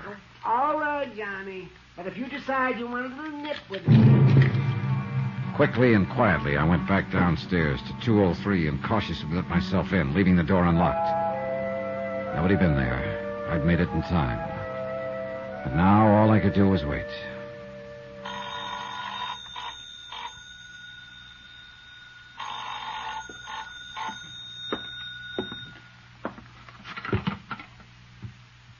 Hello? Johnny? Yeah, Randy. Better make it fast. Oh, what's the matter? What'd you call about?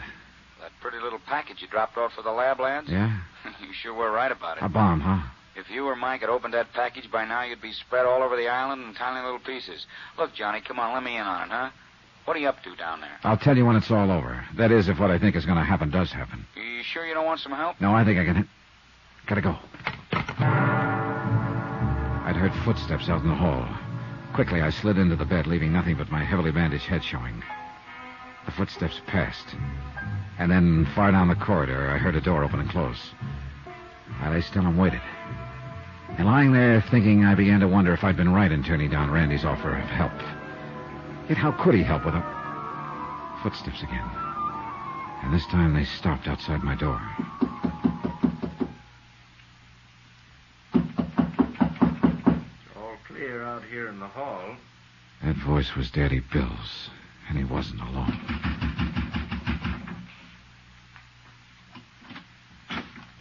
Mike? Mike? You want on the light? Mike? Oh, he's in here, all right. Smell that booze? He's there on the bed, asleep. You mean drunk? Close the door. Hey, see him? Dead to the world. Are you sure this is going to be safe, Dutchie? Why do you suppose I took so long to case the joint? Yeah, but what about Dollar? I told you, Bill, at the Waldorf. You sure? You talked to him? No, he was in the coffee shop. Now, shut up, get this over with. Yes. Always we do the dirty work for you. All right, this one I'll do myself. Who's... Shut up. Johnny. Oh, Johnny. Wait a minute. That's Mike. Who's on that bed? Shut up. All right, Dollar. He can get up out of that bed and take it in the chest or lay there and get it in the back. All right, Cosgrave. Touchy. Both hands up high. Drop that gun. Sure. Johnny. Shut him up out there, Bill. Yeah, Daddy Bill. Quiet, Dollar. You'd better do something, Cosgrave. You have two witnesses. The man who always kept his skirts clean, huh? Quiet. Bill, let him in. We'll knock them both off, make it look like a fight between them. Something. No, wait. Boss, we... Johnny, is something... I'm coming in. Oh, no, you Get back,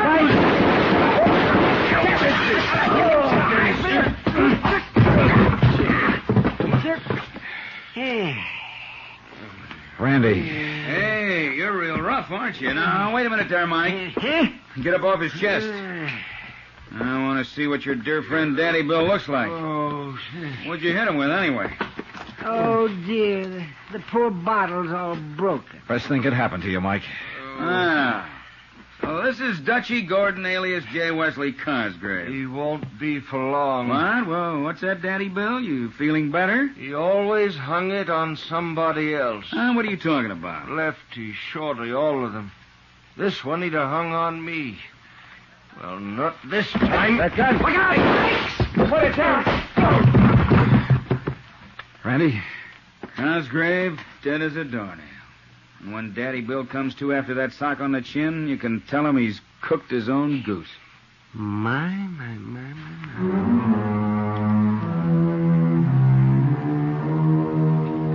The world will be a bit better without Dutchie Gordon, alias J. Wesley Cosgrave. And, of course, the courts will take care of Daddy Bill Larkin. Plenty. Mike? Indestructible Mike? Well, he'll probably outlive the rest of us. I hope I can get down to see him now and then. Talk over our great adventure together. Expense account total, $1,126.50, which is a lot less than the $50,000 you might have had to pay off on Mike. Yours truly, Johnny Dollar. Johnny Dollar. Ed Renser, Johnny, Union States Casualty Company? Oh, hi, Ed. I heard you were trying to reach me. Yes, indeed. A plane leaves in 2 hours. For where? Ensenada. It's a port on the west coast of Mexico, south... Yeah, I know, Ed. I know. I've been there. But what do you... Charlie Burton is down there, Johnny. You know, the big nightclub TV comic. You know, good old, lovable, boyish Charlie? I've seen his show. Who hasn't? Really keeps you screaming, doesn't he? Oh, he is a killer. So what do I do? Go out there and scream it up for him? You go out there and keep him alive. Someone's threatened to murder him. One of his audience, maybe? No, wait, Johnny. This is no laughing matter. Anything happens to Charlie Burton, I cut my throat. Hey, you really do like his show. We're carrying $500,000 worth of insurance on that boy. From Special Investigator Johnny Dollar to the Home Office, Union States Casualty Company, Hartford, Connecticut. The following is an accounting of expenditures during my investigation of the laughing matter. Item 1, $221.50. Transportation by scheduled airline to San Diego, incidentals there, and charter plane for a flight 80 miles south into Mexico. To Ensenada.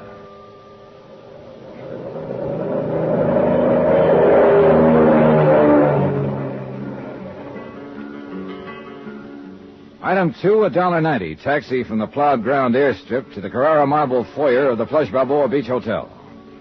The contrast was typical. Ensenada is two towns, really.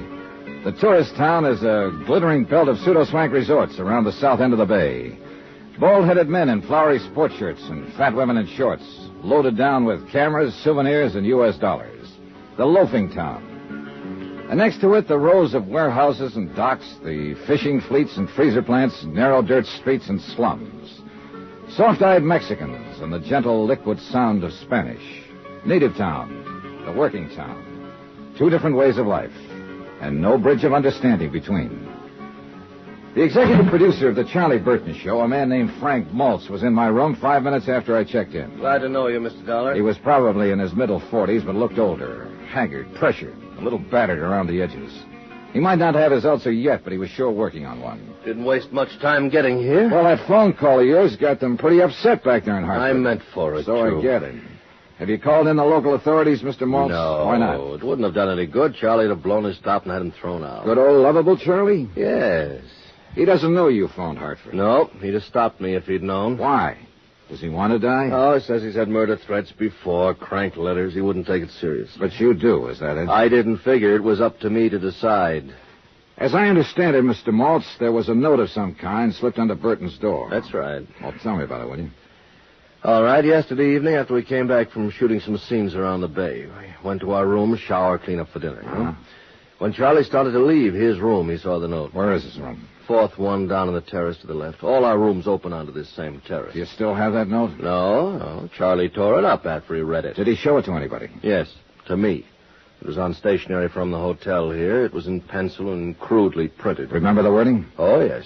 It said, "Only the gods are immortal, Burton. As you'll soon find out, you'll never leave Ensenada alive." Kind of an odd way of putting it. I thought so myself. Know anyone who might use that style of phrasing? No, I'm afraid not. All right.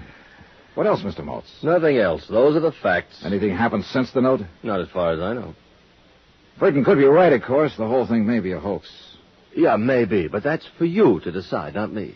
Who do you know who might think they had a reason to kill him? Aha. I think I'll let you form your own conclusions on that. Oh, thanks, Mr. Maltz. That's very thoughtful of you. All right, I'm sorry. I realize I haven't given you much to go on. Practically I nothing. can't help it, Dollar. That's all I know about it. I see. Well, talk to the others. See what they know about it. Others? Well, I was thinking mainly of Gloria Dale and Al Schreiber. And there's Charlie himself, of course. Suppose you brief me on those other two. All right. Gloria Dale's the feminine lead. Oh, yeah, I've seen her on TV. Yeah, probably. She's been with the show for 3 years. She's in her late 20s. She's single. She's gorgeous. She has a terrific sense of comedy. How does she get along with old, lovable Charlie? Good question. Maybe she can give you an answer to it. All right, I'll ask her. And who was that other one you mentioned? Al Schreiber? Yeah, he's a young newcomer. He's been with the show 6 months now. A real talent, if he were ever given a chance to show it. Why isn't he given a chance? Because on the Charlie Burton Show, my friend, there is one and only one star, namely... Good old, lovable, boyish Charlie Burton. Oh, you've been reading the press release. Well, as a matter of fact, I have. All right, who else? No, that's all. At least all that mattered. The camera crew, the technicians who were sent up from Churubusco in Mexico City, they never heard of Charlie Burton before. And we haven't had much of any contact with anyone here in town. Now, I think that note was written by somebody right here in the family. That's another reason I sent for you instead of the local police. Just why did you send for me, Mr. Maltz? What do you mean? How do you feel about Charlie Burton? Haven't you guessed? More or less, I think. Well, I'll spell it right out for you, Mr. Dollar. I hate his guts. And what do you care whether he's murdered or not? Care, I'd get roaring drunk to celebrate it. And yet you're the one who phoned an SOS to Hartford. Well, sure. If Burton does get it, I want an expert around. Somebody will tag the right party for the crime. A matter of justice. Is that it? Why not? Oh, because it's usually just a word people talk about. What they really want is to win. Ah. Is that what you want, Mr. Maltz? Very funny. You ought to go on television. No, I'm waiting till they perfect it. I feel the same way about murder. So the legend of lovable Charlie was starting to crack. One person at least didn't love him, Frank Maltz, his executive producer. And there was something else besides hate in Frank Maltz's eyes, a weariness or bitterness, something I couldn't quite place. I filed the thought for the moment, took time to shower and change, and went looking for another pair of eyes, a prettier pair. And I found them, alone on the terrace with their owner. They were turned toward the west, toward the last golden edge of the sun as it sank into the Pacific. They were big and blue. Very lovely. Hello there. How are you, Miss Dale?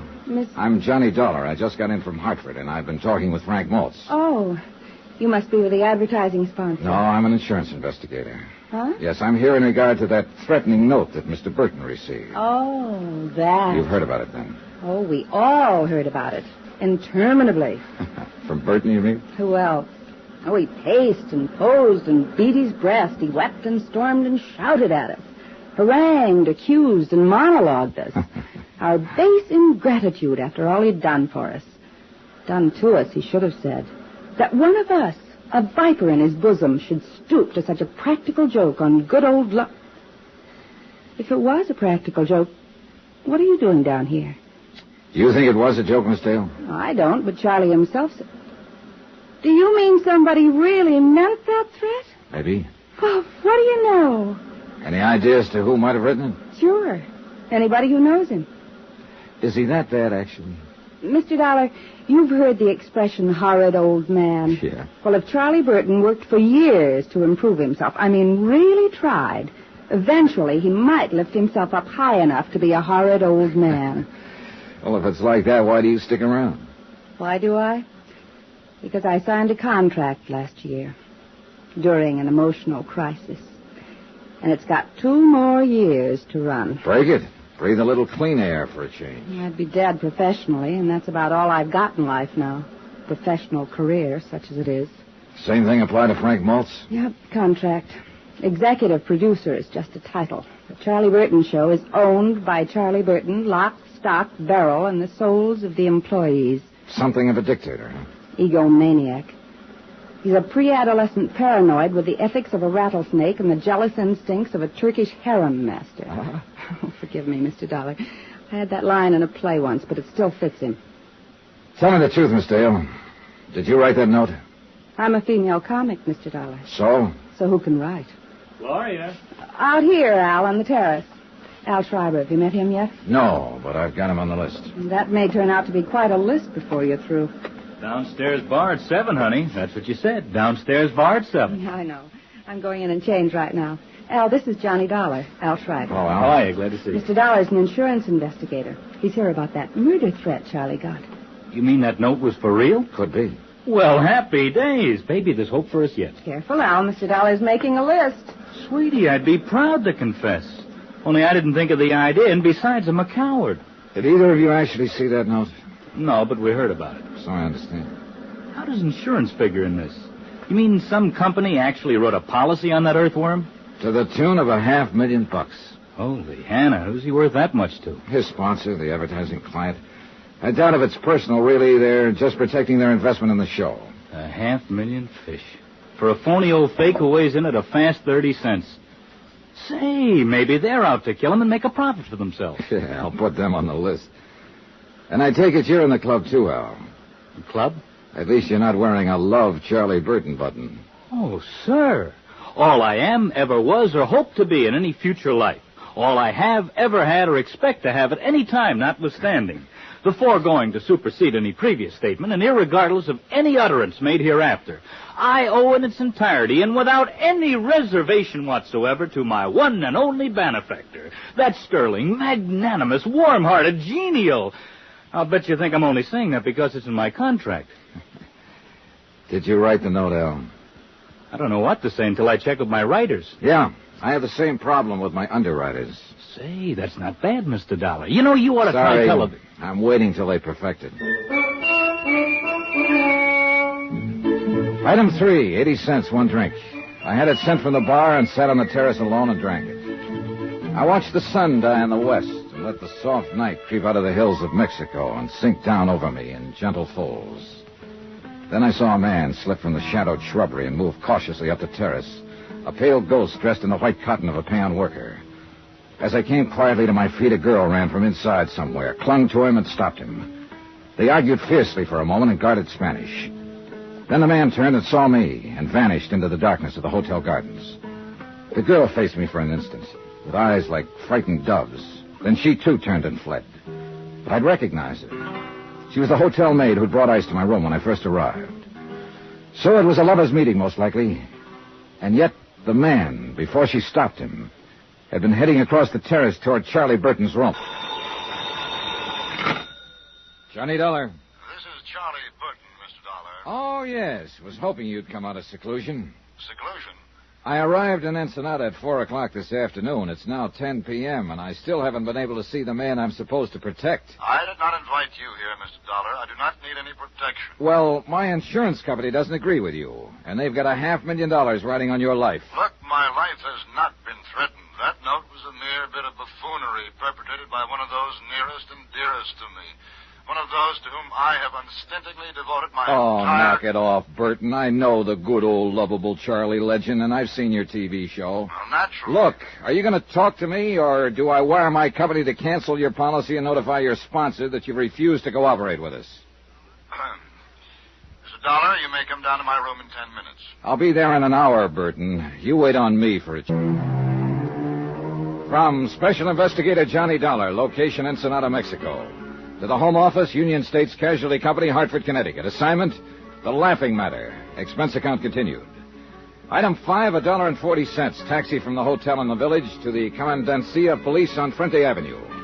I wanted a rundown of one of the maids at the hotel, a girl named Velena Morales. I'd seen her on the hotel terrace shortly after dark near Charlie Burton's room. Seen her arguing with some man who'd managed to slip away from me in the darkness. Captain Portrayal said he'd check with me later and politely avoided asking what it was all about. If he had, I couldn't have told him. The Charlie Burton comedy show was on location at Ensenada, Mexico, and Frank Maltz, the producer, had frantically phoned Hartford and claimed Burton's life had been threatened. Burton thought it was a practical joke. Maltz didn't know. Neither did I. But I was there to find out.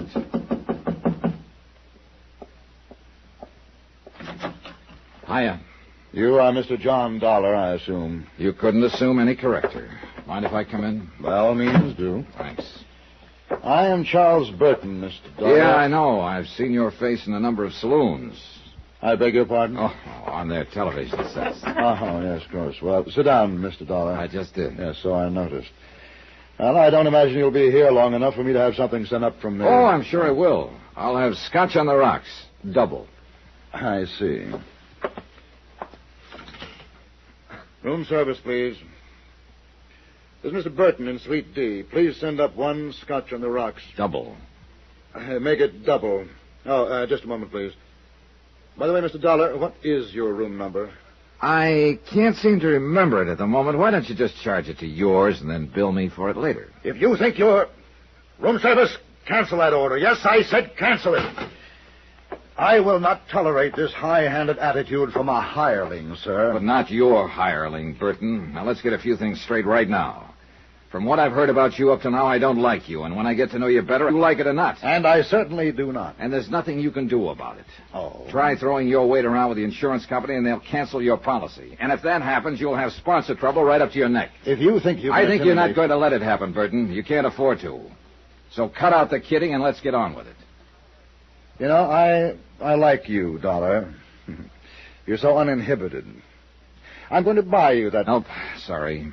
Why not? I didn't want it in the first place. It was only a way to get your goat, break down that phony guard. But have one yourself, though. Now, drinking is not one of my vices. Oh, so that explains it. Explains what? It wasn't one of Hitler's vices, either. You're so delightfully insulting, you know. One can hardly take offense. Too bad. I'd hope for better results. Would you mind telling me just who exactly is responsible for this prejudiced opinion you have of me? Well, as I remember, it was fairly unanimous. As I know, you talked to Frank Maltz. Maltz, of course, is bitter because he hasn't been given complete control of my show. Or any control, the way I hear it. As long as it's the Charlie Burton show, Mr. Dollar, Charlie Burton intends to run it. Only the gods are immortal. Isn't that what the murder threat said? I'll get to that. Then there's Gloria Dale, my leading lady. Dear Gloria. I suppose she told you I've treated her very badly. Practically forced her to sign a contract that pays her several $1,000s a week. A hideous fate, actually. It could be. And Al Schreiber? Did he mention the fact that I took him out of a 40-a-week burlesque house and taught him the subtleties of high-class, big-time comedy? Things that I had spent a lifetime perfecting. Look, Burton, if you're trying to convince me of your fine, sterling character, forget it. It's irrelevant. I'm here because... You're here because of that note, and that's exactly what I'm getting at. You think it was written by one of those three people, don't you? Right. Well, I agree with you. But you also take the threat seriously. I don't. Why not? Because not one of them has any reason to kill me.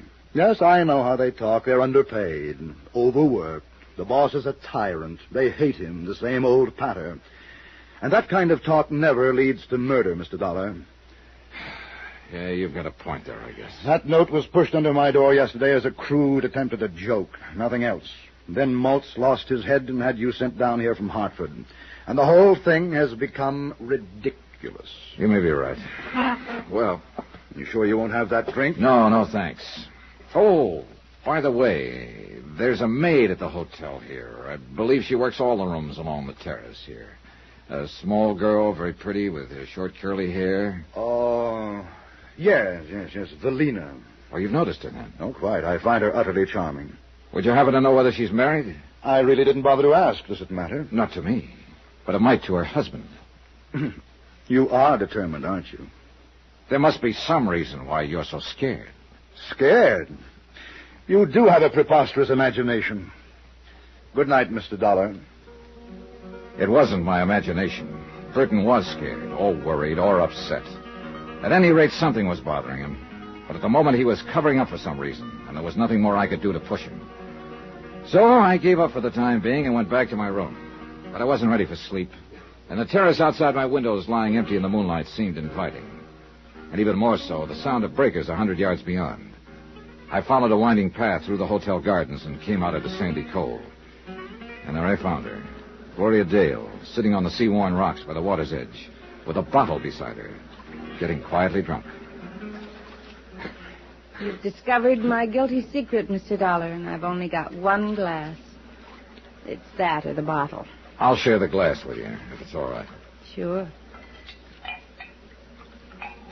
There you are. Thanks. Here's to the moon, people. They seem real close tonight, don't they?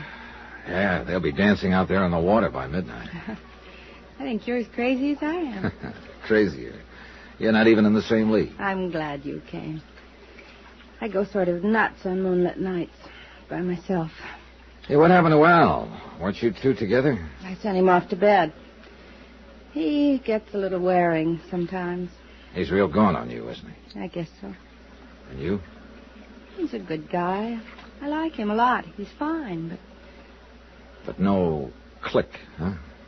No click. Here's to better click. Easy, kid. You're drinking it straight, you know. Help yourself. What are you trying to do to yourself, Gloria? Learn to forget. Forget the emptiness. The hollowness. There's nothing in me anymore. Except the hate, of course. There's plenty of hate. For Charlie Burton? For Charlie Burton. Do you hate him enough to kill him? You've always got your eye on the ball, haven't you, Mr. Dollar? More or less. Would you like to tell me about this emptiness? No, I don't think so. All right. Why not, though? It's the edge of the land and the edge of the sea. And you're from the moon, and you go back there at dawn. So why not? Here's to the moon. It makes people crazy. Hey, save half of that one for me. Oh, sure. Here you are. Yeah, just leave it there. So? Well, a year ago, my contract was up. And I was leaving the show. And I was about to be married. Jerry, his name was. And he's the only man I ever really loved. Uh-huh. Burton was furious. Said I was letting him down. I was ungrateful. But he couldn't stop me because my contract was up. And one morning I got a note from Jerry. Special delivery. We were through, it said. Why? No explanation. Just a cold, vicious note. That same morning, Jerry left town with a friend. Chartered a plane and went to Canada on a hunting trip. And you didn't find out the reason for it? Later, yes. At the time, I was hurt. I was terribly hurt. I signed a new contract and went on working. And months later, I got the story roundabout. What was it? A private detective, one of the crooked ones, had gone to Jerry with a complete report about me, supposedly. My private life, field reports, affidavits, statements, even photographs. A fake, the whole thing. But it convinced Jerry. You know who was behind it? I can guess. Sure. Good old, lovable Charlie Burton. He wanted to make sure I'd sign that contract. But when you did find out, why didn't you go to Jerry? I wish I could have. That hunting trip, the plane, it crashed. Jerry never came back. He was killed. That's crazy, huh? Oh, no, easy, sweet. Do I hate Charlie Burton enough to kill him? That's what you asked me, wasn't it? Sure, I hate him enough. 1,000 times enough. Only I haven't got the nerve. So what do? I drink. Gloria. The hotel. Help me get back there. Please, Johnny. Will you take me home? Love and hate, and the Black Sea Rocks, and a lunatic's moon at midnight. And no help on this earth for a wounded heart but time itself. A tide was rising now, and rising fast. And hidden by the darkness, a wave curled and broke. And time ran out. I lunged out of bed and fumbled in the blackness for my robe and slippers and gun. Yeah, who is it? Charlie Burton. Open up, hurry. Dollar, you better protect me. Somebody took a shot at me through my window from the terrace. Oh, it was probably just a crude, practical joke. Joke? Joke? This is no laughing matter. Don't you understand, Dollar? Somebody's out to kill me. Johnny Dollar. Capitan de Vitro Parral, senor, of the Ensenada Police. Oh, hi, Parral. I tried to call you a few minutes ago. We've had a shooting out here at the hotel. And somebody, she's dead, No, nobody's dead. The bullet missed. Somebody fired a shot from the terrace into one of the rooms. I am flush with the red light, senor. I make the siren. I'm gone like the wind. Good. But will you do me one thing before you blow up a storm? Mande usted? There's a man missing from his room here, a friend of the man who was shot at. He must be around town somewhere. Pues sí. He's an Americano, about 45, name's Frank Maltz. Frank Maltz. Bueno, we'll find him. I'm going to make one APC... T? B, you mean, APB. Sí, APB, like on radio in Los Estados. All right, hop to it, Parral. Sí, senor. Senor, what it is, this APB? From Special Investigator Johnny Dollar, location Ensenada, Mexico. To the Home Office, Union States Casualty Company, Hartford, Connecticut. Assignment, The Laughing Matter. Expense account continued. Item 6, $1, a pot of coffee from the hotel kitchen, special.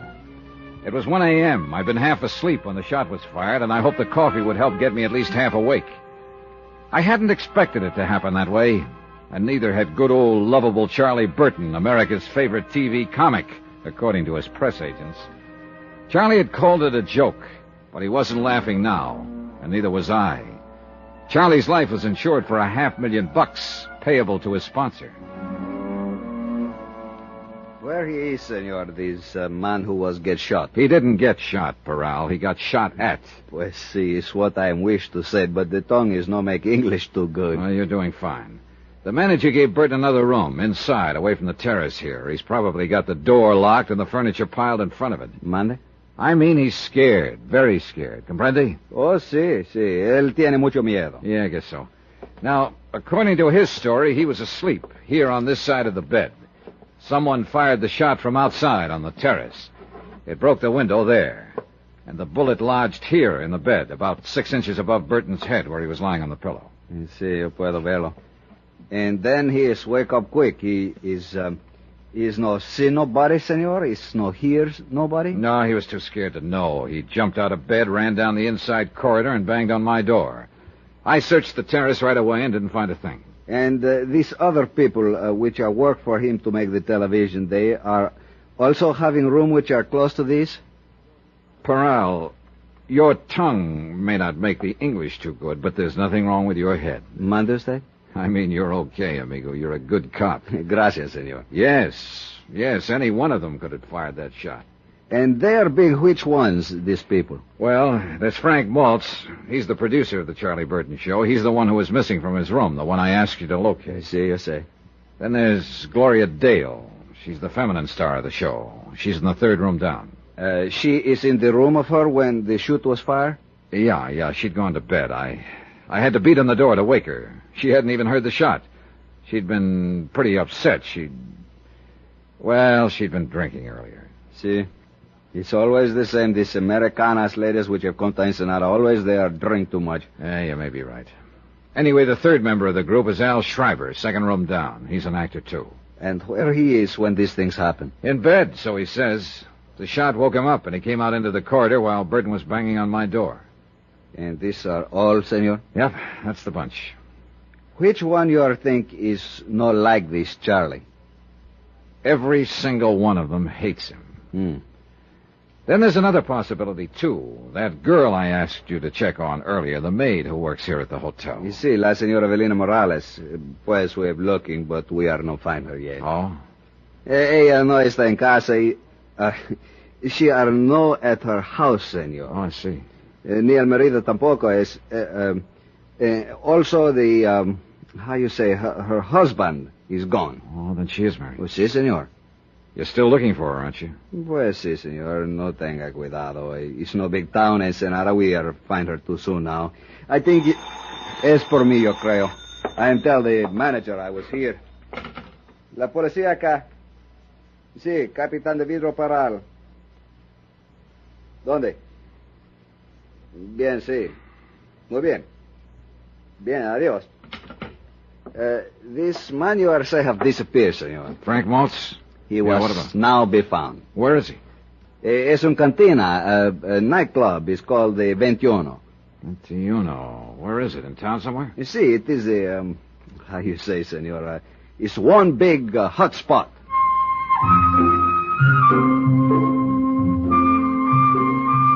Item 7, $1, taxi into town. Portrayal stayed at the hotel to talk to Charlie Burton and the others. I thought it might do some good, at least by keeping them off balance. Regardless of his knowledge of English, Portrayal was a smart lad, and his eyes never missed a thing. The 21 may have been a hot spot earlier, but at this time of night it was almost deserted. There were a few weary B-girls drowsing at the bar, a scant handful of last-ditch patrons, and Frank Maltz, alone at the table, glowing with mellow geniality and bottled health. Well, now, another night out with insomnia and a taste for dives. Pull up a chair, Johnny. Thanks. Been here long? Forever. Oh. At least for years and years. I am part of the place, my boy.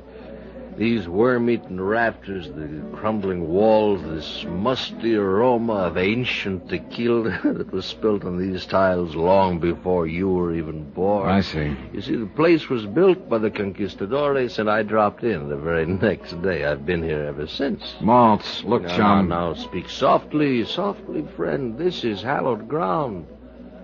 This is the meeting place. This is the crossroads, you see, for two separate worlds.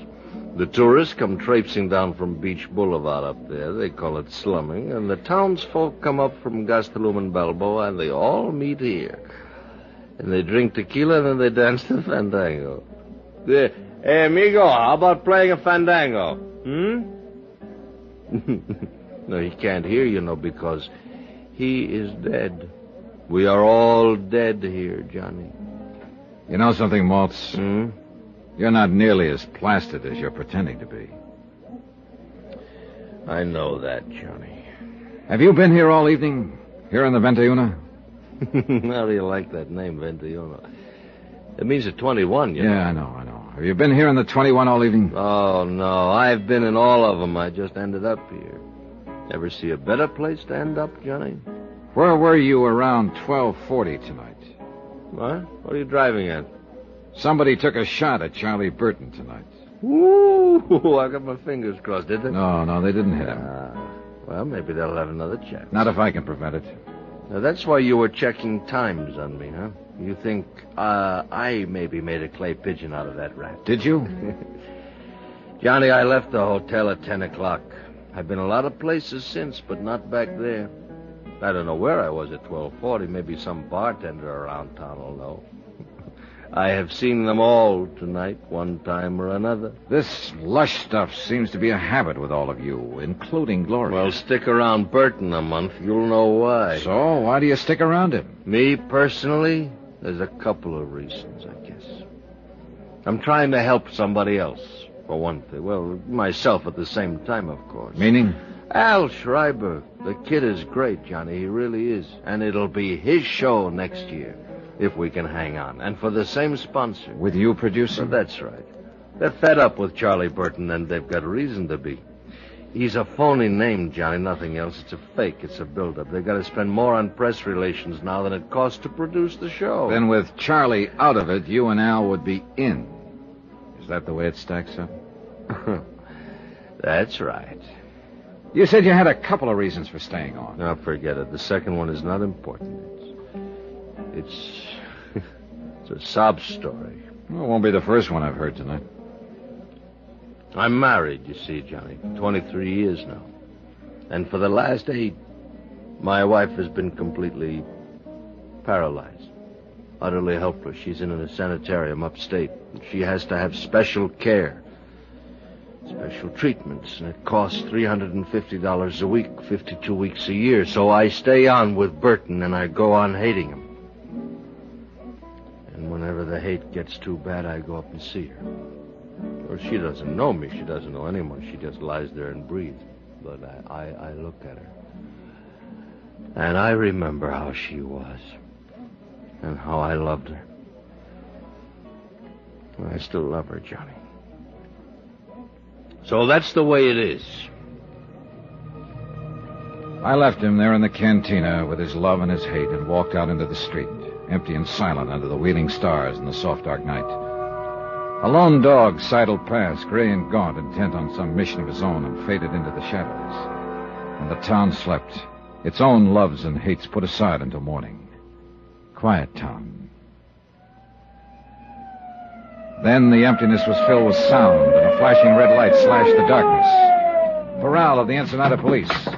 He said the maid from the hotel, Valena Morales, had come home. One of his sergeants was waiting there with her.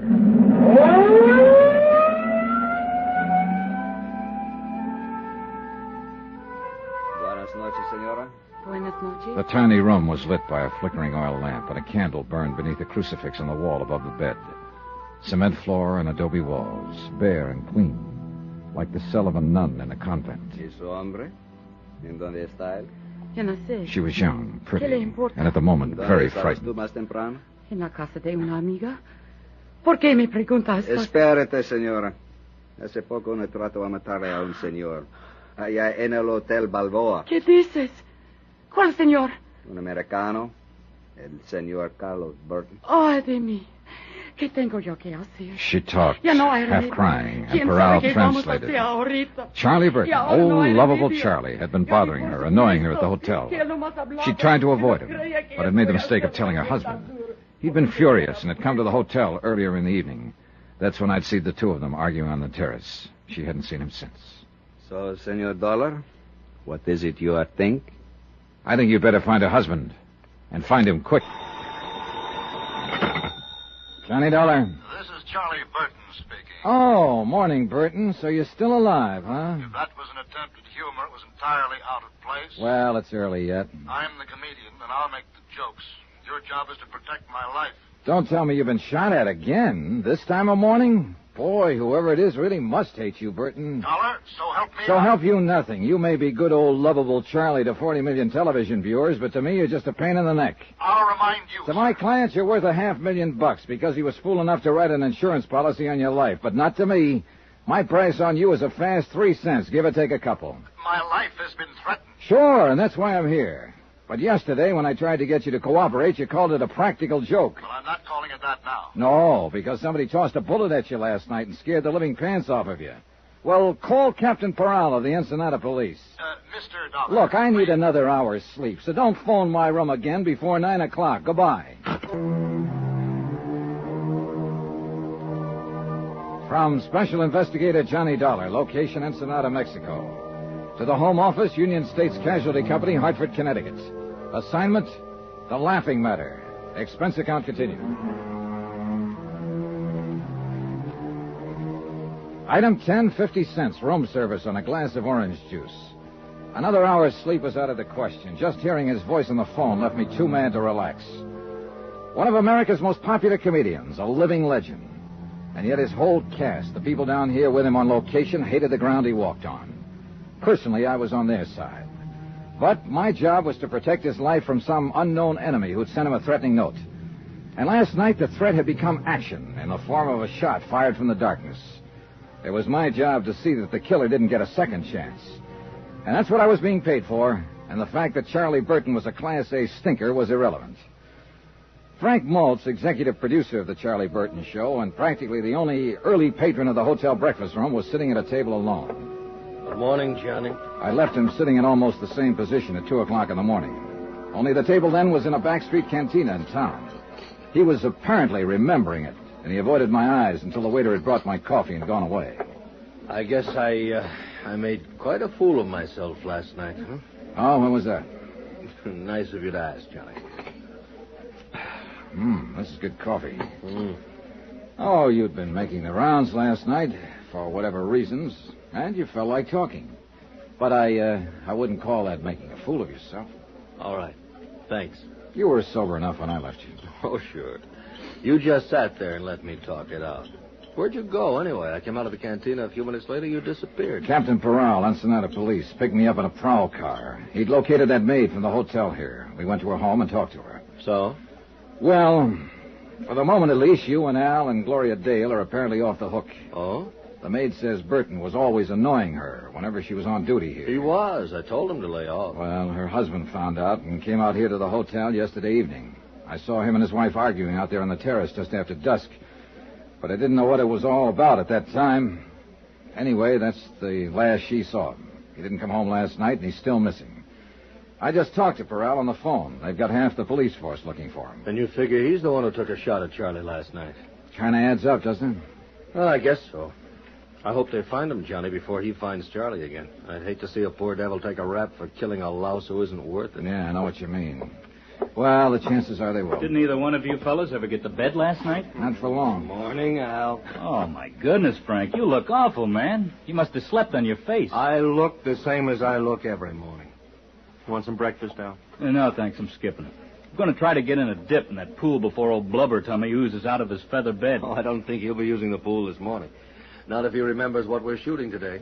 It's that castaway sequence, isn't it? Yeah, we'll get that first. But later this afternoon, if the light on the water is okay, I want to get those shots of him swimming ashore. Good. Keep him on retakes till he gets waterlogged. It's kind of a slapstick desert island thing, Johnny. Oh? Yeah. You see, Charlie and I are supposed to have been on this yacht, and it sank.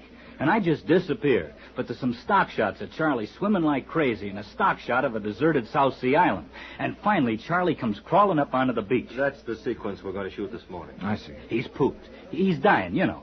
Then I step out from behind a bush, and I'm wearing a full-dress suit, white tie and tails. He thinks he's crazy or something. It starts building from there, then, Johnny. Yeah, I get the idea. He's thirsty, see? So I reach under my coat and bring out a soft drink, an ice-cold bottle.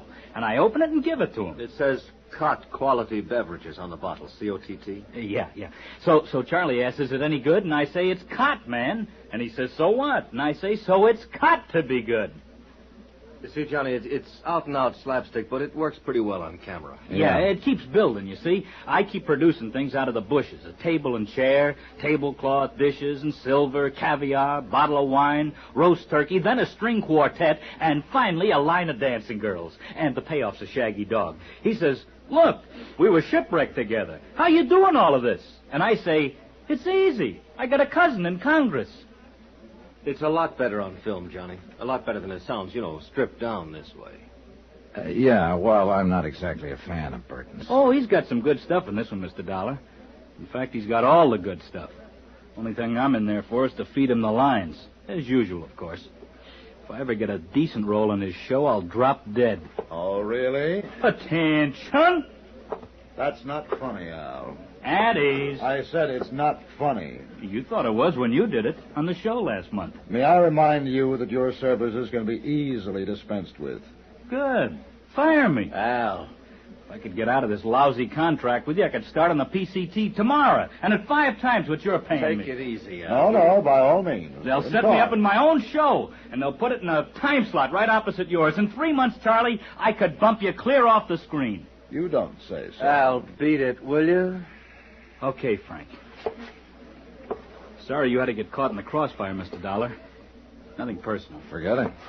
See you later, gentlemen. You'll be on that set in a half hour, not a minute later. Yes, sir.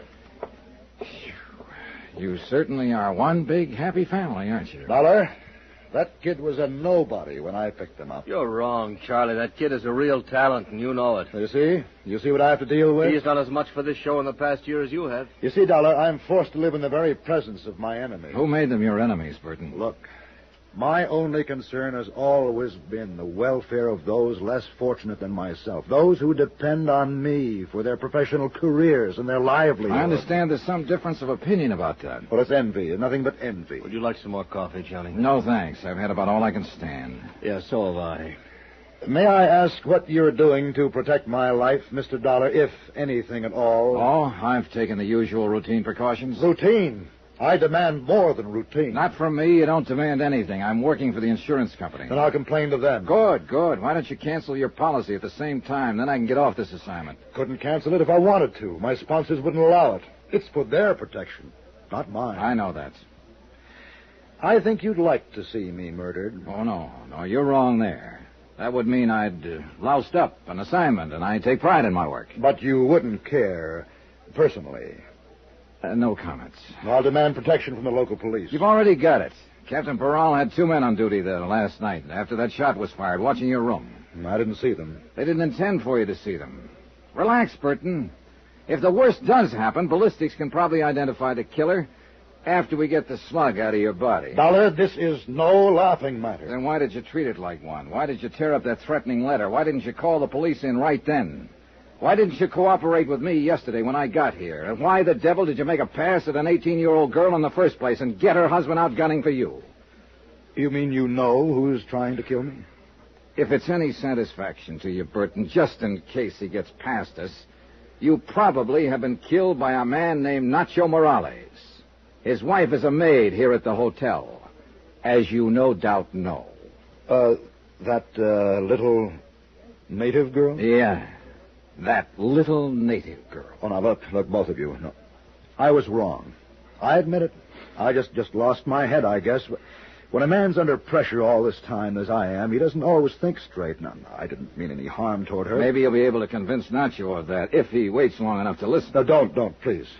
I know you hate me. All of you do, but I'm not as bad as you think. You just don't know the load a star has to carry. Then why don't you tell us about it?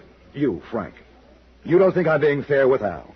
You think I'm holding him back, not giving him a chance. Well, you're wrong.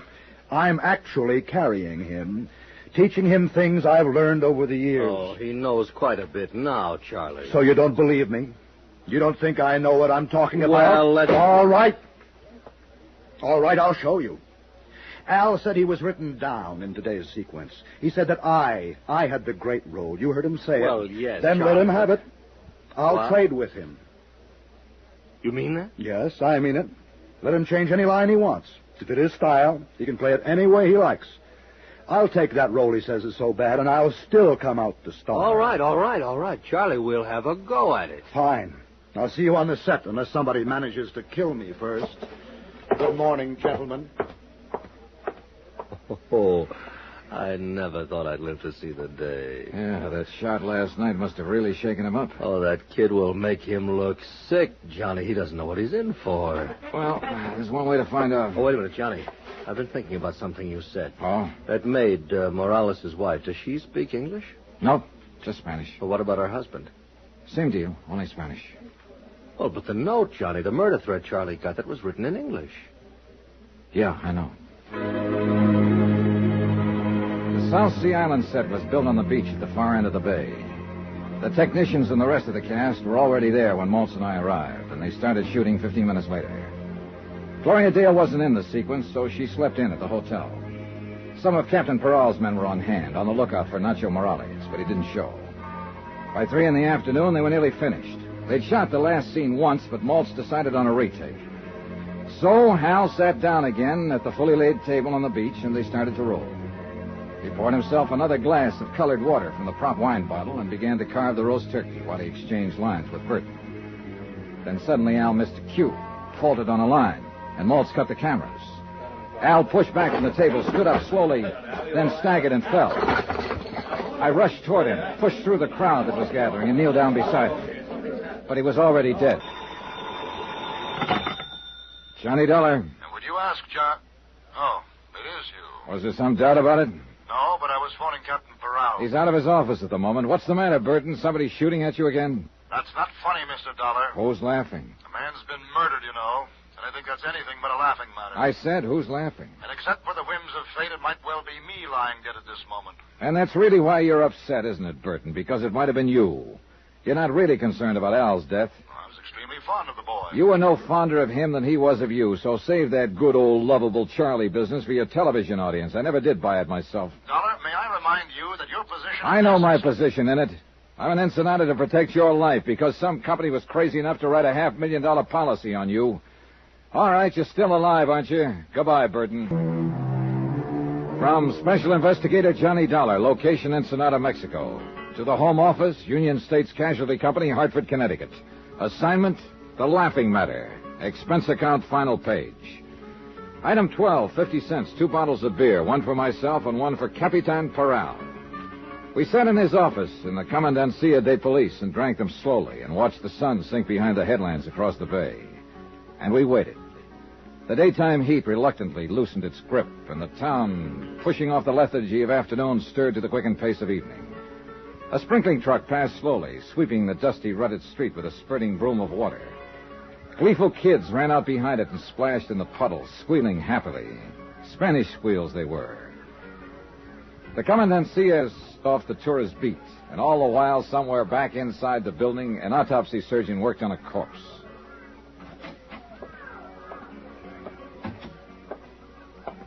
Bueno, senor. Ya está listo. The medical is all finished now. Well, what's the verdict, Perot? It's what we are thinking. Él se mató por veneno. He was, how you say, poison. What kind of poison? Él dice cianura. How you call it? Cyanide? Si, senor, cyanide. And here say also are very much cyanide in this bottle which you has give to me. Yeah, I thought it smelled like it. Al drank 1.5 glasses out of it and then dropped dead right in front of the camera. And you are said the wrong man has drunk it, the wrong one is get killed, no? That's right. Charlie Burton was supposed to play that role himself. But this morning at breakfast, he agreed to let Al have the part. I was there, I heard it. So if he was not do that, he is one who will be dead now. Sure, Charlie Burton himself. And it figures, Peral. He's been the target all along. That threatening note that was slipped under his door, somebody firing a shot at him last night. Si, seguro. Then when they finally got their punch in, they tagged the wrong guy. I don't understand what has happened to this Nacho Morales. Relena's husband, the maid at the hotel that Charlie kept annoying. Ensenada, no, it's one big place. It's very small, this town. And we are look every place, senor, but we are no find this man. I don't know, Peral. And yet I got a hunch he's the key to this whole thing. We find him, senor. It's no way for us. Get this town. We find him muy pronto now. You bet your life. Item 13, $1.40. Taxi back to the hotel. Lights were coming on. A cool breeze was starting to blow in off the Pacific, and the whole town was brightening up to the challenge of the night. But not me. Technically, of course, the job I'd been sent here to do was still under control. Big-time comedian Charlie Burton, a great big lovable scream to his public, had been insured by his television sponsor for $500,000. Then Burton had received the anonymous note threatening his life. So I was here to protect the insurance company's investments. I didn't care personally what happened to Burton. It was just a job. But I did care about Al. Johnny? Oh, Hello, Gloria. What is it, Johnny? What happened? No one seems to know anything definite about it. Al Shriver's dead. Poisoned. That's all I know about it. Come on in the lounge. I'll buy you a drink. All right, Johnny. Have they found that man who was missing? What's his name? Nacho Morales. No, he's still missing. This table all right? Sure, anywhere. Waiter. Si, senor. 2 margaritas, please. Muy bien. Frank Malt said something about Charlie and Al changing parts. Yeah. Maltz got Charlie mad, and he made the switch to prove a point. What point? That Al wasn't ready for a starring role. Oh, that's right. You didn't come down for breakfast this morning. No, I wasn't in today's scenes, so I just slept in. It's just as well. It wasn't a very pretty sight. Oh, it's a rotten shame. Al was a real swell guy. Con permiso, senora. Oh, here you are. Gracias, senor. Boy, the irony in this world, Johnny. What do you mean? Charlie Burton, who's been a rat all his life, makes his usual crude play for the maid here in the hotel, and what happens? Her husband hits back at the wrong man. Al gets killed. A kid who'd never harm anybody in his life, and Charlie gets off scot-free. I was with Captain Portrayal last night when he talked to the Morales girl, Nacho's wife. She doesn't speak any English, Gloria, and she says her husband doesn't either. Well, he wouldn't need to, would he, to pull a trigger or poison a bottle of Maybe water? not. But he would, in order to write a threatening note in English. Oh, yeah, I'd forgotten about that. If Nacho's in it, he's not in it alone. And I've got a hunch he's... El teléfono, senor. Oh, thanks. Johnny Dollar. This is Capitan Parral, senor. What is it, Perel? We have just found his man, Nacho Morales. Good. I'll be right down. But, Johnny, do you think Frank Maltz might have... Not if he was after Charlie Burton. He knew that Al, not Burton, was going to drink out of that bottle. But didn't everybody know that? No, not everybody, Gloria. You didn't. Nacho Morales was sitting alone in the starkly barren detention room of the Commandancia. He was a small man, maybe a few years older than his wife. A field worker with gnarled hands and a bent back. He was waiting patiently, quietly, gripping the brim of his sombrero in his hands, trying to hide the fear, the terror that lay just behind his eyes. His eyes flickered slightly as Parral and I opened the steel-grilled door. And then he waited.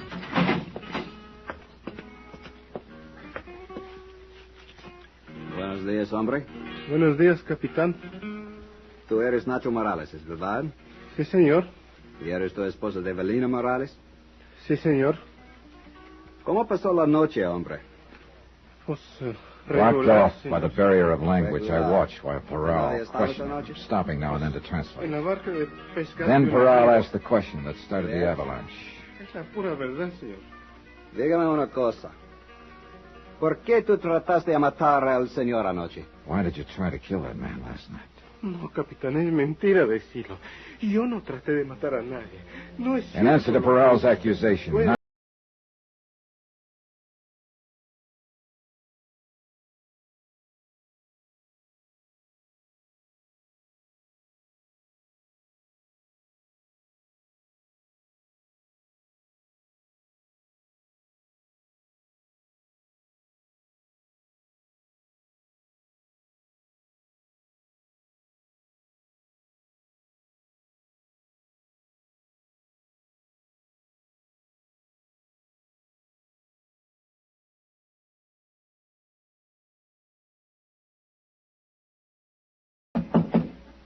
Who is it?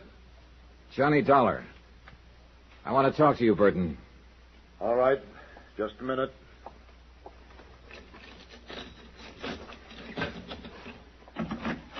What is it, Dollar? Have they caught that killer yet? Nacho Morales, you mean? Yeah. Parral picked him up about an hour ago. I just came from there. Has he confessed? No, he hasn't. They ought to beat it out of him. That's the only way to make that kind talk. It is, huh? Sit down, Burton. I think you're due for a shock. What are you talking about? Nacho didn't try to kill you. Well, then who did? Nobody. Are you crazy? What about Al Shriver? I suppose he's not even dead. Oh, he's dead, all right. You ought to know. You killed him. That was your whole plan, wasn't it, Burton? To kill Al Shriver and get away with it. Everything else was a preliminary build-up. Oh, that's very funny. You ought to be on television. Well, there's going to be an opening soon. You wrote that threatening letter yourself. What? And then tore it up after Maltz had seen it so it couldn't be traced back to you. You get better all the time. You fired that shot through your window from the terrace there. More buildup. Then you made your play, that phony argument this morning. Really? Switching parts with Al, putting him on the spot, making it look as though somebody had tried to poison you and missed. It was fairly clever, Burton, but you're still going to be tagged for it. Does Portrayal know all this? Why don't you ask him? I'll be glad to step... All right, Dollar.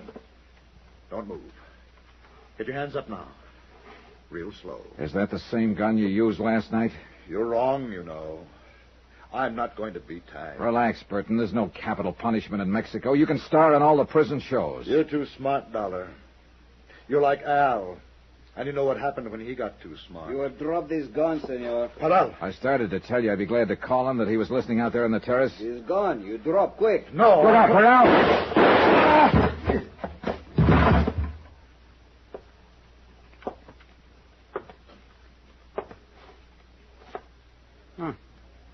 Mira, senor. I am not shoot too bad, I think. No. No, not bad at all, Portrayal.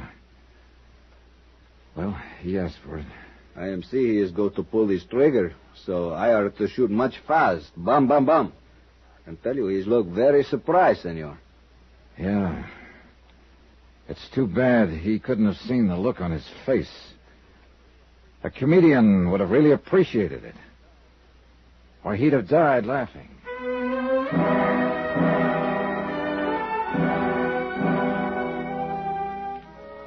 Item 14, $462.30. Hotel and miscellaneous in Ensenada and transportation back to Hartford. Expense account total, $791.55. End of account, end of report. Remarks? Ray policy on the life of Charles Z. Burton, deceased. Refer clause 34, subparagraph C, quote. If the insured dies while committing a felony, this policy is null and void, unquote. The Superior Court of Baja California rules that Burton was shot while resisting arrest and committing an assault with a deadly weapon. So you can keep your $500,000. Yours truly, Johnny Dollar.